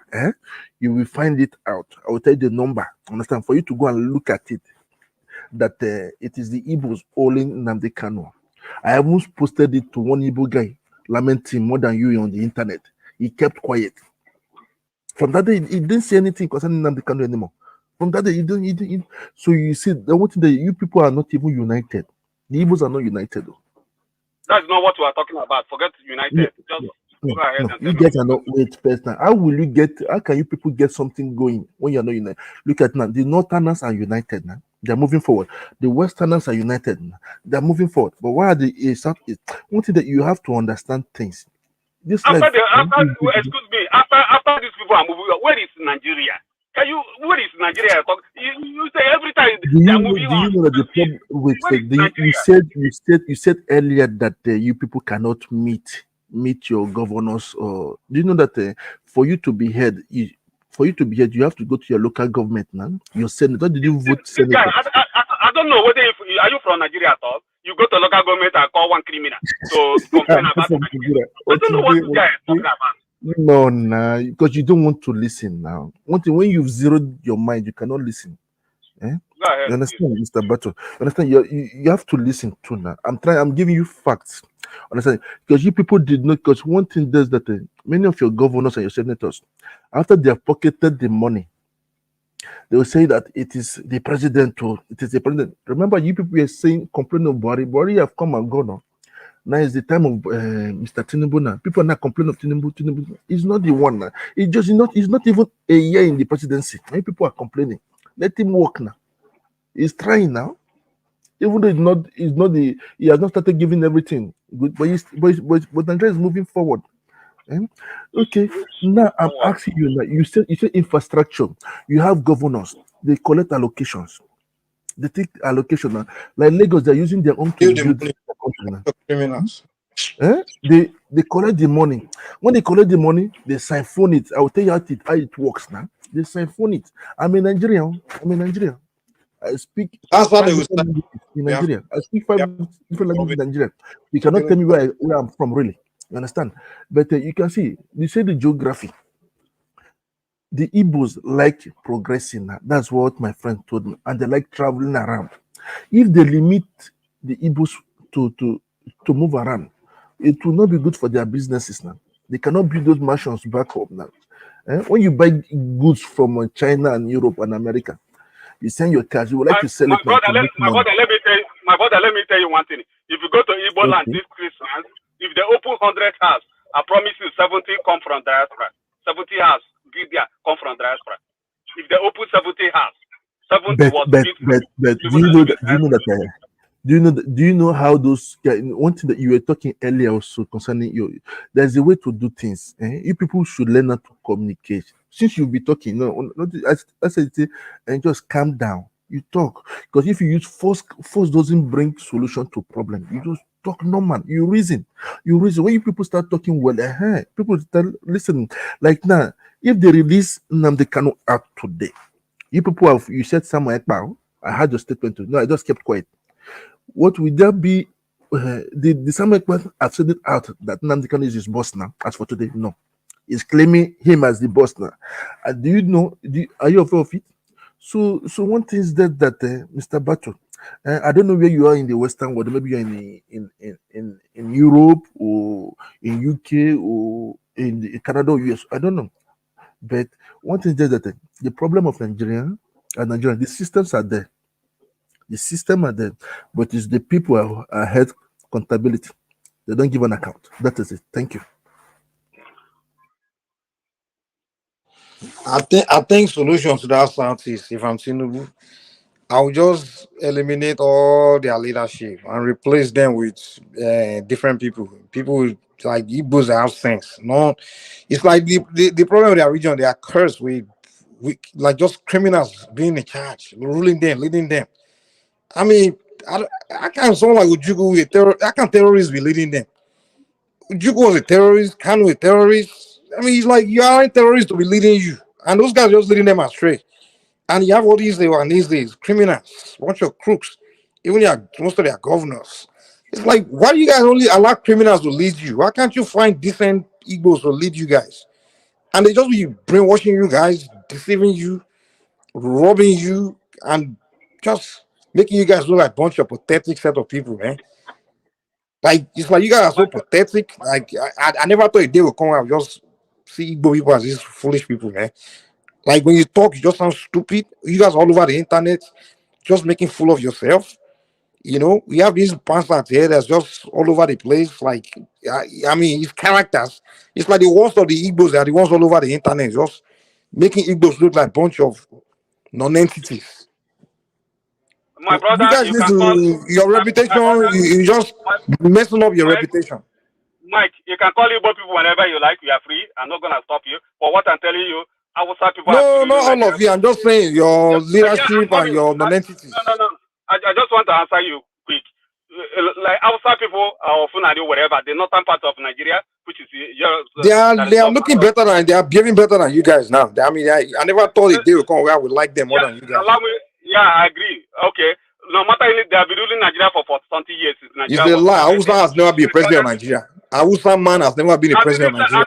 I said northerners. There's no such thing as northerners. Is there such thing as southerners? I said not. There's no such thing as not. There's no such thing. Okay, should we say south too? Okay. Whatever okay. Since Tinubu is president now, does it mean Igbos have been president too? Just allow me to talk, please. I know what I'm talking about. So those people have been ruling Nigeria since Nigeria was created. There's no one people that's ruling Nigeria. There's no one people that's ruling Nigeria. Allow me to talk. You can't just be talking rubbish. Okay. Keep your making a factual statement that makes sense. Where you have ruled Nigeria, whatever Abubakar has ruled Nigeria, IBB, Abacha. And they are all from different tribes. They are all from different tribes. I know. They are from different tribes, but they are still eating on the floor. When you throw bone for them. They are what? When you throw bone for them, bone. After you eat finish and throw the bone on the floor, they will go and get it and eat. So they are still eating from floor. No, so you can all those people you mentioned, they are all from different ethnic groups. I agree. You can call you and not a single one of them is an Hausa. And Hausa people have not been crying. They are we are marginalized. Imagine most tribes in Nigeria have never ruled that country. Majority of wait. Majority. Let me educate you, my brother. Hold on, keep quiet. Hold on, let me educate you. We don't have the same mentality. We don't have the same mentality. No, let me educate you. Let me prove to you how mumu you are, how dumb you are. Majority of people that have ruled Nigeria, they all come from minority tribes. Most of them. Where they come from. It does matter. That's what you be crying about. Igbo man, they all come from minority. Majority of them being from minority tribe. It does matter. That's what you be crying about. Igbo man, they all come from minority. Majority of them. I'm hearing him. Okay. Anyway, Babangida is from Nupe. They have minority, a small tribe. Go, no, it does matter. I'm telling you, they are not all one people. That's not even a not. Hold on, my brother. Calm down, man. Calm down. Let me just try to listen. Go on is not from Corn North. He's a Christian from Middle Belt. It's not a Northerner. It's not really a Northerner. Go on. Yes. And it's a minority tribe from Jos, a very small tribe. It's from South. Okay. He's from Middle Belt, but we can call it North, but whatever. But it's not from the majority ethnic group, and it's from. Bro, listen now. I'm trying to educate you that no one group of people. Because you are daft now. You need to listen. You've been brainwashed by all these kind and all these criminals. You know why you think like this? You have terrorists that have been mentoring you all your life. Bunch of terrorists and criminals and scammers. So that's why you are thinking like you are thinking like a dumbass. So you need to listen. Let real people educate you so you can. You have been so brainwashed to the point where you need rehabilitation. To be honest. I know that you put on the street. Because you are so dumb. You are saying you want Igbo country when you know that Igbo. If they give you Igbo country, you come back begging to it. You can't survive on your own.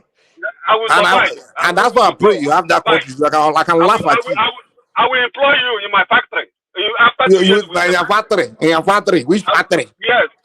In your factory. In my factory. Which factory do you have? You run away from. You are living. You are not working in a factory in Europe. You are working in a factory in Europe. They are paying you. I will employ you, Penny, and the other one. Which factory? Yeah, I will employ you after 2 years. Nigeria separated. You employ me. I'm the one that will employ you. How can a dummy like you employ me? You that don't have brain in your head. You don't have brain in your head. I will pay you money. You don't have sense in your head. You are talking about employing me. And come back and work for me. Your IQ is so low. Your IQ is so low. Mike, please. Mike, hold on. Pato. So, this is the concern I have. You do realize one thing, that it's a concern that I have from the Southeast. You need the votes of other people from other part of the country to win an election, right? I'm not talking of to be a president of Nigeria. I want to go. I want to have my Biafra. What are you talking about? Yeah, Nigeria is a rotten egg. Stay with me. No, but don't do that. You are still carrying the I'm going somewhere with you. No, I'm saying don't that. talk like that, no. Continue, Mr. BT. But don't talk like that. One of the reasons why you're having a hard time adjusting to Nigeria is because it's this, to put it nicely, that being disrespectful, lacking cultural awareness. Because there's a way you see things as an Igbo man. There's a way I see things as a Yoruba man. Please, okay? Mr. Tomo, mute Mr. Mike King. It's echoing again. Please, mute Mr. Mike King. It's echoing.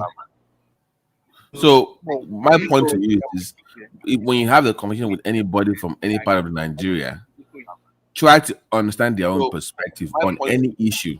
Okay? Have a conversation with anybody. Who is that Mike King? Why did they keep letting him in? Understand their own perspective. Can you mute him, Thomas? Because I can hear myself in the feedback. Thank you. Or just So my thing is this: you must learn to understand other people's perspective. If you're gonna have an Igbo prism, like a context to the way you deliver your message to people, you must also understand that they're gonna take it through the lens of their own tribe as well. So try to understand the way they see what you're saying from their own cultural perspective as well. Okay, so that way we don't keep doing this back and forth. When you say one thing, I know you're pro Igbo and you're Igbo, that's wonderful, but always think at the back of your mind, how will a Fulani man receive this thing? How can I better tailor this message for them to better understand? Not change it entirely, but for them to understand as an Hausa man, or as an Igbo, or as a Fulani man, or as a Yoruba man. Always have that at the back of your mind when you communicate your needs or your desires to people.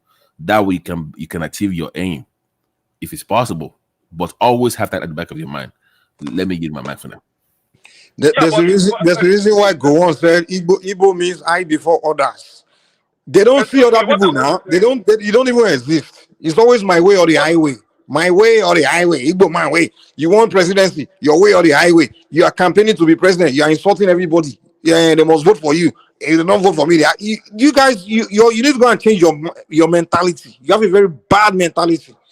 It's like your way or the highway. Even this conversation today, it's like you only see yourself. You are not seeing what we are telling you. You only see what you see. Just your Igbo man. That's your problem. You only see yourself. Ojuku is dictating to the rest of the country how you want to divide the country. You want one tribe is dictating to the rest of the country. Who the hell are you? What do you think you guys? Who do you guys think you are? For God's sake, you want to dictate things to everybody. Who the hell are you, man? We are better than you 100 times. Oh, you are better, really, and that's why you are losing. That's why you're getting your ass kicked. Hold on. Hey, Beto, hold on. Yeah. Earlier on, Prince Daddy asked you that question. He said, "Do you believe that you are better than all Nigerians?" And you said, "We are all equal." Now you're saying you're better. No. Let me land. The problem, you people don't allow people to talk. No, they asked you. Hold on. Let me finish the question. Earlier on, you were asked this same question about are we all equal, or do you feel like you're better? And you said no, we are all equal. Now you're saying that you're better than everybody else. So what changed within the space of 30 minutes? Okay, can you allow me to talk? Okay, allow me to talk. If you can allow me to talk, okay. What changed? I just pulling his leg. I know I don't mean it. But what I want to say, this president of Nigeria, are we doing this president just my region, or are we presenting the right people to develop Nigeria? That is the question I keep asking myself. No, I asked you a question. Why are you deviating from the question? You said earlier on this show when you were asked about No. I just joking with the mad dog. Okay. Yeah, just talking. I'm gonna employ him 2 years after Biafra left. I will employ him and pay him good money. Even So you are better than everybody else. That's the point. No, I'm not trying to say that. I'm just joking. Yeah, just be honest, man. That's what your criminal leaders are brainwashed you to believe. You are flip-flopping. I don't know. No, I'm just joking with you. I know that he's gonna come on me. But what I say is, this presidency, since Nigeria, these people are Obasanjo, Tinubu, I want to be president of. We have Nigeria. Nigeria is no movie. It's better. Look, if Igbo man don't rule Nigeria, Nigeria is not going anywhere. That's my life. If Igbo man, why? Because Igbo man is what? You know, the same dumb Igbo man like you is the one that rule Nigeria. Hey, time out, please. No. Time out. You cannot come here and say that all you care about is Biafra and also say, well, Nigeria needs us. You should not. You don't care about Nigeria anyways, right? You don't give a damn about Nigeria. So why should it matter if you rule Nigeria or not? Because you want to leave, right? If you want to leave, why? See, I think you really want to be president. That's really what you really want. You will not say it because you are frustrated. You don't know how to go about it. No. Let me finish. Let me finish. That's not what he's saying. You don't have to talk. No. Babati, when I'm done, I have an announcement. You really want to be Nigeria's president? You don't allow me to talk. You don't allow me to talk. That's not what I'm saying. I figured you out. I figured you out. Make announcement. Thomas, if you can listen, they want to call me, so you can please allow him to call me. So that's my announcement. Thank you. I figured you out. You really want to be Nigeria's president, but you don't know how to go about it. That's what. No, that's not what I mean. What I mean is, if you allow me to talk, I will explain to you. What I mean is, these people that are being this process of Nigeria Yoruba and the Yoruba and the I don't want to call not whatever Babangida Abacha. Whatever, they are ruling Nigeria. For that. What about Ironsi and Azikwe? Ironsi has been the worst among all of them. Ironsi, the two Igbo president leaders we have, they have been the worst in the history of Nigeria. Azikwe and Ironsi, they destroy everything. Yeah, I agree. They are the worst. But are we gonna sit in the So now you want us to get Obi as useless? If you be become president now, we will be in shit. I'm not saying you Obi. I'm not calling you Obi. I told you Igbo people. Your Igbo governors are the worst, and you are telling me the Igbo president will be the best. Get the hell out of here, man.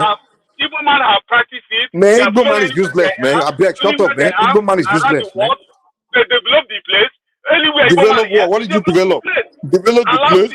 What did you develop? Tell me what you developed. Igbo people develop Abuja. If you go to Abuja today, really? You develop really? The highest property owner in Abuja is Igbo man. That's a lie. That's a bloody lie. How can you say it's a lie? Show me the statistic. No, show me the statistic. Show me. Oh my God! No, you can't present any statistic. You just make up bullshit. That's what you guys do to yourself. You sit around and be telling each other propaganda and be lying to yourself. I will bring bloody liars, man. Bro, you're a liar. You're a liar, man. You are not developing anything. You are not developing shit. Get the fuck out of here, man. You don't develop anything. You can't build anything, man. You can't develop nothing. The only thing you know how to do is bunch of stupid scams and rubbish. You are very good at criminality, that's all. You are very good at criminality. Mike, hold on. Mike, Beto, please hold on. Beto, hold on. You said earlier that for Nigeria to develop, we need an Igbo man to run Nigeria. That's what you just said, right? He didn't allow me to say what I want to say. No, I'm clarifying with what you just said now. I don't understand it. No, I'm clarifying. Is that a yes or no? You said Nigeria needs an Igbo person for it to run president. I'm not saying, nah. You can't run Igbo land very well. You're telling us you can run Nigeria. Mr. Mike, wait now. We know where we are going to. You said it now. You said that that for Nigeria to run, it needs an Igbo person to run the country. That's what you said. But you don't allow me to finish what I'm saying. No, you said it now. I said it, but I haven't completed it. Go ahead. Yeah, what I said, Igbo men, they have proven it. Anywhere Igbo man in the world, he developed the place. Look at Abuja. I don't want to mention Lagos. You want to take Lagos from we? Look at Lagos. What did you develop in Lagos? Mike, John. No, you can't let these Igbo just keep lying. That's what they do. Just lie. That is here I am. You're not life for that head. Lie. Let me tell you why I develop. You are a bloody yam-head liar, man. You are a yam-head liar. You are a yam-head liar. You didn't develop any Lagos. Number 23, Modi Ibadan, in where? You go there, and one that I have had. You are not developing anything. You are only there constituting nuisance. That's what you are doing, constituting nuisance. Yeah. Which one do you And do? you will be lying to yourself about developing something. You are developing everywhere. That's why your own land is looking like shithole. You are developing everywhere, but your land look like shithole. You're a liar. You are a bloody liar. You are a bloody liar. Let's not don't take it. No, please, Mike, let's not deviate from the point. Once again, you said without the Igbo person, Nigeria will not go. Example. Hold on, please. Hold on now. Let me finish the question first. Can you keep it to politics? Because that is what matters now. Somebody has to be an Igbo person in politics, runs for office, then wins, right? So let's keep the response to politics. So if that is true, that is, he has to take a skillful Igbo politician. Have you done enough in that region politically for everybody else to vote for an individual? Like, who do you have up there that you think can do the job from the Igbo? That's the question to you. Just keep it to politics. Thank you. Yeah, the question is, as of now, Nigeria is Nigeria. You have right anywhere in Nigeria. That's the answer. Anywhere you want to build, yeah, fine. Whatever you want to do, you can contest in Ogun State and win. Nigeria for you now. God damn it! You said president. No. You said president. That's the question. Yes. Forget Ogun State. I asked you about president. You said president. So tell me about the presidency. What have you done as a region to once you get an Igbo president that can change the country for better? That's the question. Forget Ogun State. What do I do in Igbo land? Is it what you mean? What do I do in Igbo land? No, you said you can you can save Nigeria as an Igbo person. That is only you that can save Nigeria as an Igbo person. And I'm asking you, tell me how you're going to save Nigeria as an Igbo person as a presidency. What has that got to do with Ogun State? Okay, all right. Okay, I understand you now. If you check, I'll just give you an example. There is the other guy in your program, one man show. Okay, he called Ijele. If you listen to Ijele, I think probably you go back and take your time and rewatch that program. Ijele said that any state in Nigeria, you go to middle class, any state in Nigeria, go to where the middle class live, is Igbo people live there. That's to show you that they're more productive. So anywhere Igbo man is all over the world, they develop the place. Look at Lagos, look at Abuja, go to Calabar.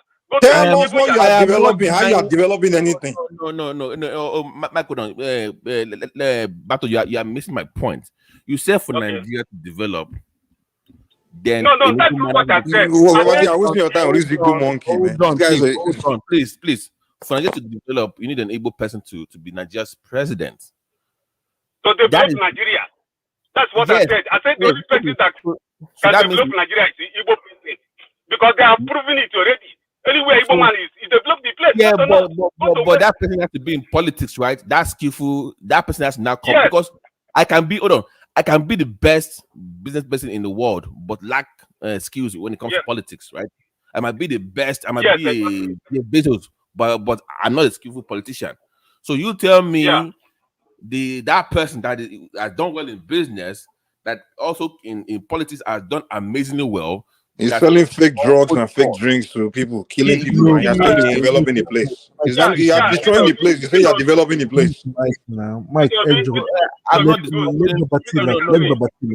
hold on, Bato, hold on. This is why I asked the question. Hold on, let's calm down now. This is why I asked the question. You came on the platform as a pro-Biafran, okay? And you say you don't care about Nigeria, whatever happens, you don't give a damn. You want Biafra or nothing. And within an hour, you say that Nigeria needs an Igbo person. So the reason I ask you is because if we can find that Igbo person that can take Nigeria for the way you want, will that make you stay in Nigeria if that person becomes president? No, it means that if we produce Igbo president, No. That person that you said can change Nigeria, that is Igbo. If that person can come into, let's say that person just shows up from heaven somewhere, an Igbo person that can change Nigeria for the better, will that change your stance on Biafra? Like, okay, forget Biafra. Never. We have this there now. Never. So even if you have a savior from Igbo land, I want to exist Nigeria. so why did you bring that up in the first place then? No, we're having a conversation. That's why I bring it up. We're just having a conversation. You don't want It's a mumu and he's saying he's developing everywhere. He's just been talking rubbish. But you see my point though. It's like it's my point to you, Bato. I think deep down inside, you really want that. You really want the presidency. It's my opinion. But I told you the reason why I support. Listen, I told you the reason why I support Peter Obi. I want Nigeria, Biafra to go. That's the reason why I support him. So Obi will now get you. No, Obi will get there and dissolve Nigeria and give you. Wow. Okay. But Biafra, if you don't want to go, this is the IQ of the person that's telling me that it's not developing everywhere. Let me stop here. With this kind of IQ, how are you developing anywhere? Can I say something? Can I contribute? Go ahead. Go ahead. You see what we'll be saying now is this. Now. Go ahead. I'm done. Some regions they want to believe they are superior to the other, and that's where the problem lies now. I just heard what Pastor now wrote now that said, if not because of Igbo, Nigeria would not have gained independence, right? The question you should ask yourself is this: why did you fight for independent Nigeria? Why not fight for independent Biafras at that time?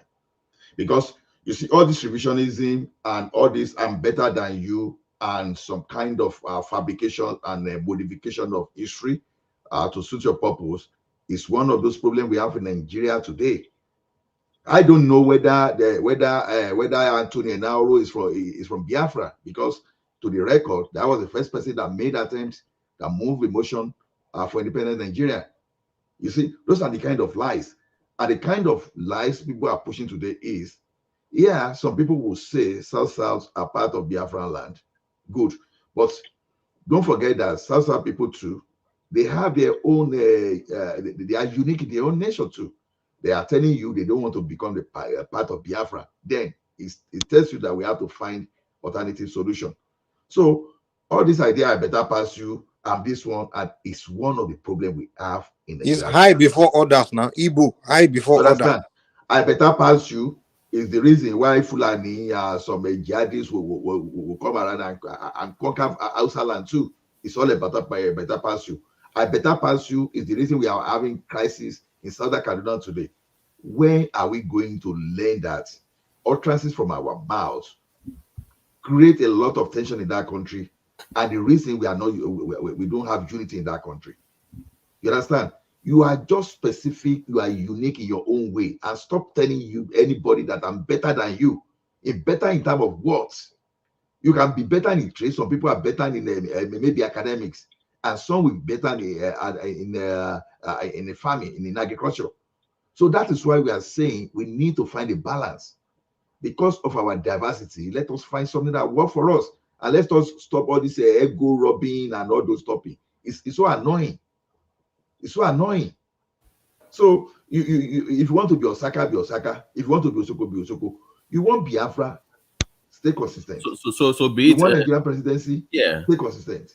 And just take one side. Don't say I'm better than you. I'm actually trying to understand you. I'm not trying. It's not about trying to yell or anything. I really generally try to understand that Biafra space. But it's the clarity that I'm trying to seek in terms of what you want politically in what we have right now as Nigeria, and how you will achieve your aim without bloodshed or violence. So me questioning you, not because it's not a got you question, okay? I'm not trying to do like a got you. I genuinely not you, BT. My response is not about you. I know, but just to clarify with Battle and company. Yeah. Okay. So because the way it is today, Battle seems not to even understand the geography of that place. That's the point. Ask Wiki, ask Rotimi Amechi, ask Asari Dokubo, and all those guys. Do you want to become the part of Biafra that will secede from Nigeria? Because you need to get their story and see whether they want to join you. They are probably going to tell you no. Because when you are talking of landmass, when you are talking of waterways, they have some kind of advantage that they too will believe, oh, we don't want anybody to dominate us. You understand? And you go to the middle belt or north central, you ask some people if they want to get out of Nigeria, they tell you no, because the minority in quotes, because I'm not, should not be saying some people are minority, but let's just for academic purpose, those people that believe that they are outnumbered by some other ethnic group, they don't want to get out of that place because they are afraid of people coming to dominate them. That is why we should be talking of what work for us. Secession might not necessarily work. Yeah, but excuse me. Even though I want to do Yeah, but things are not working. Is it not right time our government come up like, okay, we don't have a referendum in our constitution. Let's have a referendum so we know where you are. Is it not time? And who is leading Nigeria? Tinubu is leading Nigeria. APC senator, they are the most in the House of Assembly. Is it not the right time for them to come up with that kind of? So I will know where I stand if I want to be in Nigeria. By then, okay, I choose to be in Nigeria. Yeah, but what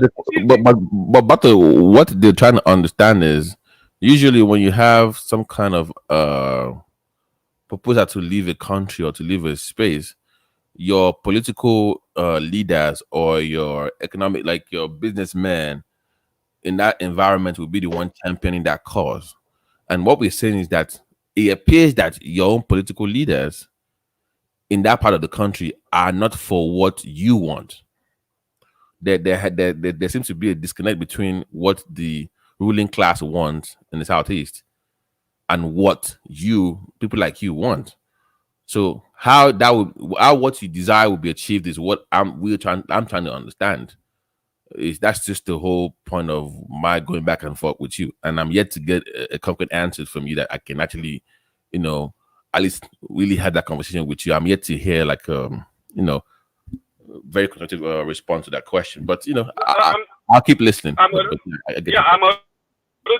already respond to you. I told you it's not gonna happen because those guys you said violence. You said true violence means that doesn't. You say violence. That's what your position pretty much. And I'm not with that. I'm not for violence. Yes, that's my position. Okay. Because we can't continue going this way we are going. So basically, if your political heads don't give you what you want, which is Biafra, you will go nuclear on them and Nigeria. That's your position. If I have the opportunity. Okay, you're on record for that. Thank you. Thank you.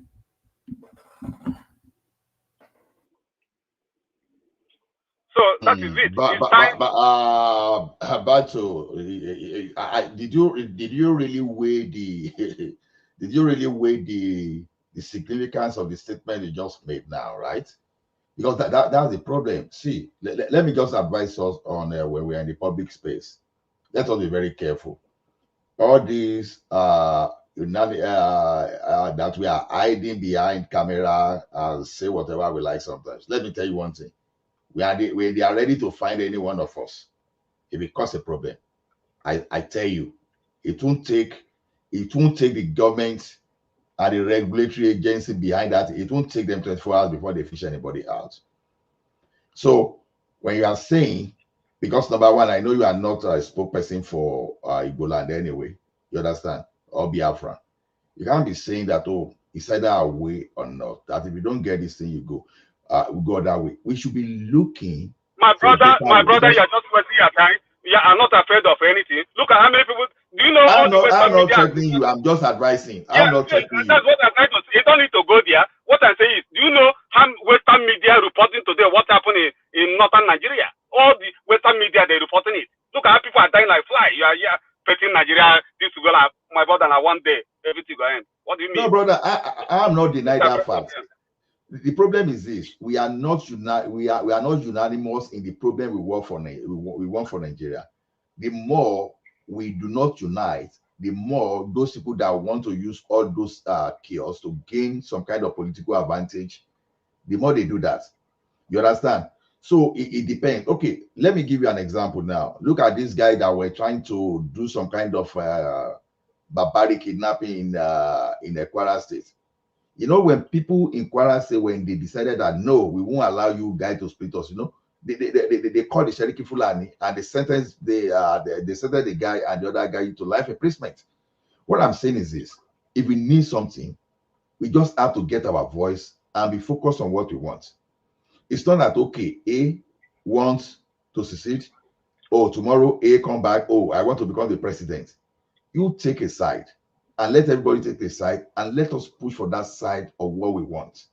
And don't let us say, okay, look at it this way now.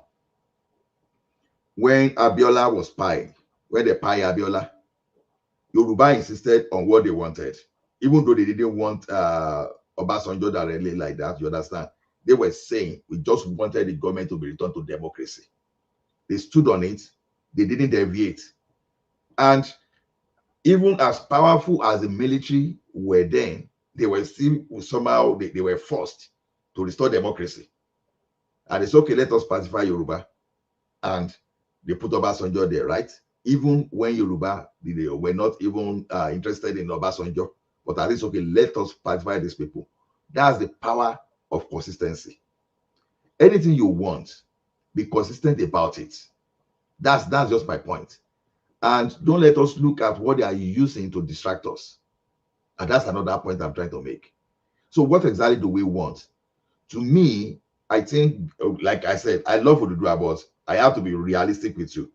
Odudua is not going to happen in 10 years. It might not even happen in 20 years. It might not even happen in my lifetime.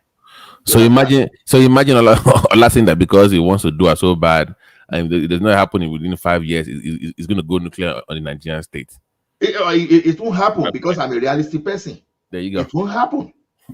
It won't happen. So because everybody that want to go that, you will be unpicked from wherever you are one after the other. Because that person will now be seen as a danger to the entire global community, not even Africa, not Southern Africa this time around. You understand? I can't stay here now in Canada and now be fueling hatred back in Nigeria.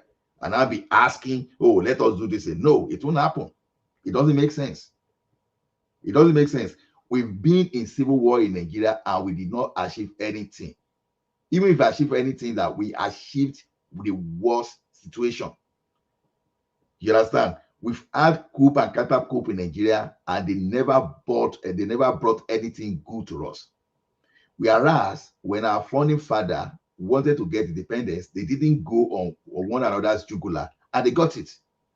When we wanted to return to democracy, we didn't even cross all those problems and we got democracy. That's the problem. So violence has never achieved anything for us in Nigeria, whether we like it or not.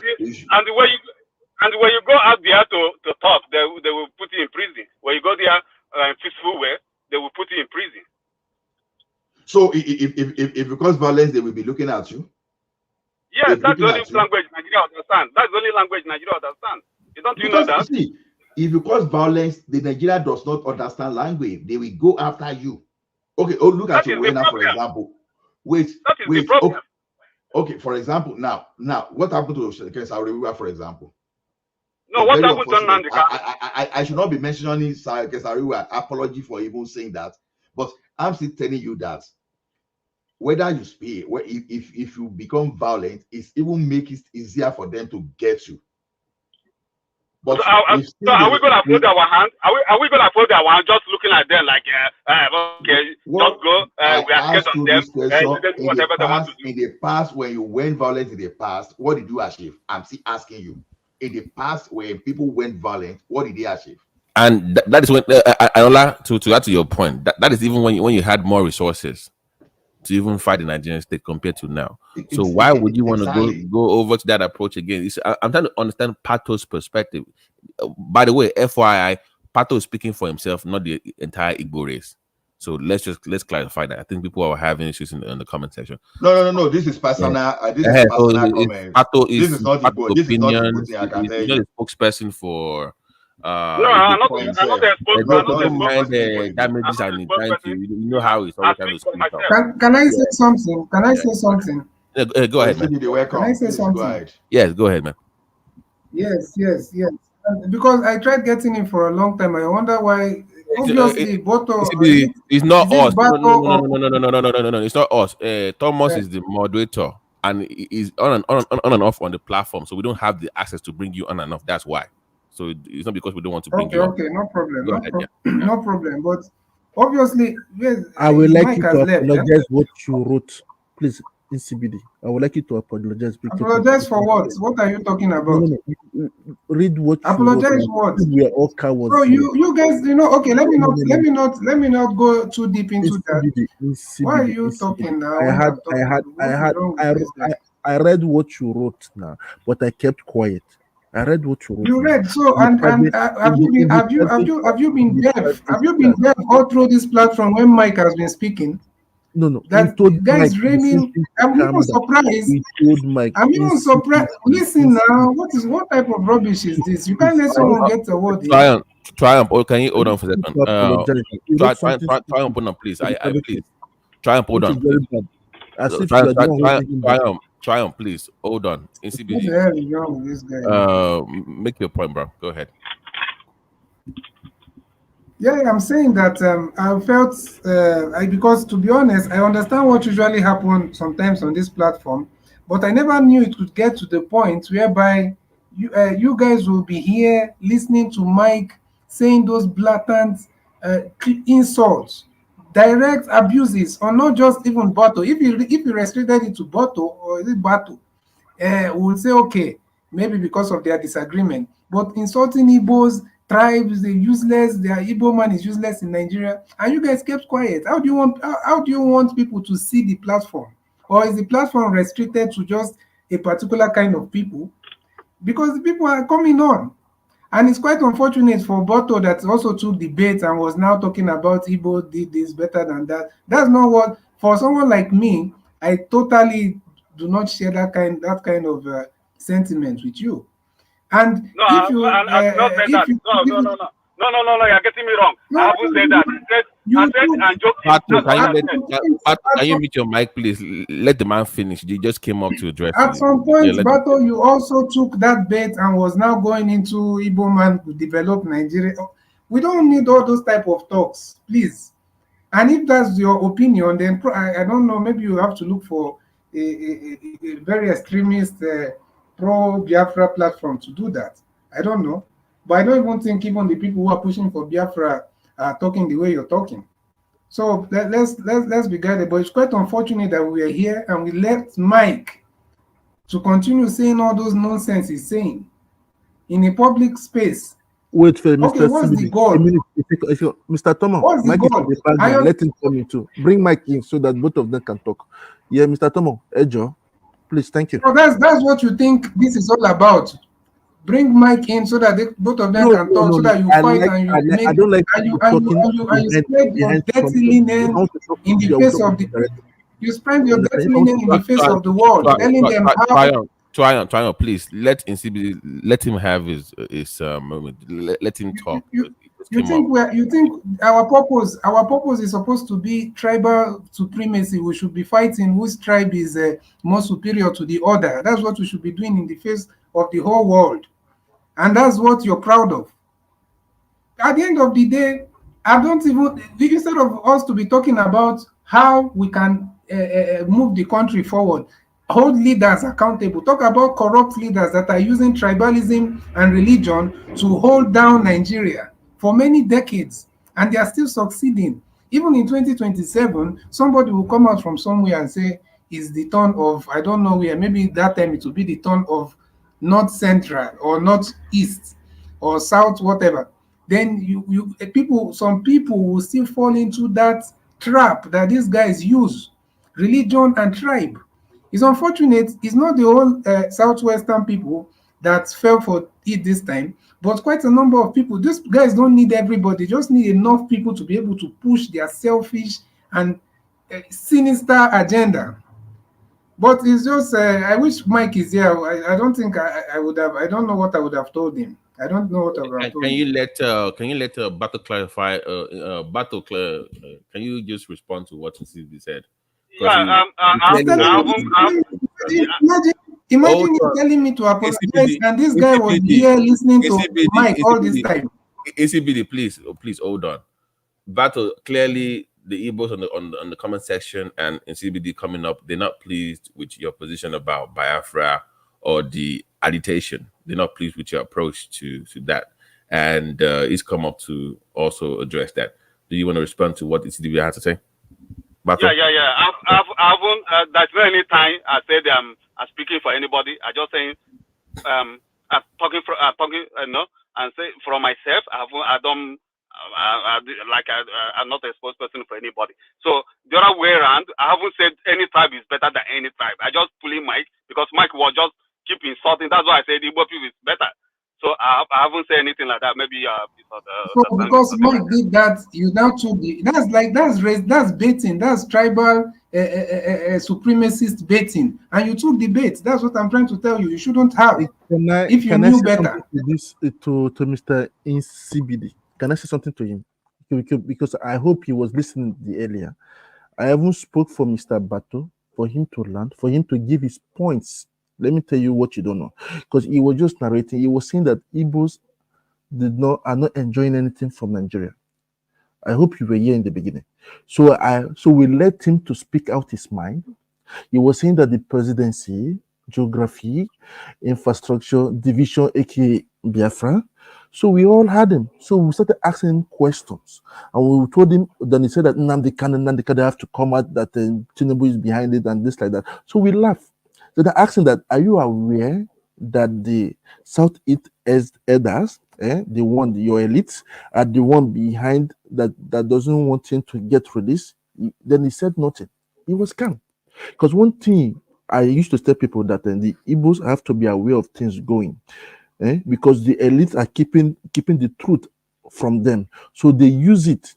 They use it as a matter of control, and which is bad. And I even told you that some of these platforms are using it to cash out, to make money. That's it. So one thing that I wasn't happy when I was just reading your statement behind the scene. So I was just looking at it as if you are the one stopping you from coming. No. One thing that for me, I don't like talking to people behind your back. I say it in front. That's the way I'm brought up. If you're not here, I won't say anything. I will just keep quiet, as if I'm not reading your stuff. But for me, I'm always for one Nigeria. I used to say that anywhere I go, people know me for that. I'm a one Nigeria guy. So I just want how the country will move forward, and everybody should benefit from it. And again, even though Bato was talking, I said that you're still having a Nigerian passport now. Even though they say, now, where you are, go back to your country. Where will you go back to? It's still Nigeria now. It's our father's land. It's our mother's land. We love Nigeria, and we have to work together. This my home is my home. Your home is your home. You see, my point is this, my brother. If we are still talking about tribal supremacy and all that, then it means we have the people doing that have a very low level thinking capacity, very low. Because if you really understand what we are facing, number one as a Nigerian, and number two as an African, or then generally as a black person, then you understand that you have a very low level mentality, and whatever where did the word divide and conquer come from? You can see where your problem is coming from directly, and you're NCBD. You said low level, which I agree with, but you also have to admit that those fault lines, those ethnic and religious fault lines that bothers you, they've been hold on. They've been very they've been a very effective political tool for politicians to use. Exactly. Organize people. But how can the people rise because if the majority unfortunately fall for that all the time every 4 years, and they feel intellectuals that see beyond that, how can those people educate the other ones? And how can we overcome that to achieve what you want? NCBD. Yeah, there's a difference between trying to address the genuine concerns or issues that we're facing as regards to tribe and how we can all integrate and live together. And also there's a difference with that, and for someone, for example, like Mike, which to be honest, most people will agree that he portrays himself as a kind of a Yoruba supremacist, and some other, that one is different. That's a conscious. That's why I'm saying people like that have very low level mentality, because it's a conscious identity that he has taken on himself, or conscious purpose that he's serving to just push a particular narrative. And he's not just the only one, to be honest, but let's say it's the one that is more direct with it. But if we know that the politicians and these corrupt leaders are using these things as a weapon, as a very effective weapon of pushing their own personal agendas, then why can't we speak to those issues? Why can't we be talking on how to sensitize people, especially the people that are less educated in a way, in the rural areas, that you know that when you just go there and speak the language and do what, and tell them don't vote for those people. Why can't we talk about how we can access and reach those people? So that we tell them that what for it? Okay. Hold on. This is how I put it. If people don't open their mouth to talk, you will not know what to address. So when people talk from the extreme side of the divide, on any side that you want to pick, you must at first listen to what they have to say. It might be uncomfortable when they say these things. So they must first say it out first. You must know what they're thinking to better address the concern or better educate them. Okay? So when people say things that you find disturbing or uncomfortable about tribal or region, you must let them speak. When they're done speaking, you can then address those concerns or then educate them better because you know what the thought process is. I can assure you, my brother, a lot of times nobody addresses that. Okay, I will admit that yes, Ola came on and also spoke something and related to what I'm saying right now. But it doesn't happen all the time. What if Ola is not here? What if I'm not here? That narrative will fly, the show will end, and people will think that this is some let's go and show which tribe or is superior to each other kind of platform. And okay, if that's the intention of the platform, I don't know, but I don't think that's what it is. And so we need to understand that as much as we are talking about, okay, the brother that started Bato, some of the things he started saying in the first instance is there's no lie to it. There's marginalization. It's clear. Even people in the government, even government officials and all that, sometimes you hear them say it, even in the media. They say that, oh, the Southeast has been marginalized to this extent and this extent. It's something that is clear. But the only problem I have with him is when he could not realize what the kind of agenda and the kind of person Mike is, and he was now taking debate, and at some point he was kind of echoing the sentiments of Mike from the opposite angle. So we need to understand that these things are there to be talked about, but there's a line that should not be crossed, and that's the line that you don't try to make it a tribal supremacy thing. If you have marginalization in any part of Nigeria, you call it out, you talk about it. If the other person is refusing to acknowledge it, then that person is biased, and that person is also part of the problem. But don't cross over and start trying to do some tribal supremacy, because it doesn't even make sense at all.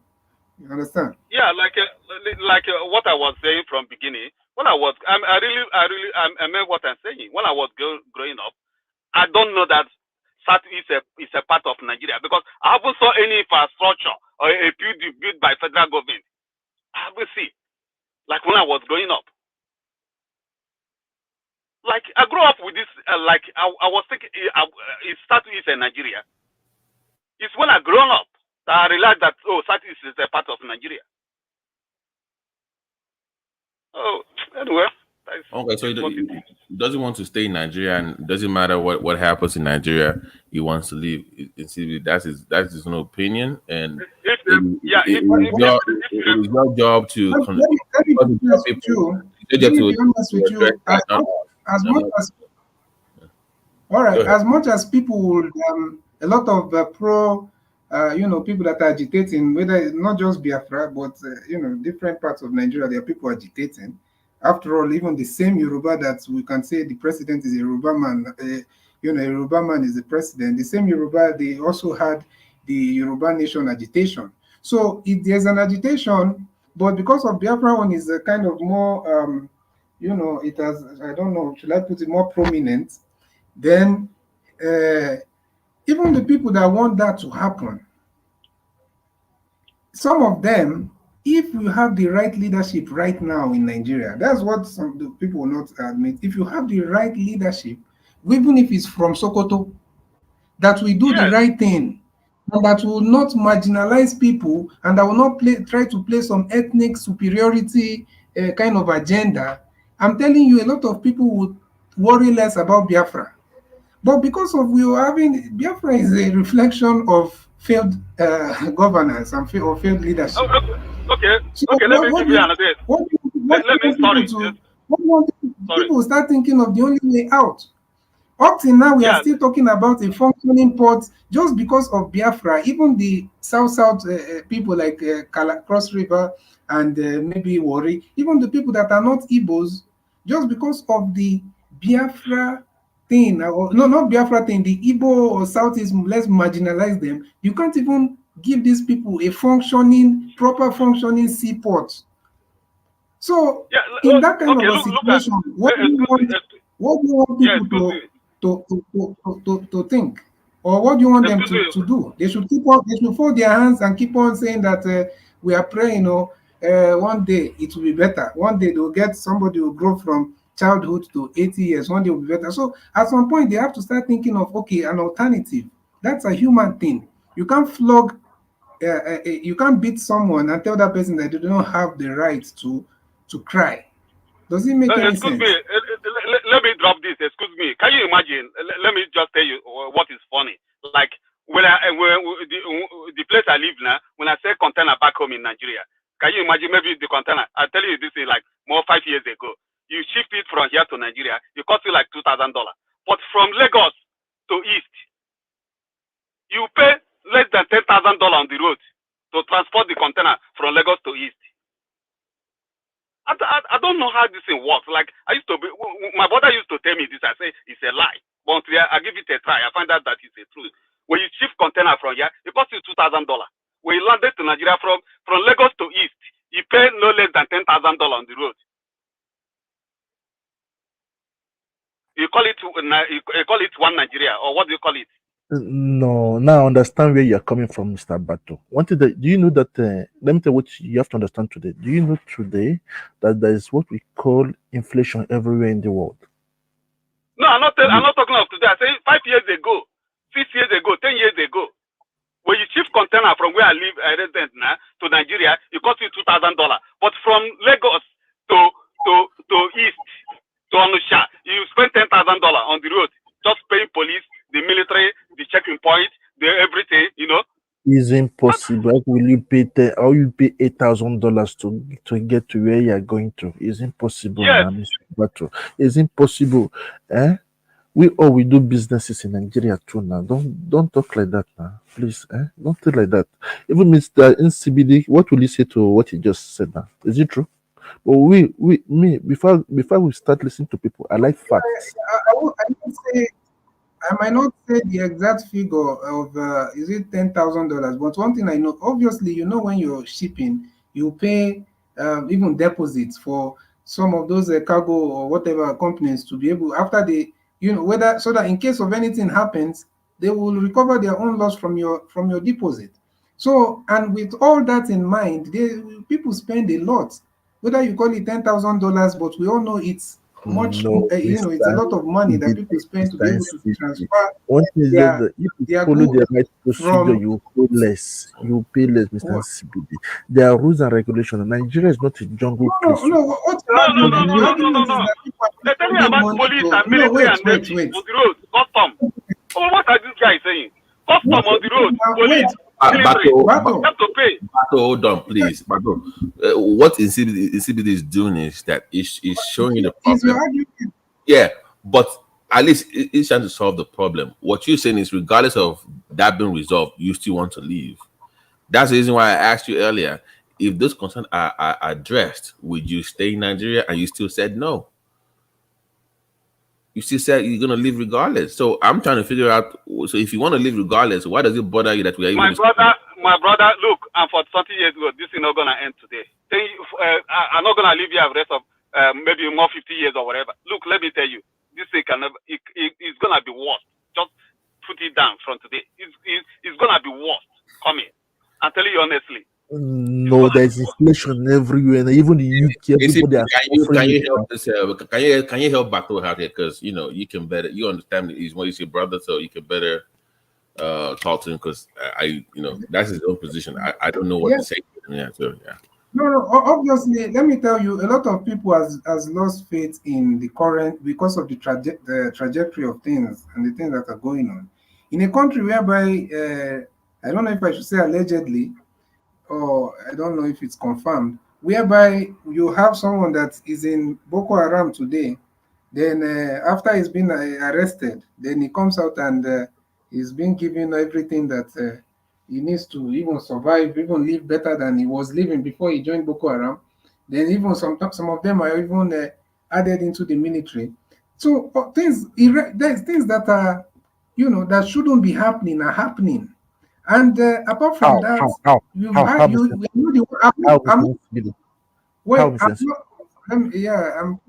I will tell you how. Like, according to, is it the chief of staff, the man that was talking before the Senate the other time?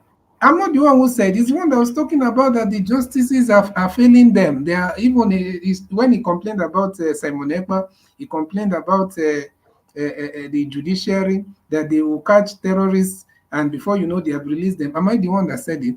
I'm not the one that said it. The man said it. So when you have a country that all these, this question. Let me ask you this question because of I had also they repeated what you just said now. Let me let me just say goodbye to the platform. Goodbye to everyone. Daniel Thomas, Progressive Triumph, Ola Bato. That's my first time talking to you on the platform. Prince Daddy and CBD. I've not seen you in a long time on this show. It's been a while I've seen you on the show, but good to hear. Yeah, come back again and we can have a more robust conversation. And you can, and if those of us that have balanced view somehow or close to balanced, we should be able to stop when we see someone trying to derail this platform and move it to some kind of primitive tribal supremacy fighting place. We should be able to restore some kind of sanity. Is it really because I'm actually working? I'm on call, so I've been going back and forth. So I will go back and listen. All right. In the early hours, and if I have any concern, I will let one man know. But thank you so much. Good to hear from you again. Everybody in the conversation, good night, everybody. Go ahead. Okay. Continue, Mr. CBD. Continue. Yeah, no, that's what I'm saying. Like, if you look at all these things happening, it's very hard for you to tell somebody to now have hope and believe that things is going to be better. You have to see practical and intentional policies and actions from the central, the federal government or every government agent, arm of government that can make an impact. You have to see them doing something that will change the situation of the country for the better. Then when you see these people making those moves, then you can now start having hope. You can't tell people to have hope when they are seeing things going down the drain and nothing is being done to salvage it. I know where you're going to. I just because of there are thousands of people listening to us. I know you are going to. I'm not putting any bit for you. To be precise, I just like how continue like how because you said because of that's the same top words that you want to know how I've just mentioned security issues. Okay. All right. Let me give you an example. For example, I've mentioned the security issue that we are facing in Nigeria. Just the other day, is it 2 days ago or? Yes. I was here with you. You saw what happened in Plateau State, right? Another series of killings. Oh, so my brother, the way excuse me, sorry, the way the Western media are reporting that incident. Oh my God, like I don't know what to say. Just continue, Nigeria. Oh God. Yeah, that's number one. Then you also look at, for example, let me use because I'm also from the southeast and the south where they call the south. But let me talk about the southeast right now. If you're able to let these guys have a proper, even if it's just one functioning major port in that region, what is it going to cost you? Is it going to increase or decrease Nigeria's revenue? Obviously, it's going to increase it. So what is the problem? So now you What want is to the problem? Mr. NCBD. I'll be calling you Mr. T. Understand? Because I saw your it's NCBD. When I say Mr. T, I'm referencing to you. Understand? So I want to say that it is not the infrastructure is the problem of your own region. Is that what you're saying? Like infrastructure? Are we talking about no? What? You said Yeah, that infrastructure. port working. Not just infrastructure that can only be made possible by the federal government, by the national government, because we are not talking about states. Like for example, now the governor of Abia State, Alex Oti, is talking about that they will try to embark on is it to make a seaport. But even with that, if he does not get the approval from the federal national government, he can't do it. And even after doing it, it might not run if they don't give him the necessary approvals and licenses for that place to work. So it's not something that you will leave in the hands of just those Southeast governors, as much as we would like to call their names. This guy, do you know how many international airports are in the Southeast? According to, I think it's only Abia State right now that doesn't have one. And yet, where have you heard that a plane flew from London airport and landed in Enugu? You understand? So those are things that the problem of the federal government. Is it the problem of the federal government? I just want to know. Who else? Who else, my brother? No. The license, is it the FCAA or whatever? I don't know what they are called. The FAA, the people that are licensed those things. It's a federal agency now. It's not the state. So, and the same thing for the seaport and all that. Those are just the ones I want to mention, because if we can't go into all the details. Don't say something like that. What is that? I like seeing pros. You want to just that I'm a Nigerian like you. Understand? I've sat with people. I'm privileged. Let me use the word privilege to sit with people. Is it normal that only I had things that they said now, and I had things that they said which I'm not permitted to say publicly. You understand? So what is that? There's a way we do things with dialogue. Understand? To know our different, and we'll bring out facts. That facts, not the one that under the table facts. Understand? Things that are going under the table. No, that we know it exists, but no. But have you people in the south ask your governors why is there less? I'm not insulting you guys. Why is there less development in your region? I would like to know. I would like to know. Because in what area? I believe area of development? In all sectors now, because I can see that the other states. No. That's a vague statement or vague question. You can't say in all sectors. You're talking about development. The infrastructures are bad now in your place now. I can see it now. Which kind of infrastructure? I don't understand. I believe I had it in because I used to go to Dr. Damage's show also, and I heard that they were complaining that there's no good water for everybody over there. The taps are not running. You understand? Where is the water running in Nigeria? No, Mr. Bato. Are you in Nigeria today? No. People went there to film it and show it now. It is there as a record. We saw it now. Understand? My brother. And again, they have bad. I get your question. Mr. NCBD, they have bad roads too now. Understand? I love being balanced. You said earlier. Wait. You're asking and you keep on talking. You've asked the question. Let me give you what you see. Let me use an example. Roads as example. I'm not taking the health sector. Roads in your place. The roads. Wait. You know, that's also coming from that tribal bigotry tonality that I'm complaining about. You know, wait. When you start talking about the road in your place, the word in your place, that's the tone for that. That's the tone. In the southeast, I said in the southeast, there are roads. Is it good? All right.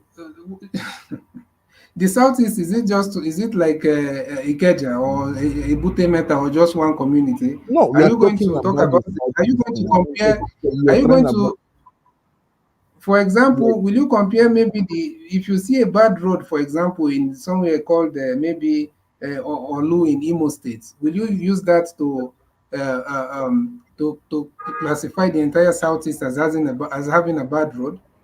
So, okay, apart from that, if you're talking about the developments that are supposed to be carried out by state governments or those governors, we can say that obviously there are a lot that they can still do better, and that's not restricted to Southeast. Across the entire country, there is a lot of things that the governors should be able to do much better. But if we are talking about the Southeast in this case, there are a lot that they can do, but to say that they are not doing anything also, we are going to be lying to ourselves.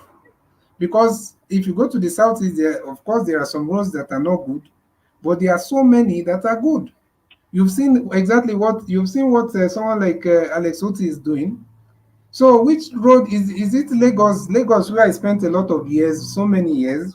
Is it the same? Is it Lagos that we have every road that is working? There are a lot of places in the hinterlands of Lagos that don't have tarred roads. It's only when you come out to a particular place you see roads. If you go to all those Okoko, or you go to Ojo, of course Okoko is in Ojo. You go to all those Agbara, all those places. You will see that they still need a lot of development in those areas. So it's not, you can't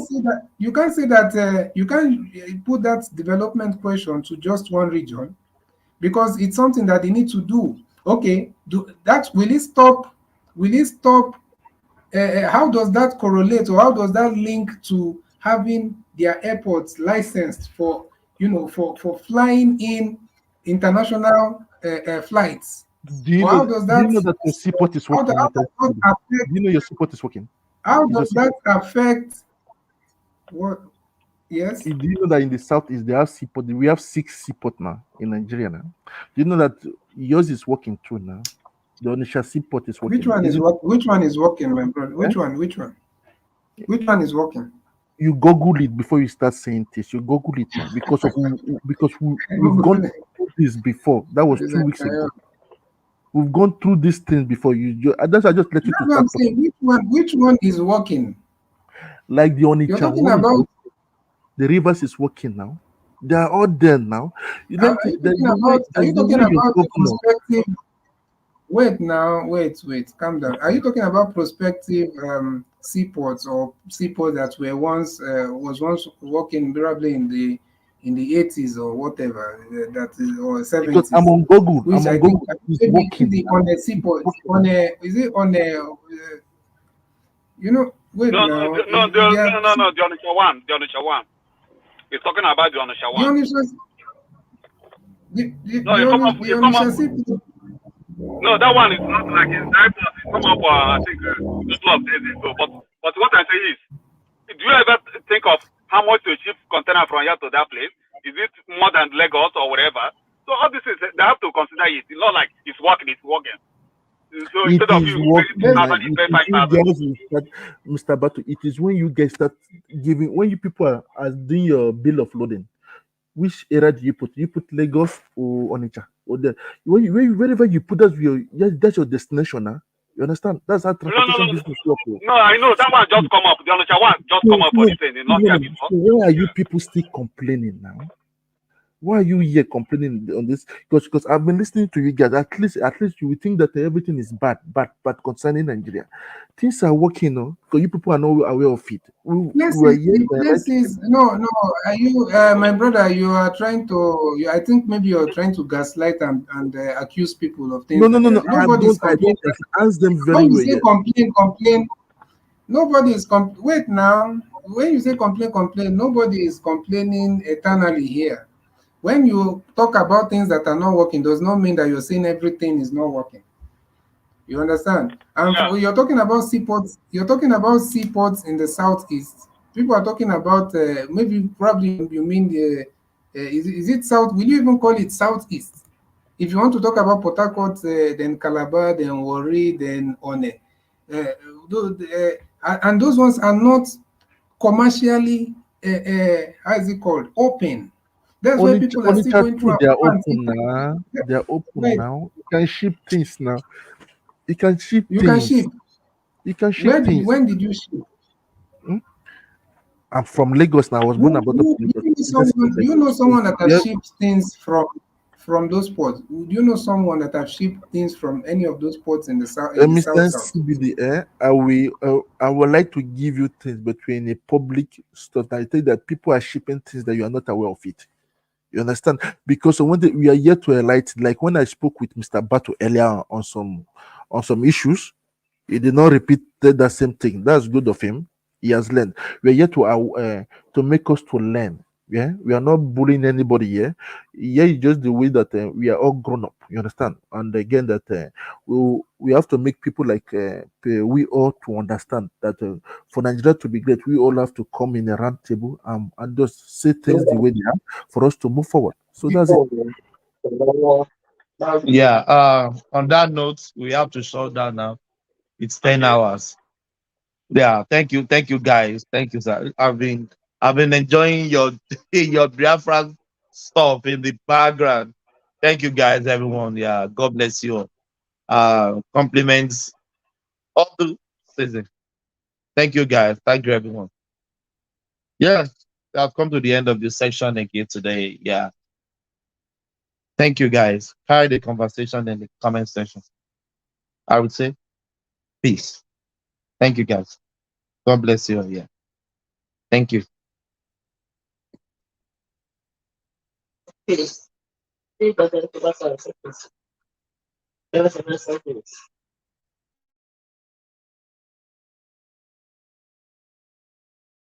wish I go back to the old days when I used to be the. My convoy is 5 vehicles, and you cannot buy fuel unless I'm inside the car. So I will pay them. No more. I know. The governor was paying for petrol himself for his convoy. When they get to the gas station, he will come out and bring out money and pay. In fact, at Oka government house then, when he was governor, forget about drinking champagne, what they are now doing there. Then he gave out old newspapers as substitute for toilet roll. If you are going to the toilet, he will just to save money. Yeah. He was going to run somewhere. He said he's going for interview for job. Peter, can't you give him a job? Peter, can't you do this? The boy doesn't even have. I said, none of my children have car. I was the only person who is governor and bank chairman, not to them. Isn't that mesmerizing? But I know that Peter B. I know that he's a smart man. You know?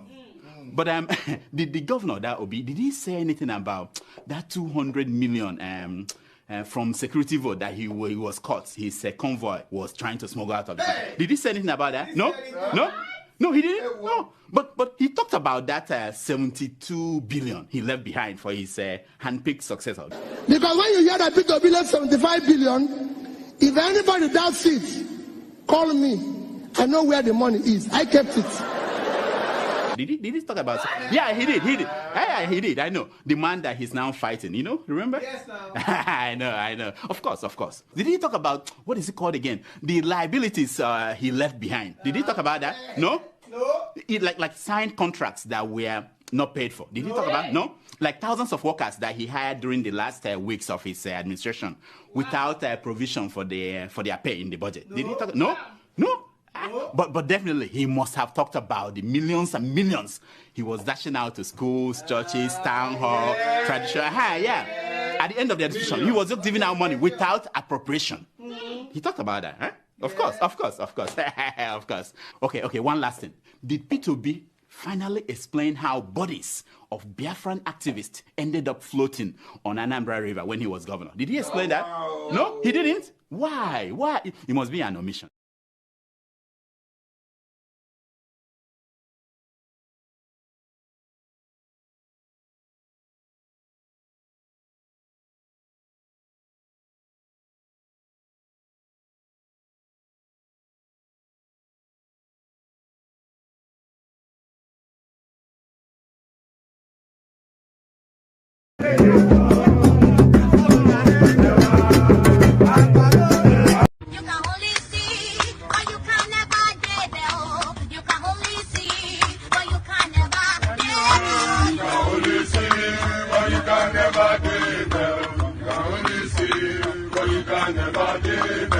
You can only see, but you can never tell. You can only see.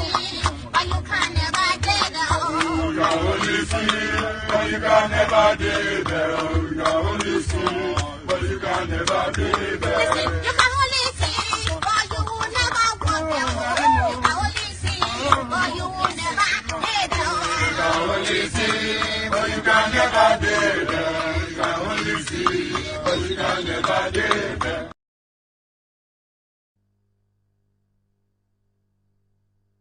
Do you come with two teachers?